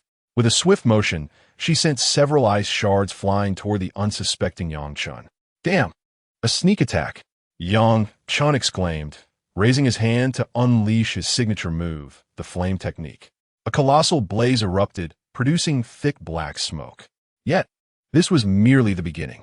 Initially confident that his fire abilities would subdue this audacious woman, Yang Chun was taken aback when, inexplicably, the flames turned against him. Startled, he quickly dodged to the side, unable to fathom how his own powers could betray him in such a bizarre manner. Realizing that this absurdity was orchestrated by his opponent, he was enraged and unleashed his fire abilities once more. However, Lin Mengsheng and Su Chun had already deciphered his tactics and knew precisely how to counter him. First, Su Chun redirected the flames with his wind abilities, and then Lin Mengsheng froze Yang Chen's legs in place with her ice powers, rendering him immobile. Damn it! As the powers within him surged forth, Su Chun hastily melted the ice, ensnaring his legs, and rolled away to evade the impending attack. At that moment, neither Su Chun nor Lin Mengsheng had any intention of sparing him. They pursued relentlessly, one unleashing a blade of wind while the other conjured a spear of ice, both striking fiercely at him. Unable to dodge, Yang Chun found himself severed at the Achilles tendon by the wind blade and grievously wounded in the shoulder by the ice spear. In agony, he clutched his arm and crawled desperately, intent on vanishing from their sight. I shall remember you both. This grievance will be repaid tenfold in the future. With that declaration, Yang Chun sought refuge in the void. However, the space he wished to enter was not accessible at his whim. A luminous white light pierced his brow, and suddenly, the shrill roar of black smoke echoed within his mind. System error, system error. The black smoke began to glitch, its frantic cries reverberating. Impossible. I cannot simply vanish and be destroyed. I refuse to accept this. In this dire moment, an external force appeared to rectify the corrupted system of the black smoke, whisking both it and Yang Chun away. The figure before them vanished abruptly, and while Lin Mengsheng wished to pursue, Xiaobai recognized the futility of the endeavor. Yet, the source of that mysterious power felt oddly familiar. Puzzled and frustrated at allowing the black smoke to slip through their fingers, Xiaobai felt a stir of annoyance. However, he rationalized that if destiny willed it, they would meet again, and then he would settle the score. Look at you, so boastful earlier, now facing misfortune. Do not underestimate me, Xiaobai. With the immediate threat resolved, Lin Mengsheng and Su Chun finally found a moment to catch their breath. Goodness, I am utterly exhausted. This is no task for an ordinary person. She considered how arduous it had been for her to ascend even a few levels. Su Chun shared her sentiments, though his mind lingered on other matters. Miss Lin, let us venture upstairs. Since this man appeared here, his team must be nearby as well. De Fei and the others were taken by them. It is highly likely they are also here. All right, I will accompany you. Together we shall rescue them. Upon hearing this, Lin Mengsheng felt invigorated, shaking off her fatigue. The bond between her, Pei Mengmeng, and De Fei was undeniable. As for Xu Yong, they could bring him along as well. Meanwhile, Pei Mengmeng and the others upstairs were regaining their composure and hastily contemplating alternative escape routes. This must be a hotel. We certainly cannot exit through the door. Should we attempt to jump from the window instead? Indeed, after all, there is water below. We shouldn't suffer fatal injuries. The two exchanged flattery for quite some time, yet failed to arrive at a sensible conclusion. Silence, you two. What if we fall and strike something solid? That could spell disaster. Moreover, without a boat or any means of escape, even if they survived the fall, could they endure the depths of water without succumbing to asphyxiation? A cascade of cold reality extinguished their earlier enthusiasm, leaving them in silence. However, unbeknownst to them, those outside were unwittingly planning to bring them further trouble. Why has there been no movement for such a long time? We must quickly investigate. The anxious little brother outside is frantically trying to enter and assess the situation. This cannot continue. We will be in dire straits. Zhang De Fei, in a state of desperation, paces restlessly. However, Pei Mengmeng has discovered a clever solution. The building's design features edges on every floor, extending up to the 28th floor, conveniently just above the waterline. Why don't we climb out and make our way to the 29th floor? Pei Mengmeng's suggestion meets with dissent from the others, primarily due to its inherent risks. Yet, time is of the essence, and, as they hesitate, it seems the people outside have sensed something amiss, relentlessly pounding on the door, eager to rush in and discern the situation. Why is there such a commotion above? Lin Mengsheng is genuinely contemplating whether to ascend or descend with Su Chun. The overwhelming noise halts her in her tracks. With so many people, Da Fei and the others must be up there. Su Chen Bun's Lin Mengsheng what? Upon reaching the top floor, they encounter a little minion guarding the entrance. What are you doing here? Do we not expressly instruct you not to come up? Such blatant disregard for rules. The brazen individual, oblivious to the danger, brandishes a gun at Lin Mengsheng and Su Chun. Have you forgotten who I am in such a short time? Su Chun scoffs, bemused by the poor memory of this crew, who had previously caused them harm, yet now seemed to have conveniently forgotten. Yet, considering their lack of conscience, it is unsurprising that they would not remember their victims. Su Chun harbors no mercy for him, swiftly dispatching a wind blade that slices his throat. Who are you to dare harm my brother? You seek your own demise. Realizing that someone has intruded and challenged their boundaries by attacking their brother, the assailants abandon their fixation on the individuals in the room, turning their attention to these two audacious intruders. In total, there are merely 20 adversaries here, and even those awakened possess only basic abilities. Su Chun, dismissive of them, does not even wait for Lin Mengsheng to act, swiftly resolving the matter himself. With a flurry of wind blades, most of the unprepared attackers find themselves injured, 7 or 8 collapsing lifelessly to the ground. You are going too far. How can you treat us this way? We bear you no grudge. Who says we do not? Before the protester can finish, Su Chun unleashes another assault, toppling another 5 or 6 adversaries. The remaining 10, battered and bruised, dare not utter another word. Their only thoughts focused on fleeing. Aware that their formidable leader is nowhere to be found, they realize hope is futile. The previously arrogant little minion, now kneeling in supplication, begs for mercy, imploring them to spare his life. Please, I beg you, I was wrong. Allow me to live, and I shall serve you loyally in my next life. Chapter 79. Journey to the new city. This individual, still not content, attempts to edge closer to ingratiate himself. Enough of this nonsense. We cannot let them go. Su Zhong, tormented by these individuals, abruptly pushed the door open and urgently instructed Su Chun to deal with this scoundrel. To his dismay, it turned out to be one of their own. Realizing that pleading for mercy would be futile, this man, having lost a crucial round, recklessly decided to confront Xu Yong head-on. Fine, since you offer me no chance, let us perish together.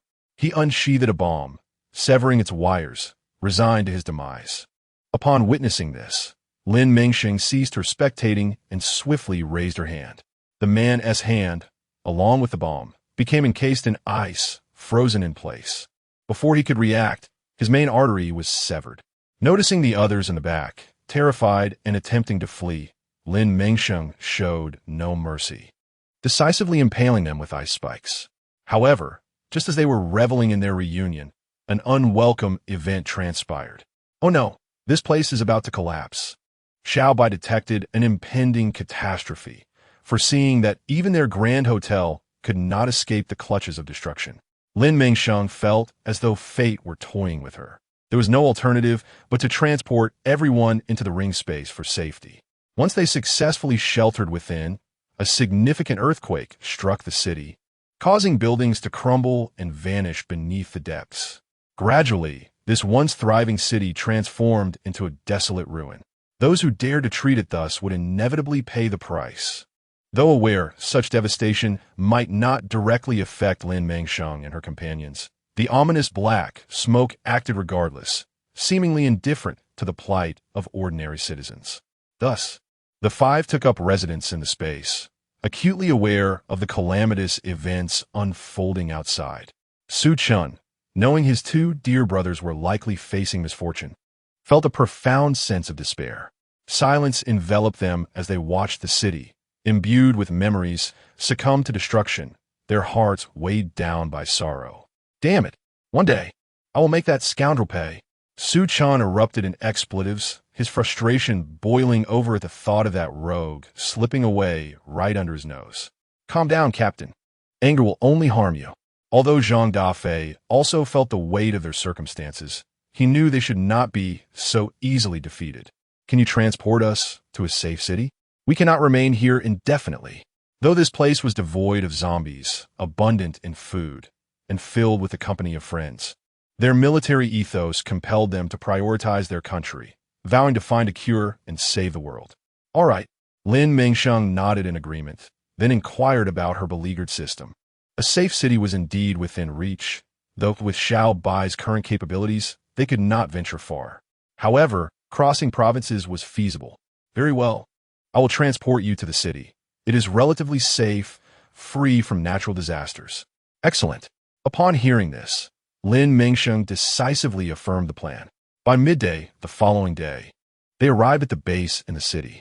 The base appeared rather rudimentary, unlike the city base, which was fortified with concrete and steel.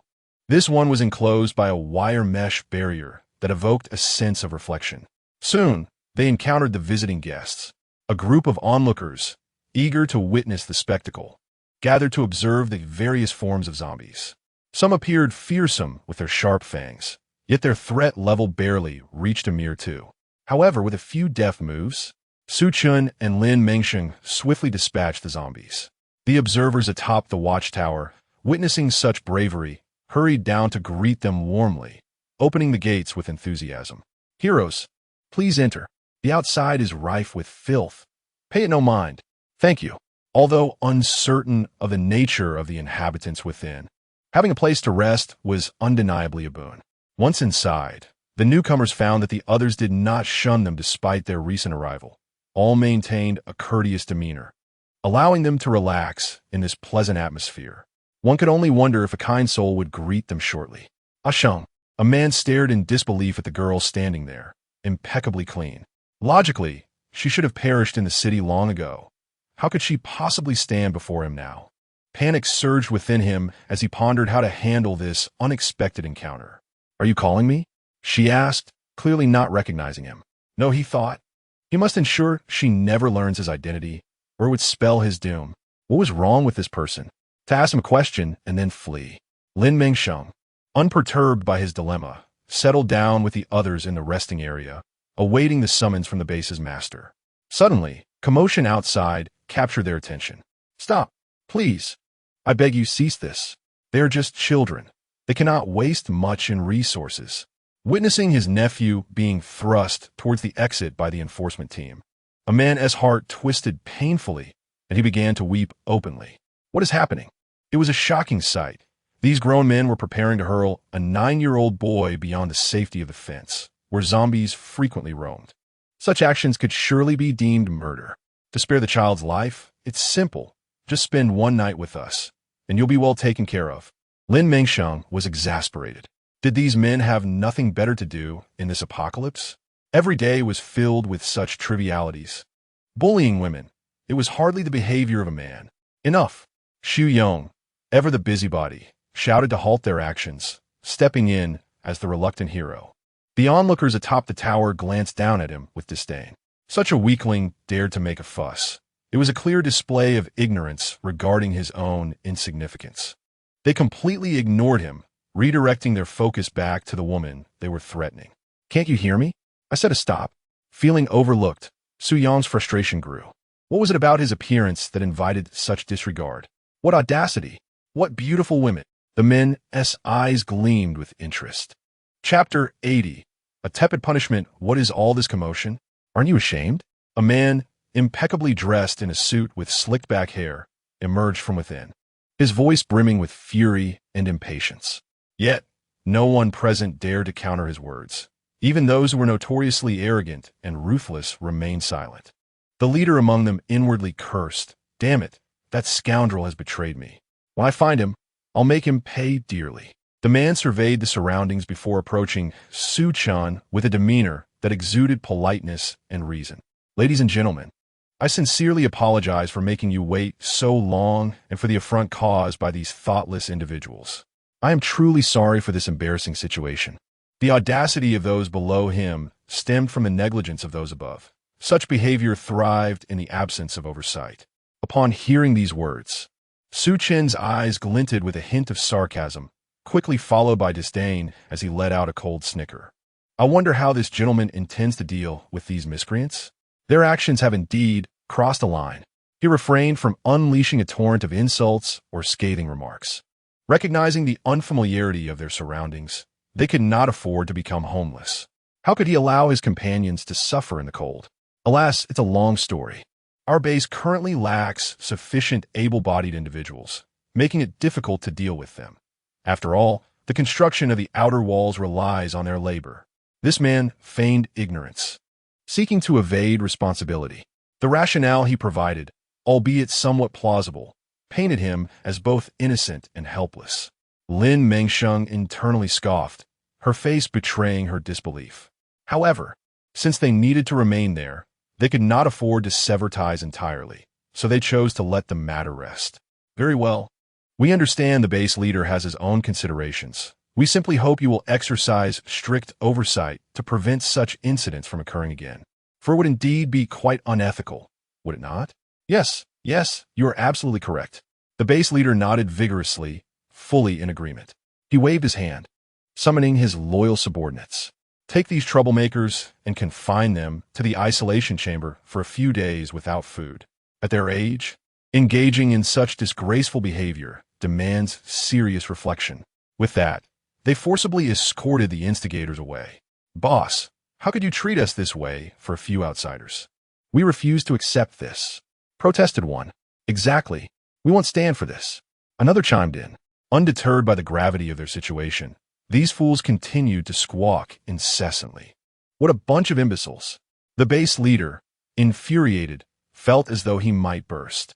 Are they truly that dense, born with oxygen deprivation? Have their brains not developed at all? The henchmen, exasperated by their obstinacy, feared the wrath of their superior.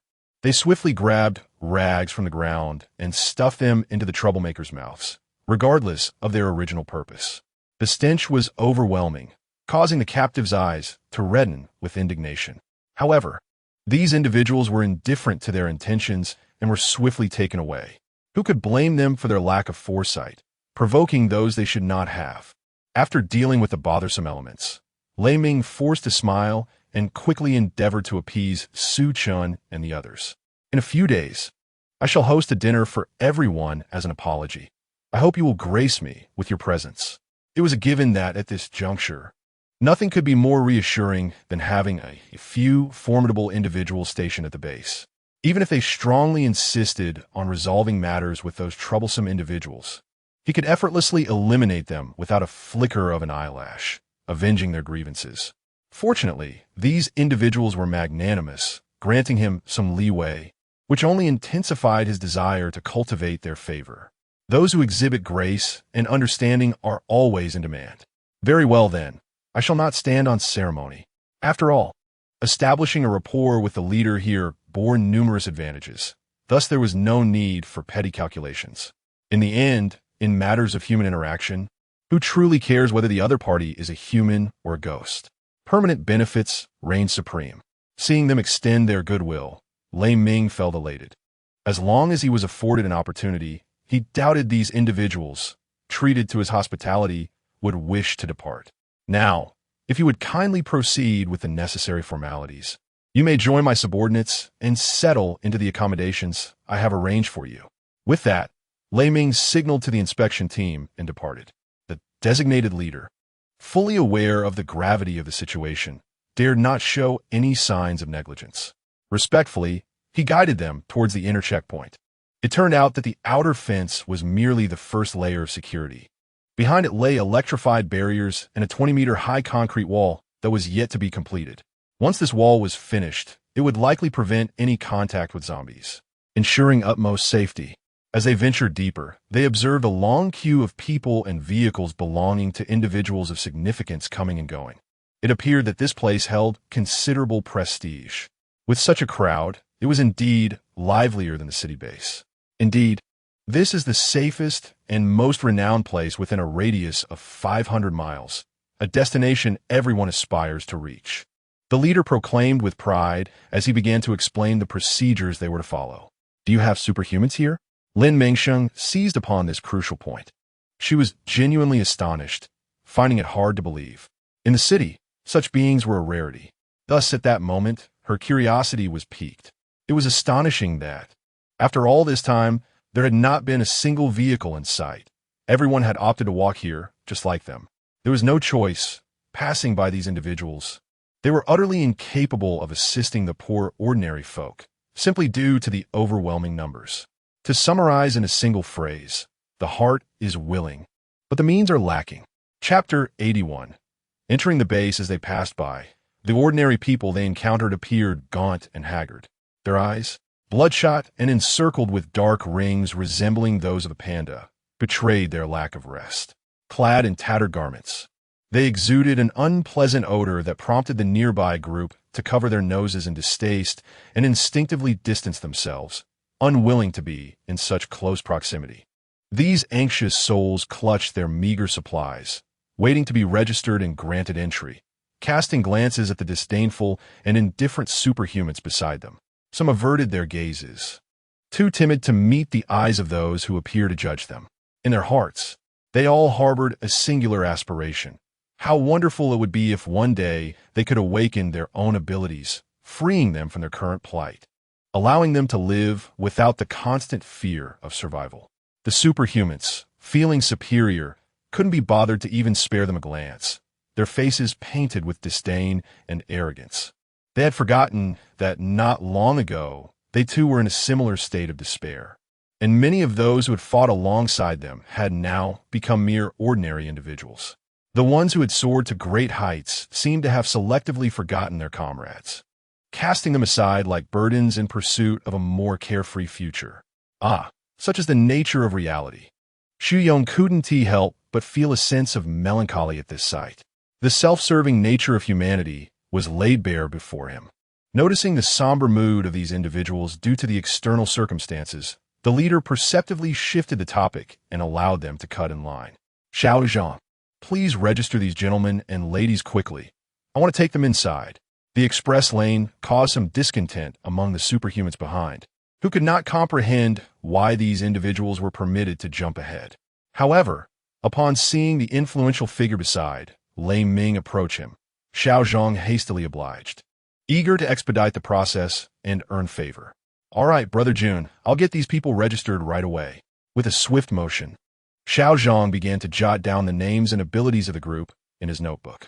To prevent any fraudulent claims, everyone had to demonstrate their abilities before being allowed to leave.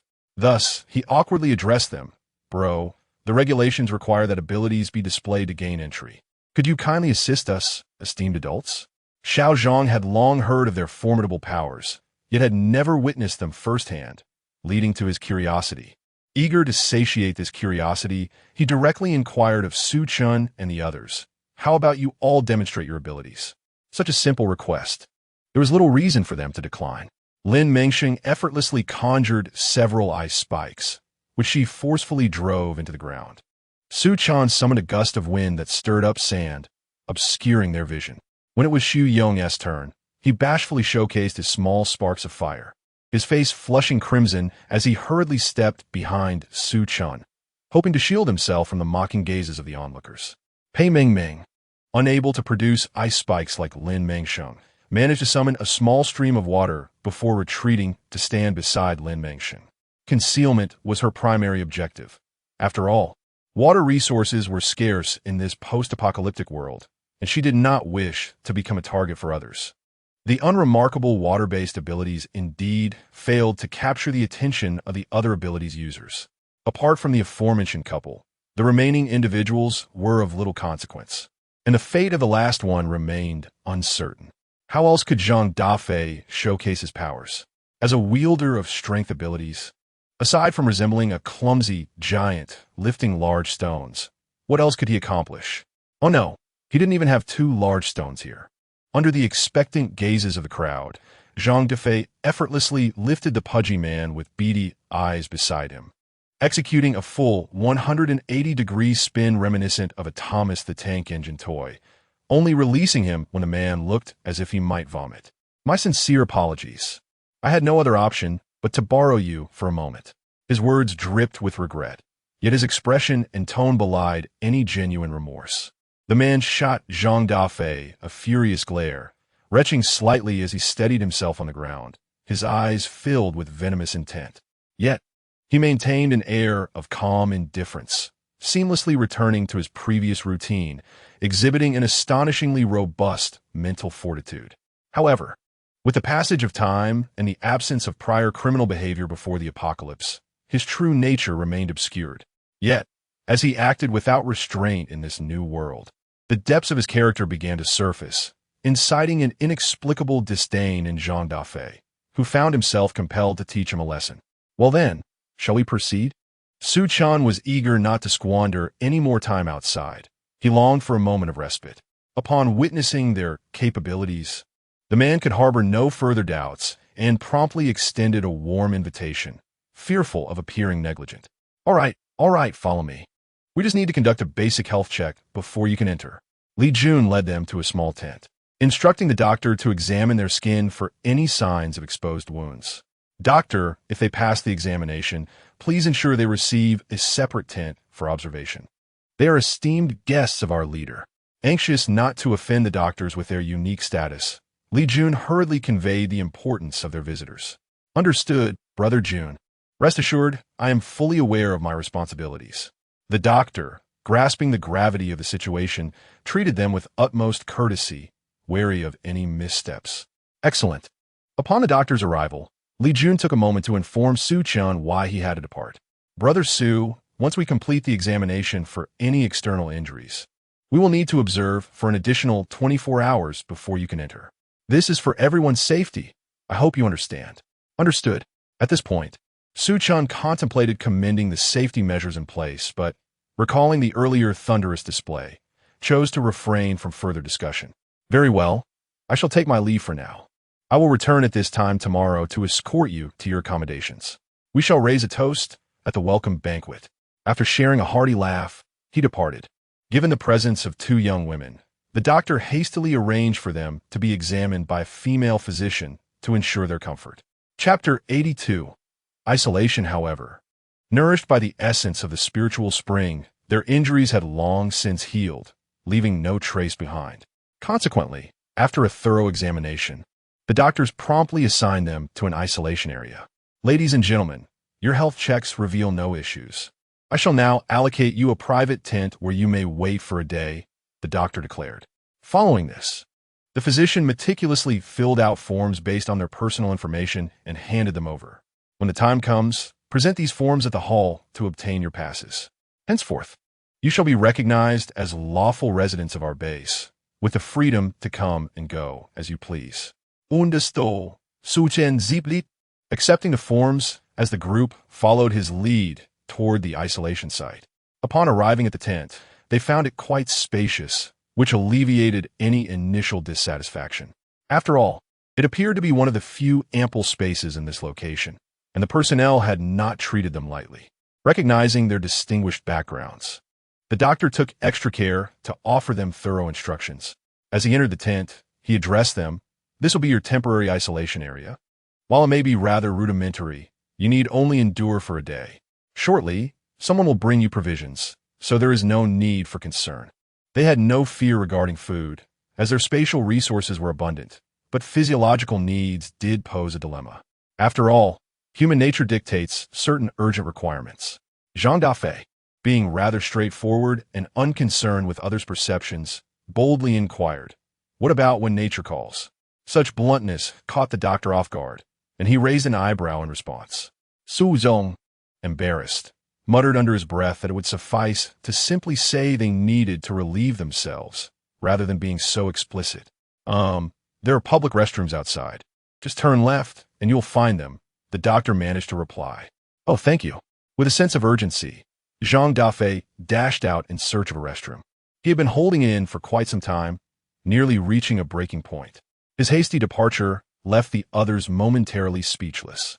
Wow, that guy's really in a hurry. Well, if there is nothing else, I'll be on my way, the doctor remarked. All right, we understand that isolation is inconvenient, so we want to see you off, came the reply. Goodbye then. With a busy schedule, the doctor turned and departed after ensuring the group was settled. Surveying their surroundings, they noted the tent was sparsely furnished, containing only a few chairs, stools, and a table. There wasn't even a water jug.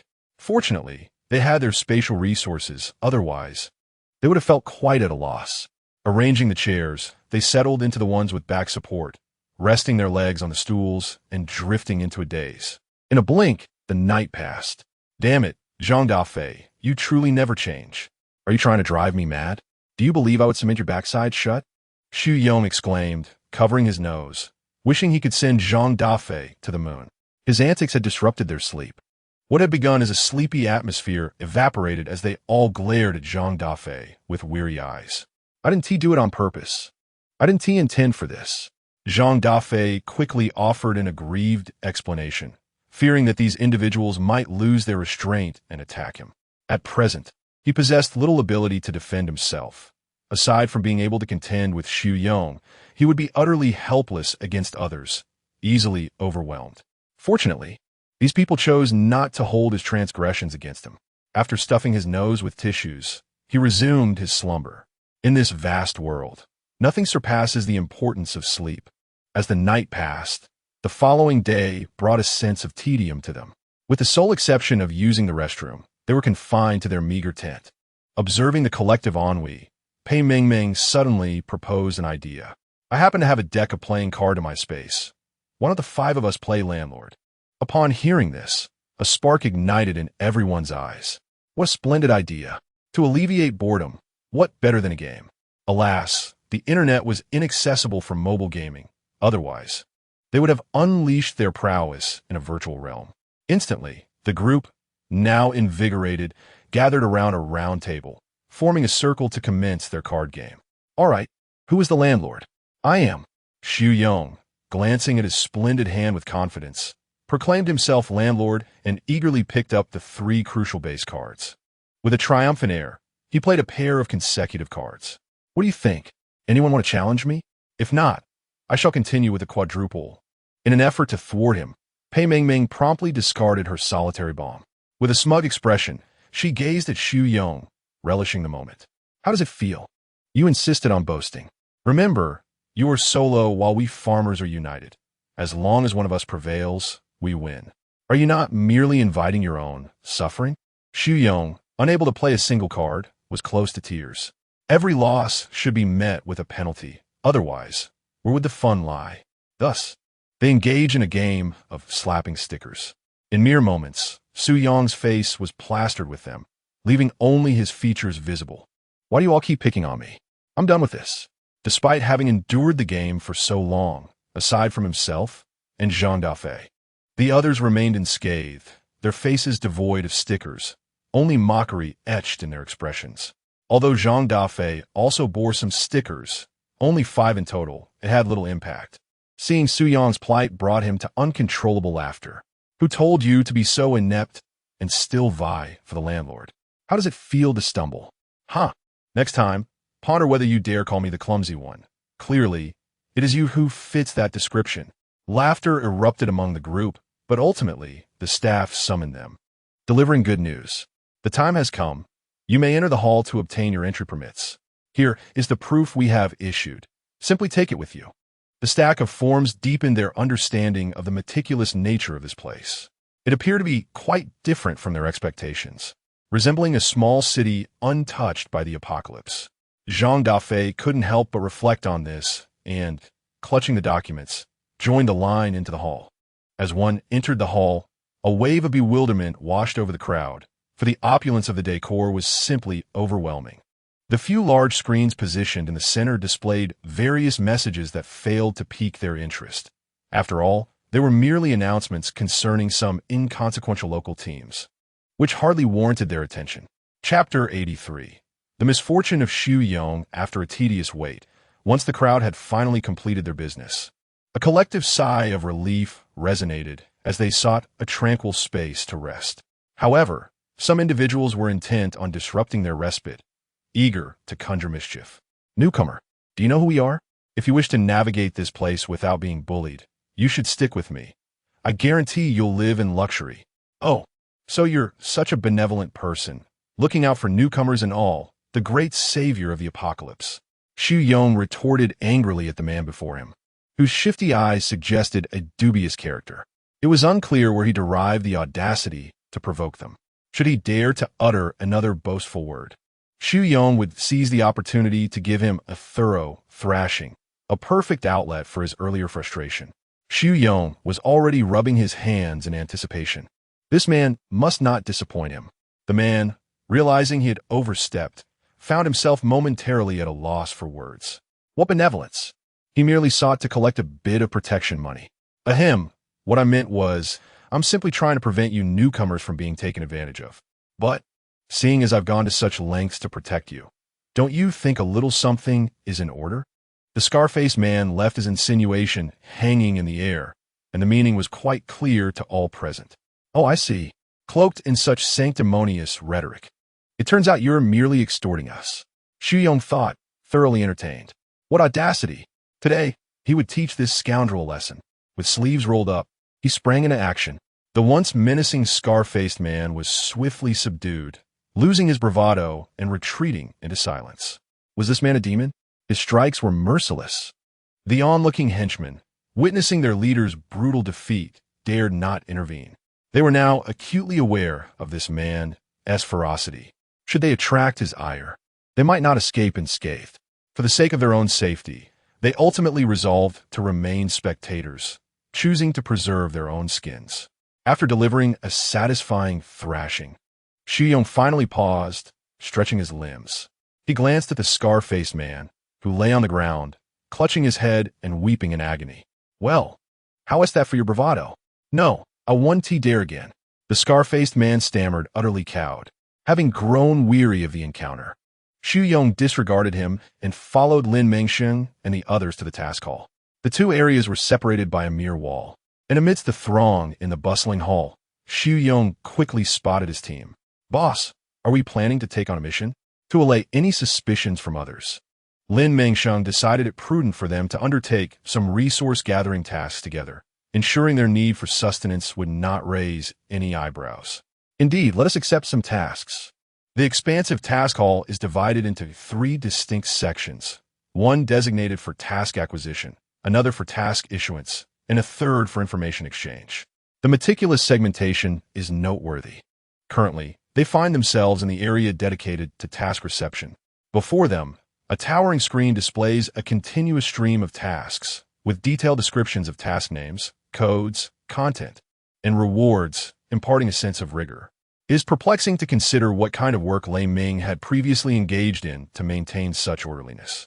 As they approached the large screen, they began to search for tasks in a region with remarkably clear visibility. With such a plethora of task types, which should they choose? Zhang Dafei, fixated on the incessantly scrolling screen, soon succumbing to visual fatigue, rubbing his eyes incessantly. Goodness, this is straining my eyes. At this rate, I'll be blind. Indeed, Pei Mingming also rubbed her eyes, turning her gaze away from the screen. This won't do. We can't keep up with this. How can we possibly remember such detailed information? Reluctant to squander time and energy on this matter, Lin Mengsheng approached the registration desk, initiating a conversation. Excuse me, miss. We are newcomers. Could you advise us on how to find suitable tasks? That screen is utterly overwhelming. The sight of Lin Mengsheng's beauty incited an inexplicable disdain and jealousy in the attendant. Ugh, with that green tea act of yours, how pretentious. Do you really think you're charming? The attendant, displeased by Lin Mengsheng's striking appearance, put down her foundation and snapped at her. If you can't remember, just stand there and look a few more times. There are so many people here every day. Do you realize how much time and energy it takes for me to answer inquiries like yours? Am I not exhausted? I don't perceive your exhaustion. I only see you incessantly applying makeup. It was not Lin Mengsheng's intention to insult. It was simply that the attendant's rough, lackluster skin, broad face, and narrow eyes were painfully unappealing. The flat nose and dark tips were an eyesore, and her makeup, cake foundation, lips painted in a garish red resembling sausage, vibrant green eyeshadow, and strikingly red blush only served to exacerbate her unattractiveness. Well, if you resent my disingenuous flattery, then don't blame me for my candor. Ah, indeed. After all, you are quite older than I. I should show respect to my elders and not trouble you. Rest assured, I shall not. How absurd. I'm not that old. I'm only 29. Do you understand? The overweight, unattractive woman loathed being reminded of her age, her frustration boiling to the point where she wished to mar Lin Mengsheng's beauty. Let us see how this flamboyant little minx attracts men after I ruin her face. Lin Mengsheng was amused by the exchange. Hearing the woman's malicious words, she found it hard to believe that such peculiar characters were more prevalent this year than ever before. Her appearance seems to provoke unwarranted animosity. Does her lack of beauty give her the right to stifle the beauty of others? Sister, what are you doing? With a bruised and battered face, the scarred man approached his sister for solace, only to witness her recklessly provoking those two individuals, leaving him in a state of despair, feeling as if the pain from his broken ribs had intensified. This is a never-ending ordeal. Surely, he would have to endure another beating. Oh, dear heavens, save me, brother. Who did this to you?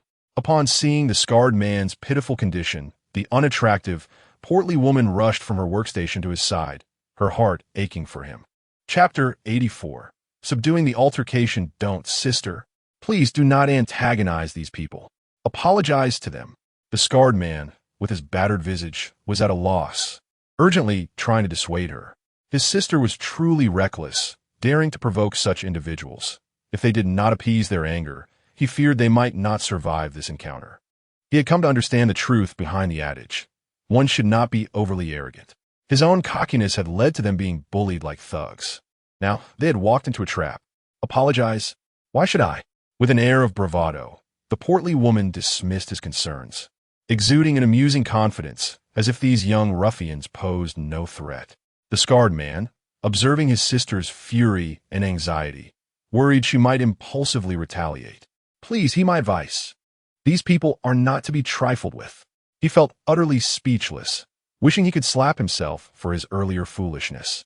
Nonsense. What is there to fear? We have plenty of brothers here. What can these few immature kids do against us? With that, the portly woman, having realized it was Su Chun and his crew behind this, rolled up her sleeves and headed towards them, intent on confronting them. No, sister. Stop. He was filled with dread.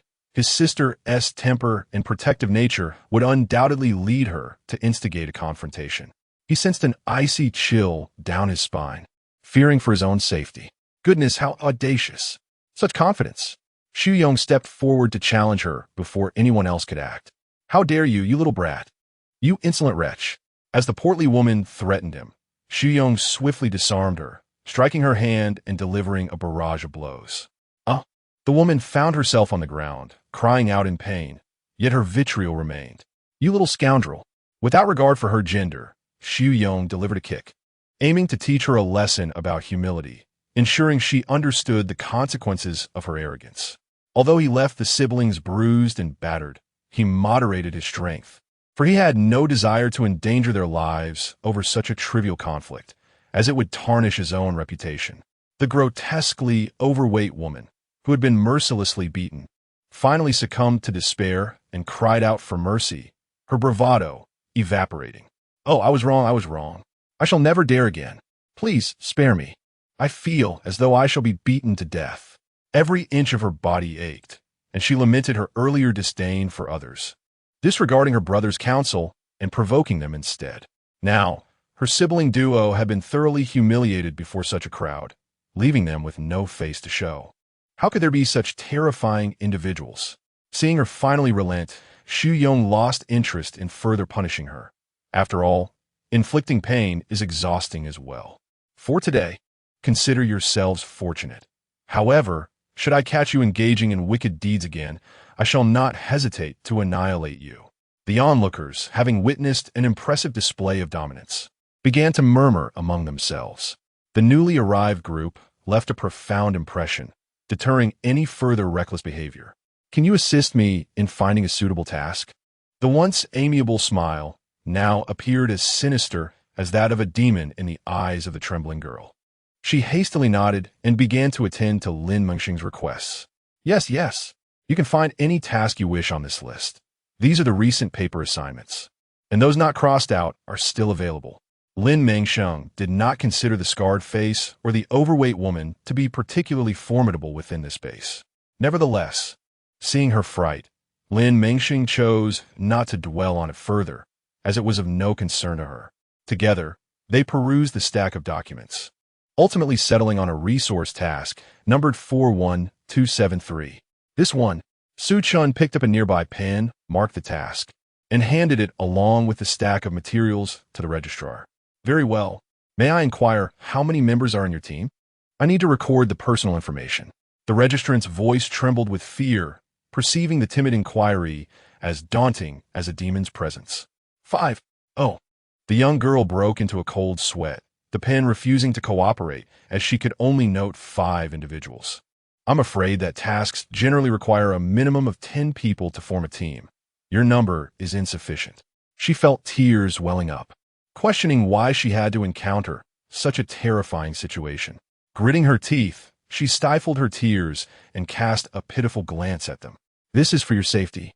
I hope you can understand," she added, anxious as the silence persisted. "Please, I beg you, do not make this difficult for me. I'm merely trying to earn a living. I truly cannot make exceptions for you. The system does not support it, and we cannot find people so quickly. This is not a solution. There's no need for that.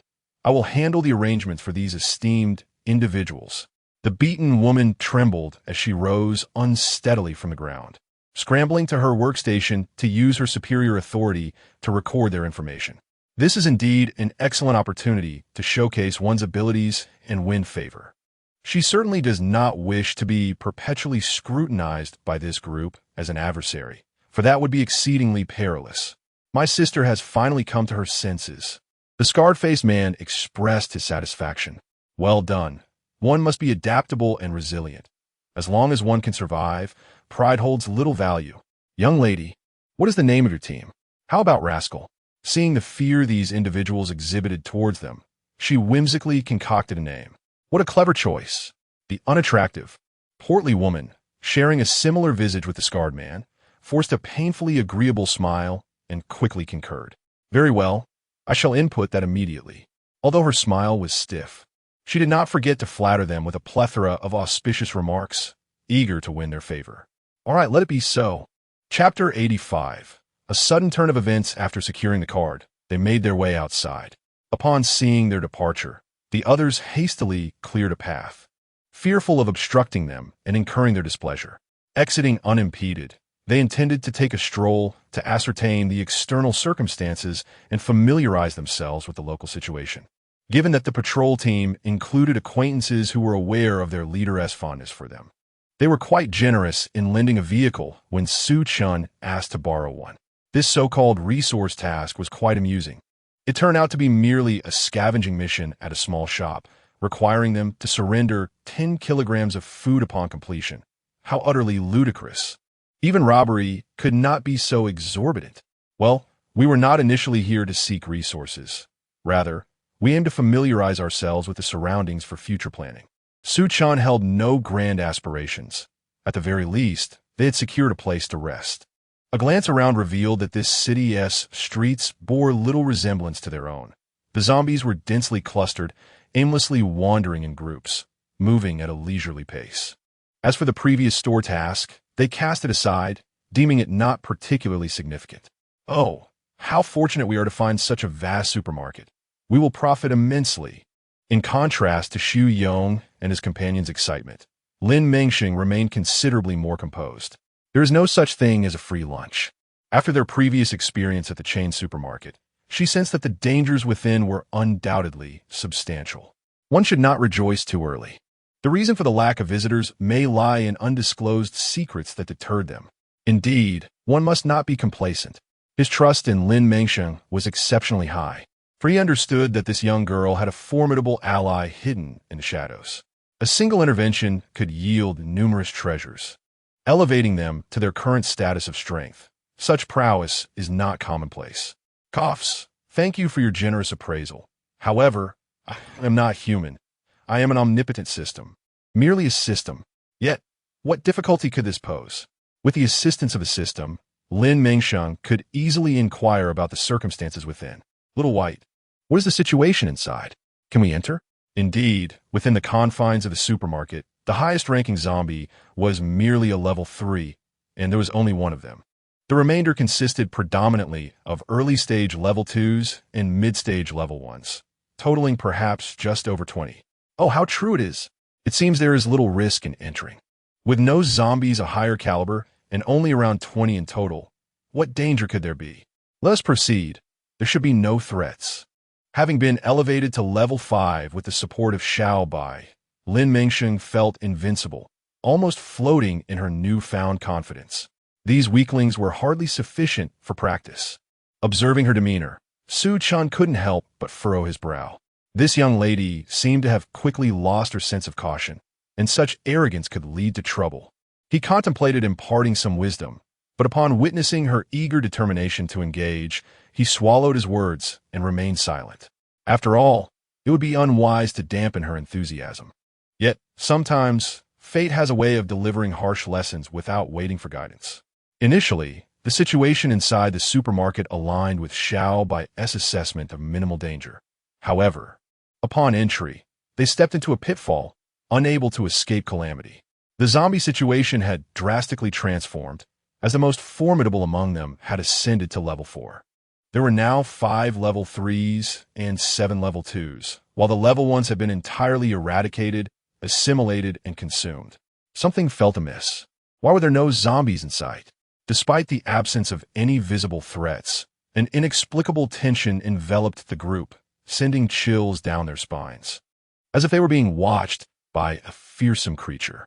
Lin Mengsheng and Pei Meng, however, were too engrossed in their own indulgence, busily unpacking snacks like chips and cookies, seemingly oblivious to the growing unease. Suddenly, chaos erupted. A fast-moving zombie charged at the unsuspecting Pei Meng and Lin Mengsheng. "Not today. I have no time for you." Lin Mengsheng swiftly employed her ice abilities to freeze the creature in place. Realizing the need for a crystal core, she unsheathed her machete and struck the zombie's head with precision. A level 3 crystal core. Meng, take this. I recall you mentioned needing one. Although her own ice abilities were formidable, her other powers left much to be desired, and she needed to conserve the core for her own advancement. Nonetheless, she chose to pass it to Pei Meng, hoping to expedite her friend's evolution in powers. After all, she was fortunate to encounter such a generous opportunity for crystal core replenishment. "Thank you, sister," Pei Meng exclaimed joyfully, accepting the precious core and planting a grateful kiss on Lin Mengsheng's cheek, leaving her slightly flustered. Just then, more zombies emerged, drawn out by the commotion, and they began to advance toward the group. Faced with such a horde of fast and mutated zombies, an uncharacteristic fear washed over them. Zhang Dafei narrowly dodged a relentless zombie that was hot on his trail. "Goodness, what kind of zombie is this? They are exceedingly powerful." Zhang Dafei and Xu Yong, clearly outmatched, had no choice but to take refuge atop the shelves, seeking safety in the ceiling above. Do not blame them for fleeing swiftly. It is primarily due to their inability to contend with the situation. As Xu Yong brandished his pistol, he aimed at the agitated zombies below, who were leaping desperately but unable to reach him, their frustration palpable. He fired several shots, yet none found their mark, for their speed rendered the bullets sluggish in comparison. Lin Mengsheng had already severely injured several zombies, inflicting significant damage, yet she felt that the intelligence provided by Xiaobai was increasingly unreliable. "I do not understand. It was not like this just moments ago." Chapter 86. Sudden developments. Xiaobai was taken aback, pondering the rapid growth of the zombies, as if they had consumed fertilizer. Even the omnipotent system was somewhat bewildered. However, the current circumstances left no room for hesitation. They had to grit their teeth and engage in fierce combat with the undead. After eliminating approximately 7 or 8 zombies, their strength began to wane. Observing their dwindling stamina, Xiaobai urged them to utilize their enhancements and take a moment to recuperate. "Host, quickly bring everyone into the ring space to rest. They can barely hold on, and the danger is too great." With no other option, Lin Mengsheng, uncertain of the situation, deemed this the best course of action and gathered everyone to enter the space one by one. As she remained the last outside, the lead zombie grew restless and initiated an attack. "Damn humans, what have you done? Where have those others gone? I will devour you alive and tear you to shreds." This particular zombie was extraordinary, not merely an ordinary undead with enhanced speed and strength. It possessed water-based abilities and sought to freeze Lin Mengsheng. However, she was not one to allow its success. Its malevolent intentions were sensed by her long before it could act. As it unleashed its powers, she had already retreated into the ring space, leaving behind only a massive ice pillar. "Damnomans, do not let me encounter you again, or I will ensure you regret it." Once inside the space, Lin Mengsheng felt a lingering unease. She clearly perceived the hatred in the zombie's eyes, coupled with its earlier thoughts, leading her to conclude that this creature was anything but ordinary. Xiaobai was equally astonished, never having anticipated the presence of a level 5 ability zombie. It seemed they were indeed struggling to keep pace. It was evident that this zombie wielded level 5 water abilities, capable of manipulating ice, just as Lin Mengsheng could. Alas, how unpredictable life can be. It is a level 5 water-type ability zombie, just like you, capable of using ice.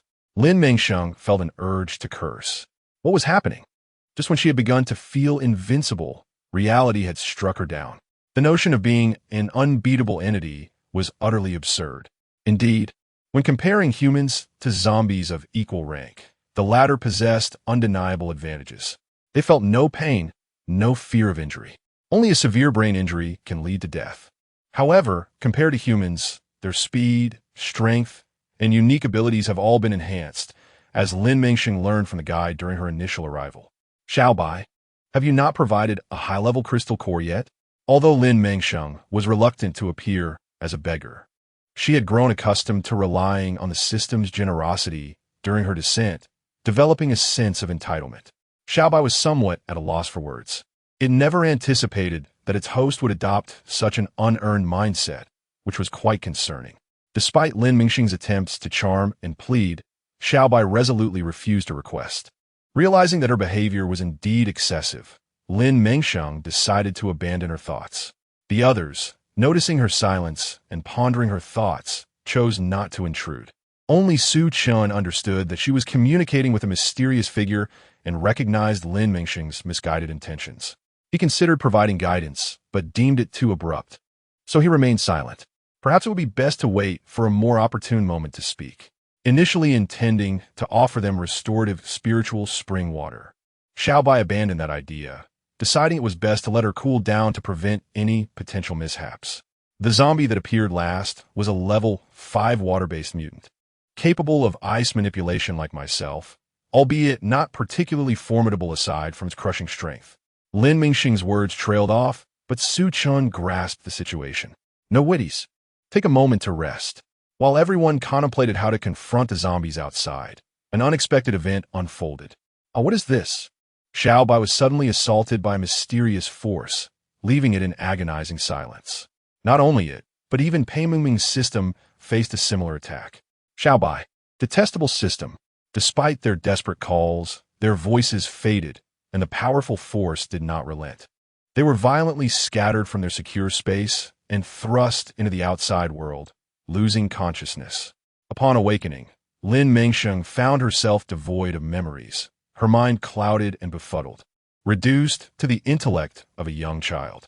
Accompanying her was Su Chun, who, upon seeing the bewildered Lin Mengsheng gazing vacantly at the sky, sensed something was amiss. Lin, are you all right? Lin? Su Chun, perplexed by her condition, hurried over to shake her shoulder. His heart shattered at the sight, spotting approaching zombies in the distance. He attempted to unleash his wind abilities to fend them off, but at that moment, his powers failed him. With no other option, he hoisted Lin Mengsheng onto his shoulder, grasped a stone for protection, and sprinted in the opposite direction. What a stroke of misfortune. How could this happen? Despite being unable to wield his abilities, he was grateful for his swift legs. After a prolonged sprint, he finally spotted a rural courtyard and, without a second thought, scaled the wall to enter.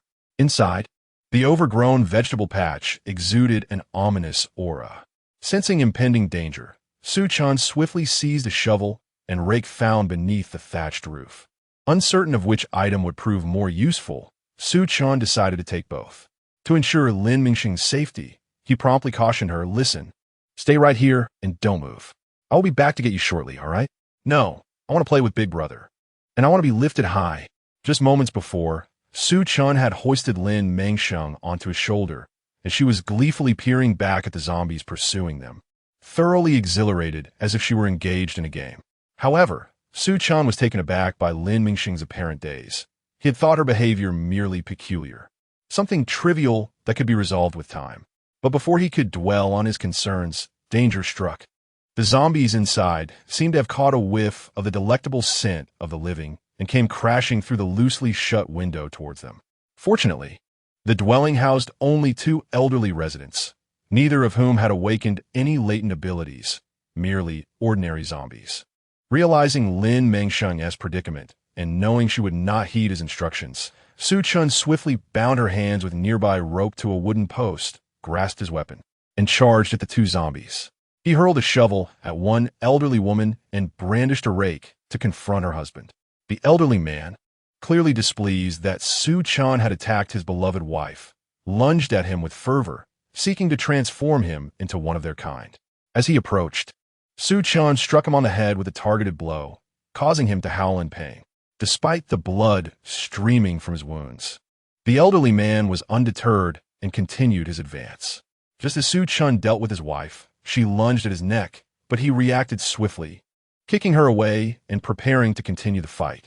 By unfortunate coincidence, the elderly woman landed near Lin Mengsheng, oblivious to the danger, or perhaps lacking the intellect to perceive it. Lin Mengsheng mistakenly believed the old lady was playing with her. Seeing the woman crawling towards her, she instinctively tried to assist, despite her bindings limiting her movement. Su Chun was momentarily stunned, but then sprinted forward at an unprecedented speed. He thrust the rake, ensnaring the woman's leg and embedding it into her flesh.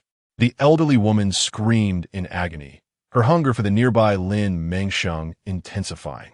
As the woman's south mouth drew perilously close to Lin Mengsheng's animated legs, Su Chun forcefully yanked her back, determined to distance her from the girl. His vigorous efforts ultimately succeeded in pulling the elderly woman away, realizing that she could no longer reach the young girl. The elderly woman bared her fangs and attempted to attack the now closed Su Chun. Luckily, the rake's handle was sufficiently long, preventing her from biting him as she struggled to rise. Without hesitation, Su Chun raised the rake and delivered a decisive blow to her head. Following the same method, after 5 or 6 attempts, the elderly woman perished just like her companion. Having finally dealt with the two of them, Su Chun sought solace by hastily inspecting the surroundings of the house, leaving Lin Mengsheng behind. He thoroughly searched every room, relieved to find no further traces of zombies. In order to shield Lin Mengsheng from any psychological impact these two corpses might have, Su Chun buried them without hesitation. He also cleaned the bloodstains with soil, erasing all evidence. Given their precarious situation, he took the precaution of spraying a pungent pesticide around the exterior walls, hoping it might deter any approaching zombies. Sighing, Su Chun felt a throbbing headache. He was at a loss for what to do next. The disappearance of his teammates, Lin Mengsheng's bewilderment, and his own inability to utilize his abilities weighed heavily on him, making him question whether his life had reached its end. Yet, he resolved to take each day as it came, reminding himself that he must care for Lin Mengsheng and not succumb to despair. Seeing Lin Mengsheng's stomach rumble pitifully as she gazed longingly at him, her voice calling out, "Brother, I'm hungry. I want to eat." Su Chun couldn't help but chuckle. It seemed he was destined to play the role of a caretaker, tending to Lin Mengsheng, who was now quite grown. Aware that it was no longer feasible for Lin Mengsheng to retrieve supplies from their storage space, he set about searching the vicinity for food. Fortunately, the elderly couple's home still contained a fair amount of rice, flour, and cornmeal. Su Chun decided to cook some porridge with the rice. With a gas stove available, he was able to save some effort. Remembering the well he had seen in the yard, he promptly went to fetch water from it, reassured that the underground water should pose no harm. After retrieving 2 buckets of water, he returned to the kitchen, rinsed the rice, and began cooking the porridge. A short while later, he brought over a clean bowl and spoon, filled it with steaming porridge, and opened the door to the living room to feed the eagerly awaiting Lin Mengsheng. "Come over for dinner," he called, finding her engrossed in playing with the remote control, pressing buttons aimlessly. With a sigh, Su Chun urged her to join him for a meal. Upon seeing the warm rice porridge, Lin Mengsheng joyfully bounced over to him, reaching out to grasp the bowl and drink from it. "Ouch, it's too hot," she exclaimed, realizing that the freshly cooked porridge was indeed scalding, leaving her hand reddened. Knowing the little one could not eat independently, Su Chun had no choice but to seat her and feed her himself. To prevent her from burning her mouth, he gently blew on the spoonful of porridge before offering it to Lin Mengsheng. "Open wide, it's not hot now," he coaxed, mimicking the techniques seen on television to comfort children who were hesitant to drink the scalding porridge. Thankfully, Lin Mengsheng seemed to trust him, obediently accepting the spoonful of porridge. "Let go of the spoon. I will scoop you more," he thought, feeling overwhelmed by the challenge of caring for such a spirited child. Fortunately, Lin Mengsheng was not attached to the tasteless spoon and finally relented, suppressing his temper. The good-natured Su Chun continued this frustrating endeavor until he had finally satiated this ancestral figure. After confining her to the living room, Su Chun made his way to the kitchen. Due to the extended delay, the porridge had cooled to a lukewarm state. This fortuitously allowed Su Chun to bypass the usual decorum, as he seized the large iron ladle and finished off the pot of porridge with little regard for his previous gentlemanly demeanor. After all, this would spare him some washing up. Chapter 88. An ambiguous atmosphere of the room contained a heated platform and a single folding iron bed. Observing the boundaries between genders, Su Chun casually took 2 blankets, one to lay upon and the other to cover himself as he attempted to rest. The moonlight streamed through the window, casting a gentle glow upon him, yet a sense of gloom lingered in his heart, rendering sleep elusive. He was utterly at a loss as to what to do next. Fortunately, Su Chun recalled the crystal cores he had kept for himself while battling zombies, which he now intended to test for their efficacy. Sitting cross-legged, Su Chun took a level 2 zombie crystal core and consumed it. This time, there was indeed a reaction. His body responded similarly to when he had upgraded his abilities earlier, warmth radiating from his abdomen. Thankfully, having previously enhanced his powers multiple times, he experienced little discomfort this time. Moments later, Su Chun sensed an invigorating surge of strength coursing through him. What was happening? Su Chen Bonda. Feeling as though he had successfully leveled up, eager to experiment, he was uncertain about the nature of the ability he had acquired, as Lin Mengsheng had always been the one to inform them of such matters. However, the continuous flow of energy he felt seemed indicative of a power-related ability. Much like Zhang Dafei's, he descended from the bed and sought out a large stone, striking it with considerable force. There was a crack, but it did not shatter completely. In fact, the power ability caps at level 3, sufficient to break stones and walls with bare hands.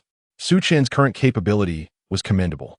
Realizing he had indeed activated an ability brought him joy, and he hurried back inside to consume the soul level 3 crystal core he possessed, elevating his power ability to level 2.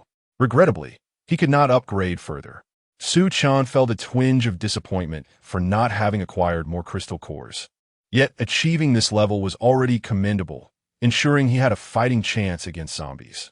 With 3 level 2 crystal cores still in his pocket, Su Chun resolved to consume them all. After all, one might strike lucky when a small cat encounters a dead mouse. To his surprise, he had indeed guessed correctly, for he had another speed ability yet to be enhanced. After consuming 2 more cores, his body once again reacted, feeling lighter and less burdensome.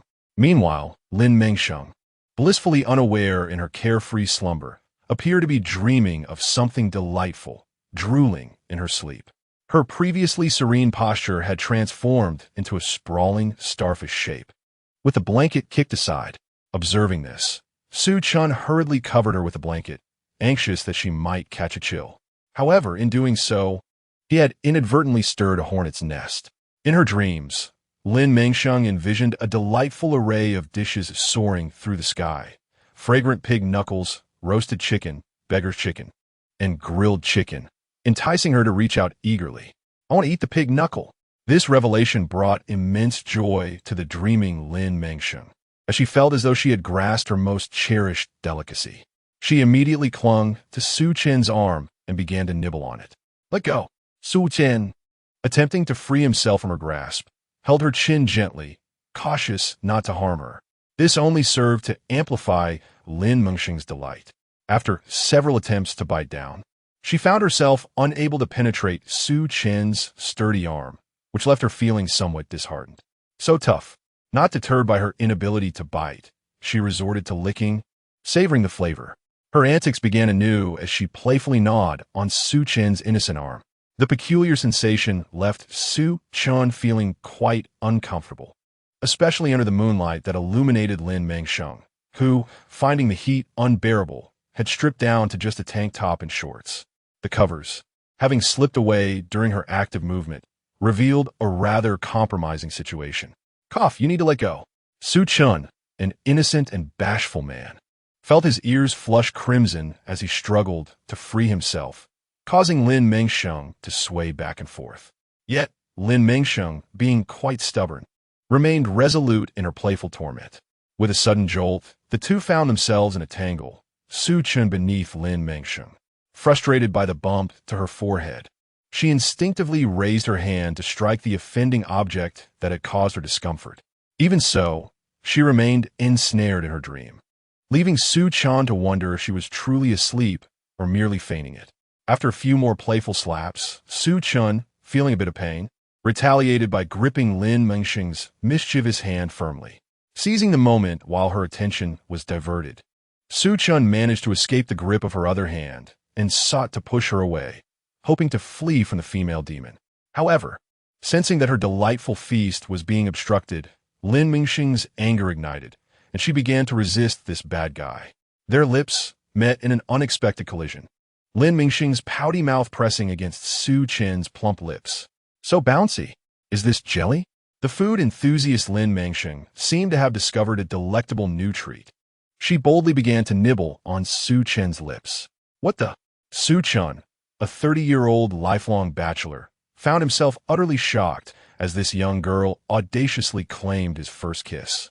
The disbelief was palpable, and his typically composed demeanor cracked as his eyes widened in astonishment, watching the culprit continue her assault, even drawing blood. How unappetizing! Upon tasting the metallic tang, Lin Mengsheng finally released him, her brows furrowing in displeasure. Not tasty. Su Chen, caught between amusement and frustration, couldn't help but chuckle at the absurdity of his predicament, wondering who could fathom the inner turmoil he experienced after being treated in such a way, only to be met with disdain for his efforts. Pushing Lin Mengsheng aside, Su Chen hurriedly leapt from the bed and sought refuge in a corner. He touched his bleeding lips, a cacophony of emotions swirling within him. How infuriating! Yet, fortunately, both had held a relatively favorable view of each other, harboring a modicum of affection that spared them from disdain or aversion. Su Chen silently recited to himself, Lin Mengsheng is merely a 3-year-old child. After repeating this mantra several times, he finally regained his composure, only to discover that he seemed to have regained the ability to hear Lin Mengsheng's thoughts. Realizing this, Su Chen hastily opened the window to test whether he could harness his wind abilities. However, there was not the slightest stir. Well, perhaps he had overestimated his capabilities.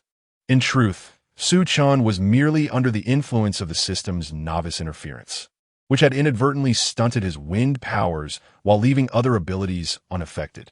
Chapter 89. The Kitchen's Rebellion of the Novice Alas. Witnessing Lin Mengsheng's reluctance to eat rice porridge. As she cried out for meat, Su Chen could only facepalm in exasperation. To be honest, after 7 consecutive days of rice porridge, he too had grown weary, and his patience was wearing thin, especially considering that Lin Mengsheng possessed the intellect of a mere 3-year-old. It would be unwise to force her. Setting aside the porridge, Su Chen endeavored once more to communicate effectively with Lin Mengsheng. Sweetheart, you must eat so you won't go hungry. Otherwise, you will feel uncomfortable. But it tastes terrible. I don't want this. Lin Mengsheng pouted unhappily, yet begrudgingly drank the porridge, aware that it was their only option. Her older brother was consuming the same, and refusing to eat would surely lead to hunger. Su Chen sensed a change in the little girl before him. Her intellect appeared to have advanced, differing from her earlier self. Darling, what is 5 plus 6? 11. My goodness, she has truly changed. She can perform addition. And 12 minus 3? Lin Mengsheng pondered for a moment, holding up her hands to signify 9. 9. Remarkable. She can subtract as well. What is 8 times 9? 8 times 9 is 72. Brother. This revelation filled Su Chen with excitement, as if the days of hardship were finally drawing to a close. He continued to inquire about division, and Lin Mengsheng managed to respond correctly. However, when faced with more complex problems, she struggled to provide swift answers and needed time to calculate. Nonetheless, it was evident that she had reached at least a primary school level in her understanding. With determination, she would push through, her resolve firm. Days turned into weeks, and after a month and a half, Lin Mengsheng's intellect matured to that of a 16-year-old, halting further growth. Su Chun sighed once more. He felt as though he might lose his mind. Yet, at the very least, he could communicate reason to the present Lin Mengsheng, who was now capable of understanding and obeying him. What's wrong, brother? Why the sigh? Lin Mengsheng had come to regard Su Chun as her elder brother. However, she harbored a lingering question as to why they did not share surname. Considering the possibility of undisclosed circumstances, she chose to remain silent. Nothing much, just that our food supplies are nearly depleted. We must prepare to venture out for sustenance. Oh, by this time, Lin Mengsheng, who was now consuming cornmeal porridge, could scarcely endure any longer. Every time she felt the urge to unleash her anger, the sight of her brother's handsome visage brought her a sense of solace. Reflecting on her own appearance each day in the mirror, Lin Mengsheng believed their family genes were rather commendable. Su Chen yearned to inquire once more whether Lin Mengsheng could attempt to enter the space. Mengsheng, could you perhaps find a way to access your space? There's food there, which would alleviate our urgency. Uncertain of their whereabouts, Su Chun could not assure that they could endure until they found sustenance, thus placing his hopes once again on Lin Mengsheng. There's truly nothing, brother. That spatial ring remains elusive. Have you not searched for it as well? Lin Mengsheng, exasperated by Su Chen's incessant questioning, felt she had explained this countless times. There was nothing. Why would this brother refuse to believe her? Never mind. Perhaps it was best to rely on their own resources.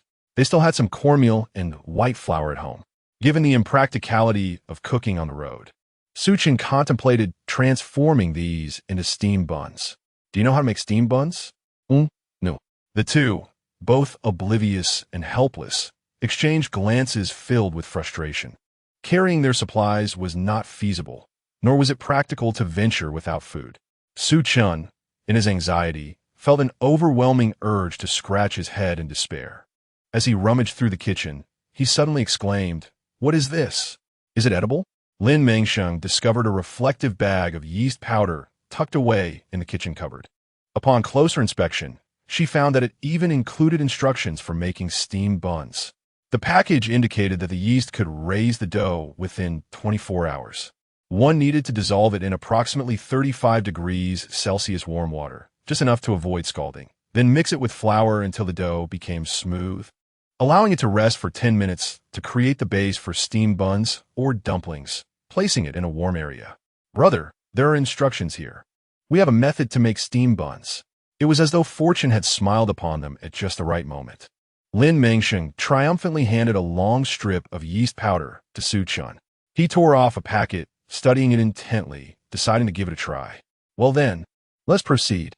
Unfortunately, Su Chun was unable to grasp how to control the proportions, lacking the courage to mix the ingredients. I'll handle it.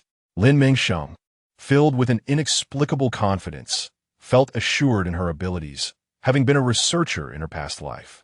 While she measured the ingredients, Su Chun kneaded the dough, and before long, they completed the fermentation process. Following the instructions, which dictated that the dough must rise in a warm place, the two hurriedly set their concoction under the blazing midday sun. To prevent moisture from evaporating, Lin Mengsheng cleverly covered the bowl with a pot lid. Will this work? Won't it spoil? Aren't we supposed to shape it? Trust me, without covering it, the moisture will evaporate, and it won't transform into something edible. Right now, it's still a bit cumbersome as dough. We can shape it after it ferments. Otherwise, how can we cover it? That's true. The two kitchen novices pondered together, ultimately agreeing that her reasoning held merit. Fortunately, they possessed an innate talent for steaming buns, and they did not encounter any mishaps along the way. Should I check how it's doing? I saw on the television that one cannot open the steamer before the buns are fully cooked. Su Chun had a faint recollection and promptly dissuaded Lin Mengsheng from lifting the lid of the pot. After a brief wait, when the time arrived, they unveiled the pot. After enduring numerous trials and tribulations, they finally produced steaming, snow-white buns before 7 o'clock in the evening. To avoid mishaps, they ultimately refrained from using cornmeal, merely utilizing the flour until they managed to create approximately 100 buns, consuming around 5 to 6 kilograms of flour in the process, despite the flour bag still containing roughly 18 kilograms. Although they yearned to steam more, they feared spoilage. Thus, The two resolved to fill several urea bags to transport the flour, planning to devise a method for steaming once it was depleted. Let me share some of the burden. Su Chun insisted, taking 10 kilograms of flour upon himself, while Lin Mengsheng felt a twinge of reluctance. Being the quintessential iron-willed man, he had no desire for her to bear any hardship, especially in the event of encountering zombies, as he would not want Lin Mengsheng to feel any lack of capability in resolving such situations. No need. Let us each carry 50 buns and set off. All right. Lin Mengsheng, a strong woman in her own right, fastened a rolling pin and a kitchen knife to her waist, preparing for their departure. Suddenly, she spotted 2 valuable items in the storage room. Brother, look, there are 2 canvas backpacks here. This was splendid. Placing the buns in the backpacks made them much easier to carry, ensuring they wouldn't spill. Indeed, this backpack is quite spacious, accommodating over 20, nearly 30 buns. Although some will need to be carried separately, it is still a significant improvement.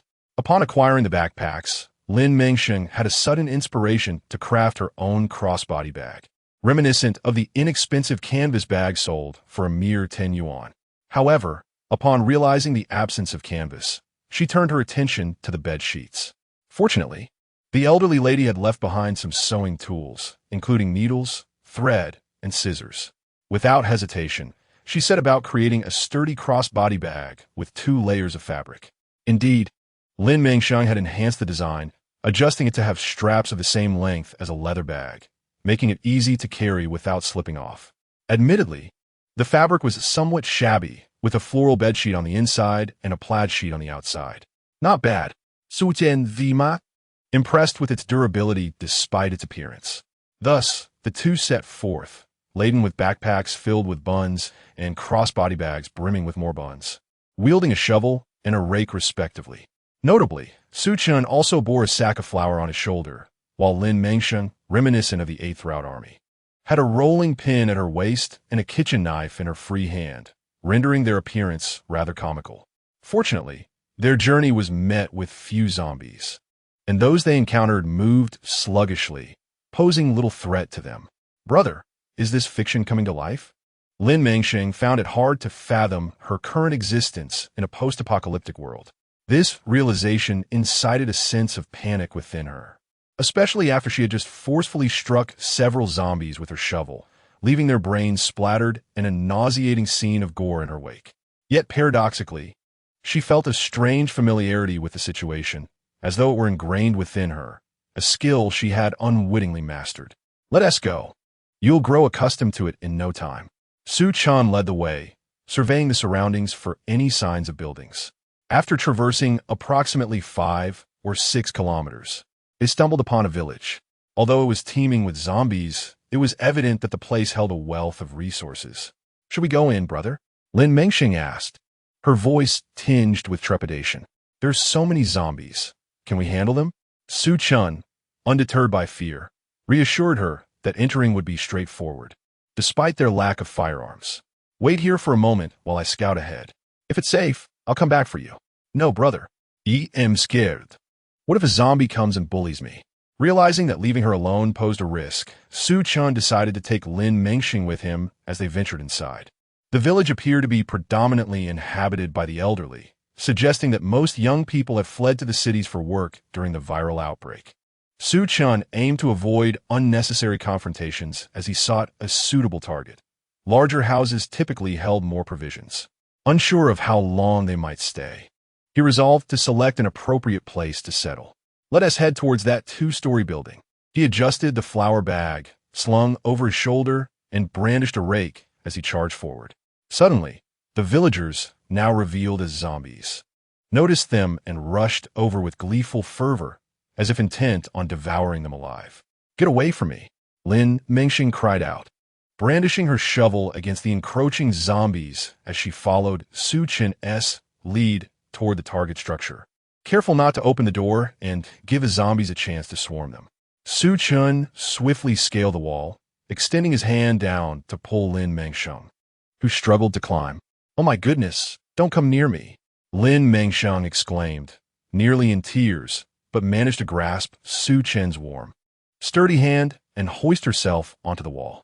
As the relentless zombies attempted to scale the wall to grab them, the pair ignored them and leaped down into the yard. Unfortunately, they landed right in the midst of a family of 5 zombies, all ravenous and charging toward them. Cursing under his breath, Su Chan regretted being so focused on Lin Mengsheng that he hadn't noticed the situation inside. They had inadvertently stirred a hornet's nest, landing directly in the midst of a zombie-infested household. Fortunately, they still had weapons at hand.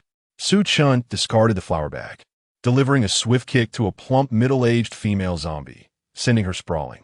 With a quick pivot, he dispatched a hefty male zombie right next to her. Utilizing his weapon, he struck the head of an elderly woman with force.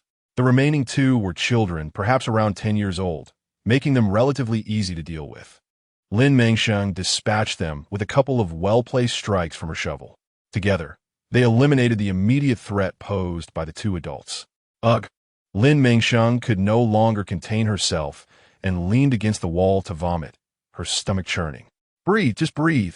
Noticing her distress, Su Chan gently patted her back, hoping to soothe her. Once she regained her composure, they entered the house, which indeed met their expectations. Not only was there an abundance of food, but also a plethora of packaged snacks to satisfy their cravings. Su Chan had long been curious about his current location, so he began to rummage through the belongings in the house, seeking answers. After all, it was merely a distance of 200 kilometers. Yet, without transportation, traversing this path was utterly impossible. He was also uncertain if this village even existed. As the moonlight descended, they consumed their steamed buns and tidied up before resting. However, things were quite dire for Pei Mengmeng and Xu Yong, as they found themselves in a city within a high-rise building. Although the water level had receded somewhat, it still loomed at least 10 meters high. Falling would mean certain death.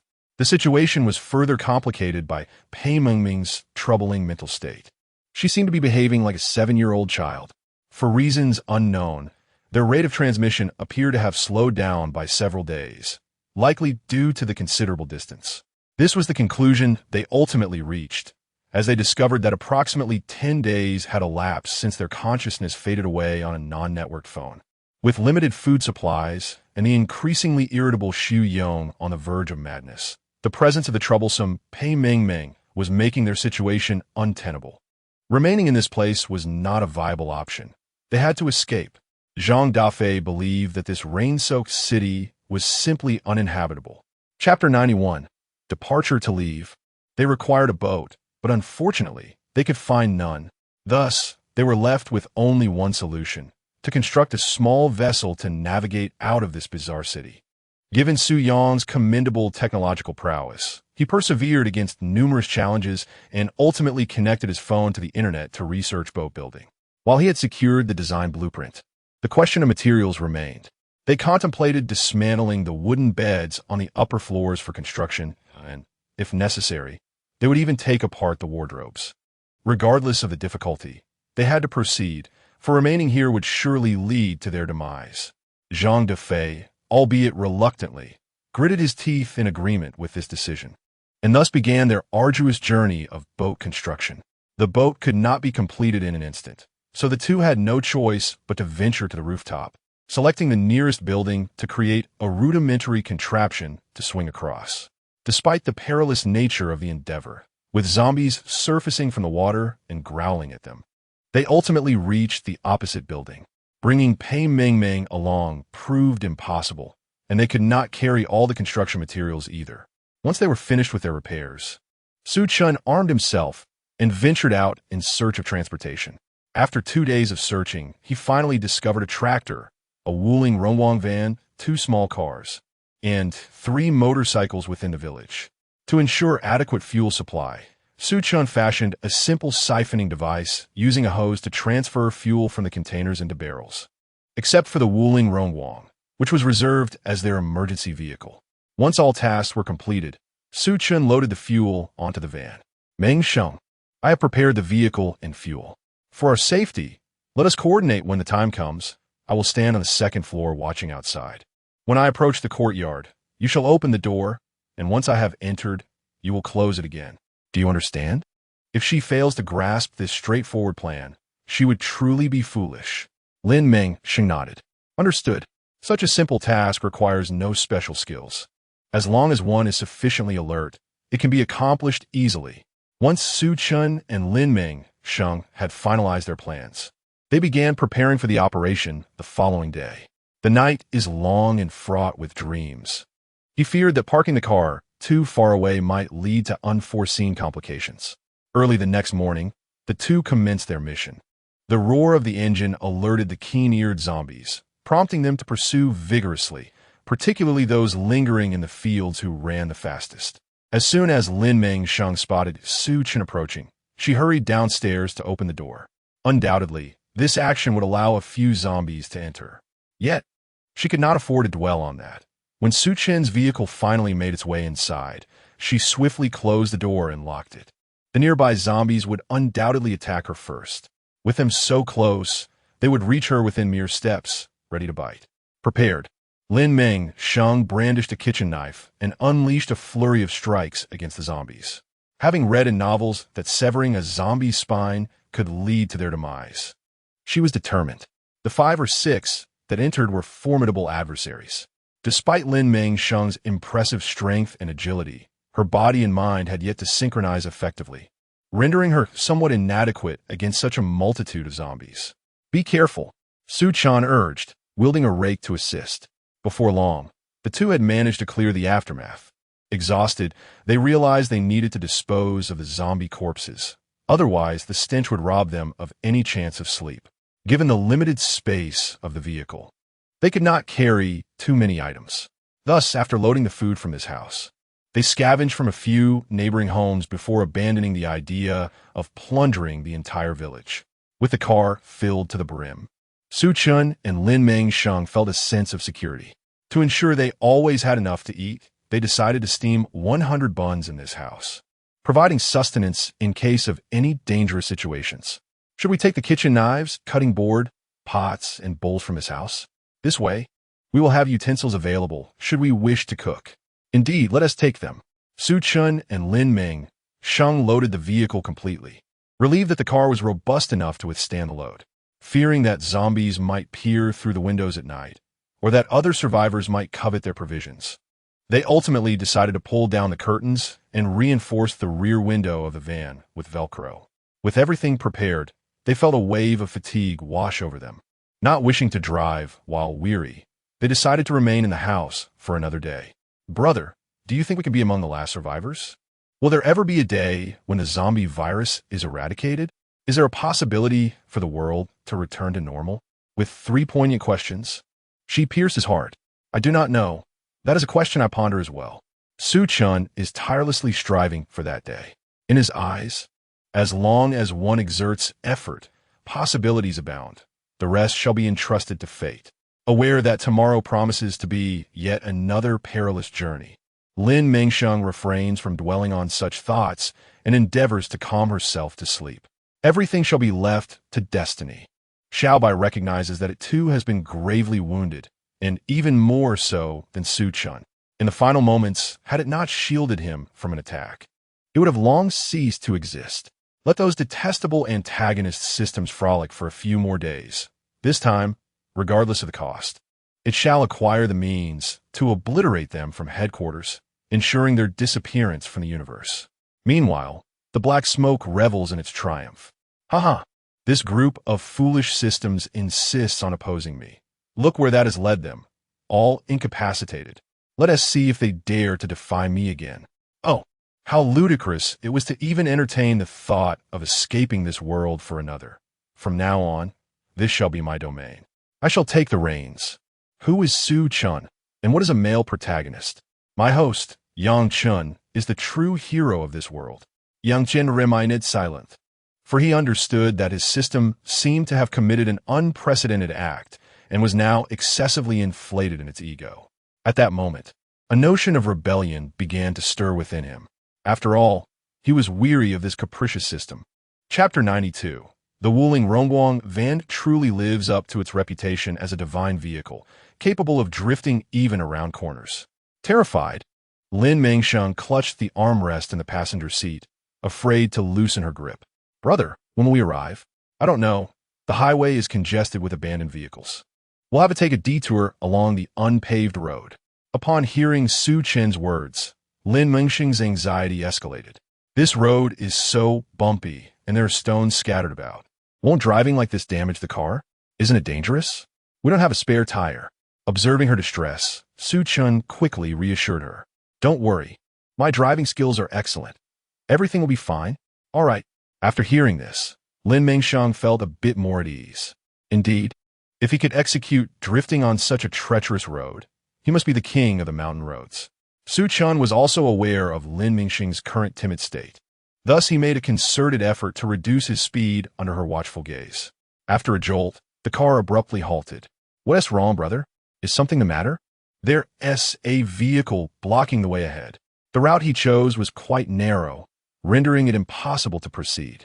However, reversing to take another path would consume an inordinate amount of time. Originally dazed from the bumpy ride, Lin Mengsheng became alert and glanced ahead. In the center of the road stood a wheeling cargo truck, obstinately obstructing the path. Unable to contain her surprise, Lin Mengsheng exclaimed, "Who on earth parked such a large vehicle here? How inconsiderate!" Su Chen gazed in silence at Lin Mengsheng, whose pale and weak visage reflected the discomfort stemming from their tumultuous journey. Her mood was undeniably irritable. In these times, what could possibly lack morality? With such an extravagant vehicle abandoned here, it was likely that the driver had encountered some misfortune. After all, it was inconceivable for such a valuable car to be left behind without reason. Not wishing to squander time, Su Chen resolutely opened the door and advanced towards the front, intent on assessing the situation. If circumstances permitted, it would be advantageous for them to operate this grand vehicle, as it could accommodate more supplies and prove sturdier than their current van. However, the only concern was the fuel tank. If it were low on fuel, utilizing this vehicle would indeed be a luxury they could not afford. It might be wiser to continue relying on the wheeling van, which was still operational. Yet, as Su Chen approached the imposing vehicle, he discovered it was devoid of occupants, the driver conspicuously absent. Where could he be? Su Chen climbed aboard and peered through the window, only to be confronted with the gruesome sight of the driver's seat smeared with blood, obscuring any clear understanding of the situation within. The presence of blood indicated that someone had undoubtedly been there, but the scene suggested that misfortune had befallen them. Just as Su Chen continued his scrutiny, a zombie lunged at the window, its bloodied hands pounding against the glass. The flesh had been torn from its face, revealing patches of bone, and one ear had been bitten off. The sight was both pitiable and horrifying, as the creature bared its gaping maw and let out a chilling cry towards Su Chen, sending a shiver down his spine. Realizing the imminent danger, Su Chen tightened his grip on his weapon, planning to swiftly open the door and retreat to safety, waiting for the zombie in the driver's seat to emerge before taking action. There were more than one, a man and a woman, seemingly accomplices in transporting cargo. Yet, they all shared the same grotesque and terrifying transformation. One cannot keep both the child and the wolf at bay. If they did not eliminate these threats, they would be compelled to take a longer, potentially more perilous route. Gritting his teeth, Su Chen resolved to confront the challenge ahead. After all, how formidable could 3 zombies truly be? Gripping the handle tightly, he prepared to pull it open, quickly leaping down and rolling to the back. Armed with a rake, Su Chen charged at the first zombie, a male with a severed ear. "Aya!" Lin Mengsheng screamed upon witnessing the horrific scene unfold before her. Good heavens! How terrifying do these zombies look? One particularly gruesome female zombie, her face dripping with blood, both arms missing, and her head askew, was drawn to her voice, abandoning its fixation on Su Chen to lunge at her instead. The sight left Lin Mengsheng utterly pale, nearly causing her to faint. What should she do? If the zombie approached, and she remained in the car, how long could she endure? Would her brother come to her rescue? Fear enveloped her, and she dared not utter another sound, covering her mouth as she crawled towards the back, hoping the zombie would overlook her presence and depart from the scene. The male zombie, struck on the head by Su Chen's rake, lay on the ground with unblinking eyes, quivering momentarily before falling silent. The other male zombie that charged forward proved even easier to dispatch. A few erratic motions, and it too ceased to move. His actions seemed to imbue Lin Mengsheng with considerable courage. Indeed, she had not been a stranger to slaying zombies. These creatures were merely grotesque remnants of their former selves, not fundamentally different from any other adversary. If the words of Fiyu held any truth, then the female zombie would undoubtedly be simpler to handle, especially given her lack of hands. Having gathered her resolve, Lin Mengsheng boldly flung open the car door and engaged the female zombie with her kitchen knife. I am no longer afraid of you. In a matter of moments, she dealt with the female zombie. From a distance, Su Chen observed Lin Mengsheng's actions, nodding in approval. This girl was indeed growing bolder. Otherwise, he might not have so effortlessly dispatched the zombies earlier. As Su Chen entered the driver's seat, he was greeted by a gruesome sight. The floor was littered with dried blood and 2 severed arms, their flesh partially stripped away to reveal white bone. Ugh! Even a battle-hardened individual like him felt a wave of nausea at the scene. Aware of Lin Mengsheng's current psychological immaturity and timidity, Su Chen resolved to clean up the mess himself before they set off again. Fortunately, the vehicle was not lacking in fuel. The gauge indicated it was nearly full, suggesting they had recently refueled without having traveled far. If all went well, they would not exhaust their supply of fuel on this journey. Mengsheng, please wait in the car while I take care of this driver's seat, Su Chen instructed, relieved to find a restroom nearby. He drove the vehicle forward, disembarking with a bucket to gather water for a thorough cleaning. Thankfully, he always carried his rake, as a few zombies lurked within the restroom. However, for someone as adept at zombie combat as Su Chen, this posed little challenge. With a couple of swift strikes, he eliminated the threat. Chapter 93. The Return of Xiao Bai inside the restroom. Su Chen secured a long black hose to the faucet before hauling it back to the vehicle to commence the cleaning process. The water flow was minimal, preventing any complications. Armed with a clean cloth pilfered from the restroom and a blend of disinfectant and laundry detergent, Su Chen quickly scrubbed away the bloodstains. The foul stench of blood was replaced by the sharp scent of disinfectant. After discarding the blood-soaked seat cover, he was grateful for the leather seats, which proved easier to clean. Once he finished scrubbing, he gave the area another spritz of disinfectant, ensuring no viruses or bacteria lingered. All done, Mengsheng. The interior is now spotless. Su Chen tossed the hose aside, turned off the faucet, and organized the hose back into the driver's compartment. Let's keep this for future cleanings. Brother, should we move our supplies into this vehicle now? Lin Mengsheng, regaining her composure, began to open the trunk to place the gasoline inside. Wait, Su Chen quickly intervened. We don't know if there are any zombies inside, and you're not yet strong enough to handle any danger. But it was too late. Lin Mengsheng had already opened the door. Indeed, as Su Chen had feared, there were zombies. A sudden lunge from a zombie lurking within the shadows caught the unsuspecting Lin Mengsheng off guard. Be careful, host. Both of them shouted in alarm. The anxious Xiao Bai, unable to contain itself, sprang into action. In that case, do not blame me for being rude. Just as the undead creature's hand was about to graze Lin Mengsheng's arm, a powerful electric shock rendered it charred and lifeless. An unpleasant odor wafted through the air, causing Lin Mengsheng to double over, overwhelmed by the stench. That was terrifying. I nearly lost my life. Su Chen rushed over to support Lin Mengsheng, sighing in relief when he realized she had escaped unharmed. Thankfully, no harm had befallen her. Otherwise, he would have carried the weight of guilt for a lifetime. However, this unexpected blow must have been dealt by Lin Mengsheng's unknown ally, who had arrived just in time to save her. Yet amidst his joy, Su Chen felt a twinge of melancholy. He would soon have to part with the adorable girl who had been so endearing and playful with him lately. Vivid memories of her teasing him flooded his mind, causing him to lower his head in embarrassment. How shameful it was to entertain such thoughts at this moment. Was that you, brother?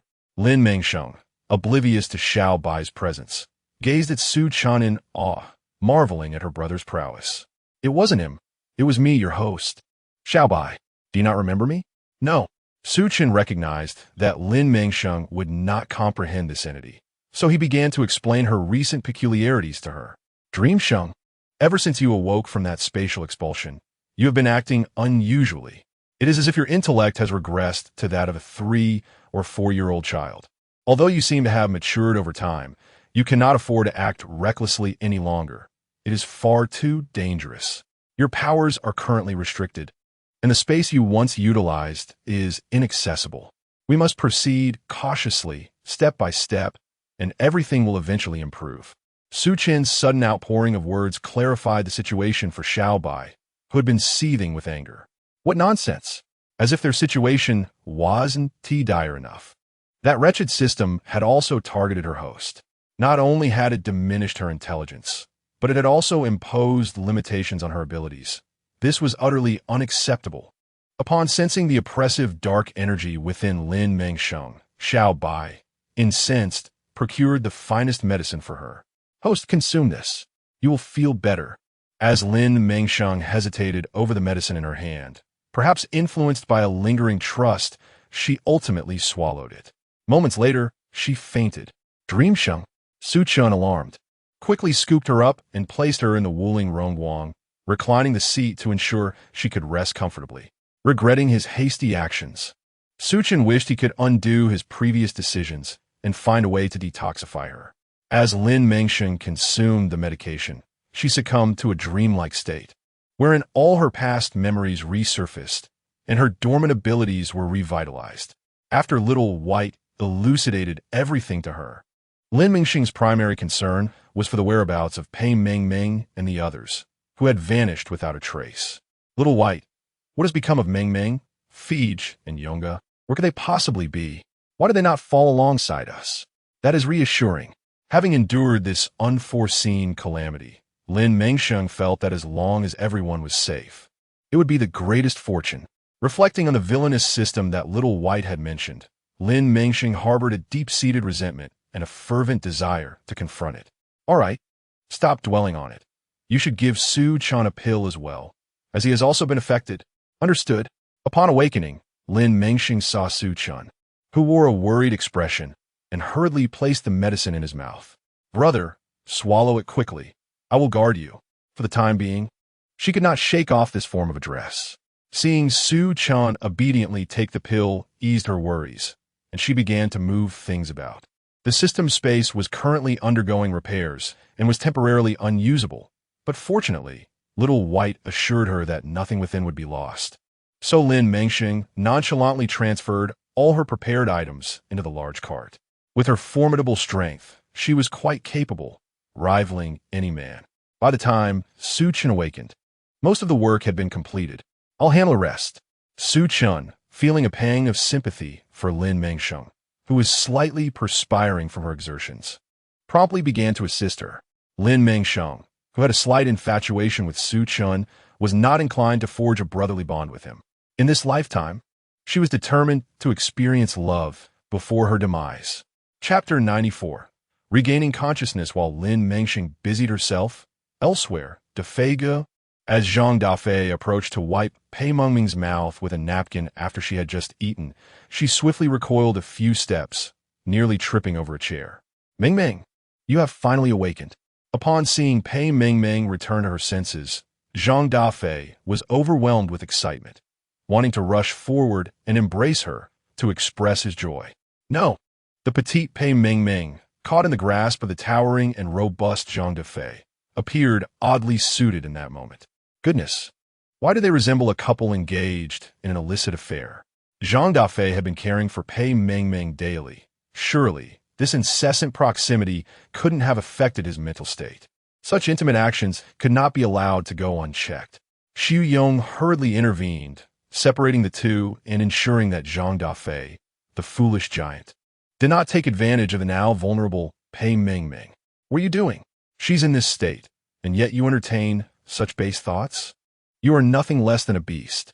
Su Yong's outrage was palpable as he gripped Zhang Dafei, urging him to distance himself from Pei Mengming and cease his inappropriate behavior. What is this nonsense? How am I being base or beastly? Mengming has awakened, and I merely embraced her out of excitement. Zhang Dafei felt unjustly accused and was displeased by the barrage of insults directed at him. How despicable! It is you who embodies the true essence of depravity. Your thoughts are utterly repugnant. Enough of the insults. Let us prepare to depart this wretched place at once. This is certainly no environment in which we can linger. Pei Mengming wished to avoid the incessant bickering of two immature children and longed to escape this humiliating and detestable locale. Indeed, their vessel is ready, yet the question of its destination remains a perplexing dilemma. Host, it is unwise to attempt to leave on their rickety craft. The waters teem with zombies, and this wooden contraption will not endure for long before succumbing to decay. Should you tarry, you will inevitably become fodder for the undead. She had no desire to witness their foolishness. Goodness, this rain is no ordinary downpour. The zombies exposed to it have undergone rapid mutation. The majority are now of the second tier or higher, and with their current capabilities, venturing into the fray would be tantamount to suicide. Is it truly that severe? Pei Mengmeng was taken aback. In such a brief span of time, this place had transformed into something so terrifying. Has the rate of change accelerated so dramatically? Indeed, most are above the second tier. If you venture down, it may not bode well for you. Most are above the second tier. To be honest, Pei Mengmeng felt a flicker of temptation. Given the rapid evolution of the zombies, if they did not also strive to advance, they would find themselves on a path to destruction. She hesitated, unwilling to watch her companions march to their demise. Hold on, there will be future opportunities to return. Your current strength is far too inadequate. Let me find a way to escort you to Lin Mengsheng. It will ensure your safety. All right. She did indeed miss Lin Mengsheng a bit. Lin Mengsheng and Su Chun had successfully relocated everything. Truth be told, this truck was quite an unexpected boon. It was filled with athletic equipment for cover, bows, crossbows, dumbbells, treadmills, while the true purpose of the cargo was concealed within: contraband firearms, ammunition, and regulated weaponry. This was truly a windfall. Fortunately, the cargo area was spacious enough to accommodate everything without needing to unload it. There were even gaps to spare. Thus, they resolved to take up arms, guns and knives, preparing for any encounters with zombies on the road. While they possessed extraordinary abilities, having weapons at their disposal provided a sense of security. After wielding shovels and rakes for so long, they were more than ready for a change. With the cargo doors securely closed, the two abandoned the vehicle and took their places in the driver's cabin. Suddenly, Suchin recalled that he had not extracted the fuel from his van. Adhering to a principle of frugality, he swiftly employed his wind-based abilities to siphon the fuel into the tank. After securing the cap and discarding it into the cargo area, they set off on their journey. The truck sped along the road, leaving the zombies with no opportunity to approach. In pursuit of the zombies' crystal cores, Suchin opened the window and, using one hand, drew in the cores before tossing them into the bag in the passenger seat. Among them were several third-tier crystal cores, leaving Lin Mengsheng at a loss for words. However, as they continued onward, drawing nearer to the city, an unsettling sense of abnormality began to permeate the atmosphere. The road ahead was eerily desolate. They could not find a trace of zombie. The night was already chilling, and with such an eerie atmosphere, their hearts raced with trepidation. Should we continue? Lin Mengsheng felt a surge of fear, reluctant to traverse the desolate road any further. She yearned to find a hiding place to assess the situation. Suchin also sensed something amiss. Upon spotting a house with a spacious courtyard, he made his way there without hesitation. After all, it would be wiser to rest for a while, as they were nearing their destination. They could set off again in the morning without issue. As the vehicle came to a halt in the courtyard, Su Chun extinguished the headlights, armed himself with weapons and provisions, and proceeded with Lin Mengsheng into the house. Uncertain of what awaited them inside, they cautiously advanced, their footsteps light, fearful of making a sound that might alert any lurking zombies. Indeed, there were zombies within. Just as they switched on their flashlight to survey the surroundings, a zombie with its mouth agape let out a chilling scream and charged toward them. Suchin frowned, swiftly unleashing a blade of wind that severed its neck. The sound was not loud, yet the light attracted all creatures in the darkness. A mutated fifth-tier zombie dog appeared, its speed terrifyingly swift, evading their grasp entirely. Be careful. Suchin reacted quickly, dodging its attack, yet his wind blades failed to inflict any harm. This creature was formidable. Lin Mengsheng disregarded caution, opting for an ice spell to freeze the zombie dog's feet, hoping to slow it down for an easier defeat. However, the situation was grim. The zombie dog was merely the beginning. Two third-tier zombies descended, charging toward them. With no time to waste, The pair split up to combat the threats. Lin Mengsheng took on the stubborn zombie dog, while Su Chun dealt with the remaining adversaries. The ice pillars Lin Mengsheng summoned were relentlessly struck against the creature, preventing it from advancing, but she realized that such tactics were futile. Chapter 95. Determining intentions. Lin Mengsheng quickly devised a strategy, employing several techniques to distract the dog while attempting to freeze it. However, her calculations were flawed. The creature seemed to perceive her intentions and responded with even fiercer aggression. Damn it! Overmatched, Lin Mengsheng was soon toppled by the zombie dog, its drool dripping menacingly. Fortunately, her quick reflexes allowed her to block its attack with her firearm, or she might have met her demise. Dreamsheng. Su Chun, having dispatched the two zombies and turning to assist Lin Mengsheng, was struck with fear at the perilous scene before him. His heart felt as though it had ceased to beat, and a surge of adrenaline coursed through him. Seeking death, he launched several wind blades, but the cunning zombie dog evaded him. As he rushed to rescue Lin Mengsheng, he was suddenly confronted by 5 or 6 more second and third-tier zombies emerging from the building, with no choice but to contend with the overwhelming numbers.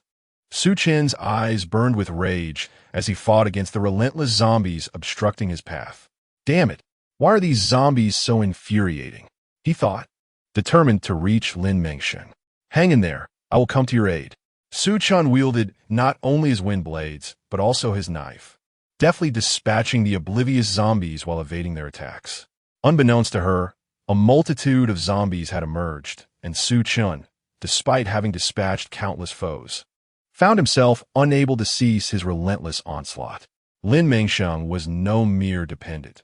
She was spurred by repeated provocations that ignited her competitive spirit. What terror could a zombie endowed with speed truly wield? After a moment of self-encouragement, a plan began to take shape in Lin Mengsheng's mind. Having approached the zombie dog so closely, she contemplated seizing its body and employing her abilities. Would that not render it entirely frozen? In such a scenario, a single bullet would suffice to end its existence. Without further ado, she embarked on her clumsy strategy. Fortunately, the zombie dog was not particularly astute. As it lunged towards her, drawn by its own excitement, Lin Mengsheng employed her earlier tactic to deflect its advance. Seizing the opportunity, she grasped one of its legs. Channeling her power, ice began to creep upward from the zombie dog's limb. Realizing it had been ensnared, the zombie dog struggled violently, attempting to evade Lin Mengsheng's cunning trap. Yet it was too late. In a fit of rage, it aimed to bite Lin Mengsheng, swiftly changing tactics. She seized its neck, freezing it in place and rendering its head immobile. How foolish of me, Lin Mengsheng lamented, recognizing that she should have first immobilized the head before delivering a fatal blow to resolve the crisis. Nevertheless, this outcome was not without merit. She conjured an ice spear and thrust it forcefully into the zombie dog's skull. In an instant, it fell silent, lifeless. At this very moment, Su Chun also concluded his battle with the remaining zombies. Mengsheng, upon seeing Lin Mengsheng unharmed, he felt a wave of relief wash over him. Thank goodness, you are safe. Su Chun enveloped her in a tight embrace, unwilling to release her. For a fleeting moment, he had feared that his inadequacy would lead to Lin Mengsheng's demise at the jaws of that wretched creature. Thankfully, everything was well in the end. Yet, being held so closely by Su Chun felt somewhat awkward to Lin Mengsheng, reminiscent of a scene from a television drama. The male lead, having regained the female lead, holding her tightly. Woman, I shall not allow you to leave me. Thankfully, Su Chun refrained from uttering such cringeworthy lines, or it would have been truly unbearable. It's nothing. Let us tidy up the bodies and then rest. This is neither the time for idle chatter nor tender moments. How utterly unromantic. In that moment of unexpected revelation, Su Chun perceived the woman before him as a paragon of fortitude. Wasn't it said that she harbored romantic inclinations towards him? Why then did she appear so indifferent now? It seemed he would have to take the initiative moving forward. All right, you must be tired. Rest for now. I will handle things here. Su Chun, without a hint of hesitation, pried open the zombie dog's skull, extracted the crystal core, and unceremoniously discarded the carcass into a room. Burying them would be too generous and a waste of time. After all, They wouldn't linger long enough for it to matter. The stench, decay, and corruption were of no concern to him. The other zombies that had caused him trouble would meet the same fate. After tossing the dozen or so zombies into the room until it was filled, Su-chan firmly locked the door and flung the key out of the window. "Stay here," he declared. One must admit, he harbored quite the grudge. Lin Mengsheng, equipped with binoculars, munched on the dry steamed buns and spicy strips prepared by the two. Quite delicious. It must be said that Lin Mengsheng's standards had indeed lowered. Such a simple fare brought her immense satisfaction.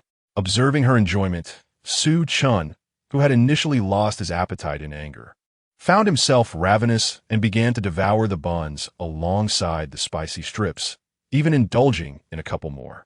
Once satiated, the two took turns peering through the binoculars at the outside conditions, yet still made no notable discoveries. "Well, the doors and windows are securely shut. Let us rest. We have a journey ahead tomorrow. Yes, let us sleep." Having spent several days together, the two shared the same room once again that night. Su-chan lay on the folding bed, watching Lin Mengsheng drift off to sleep within 2 minutes, her demeanor remarkably tranquil, prompting a chuckle from him. How carefree this little girl was, falling asleep so quickly despite the earlier dangers. Unconsciously, Su-chan found himself beside Lin Mengsheng, gently smoothing the frown etched on her brow from nightmares, and let out a sigh. Clearly, he was affected. To enhance his own abilities, Su-chan swallowed a third-grade crystal core, boosting his psychic powers. In a bid to ensure the girl enjoyed a peaceful slumber, he employed his abilities to conjure pleasant dreams for her. Crawfish so delicious. Lin Mengsheng smiled in her sleep, a true foodie. Xiao Bai, the observer, dared not utter a sound. Goodness, it thought, is this still the male lead who shuns romance and focuses solely on his career? This indulgent state was beyond its comprehension. Could it be that the villainous system had ensnared him? Nevertheless, he had indeed consumed the potion, so there was no way there could be any issues.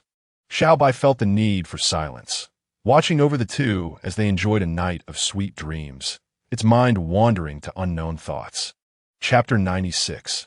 The black smoke seethed with fury, having exerted such effort only to yield this outcome. It was displeased.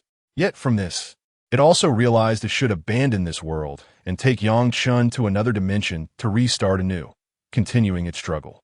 Otherwise, it would be flayed alive by these people. "Yang Chun, stop dawdling and get ready. We're leaving this world." "What?" Yang Chun could not accept this proposal. He did not wish to leave. "Having spent so much time here, I don't want to leave. If you don't leave, you'll be killed." This stubborn individual, despite numerous attempts at communication, the black smoke ultimately relinquished him. Just a mere host, it could find another one easily. However, how could Xiao Bai and the others lack preparation? The black smoke, wishing to escape, would find it impossible to detach from Yang Chun's body, let alone flee. Damn it, what have they done? Why can't I leave? Headquarters. Headquarters, black smoke requests assistance. Help me escape this world. No, no. How could this be possible? How could I be trapped here forever? Yet, no matter how much I resist, the outcome remains the same. Ah, now you realize the regret and desire to escape. But it's futile. Xiao Bai scoffed at the movements of the dark smoke. However, Lin Mengsheng and Su-chan were not safe either. A zombie tide had unexpectedly arisen. What is that sound? The violent tremors jolted Lin Mengsheng and Su-chan awake. Peering through the binoculars, they were astonished. A horde of zombies surged towards the base, as if drawn by some invisible force. Damn that dark smoke. Lin Mengsheng hastily began gathering their belongings, preparing to flee this cursed place. But the sheer number of zombies made escape impossible. "You two hide under the bed." Lin Mengsheng was taken aback by the sight. "Can we escape?" Su-chan inquired.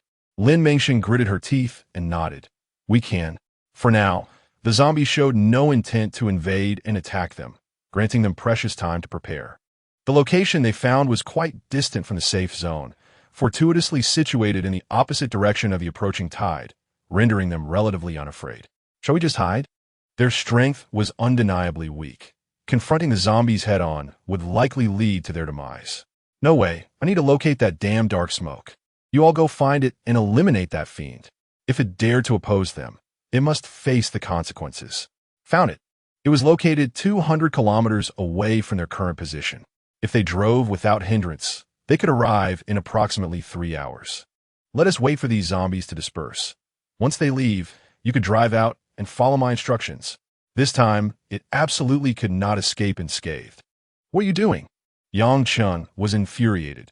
Because he disagreed with leaving, this demon had actually commanded the zombie horde to attack the base. So many lives at stake. How could it be so ruthless? Am I ruthless? Huh, what a joke. This is merely a fabricated world of fiction. Do you truly think it matters? You. They have blood and flesh. Why would you do this? You are nothing but a heartless devil. Yang Chun refused to continue cooperating with this malevolent system, intending to perish alongside it. Save your breath.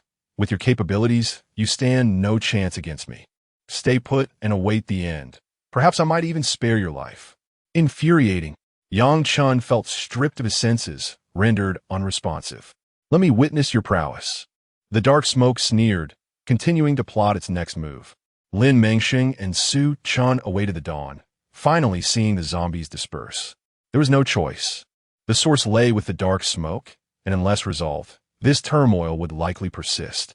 The two stealthily exited the house, climbed into the vehicle, and Lin Mengsheng directed Su Chun in their escape. Pei Mengmeng was also informed of the events occurring nearby. Following the conflict, the zombies seemed to sense their presence, crawling from the water, forming a human ladder toward them.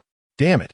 Pei Mengmeng was truly exasperated, feeling trapped with relentless pursuers on their heels. Without assistance from the system, they were undoubtedly doomed. Host, hold on. I will come to your aid as soon as I finish loading the system. She began to seek help from her superiors, for this villainous system was utterly insane. It seemed as ineffective as a useless tool, failing to live up to the trust Pei Mengmeng had placed in it. Very well. I hope you hurry. Pei Mengmeng was at her wit's end. What do you intend to do? Hey Yen, do you require me to personally end your life to be satisfied? Ha, go ahead and try, you pathetic fool. Yang Chun, deprived of his senses, continued to battle against He Yin, hurling profanities that yielded no results. With the system gone, Pei Mengmeng had resigned herself to their fate. They needed to move quickly, striving to evade the zombies pursuing them. All right, the trio worked in unison atop the building, using ropes to swiftly traverse the floors. The zombies, unable to keep up with their speed, fell behind, howling in frustration as they desperately switched directions. Taking advantage of the moment, the zombies attempted to close in on them. Damn it! Xu Yong pushed the other two to safety. You go ahead, I'll hold them off. Xu Yong, armed and resolute, fought fiercely against the encroaching zombies. Buying time for their escape, Xu Yong, Zhang Dafei cried out in anguish, questioning why his brother had to endure such peril. So many had perished before his eyes. He felt as though he no longer wished to live. If this world was destined to be dominated by zombies, what was the point in fighting? Stripped of his will to battle, he stood still, prepared to share Xu Yong's fate, echoing the vow made earlier. Dafei. Pei Mengmeng called out to Zhang Dafei, but he remained unresponsive. With no other options, she too contemplated surrender. Yet, as fate would have it, Pei Mengmeng spotted a helicopter atop a nearby building, surrounded by the very zombies that were its former occupants. Don't be foolish, Dafei. We must hurry. There's a helicopter over there. If we can get it started, Yongge will be saved. Zhang Dafei's eyes lit up at the sight of the helicopter, and he sprang into action without wasting a moment. The distance between the two buildings was neither too far nor too close. Yongge, hang in there. We're coming to rescue you. Chapter 97. Towards the enemy nest. Upon seeing the helicopter, Xu Yong felt a renewed sense of determination. He resumed his fight against the zombies while moving towards the aircraft. If they could survive this ordeal, he would surely express his gratitude to the heavens. Zhang Dafei and Pei Mengmeng indeed arrived at their destination. The zombies on the rooftop, sensing the approach of fresh prey, eagerly lunged at them with gaping maws. We cannot afford to lose. Zhang Dafei, driven by rage, unleashed his fury upon the zombies before him. The speed of the third-tier zombies made evasion difficult, but fortunately, Pei Mengmeng had already boarded the helicopter. Dafei, hurry up. She activated the aircraft, slowly ascending into the sky. Zhang Dafei realized that if they continued to linger, they would inevitably meet their end. In a sudden surge of power, he broke through his limits and ascended to the third level of his abilities. With a tremendous effort, he hurled the zombie to the ground. In the final moment, he took a running leap and grasped the pole, slowly climbing upwards. "Xu Yong, you fool, look over here," Zhang Dafei called out. They gradually lowered the aircraft, and at the last moment, Xu Yong managed to seize the pole, ensuring that everyone boarded the plane. The horde of zombies attempted to climb after them. Pei Mengmeng executed a swift maneuver to escape the area. As they soared into the skies, the relentless zombies continued their pursuit. "You idiots!" Xu Yong shouted at the zombies below, overwhelmed with an indescribable joy at their narrow escape. Pei Mengmeng still couldn't establish contact and was compelled to drive forward.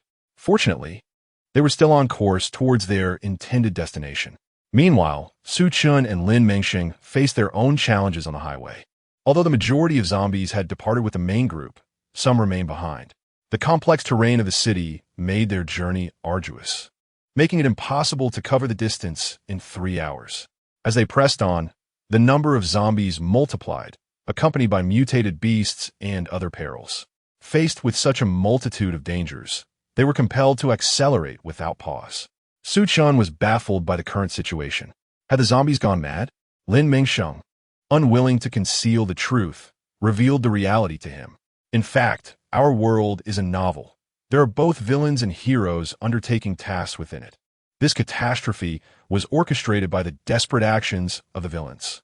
No wonder, although initially unable to accept that they were merely participants in a book, Su Chun gradually came to believe Lin Mengsheng's insights.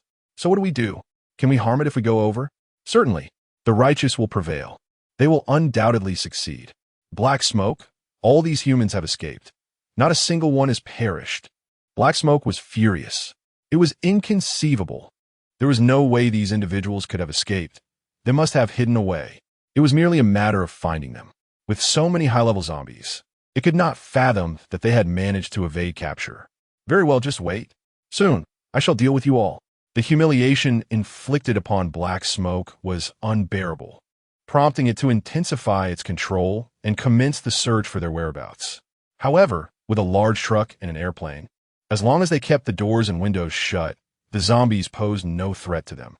After traveling for some time, Lin Mengsheng and Su Chun were only 10 kilometers away from Black Smoke. "Host, you are almost there. I have concealed your presence. Exit the vehicle, arm yourselves, and proceed forward." The noise of the truck was indeed too loud. "All right." The two cautiously disembarked, stealthily advancing while avoiding the surveillance cameras. "You may encounter numerous zombies ahead. Mengsheng, you, and Su Chun must be extremely careful." Xiao Bai anxiously reminded that the system repair had reached 87%. Once they approached their target, it would undoubtedly be fully restored. At that moment, the Black Smoke, having exhausted all its energy, would be at their mercy. As they pressed onward, Lin Mengsheng and Su Chun couldn't help but marvel at how elusive the Black Smoke was. In the stillness of the forest, even the faintest sound was crystal clear. However, this turned out to be an advantage for Lin Mengsheng and Su Chun, as the noise generated by the rampaging zombies was far more considerable. By navigating around the sounds, they could easily avoid encounters with the undead. Before long, they faced a formidable high-level zombie. Their presence was detected, leaving them with no escape but to confront it head-on. Truly, it was a creature of the Zombie King caliber. "Be careful." Lin Mengsheng suddenly sensed a powerful punch coming from the zombie beside her. The force was nearly enough to pierce through her. Fortunately, she reacted swiftly, sidestepping to the left just in time to evade the lethal blow. However, this movement also revealed their location to the Black Smoke. With a roar, the Black Smoke had come to them, finding the situation increasingly amusing. It erupted into laughter, unleashing 3 level 4 zombies to attack Su Chun and the others. "Go, eliminate those pests for me, and I shall grant you dominion over this world, free of humanity." The Black Smoke was consumed by madness, no longer caring about its own survival. Its only desire was to eradicate these bothersome insects. "Warning, host. Lin Mengsheng and Su Chun are in danger." The repaired system sensed the imminent threat. Realizing Pei Mengmeng was on the right path, it urged her to hasten forward to aid Lin Mengsheng and Su Chun. lest their hopes dwindle. Understood. Pei Meng, initially flying leisurely, now piloted the aircraft with urgency. Please be safe, sister. Though the level 5 zombie possessed great strength, its speed was far inferior to that of the previously encountered zombie dogs. Thus, Lin Mengsheng intended to immobilize it with ice before severing its head. Sharing a knowing glance with Su Chun, the two began to toy with the zombie, evading its grasp. Suddenly, Lin Mengsheng launched a surprise attack from behind, striking its head with her palm and rapidly encasing it in ice. The zombie writhed in agony, attempting to tear apart the person clinging to its back. Yet, no matter how it thrashed, Lin Mengsheng remained steadfast, having secured her grip on the knife embedded in its chest. Realizing the source of its predicament, the zombie desperately attempted to dislodge the blade, but it was too late. Its head was already frozen solid, its movements ceasing as it began to topple. Seizing this opportunity, Lin Mengsheng provided Su Chan with a chance to strike. A powerful wind blade cleaved through the air, separating the zombie's head from its body. Chapter 98. Severely wounded the further they advanced, the more zombies they encountered. It seemed endless. Lin Mengsheng sensed that they had been discovered, as hordes of zombies surged forth to attack them. Not only did those inside emerge, but reinforcements from all directions also joined the fray. Fortunately, the zombies possessed a low level of supernatural ability, allowing them to hold their ground for a while longer. Lin Mengsheng's ice spikes relentlessly pierced the skulls of the approaching zombies without a hint of hesitation. Su Chun, too, unleashed a barrage of slicing winds. Yet he failed to carve a pathway for their escape, prompting him to stifle a curse. The two were drenched in sweat, their stamina waning. Yet their resolve compelled them to continue the battle at all costs. This was untenable. They had been isolated in combat, while the enemy received an unending supply of reinforcements. If this persisted, not only would they fail to seek vengeance, but they might also lose their lives in the process. As Lin Mengsheng gazed at the relentless tide of zombies advancing toward them, a sense of impending doom washed over her, prompting an urgent desire to flee. Su Chun recognized that remaining in this predicament was futile, yet he hesitated to act rashly, fearing that any movement would attract even more zombies. After a brief discussion, they resolved to retreat temporarily. Su Chun glanced behind him at the numerous fallen zombies strewn about and steeled himself to devise a longer-term strategy. However, fate had other plans. As Lin Mengsheng turned, a massive fist hurtled toward her abdomen with astonishing speed, leaving her no time to evade. She barely managed to react before being launched into the air. With a resounding crash, Lin Mengsheng fell heavily to the ground, stirring up a cloud of dust.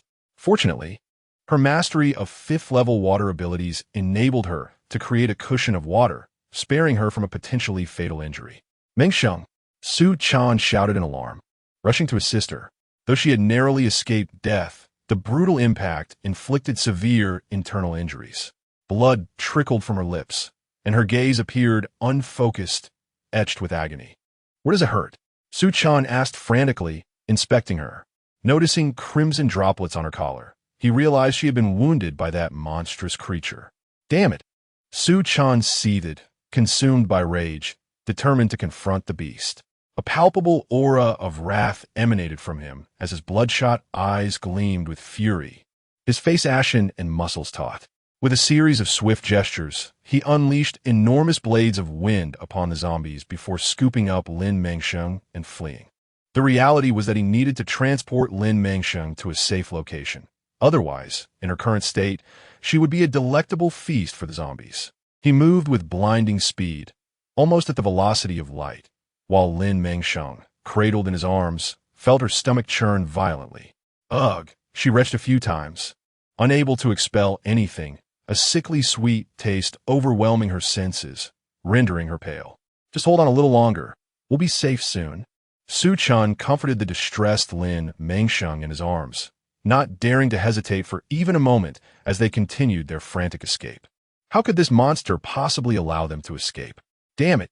Su Chan cursed through gritted teeth, realizing he could not evade the creature's relentless assault. He swiftly hoisted Lin Mengsheng onto a nearby tree, turning to confront the monstrous foe himself. It appeared to be a high-level zombie awakened with extraordinary powers. With an enraged roar, the beast lunged at Su Chun, its gaping maw wide open. Su Chun, undeterred, summoned the last vestiges of his abilities to meet the creature head-on. Ultimately, the zombie was met with an overwhelming force, disintegrating as if caught within a colossal net, its remains scattering across the ground, nourishing the trees around them. At last, it was vanquished. Su Chun, having exhausted every ounce of his power in this fierce confrontation, collapsed to the ground, utterly drained and incapable of further combat. In this dire moment, the system of Xiao Bai finally rebooted, allowing Lin Mengsheng to drink the healing spring water. It then instructed her to bring Su Chun into the safe space for a brief respite. Damn it, they actually managed to escape.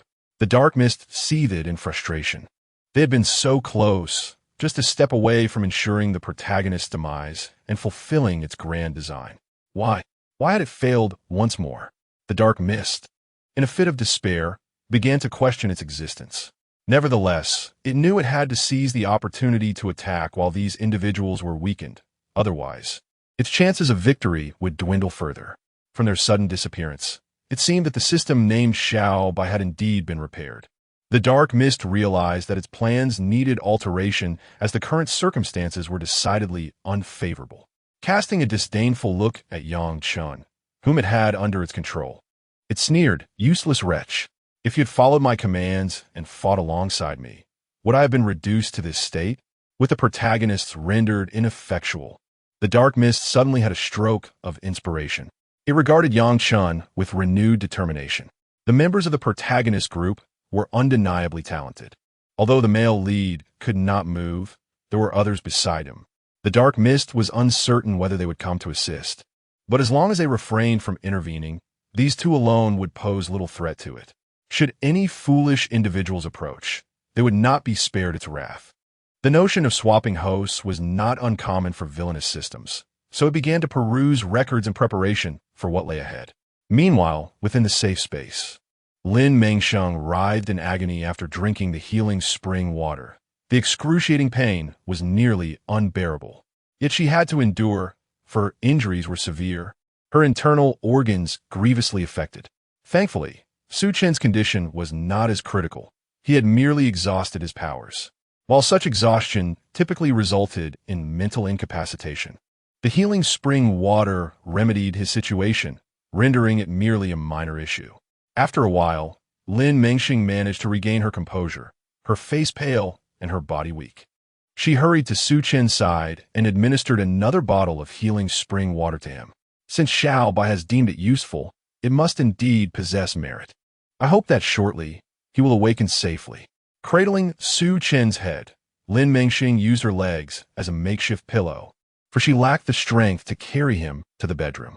Before long, Su Chun stirred awake, and upon realizing he was resting on Lin Mengsheng's legs, his face flushed with embarrassment. Chapter 99. Reunion. Thank you. Su Chen's voice, barely above a whisper, left Lin Mengsheng bewildered, unable to comprehend his words.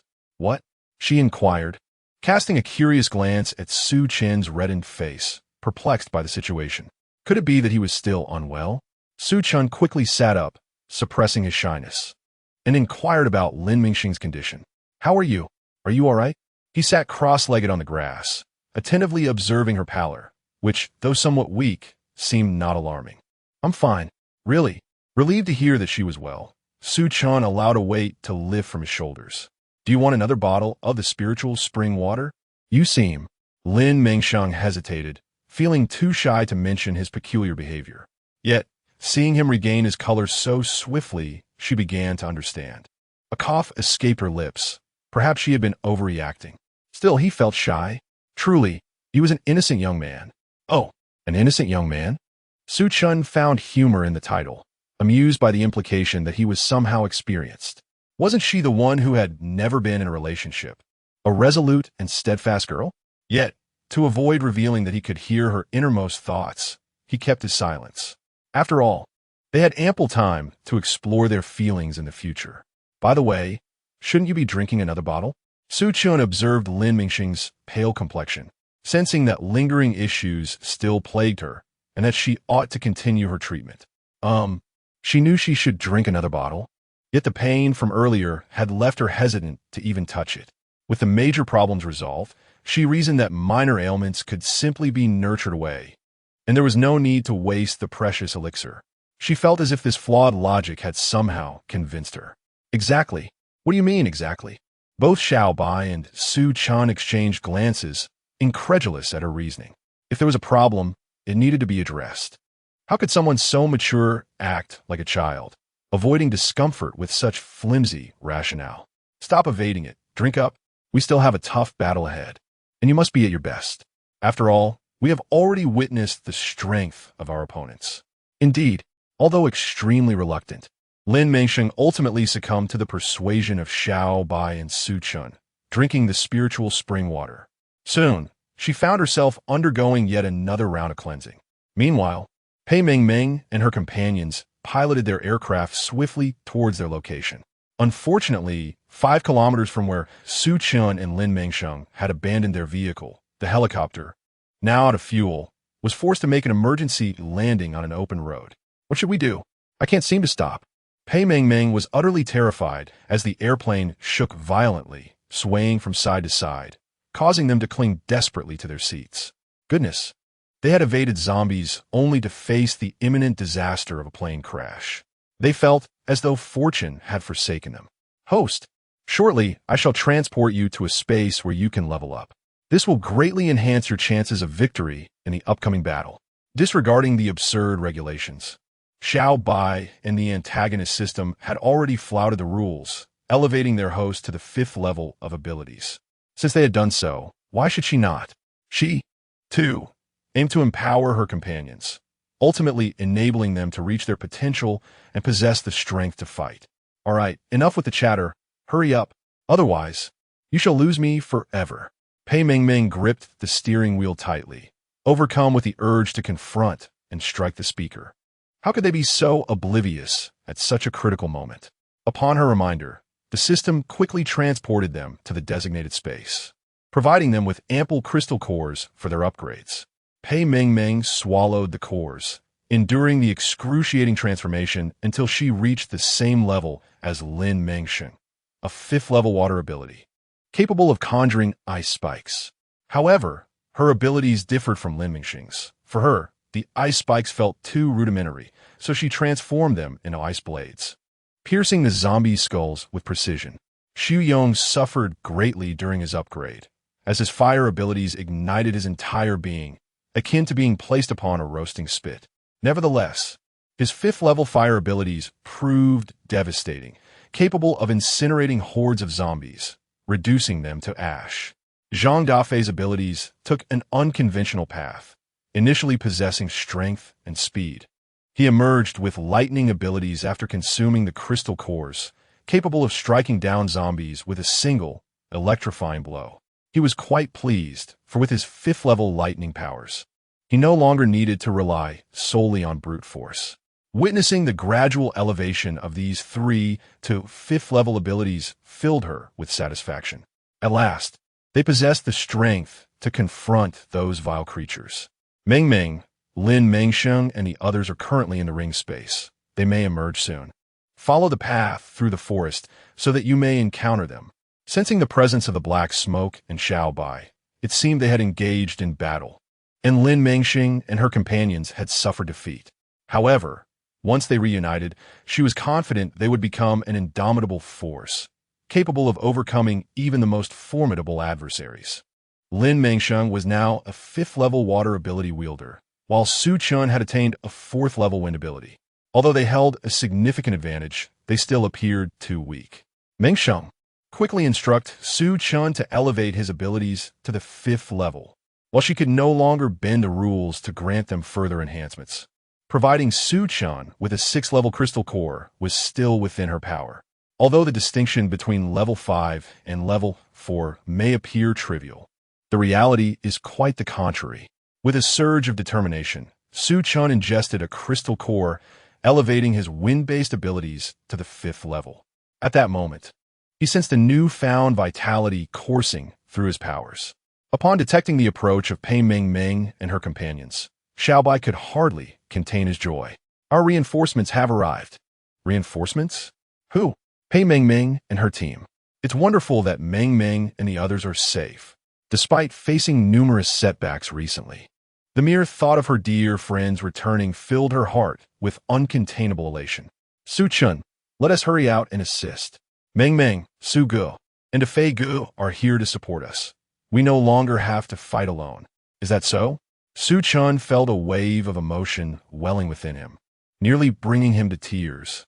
Finally, their team could unite once more. Chapter 100. Fighting side by side as Lin Mengsheng and Su Chun emerged from the spatial realm. The high-ranking zombies awaiting them immediately took notice, surging forward to launch an attack. How welcoming they are right off the bat, Su Chun quipped, effortlessly dodging a zombie's ambush. Meanwhile, Lin Mengsheng found herself under siege as well. It must be said, her strength was formidable. She stood her ground against 5 or 6 zombies, growing ever more resilient with each confrontation. Su Chun, not one to remain idle, maneuvered around to fend off additional zombie attacks. Suddenly, Su Chun sensed an ominous presence approaching, a warning bell ringing in his mind. Acting on instinct, he dashed forward to evade the imminent threat.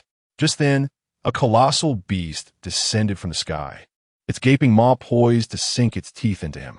Su Chun's expression shifted dramatically, and he instinctively veered to the left, managing to evade the beast just in time, though he stumbled and fell to the ground. Good heavens, this creature must be a mutated animal. The mutated zombie tiger, undeterred by its initial miss, relentlessly pursued Su Chun, growling in fury, as if eager to devour him at once. Su Chun cursed his ill fortune, realizing he had truly encountered misfortune.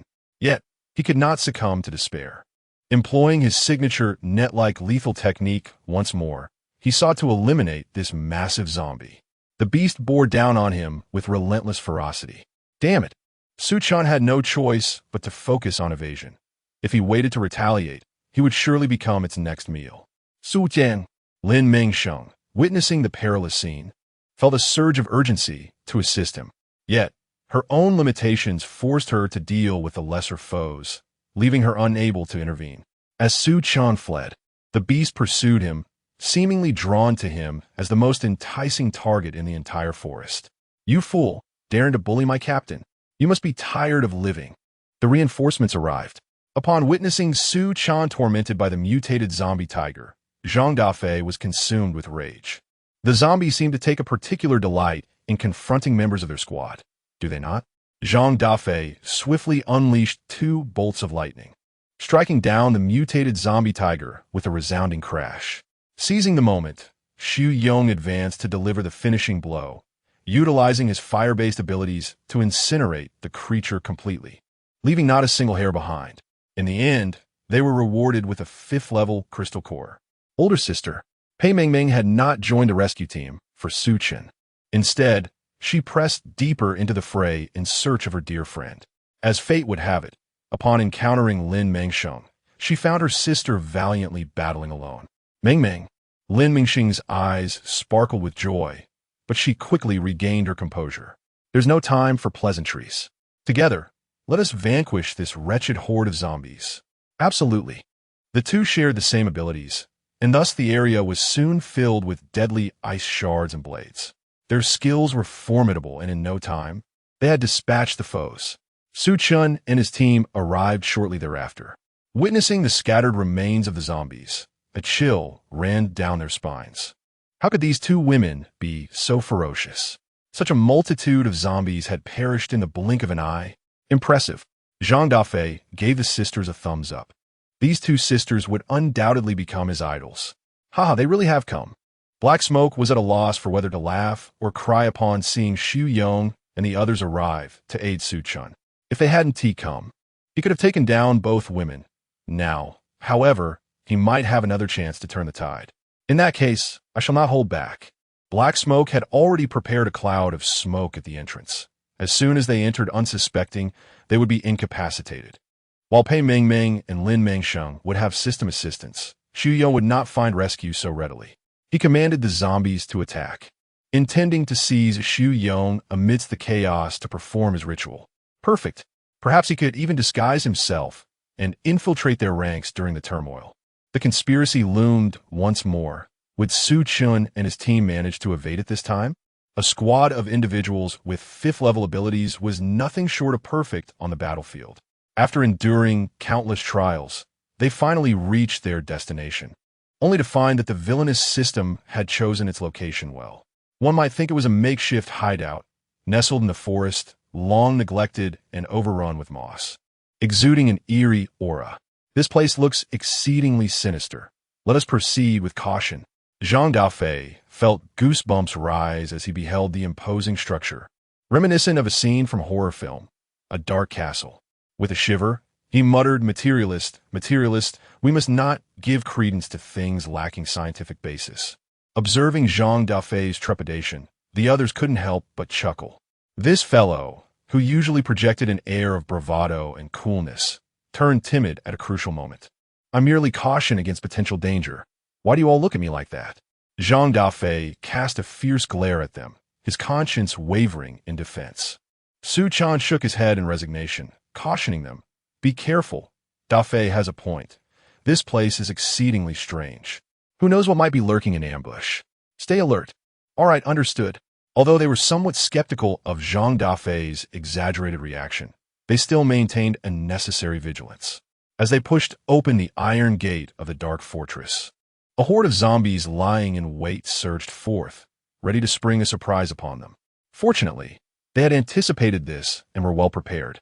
Xu Yong utilized his fire-based abilities to eliminate several lower-tier zombies. The remaining stragglers were swiftly dealt with by Lin Mengsheng and Pei Mengming, who crafted weapons from their ice powers to strike. Meanwhile, Zhang Dafei and Su Chun joined forces to confront the more formidable zombies. With their web-like ultimate techniques and lightning attacks, they dispatched any level 6 or below with ease. Besides, there was only one rare level 6 zombie present, which possessed merely mediocre speed. I'll assist you.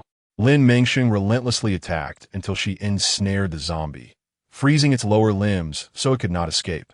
It could only watch helplessly as it was reduced to a mere pile of flesh by an amorphous, chilling wind-based attack. Chapter 101. Xu Yong captured O. How exhilarating! Zhang Dafei shouted, unleashing another barrage that left several zombies charred and lifeless, their cores ruthlessly extracted. It was a one-sided massacre. These wretched creatures stood no chance against them. The once numerous horde of zombies lay scattered on the ground, their forms grotesquely contorted. Their heads had been severed, leaving a gruesome scene of red blood and white brain matter strewn across the earth. They were filled with an almost terrifying exhilaration, as if something within them stirred, yearning for release, craving bloodshed, and desiring total annihilation. In that moment, they resembled a long-sealed beast unleashed from its cage, intent on wreaking havoc. Let's head inside. Upon nearing the entrance, Xiaobai sensed the ominous presence of the villainous system. They would spare no effort in exterminating it upon contact. As they pushed the door open and scanned the surroundings, they found no anomalies, not a single zombie in sight. Strange, where are the zombies? Lin Mengsheng refused to believe that the villainous system had suddenly shown mercy. There must be some sinister plot afoot. Before she could unravel the mystery, they fell victim to the trap. Oh no, the air is... Before Su Chan could finish his warning, they were all overwhelmed by a potent narcotic, plunging them into unconsciousness. The dark tendrils of smoke reached ominously towards Xu Yong. Haha, everything is proceeding as I anticipated. The remaining pests shall serve as fodder for the zombie horde. Suddenly, a swarm of zombies appeared out of thin air from the upper floor, charging toward their unconscious forms. This is bad. Xiao Bai and his companions gasped in unison, swiftly relocating the group to a safe space. Regrettably, Xu Yong had already been seized by the quick-witted zombie. What about Xu Yong? Xiao Bai and the others could not find any trace of him, their anxiety mounting. Unfortunately, without a host to lead the way, they were utterly unable to pursue him. First, they decided to dispel the effects of the sedative.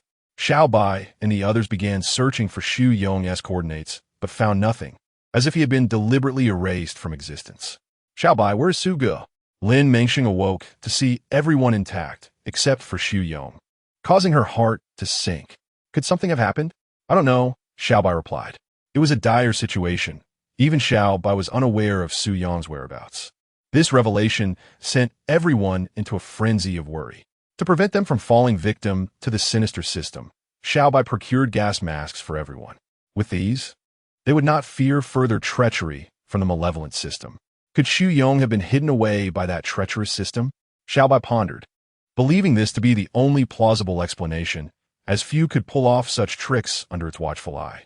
Apart from that accursed antagonist system, no one else would dare to behave in such a manner. Indeed, Lin Mengsheng concurred, yet they were left with no course of action.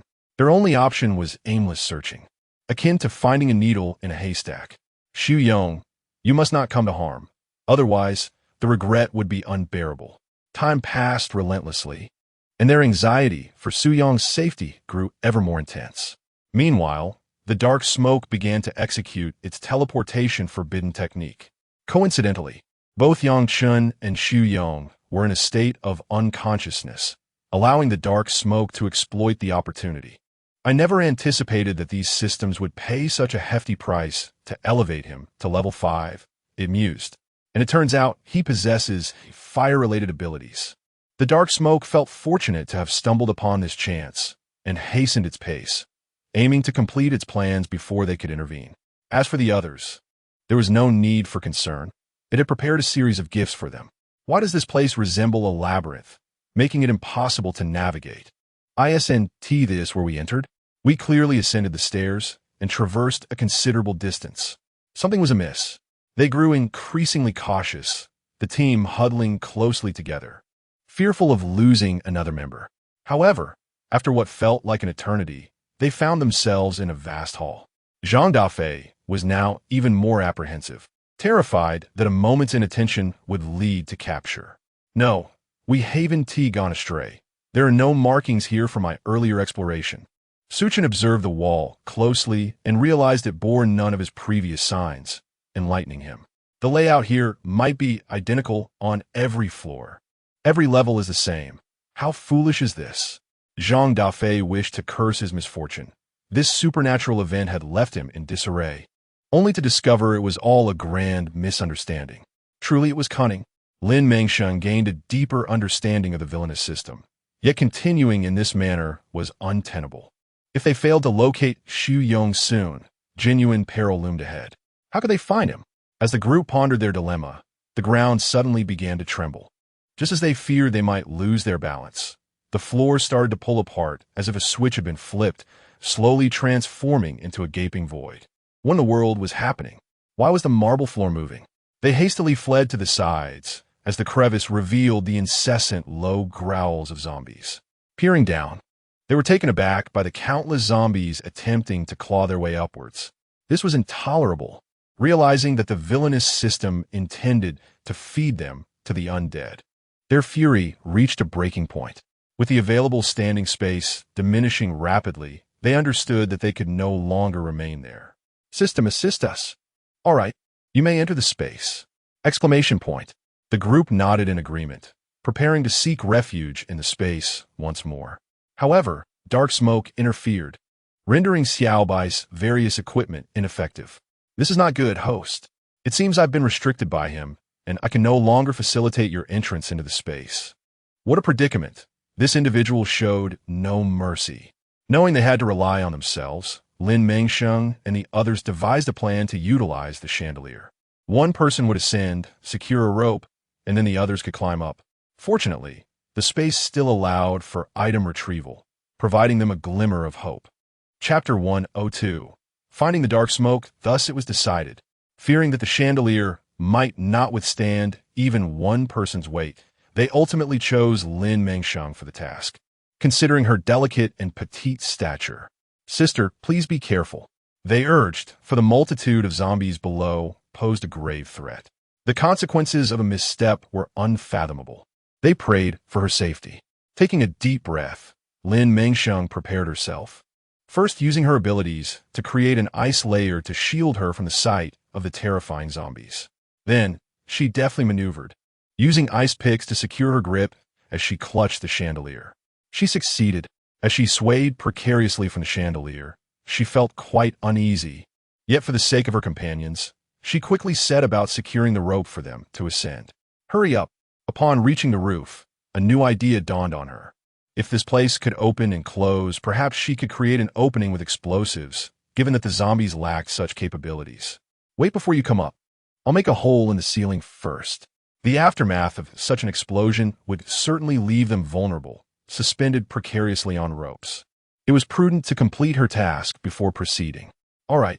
The group concurred with her decision, retreating in the opposite direction, awaiting her ingenious plan. Once they were safely out of the way, Lin Mengsheng moved along the chandelier to the other end. Xiaobai, provide me with some nano-explosives. Lin Mengsheng was solely focused on carving out a path to survival. Fortunately, Xiaobai managed to create a nanobomb that Lin Mengsheng could deploy without needing to use points. Once the bomb was securely placed, Lin Mengsheng hurriedly descended the rope, and the moment she reunited with Su Chun and the others, the bomb detonated. Boom! The explosion scattered concrete debris, further inciting the zombies below into a frenzy. They had even learned to use the corpses of their companions as makeshift ladders to climb up. This place was no longer safe. We must retreat. Su Chun urgently urged his teammates to leave. Without a moment's hesitation, everyone grasped the rope and ascended. However, due to the distance from the gaping hole to the rope, they ultimately had to scramble up the precarious chandelier. Don't panic, I will throw down another rope. Lin Mengsheng, familiar with the route, took the lead and dropped a rope. Before long, they had all made it up. At the moment they climbed up, the lower floor finally opened up, devoid of any standing space, while the zombies' human ladder could not ascend for the time being. To hell with this place. Zhang Dafei could no longer endure the torment of this wretched location. In my opinion, this scoundrel is definitely hiding in a place we least expect. Otherwise, why would we feel like mere puppets in his hands? He was unable to contain his emotions. His brother had been captured, and now they were being toyed with, which was utterly infuriating. Indeed, Pei Mengming's feelings were similarly stirred. This villainous system was indeed excessively tormenting them. It makes sense. He must be concealed in a place we cannot fathom. Since we cannot locate him here, he is undoubtedly nearby, in a location where skill can manipulate their danger without detection. A spark of insight ignited within me. We must hasten to exit this villa. He should not be within these walls. Is that so? They were puzzled by Lin Mengsheng's sudden conviction. No time for questions. Follow me. Pushing open a window and securing the rope, Lin Mengsheng grasped it and leapt down. Zhang Dafei hesitated, for after all, Xu Yong had disappeared within that ancient castle, and he was reluctant to leave, wishing to continue searching. However, they had been careless, forgetting to cut the rope upon ascending. Some zombies had already climbed up following it. Fine, I'll heed my sister's advice. Zhang Dafei felt that since he was not thinking clearly, he might as well follow someone else's lead.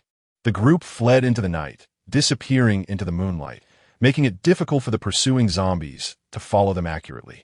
As they journeyed, observing their surroundings, they stumbled upon a small wooden cabin after traversing over a kilometer. Su Chun, Lin Mengsheng tugged at Su Chen's sleeve, signaling him to look. Damn, they found us so quickly. The dark smoke was displeased with how swiftly these individuals had located them. However, it no longer mattered. Having just completed the transfer of the forbidden technique, it was now the system residing within Xu Yong. To prevent Xu Yong from awakening and turning against him, the black smoke had crafted a false, hazy memory, rendering him devoid of past recollections. Consequently, he developed an unusual trust in it, convinced that Su Chun and his companions were villains. The black smoke chuckled sinisterly several times, believing that given the injuries inflicted upon Xu Yong, they would surely accept this deception. As for Yang Chun, who also lay on the ground, it would be better if he perished, conveniently serving as cover. Outside, lacking protective measures, Su Chun and his companions effortlessly opened the door, only to behold Xu Yong sprawled on the floor and Yang Chun, still intent on striking him. Stop! Su Chun exclaimed. How unfortunate that you arrived so swiftly. You shall not have your way, under the control of the black smoke. Yang Chun unleashed his fire-based abilities upon them, subsequently aiming to eliminate Xu Yong entirely. You are doomed. Pei Mengmeng and Lin Mengsheng swiftly countered with their water-based powers, conjuring a massive waterfall to extinguish the flames. Zhang Dafei, witnessing Yang Chen's intent to harm his brother, erupted in fury, wielding his lightning abilities against him. Does he truly believe they are mere decorations? It was evident that this adversary was formidable, and they could no longer remain passive. Hidden in the shadows, Su Chan seized the opportunity to unleash a flurry of wind blades, severing Yang Chen's tendons, rendering him incapable of further utilizing his powers. Not content with merely disabling his hands, he also targeted his feet. Damn that righteous system! How dare you treat me this way? Yang Chen cried out, his fury palpable. Why not? You have committed numerous wrongs. I am merely ridding the world of your wickedness. A confrontation ensued between Xiao Bai and the Black Smoke. The latter's rage, unable to mask its murderous intent. I am wicked. Am I to be condemned? Yang Chen, with severed tendons, collapsed to the ground. Yet beneath Lin Mengsheng's foot, he continued to vehemently argue. You are meddling far too much. Are there no villains in this world? If such evildoers exist, why must we not be allowed to persist? Is this not in accordance with nature? Chapter 103. A sudden crisis, such twisted reasoning. It is precisely because evil must be curtailed that we have our villain system. You err and show no remorse. Thus, you cannot be spared. Xiaobai handed Lin Mengsheng a device. Host, please activate this weapon and direct it at him. Soon, he shall no longer rise. What do you intend? What is this? What are you going to do to me? The Black Smoke screamed in terror. Once again, Yang Chen, who had been pinned beneath Lin Mengsheng, began to squirm, attempting to escape. Do not struggle. You cannot flee. Lin Mengsheng firmly restrained him as the weapon activated. After a brief convulsion, he fell silent. With that, the presence of the Black Smoke dissipated. Finally, vengeance had been achieved. The group exhaled in relief, their spirits immensely lifted, for there was no greater satisfaction than vanquishing an enemy. Yet, amid their cheers of joy, an unsettling sensation lingered, an inexplicable sense that something was amiss. Having narrowly escaped a calamity, they took refuge within Xu Yong, yet refrained from allowing Xu Yong to rise, lest others discern any discrepancies. After enduring so much, they too wished to depart, casting a disdainful glance at Yang Chen's lifeless form before leaving. By the way, did anyone hear a sound? A sort of chattering? What on earth could it be? Zhang Dafei was haunted by the earlier sight of the ancient castle, fearing the emergence of something dreadful once more. What sound? I haven't heard anything at all. Brother Dafei, are you mistaken? Pei Mengmeng was adamant about her impeccable hearing, yet she truly did not perceive any noise. The others echoed her sentiment. Observing Zhang Dafei's anxious expression, they realized he had indeed been frightened. It was not merely a residual effect of his earlier scare. Something was genuinely amiss. Zhang Dafei, in a state of agitation, insisted, "How could there be nothing? I distinctly heard it. You're far too tense. Relax. Everyone, keep quiet. There is a sound. There truly is." Upon his declaration, silence enveloped the group, as their voices and footsteps faded into the stillness of the forest. Even the faintest sound became acutely perceptible. Upon hearing this, their faces paled. They halted, speculating what creature could be lurking, but ultimately concluded that whatever it was, encountering it at such an hour could only spell trouble. Thus, they united in their resolve to confront these grotesque beings that had inexplicably emerged. Despite their prolonged struggle, they found themselves unable to vanquish their foes, heightening their anxiety and pressure. Although the three of them formed a protective circle around Zhang Dafei, who was bearing Xu Yong, they could not fathom why so many complications had arisen. Exhausted and weary from their efforts, they no longer wished to move. Victory or defeat mattered little. Winning would merely allow them to leave, while losing would mean retreating into their safe haven. What could possibly go wrong? Alas, such pessimism was frowned upon, compelling them to exert their remaining strength. Even as they fought with all their might, it was unlikely that reinforcements would arrive in time to continue the battle. This matter certainly required some discipline. Lin Mengsheng ordered Zhang Dafei to electrocute the zombie rats, yet this seemed to provoke them further. The zombie rats, initially producing only faint sounds, now erupted into a cacophony, as if deliberately designed to instill fear, signaling that their reinforcements were approaching, an ominous portent. Hearing this tumult, the group finally grasped the gravity of the situation. Suddenly, Lin Mengsheng, upon spotting the mutated giant rats, shouted, "Beware of the mutated large rats." In an instant, the zombie rats froze in place, unable to move. Yet this was merely a temporary reprieve. They battled for an extended period again. Suddenly, Jean Daffé, startled as if jolted by electricity, exclaimed, alerting everyone to the sensation of something brushing against his trousers. In the next moment, the ground beneath their feet fissured, unleashing a multitude of zombie rats that were both numerous and terrifying in size. They seemed to harbor a grudge against Lin Mengsheng and his companions, relentlessly pursuing them with the intent to bite. How tiresome! Fortunately, their reflexes were quick. The moment the creatures emerged, they were already prepared to engage in battle. As soon as the zombie mice appeared, they unleashed their extraordinary abilities to mercilessly annihilate them. However, with Xu Yong still unconscious, they had to maintain their formation, which proved to be quite arduous. Suddenly, Xu Yong intentionally awakened, not only rousing himself, but also causing a commotion. In the already tense atmosphere, his loud exclamation pierced through. What is this? What kind of mice are these?" This outburst caused Zhang Dafei and Lin Mengsheng, who were positioned nearby, considerable distress, leaving them momentarily disoriented. There was no joy in Su Yong's sudden awakening. To prevent any further trouble, they swiftly knocked him unconscious again, leaving him in Zhang Dafei's care.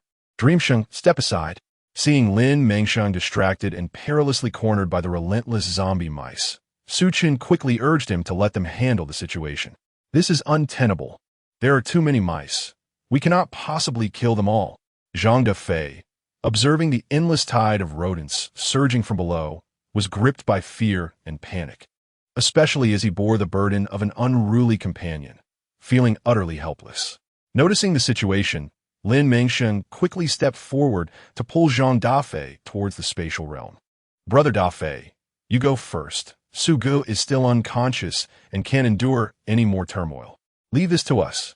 "Indeed, Brother Dafei, you should enter the space first. We will handle the rest." Realizing that staying any longer would only hinder their efforts, Zhang Dafei agreed and took Xu Yong into the spatial realm. The others continued their fierce battle, aware that this could not last, and swiftly followed into the space. Upon entering, they hurried to Su Yong's side to assess his injuries and determine if there was anything severely amiss. A bottle of spiritual spring water should revive him, right? If there are problems, let him drink the spiritual spring water. This had become their customary response. "You are?" Xu Yong, holding the back of his head, gazed at them with confusion, as if he had lost his memory. "What do you mean? You don't remember me?" Zhang Dafei was incredulous, quickly stepping forward to grasp him, hoping to jog his memory. "I am Zhang Dafei. We've known each other since childhood, back when we wore open-crotch pants. How could you forget me? What on earth has happened to you?" Zhang Dafei regretted not having been more forceful moments earlier. Chapter 104. Yet regardless of the chaos, reality had set in. Their anger and regret were of no consequence. They could only focus on safeguarding Xu Yong for now and devise a plan to help him regain his memories in due time. "Mengsheng, where shall we go next?" Su Chun pondered, realizing that having dealt with the antagonistic forces, there were no pressing matters at hand. What should they do now? What should they do? He felt lost, acutely aware that he was merely a character within a narrative, not a being of flesh and blood. So what actions should he pursue moving forward? Should he continue to fight for his ideals? Su Chan was unaware that, after enduring so much and losing numerous friends, brothers, and loved ones, all of it might merely be a whimsical plaything in someone else's narrative. Lin Mengsheng could not fathom Su Chen's thoughts, yet it was evident that they could no longer linger in this forest. Regardless, their immediate priority was to depart from this place. "Xiao Bai, take us away." She had come to terms with the situation. As long as everyone was safe, it mattered little where they went. "Understood." Xiao Bai transported them to the outskirts of a small town. "Host, it is unsafe anywhere at present. Exercise utmost caution. Once I devise a method to restore the world, We shall regain our footing. God, I understand. Lin Mengsheng and her companions arrived at a suburban area.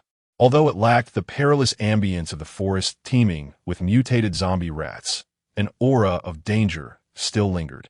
Let us drive. Jean Daffé navigated the van along the narrow road towards the city. This path permitted only a single vehicle, leaving them somewhat apprehensive, for an encounter with a zombie could pose significant trouble.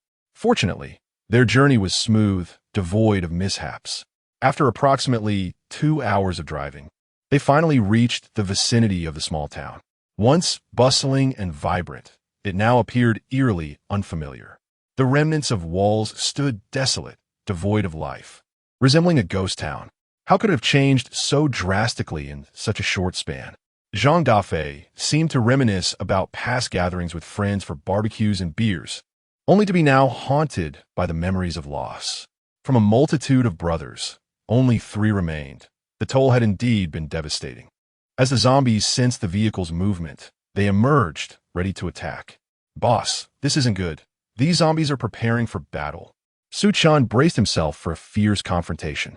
However, Jean Daffé had other ideas. Seeing the zombies yet to approach, he pressed the accelerator and the vehicle surged forward, leaving the zombies unable to pursue.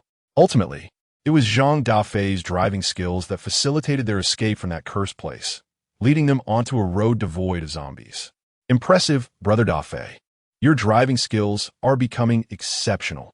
Lin Mengsheng felt a genuine admiration for Jean Daffé, who had swiftly maneuvered them away from danger, making him seem almost like a deity in her eyes.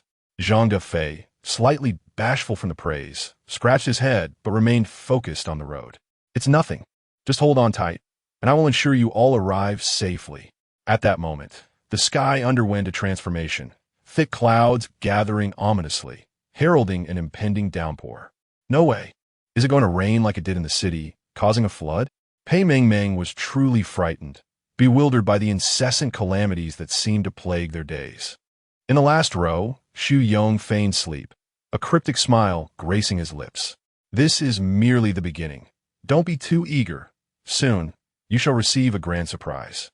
Suddenly, a torrential rainstorm unleashed itself, rendering the already treacherous dirt road even more perilous. The situation is dire. We must disembark, for the vehicle can no longer proceed. Jean Daffé perceived that Gulu seemed ensnared in a quagmire, unable to extricate itself. If this continues, there will be no hope. Let us alight. Su Chan was the first to grasp an umbrella and step out, beginning the ascent up the mountain. Since the vehicle was immobilized, they would have to rely on their own legs. Uncertain of the peculiar circumstances that awaited them, they decided to seek refuge momentarily. Sugo, are you all right? Pei Meng and Lin Mengsheng looked on with concern as Jean Daffé assisted the weary Xu Yong. In this frigid weather, would he succumb to the cold? With this thought, Lin Mengsheng hurriedly retrieved a padded coat from her belongings and draped it over him. Sugo, please wear this. The chill is too intense. And we cannot have you falling ill. Xu Yong coughed feebly, feigning gratitude with a simpering expression. However, his mind harbored a different sentiment. A bunch of fools, still worried about me. Can't you see that your companion has already been compromised? And one of the chosen host by the system. Utterly pathetic. Su Jian Bao said, a shadow crossing his eyes. The voice he had just heard, if he wasn't mistaken, was Su Yong's inner thoughts. Thus, piecing together the implications, Su Chen realized that the Xu Yong before him was no longer his brother, but rather the insidious antagonist of the system, who had somehow taken possession of his brother's body. Rage surged within him, igniting a fierce blaze in his gaze. Clenching his fists, Su Chen struggled to suppress his unsettling emotions, fearful that others might perceive his anomaly. He could only endure for now. Any outburst would grant this cunning entity the upper hand. Boss, what is wrong? Observing Su Chen's abrupt halt, Jean Daffé, panting and slick with sweat from supporting Xu Yong, cast a worried glance at him. It's nothing, Daffé, you two are fatigued. You and Mengsheng should proceed. I will escort Xu Yong. With that, Su Chen firmly grasped Su Yong's arm, guiding him in his direction. Now that he was aware of Su Yong's true identity, he could not permit him to approach any of his teammates. As long as he kept a close watch on him, no grave mishap would occur. Very well. Zhang Dafei, indeed weary, welcomed Su Chen's willingness to share the burden. Lin Mengsheng found Su Chen's actions somewhat peculiar. For some reason, she sensed that something was amiss with him. I feel it too. Xiaobai observed Su Chen leading Xu Yong away, seemingly devoid of the brotherly bond that was once evident. The absence of camaraderie was palpable to Xiaobai, though he could not quite grasp its essence. Thus, they continued their ascent in silence until they arrived at a factory perched atop the mountain. Such establishments atop mountains were rare. Rather than feeling elated, they were filled with caution. Shall we enter? To be frank, Su Chen was reluctant, for he was well aware that stepping inside would likely lead them into a pitfall. However, to remain outside offered little assurance of safety. Let's proceed. One cannot seize the tiger's cub without venturing into its den. Chapter 105. As the door swung open, a foul, acrid odor assaulted their senses, emanating from the factory's air. Everyone, be cautious. Stay together and do not act separately. This place is undoubtedly perilous. Su Chen organized everyone to unite and collaborate, emphasizing the importance of vigilance. We've finally arrived. Xu Yong began to execute subtle maneuvers, snapping his fingers beneath his sleeve, which awakened the dormant entities in the factory. The zombies here are formidable, on par with their levels, mostly ranging from levels 3 to 5. Yet, they now faced a 6-tier Earth-type ability zombie. Boom! Just as they prepared to confront it head-on. The Earth-type zombie created a tremendous commotion, causing the ground beneath them to split open, nearly sending them plummeting below. Lin Mengsheng and Pei Mengmeng had already commenced the implementation of a long-conceived strategy. They conjured a robust layer of ice. Indeed, they succeeded. The ice they crafted was exceptionally solid, impervious even to the relentless strikes of the Earth-type ability user. Its sturdiness was beyond imagination. Splendid. We have triumphed. Pei Mengmeng could hardly believe their first attempt had been so successful. They were nothing short of geniuses. However, despite escaping the imminent danger of falling, they still had to contend with the zombie. Otherwise, their efforts would be utterly in vain. Roar! Su Chen unleashed a wind blade, and the zombie fell to the ground. Its arrogance extinguished. Truly useless. The black smoke was infuriated. How could these zombies be so foolish? Though they were of the same level, Su Chen was clearly superior. Fortunately, they were not alone. Additional zombies lurked nearby. Once the first was dealt with, 2 more, 1 fire-type and 1 ice-type, emerged from behind. Both were 5th tier. The fire-type zombie was extraordinary. Upon seeing Lin Mengsheng and her companions safely on the ice, it immediately launched an attack against the surface. A torrent of flames surged forth, forcing them to evade an impending ice spike from the ice-type zombie. As they retreated, they realized that the once thick and solid ice had been melted away by the flames. It's over. The ice beneath their feet was compromised at its center, causing the surrounding areas to weaken and crack beneath their weight. Without prompt action, they would plunge into the chasm created by the Earth-type zombie.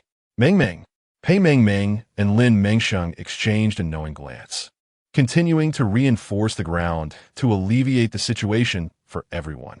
Meanwhile, Zhang Dafei and Su Chen each engaged the 2 zombies before them, ensuring that Lin Mengsheng and Pei Mengmeng were not disturbed. Such a thought was rather naive. The black smoke, unable to contain its frustration, decided to sabotage Lin Mengsheng and Pei Mengmeng. A sinister gust swept through, and the 2, standing at the edge, were suddenly thrust into the abyss by an unseen force, immobilizing them.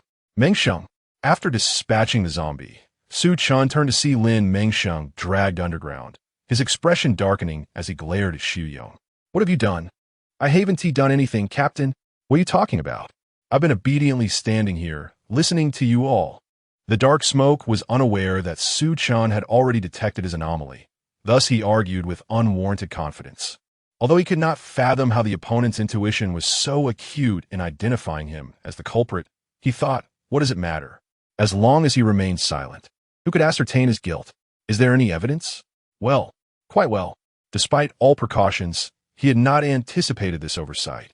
Su Chen regretted not exposing the true nature of this villain earlier when they were outside, allowing him to continue his arrogance, endangering Lin Mengsheng and Pei Mengmeng.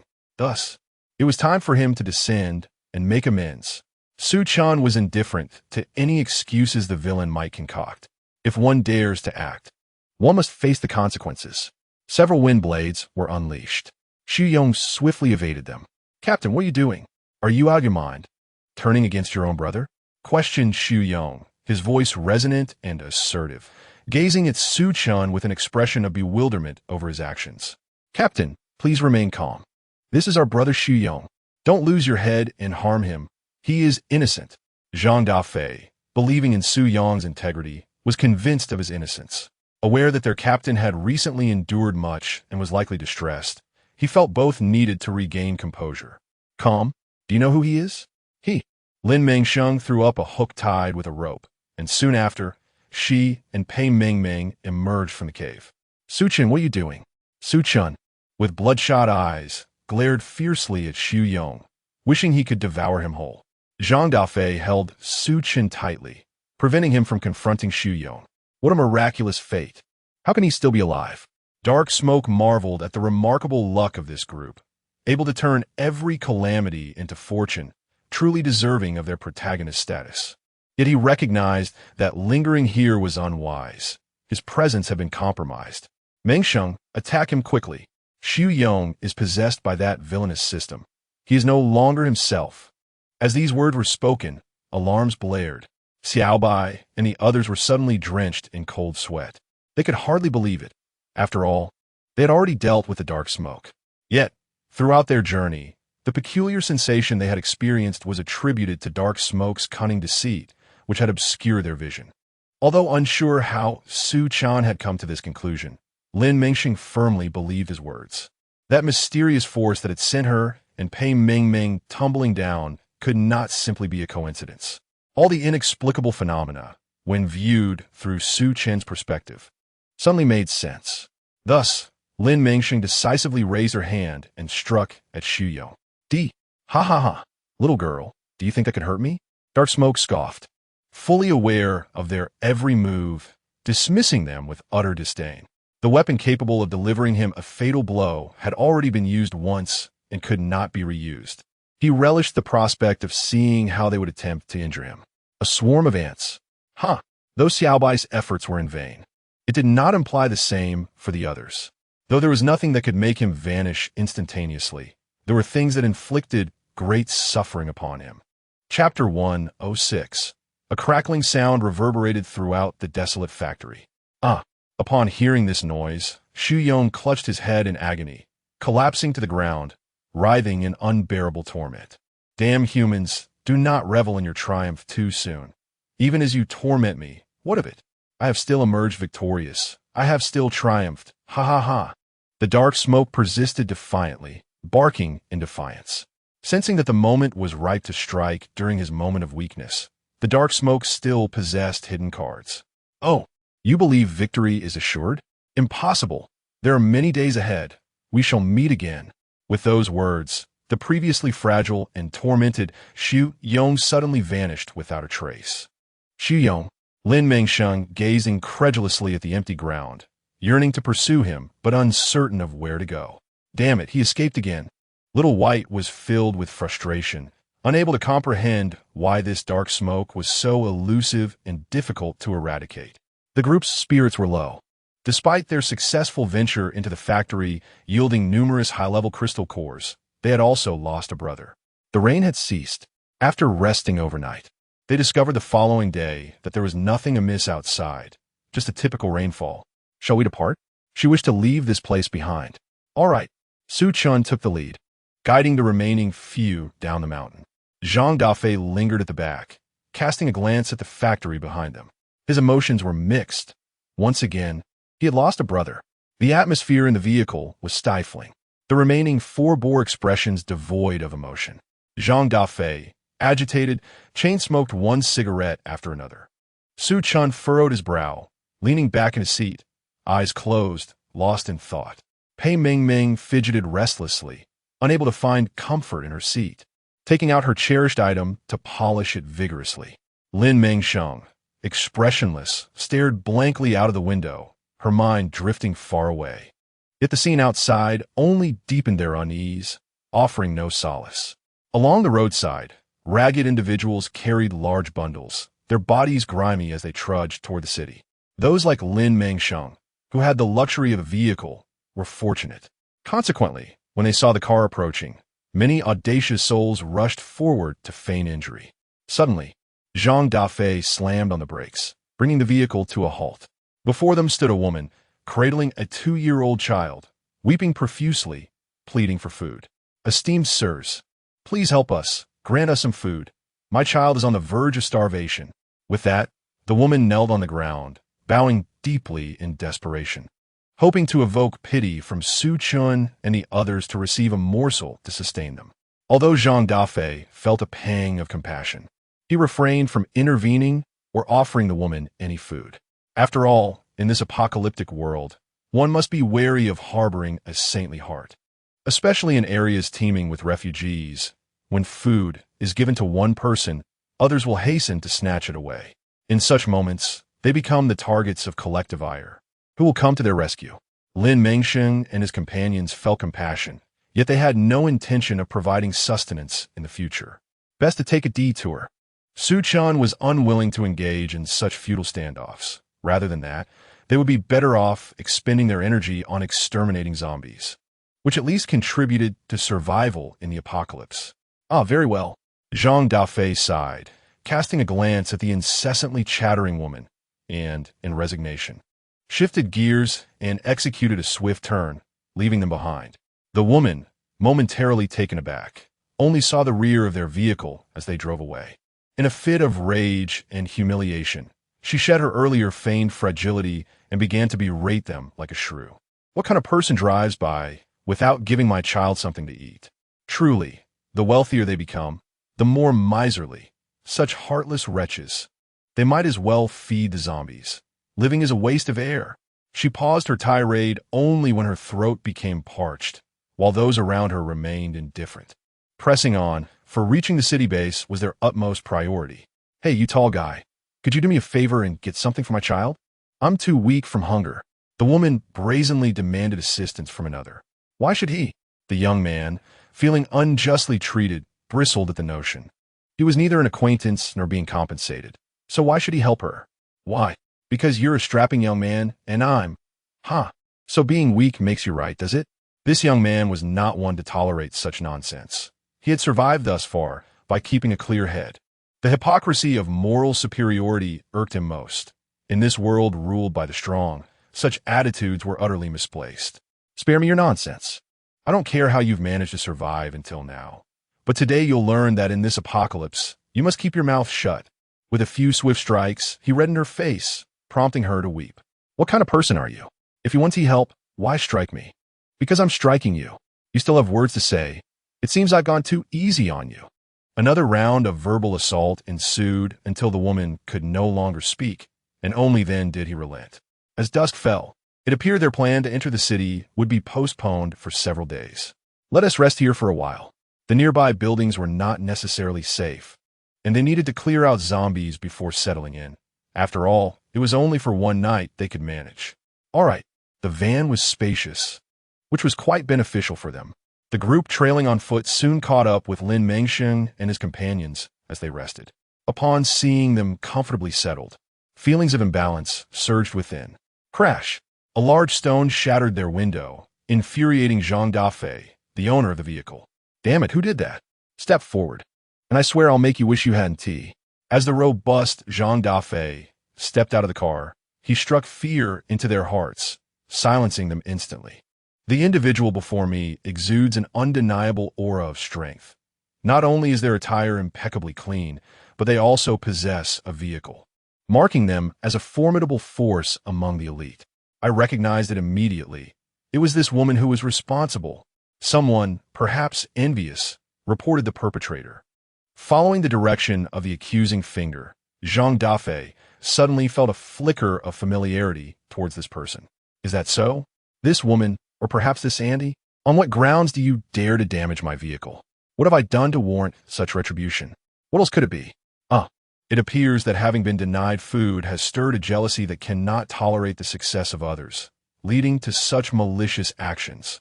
Chapter 107. The man, idly chewing on a blade of grass, cast a scornful glance at the individual he had just chastised, who remained oblivious to the gravity of the situation.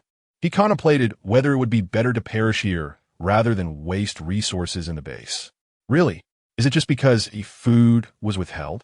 Lin Mengsheng and the others felt enlightened by this revelation. Are you quite unhinged? How am I supposed to repair my window? How could I possibly know? With your wealth? Why seek me out?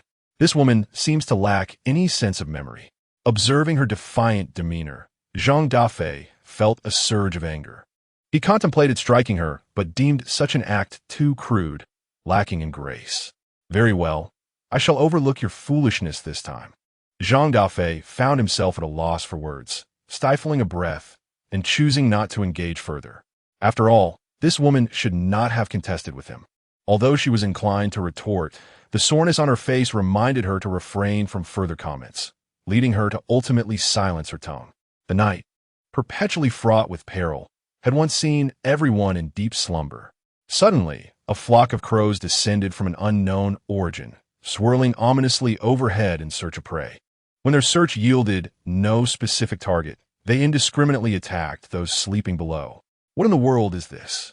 A man was abruptly awakened as a crow pecked at a piece of flesh from his body.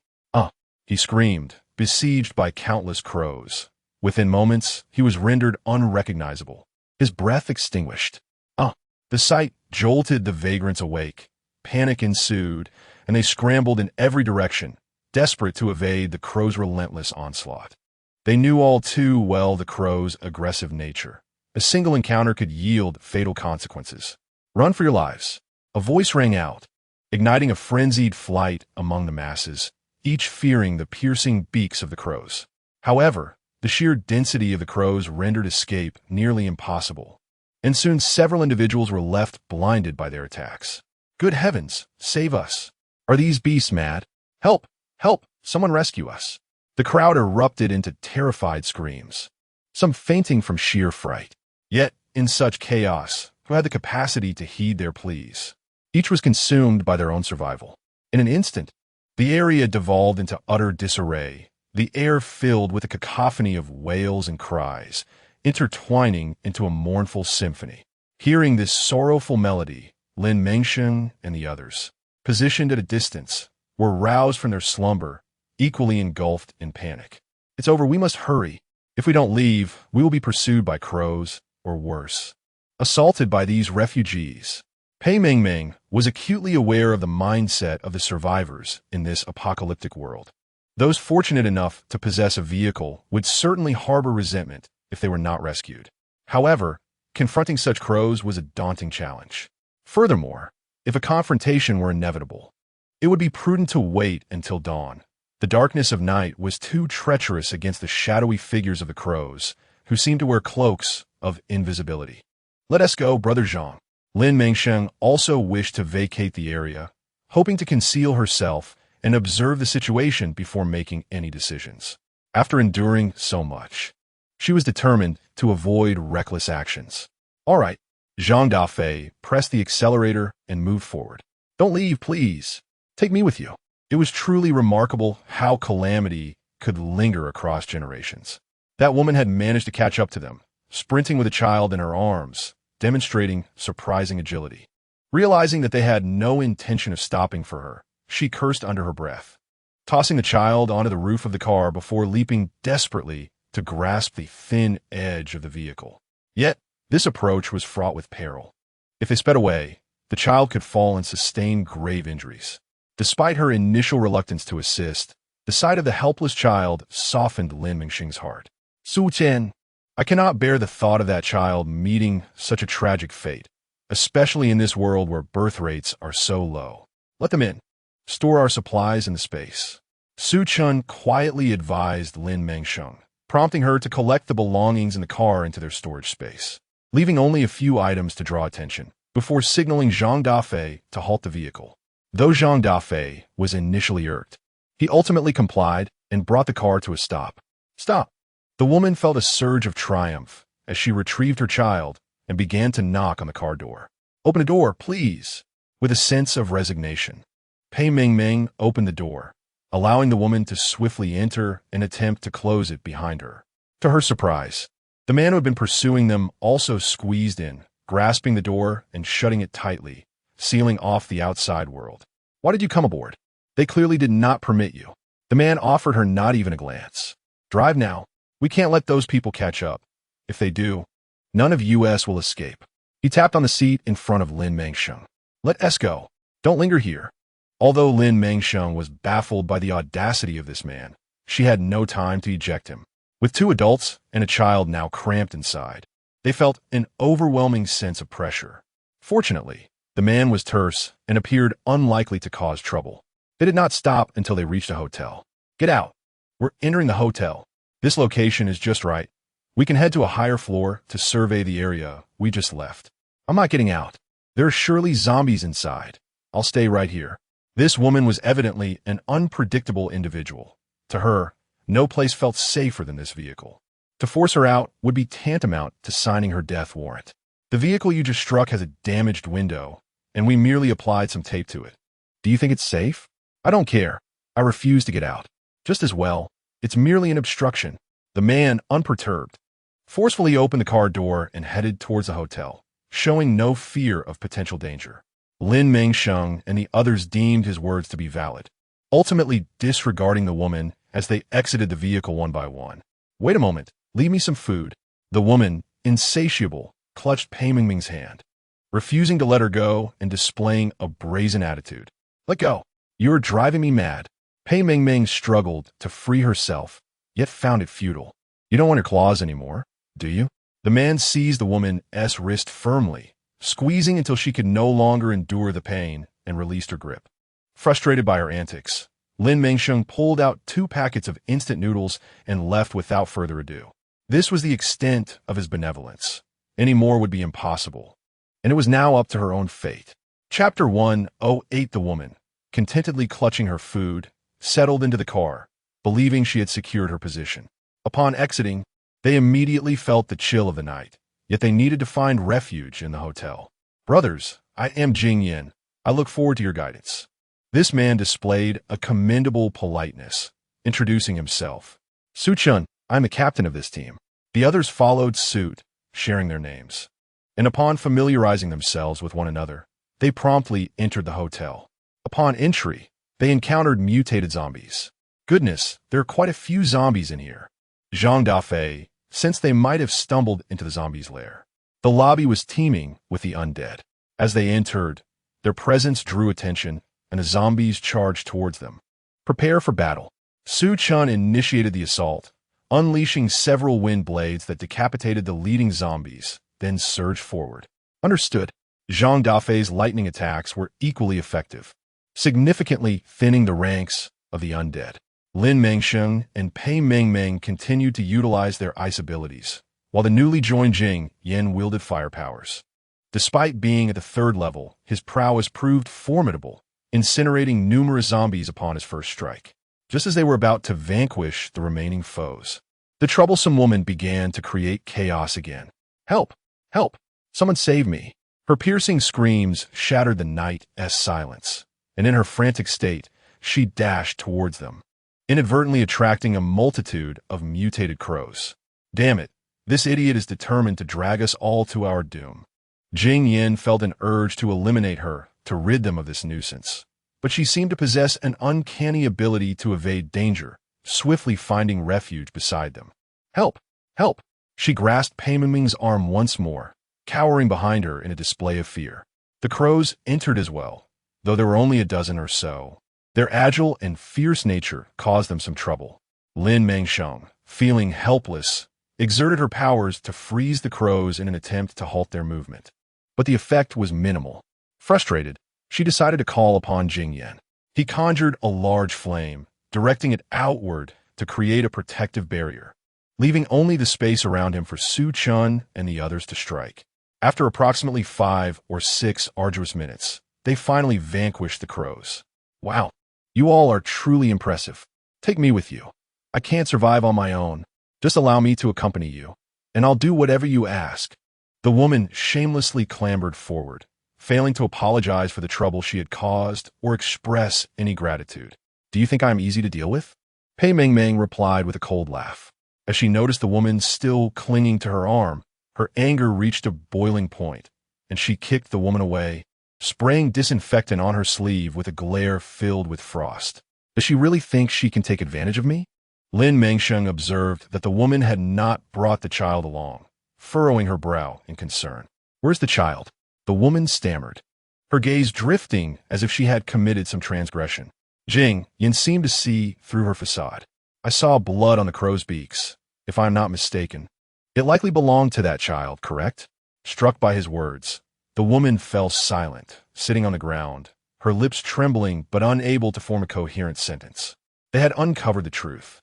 Faced with their disdainful gazes, the woman, humiliated and enraged, retorted, "Why must you all be so virtuous? Weren't you just about to stand by and do nothing?" "Yes, I was concerned for the child's identity, but I must first ensure my own survival. If she could shield me from danger, that would suffice as my care for her." Her reasoning held a semblance of logic, yet they were certain she had derived some benefit from her actions. "There's no need for your words. Take care of yourself, and do not follow us."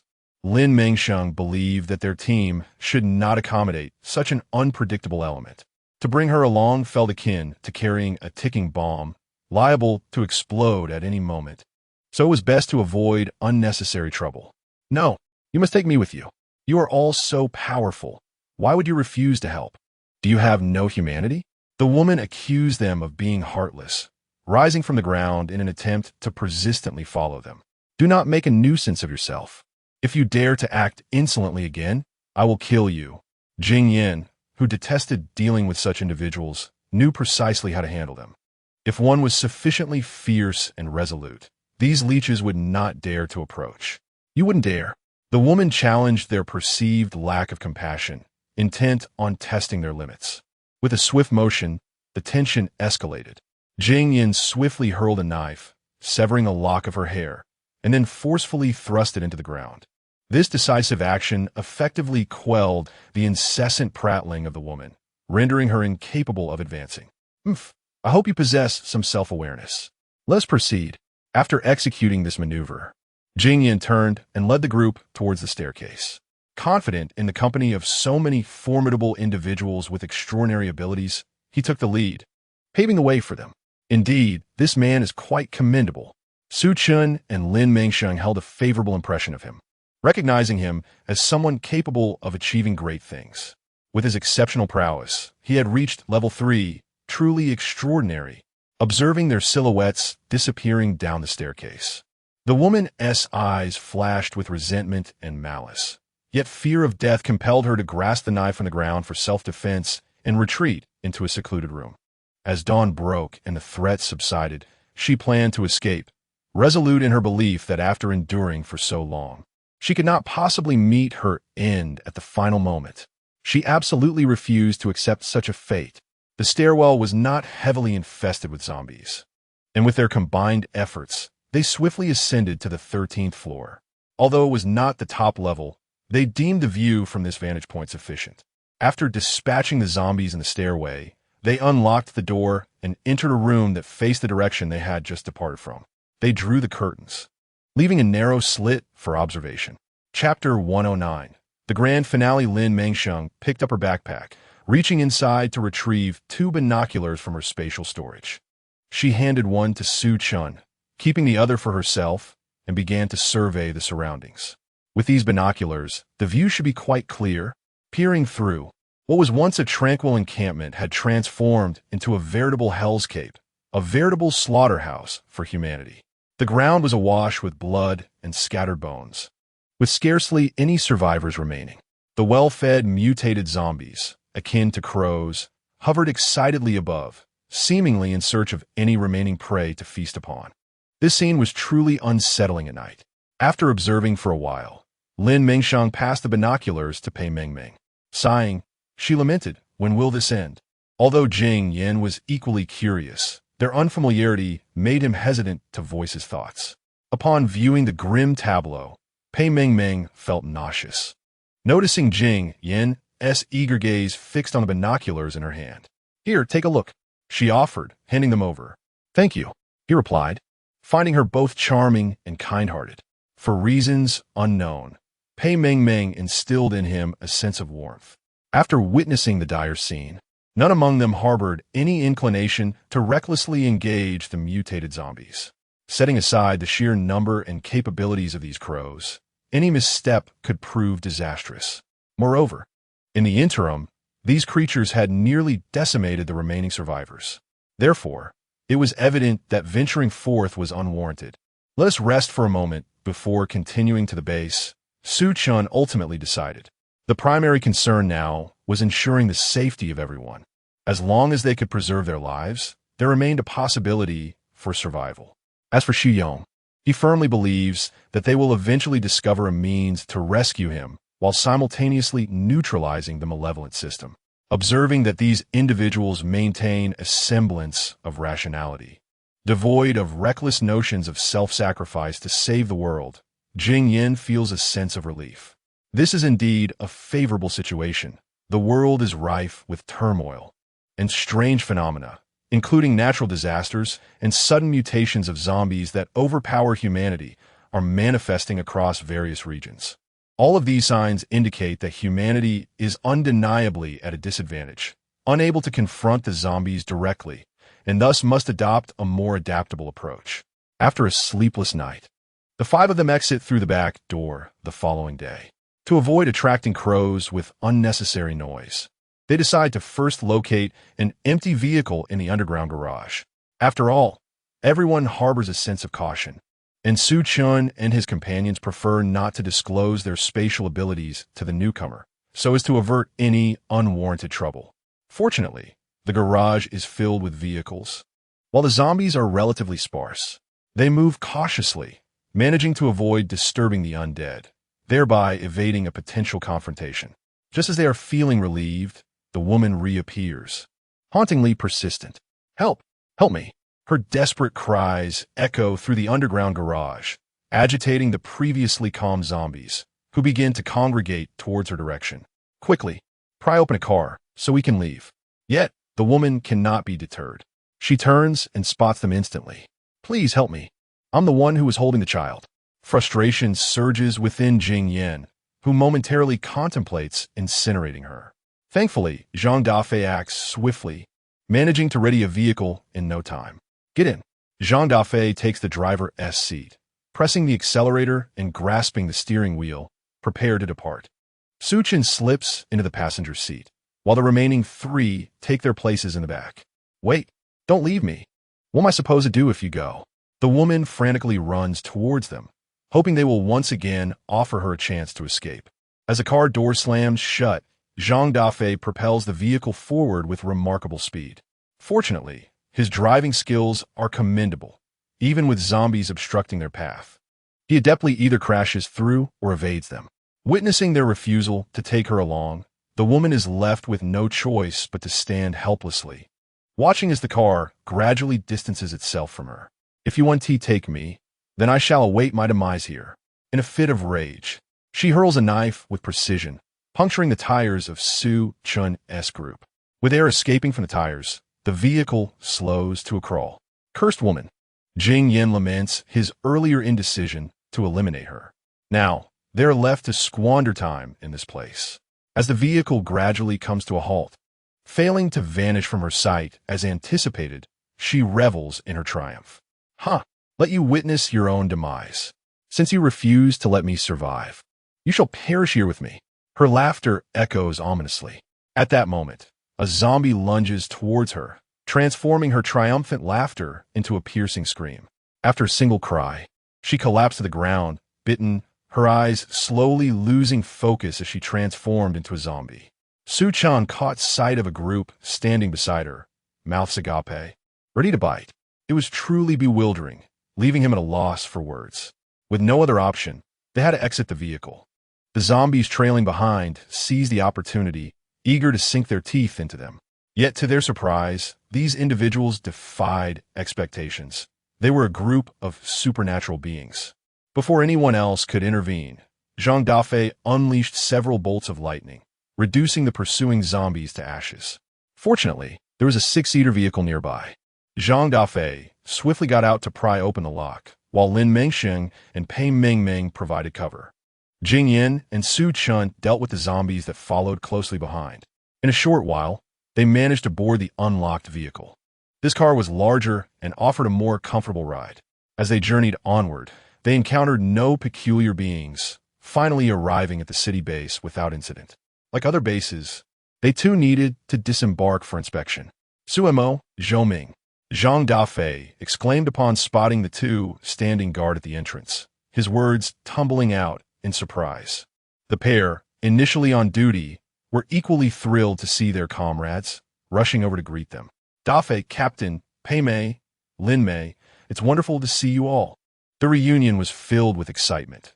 Yet upon noticing the unfamiliar Jing Yin and the absence of Xu Yong, their spirits dampened slightly. Xu Yong, he is alive. But there are circumstances to explain later. Let's head inside first. Reunions are a significant blessing, though the path ahead may be shrouded in uncertainty and fraught with challenges.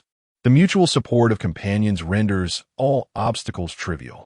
After the evening's reunion dinner, Su Chun stood by the window, gazing at the luminous moon.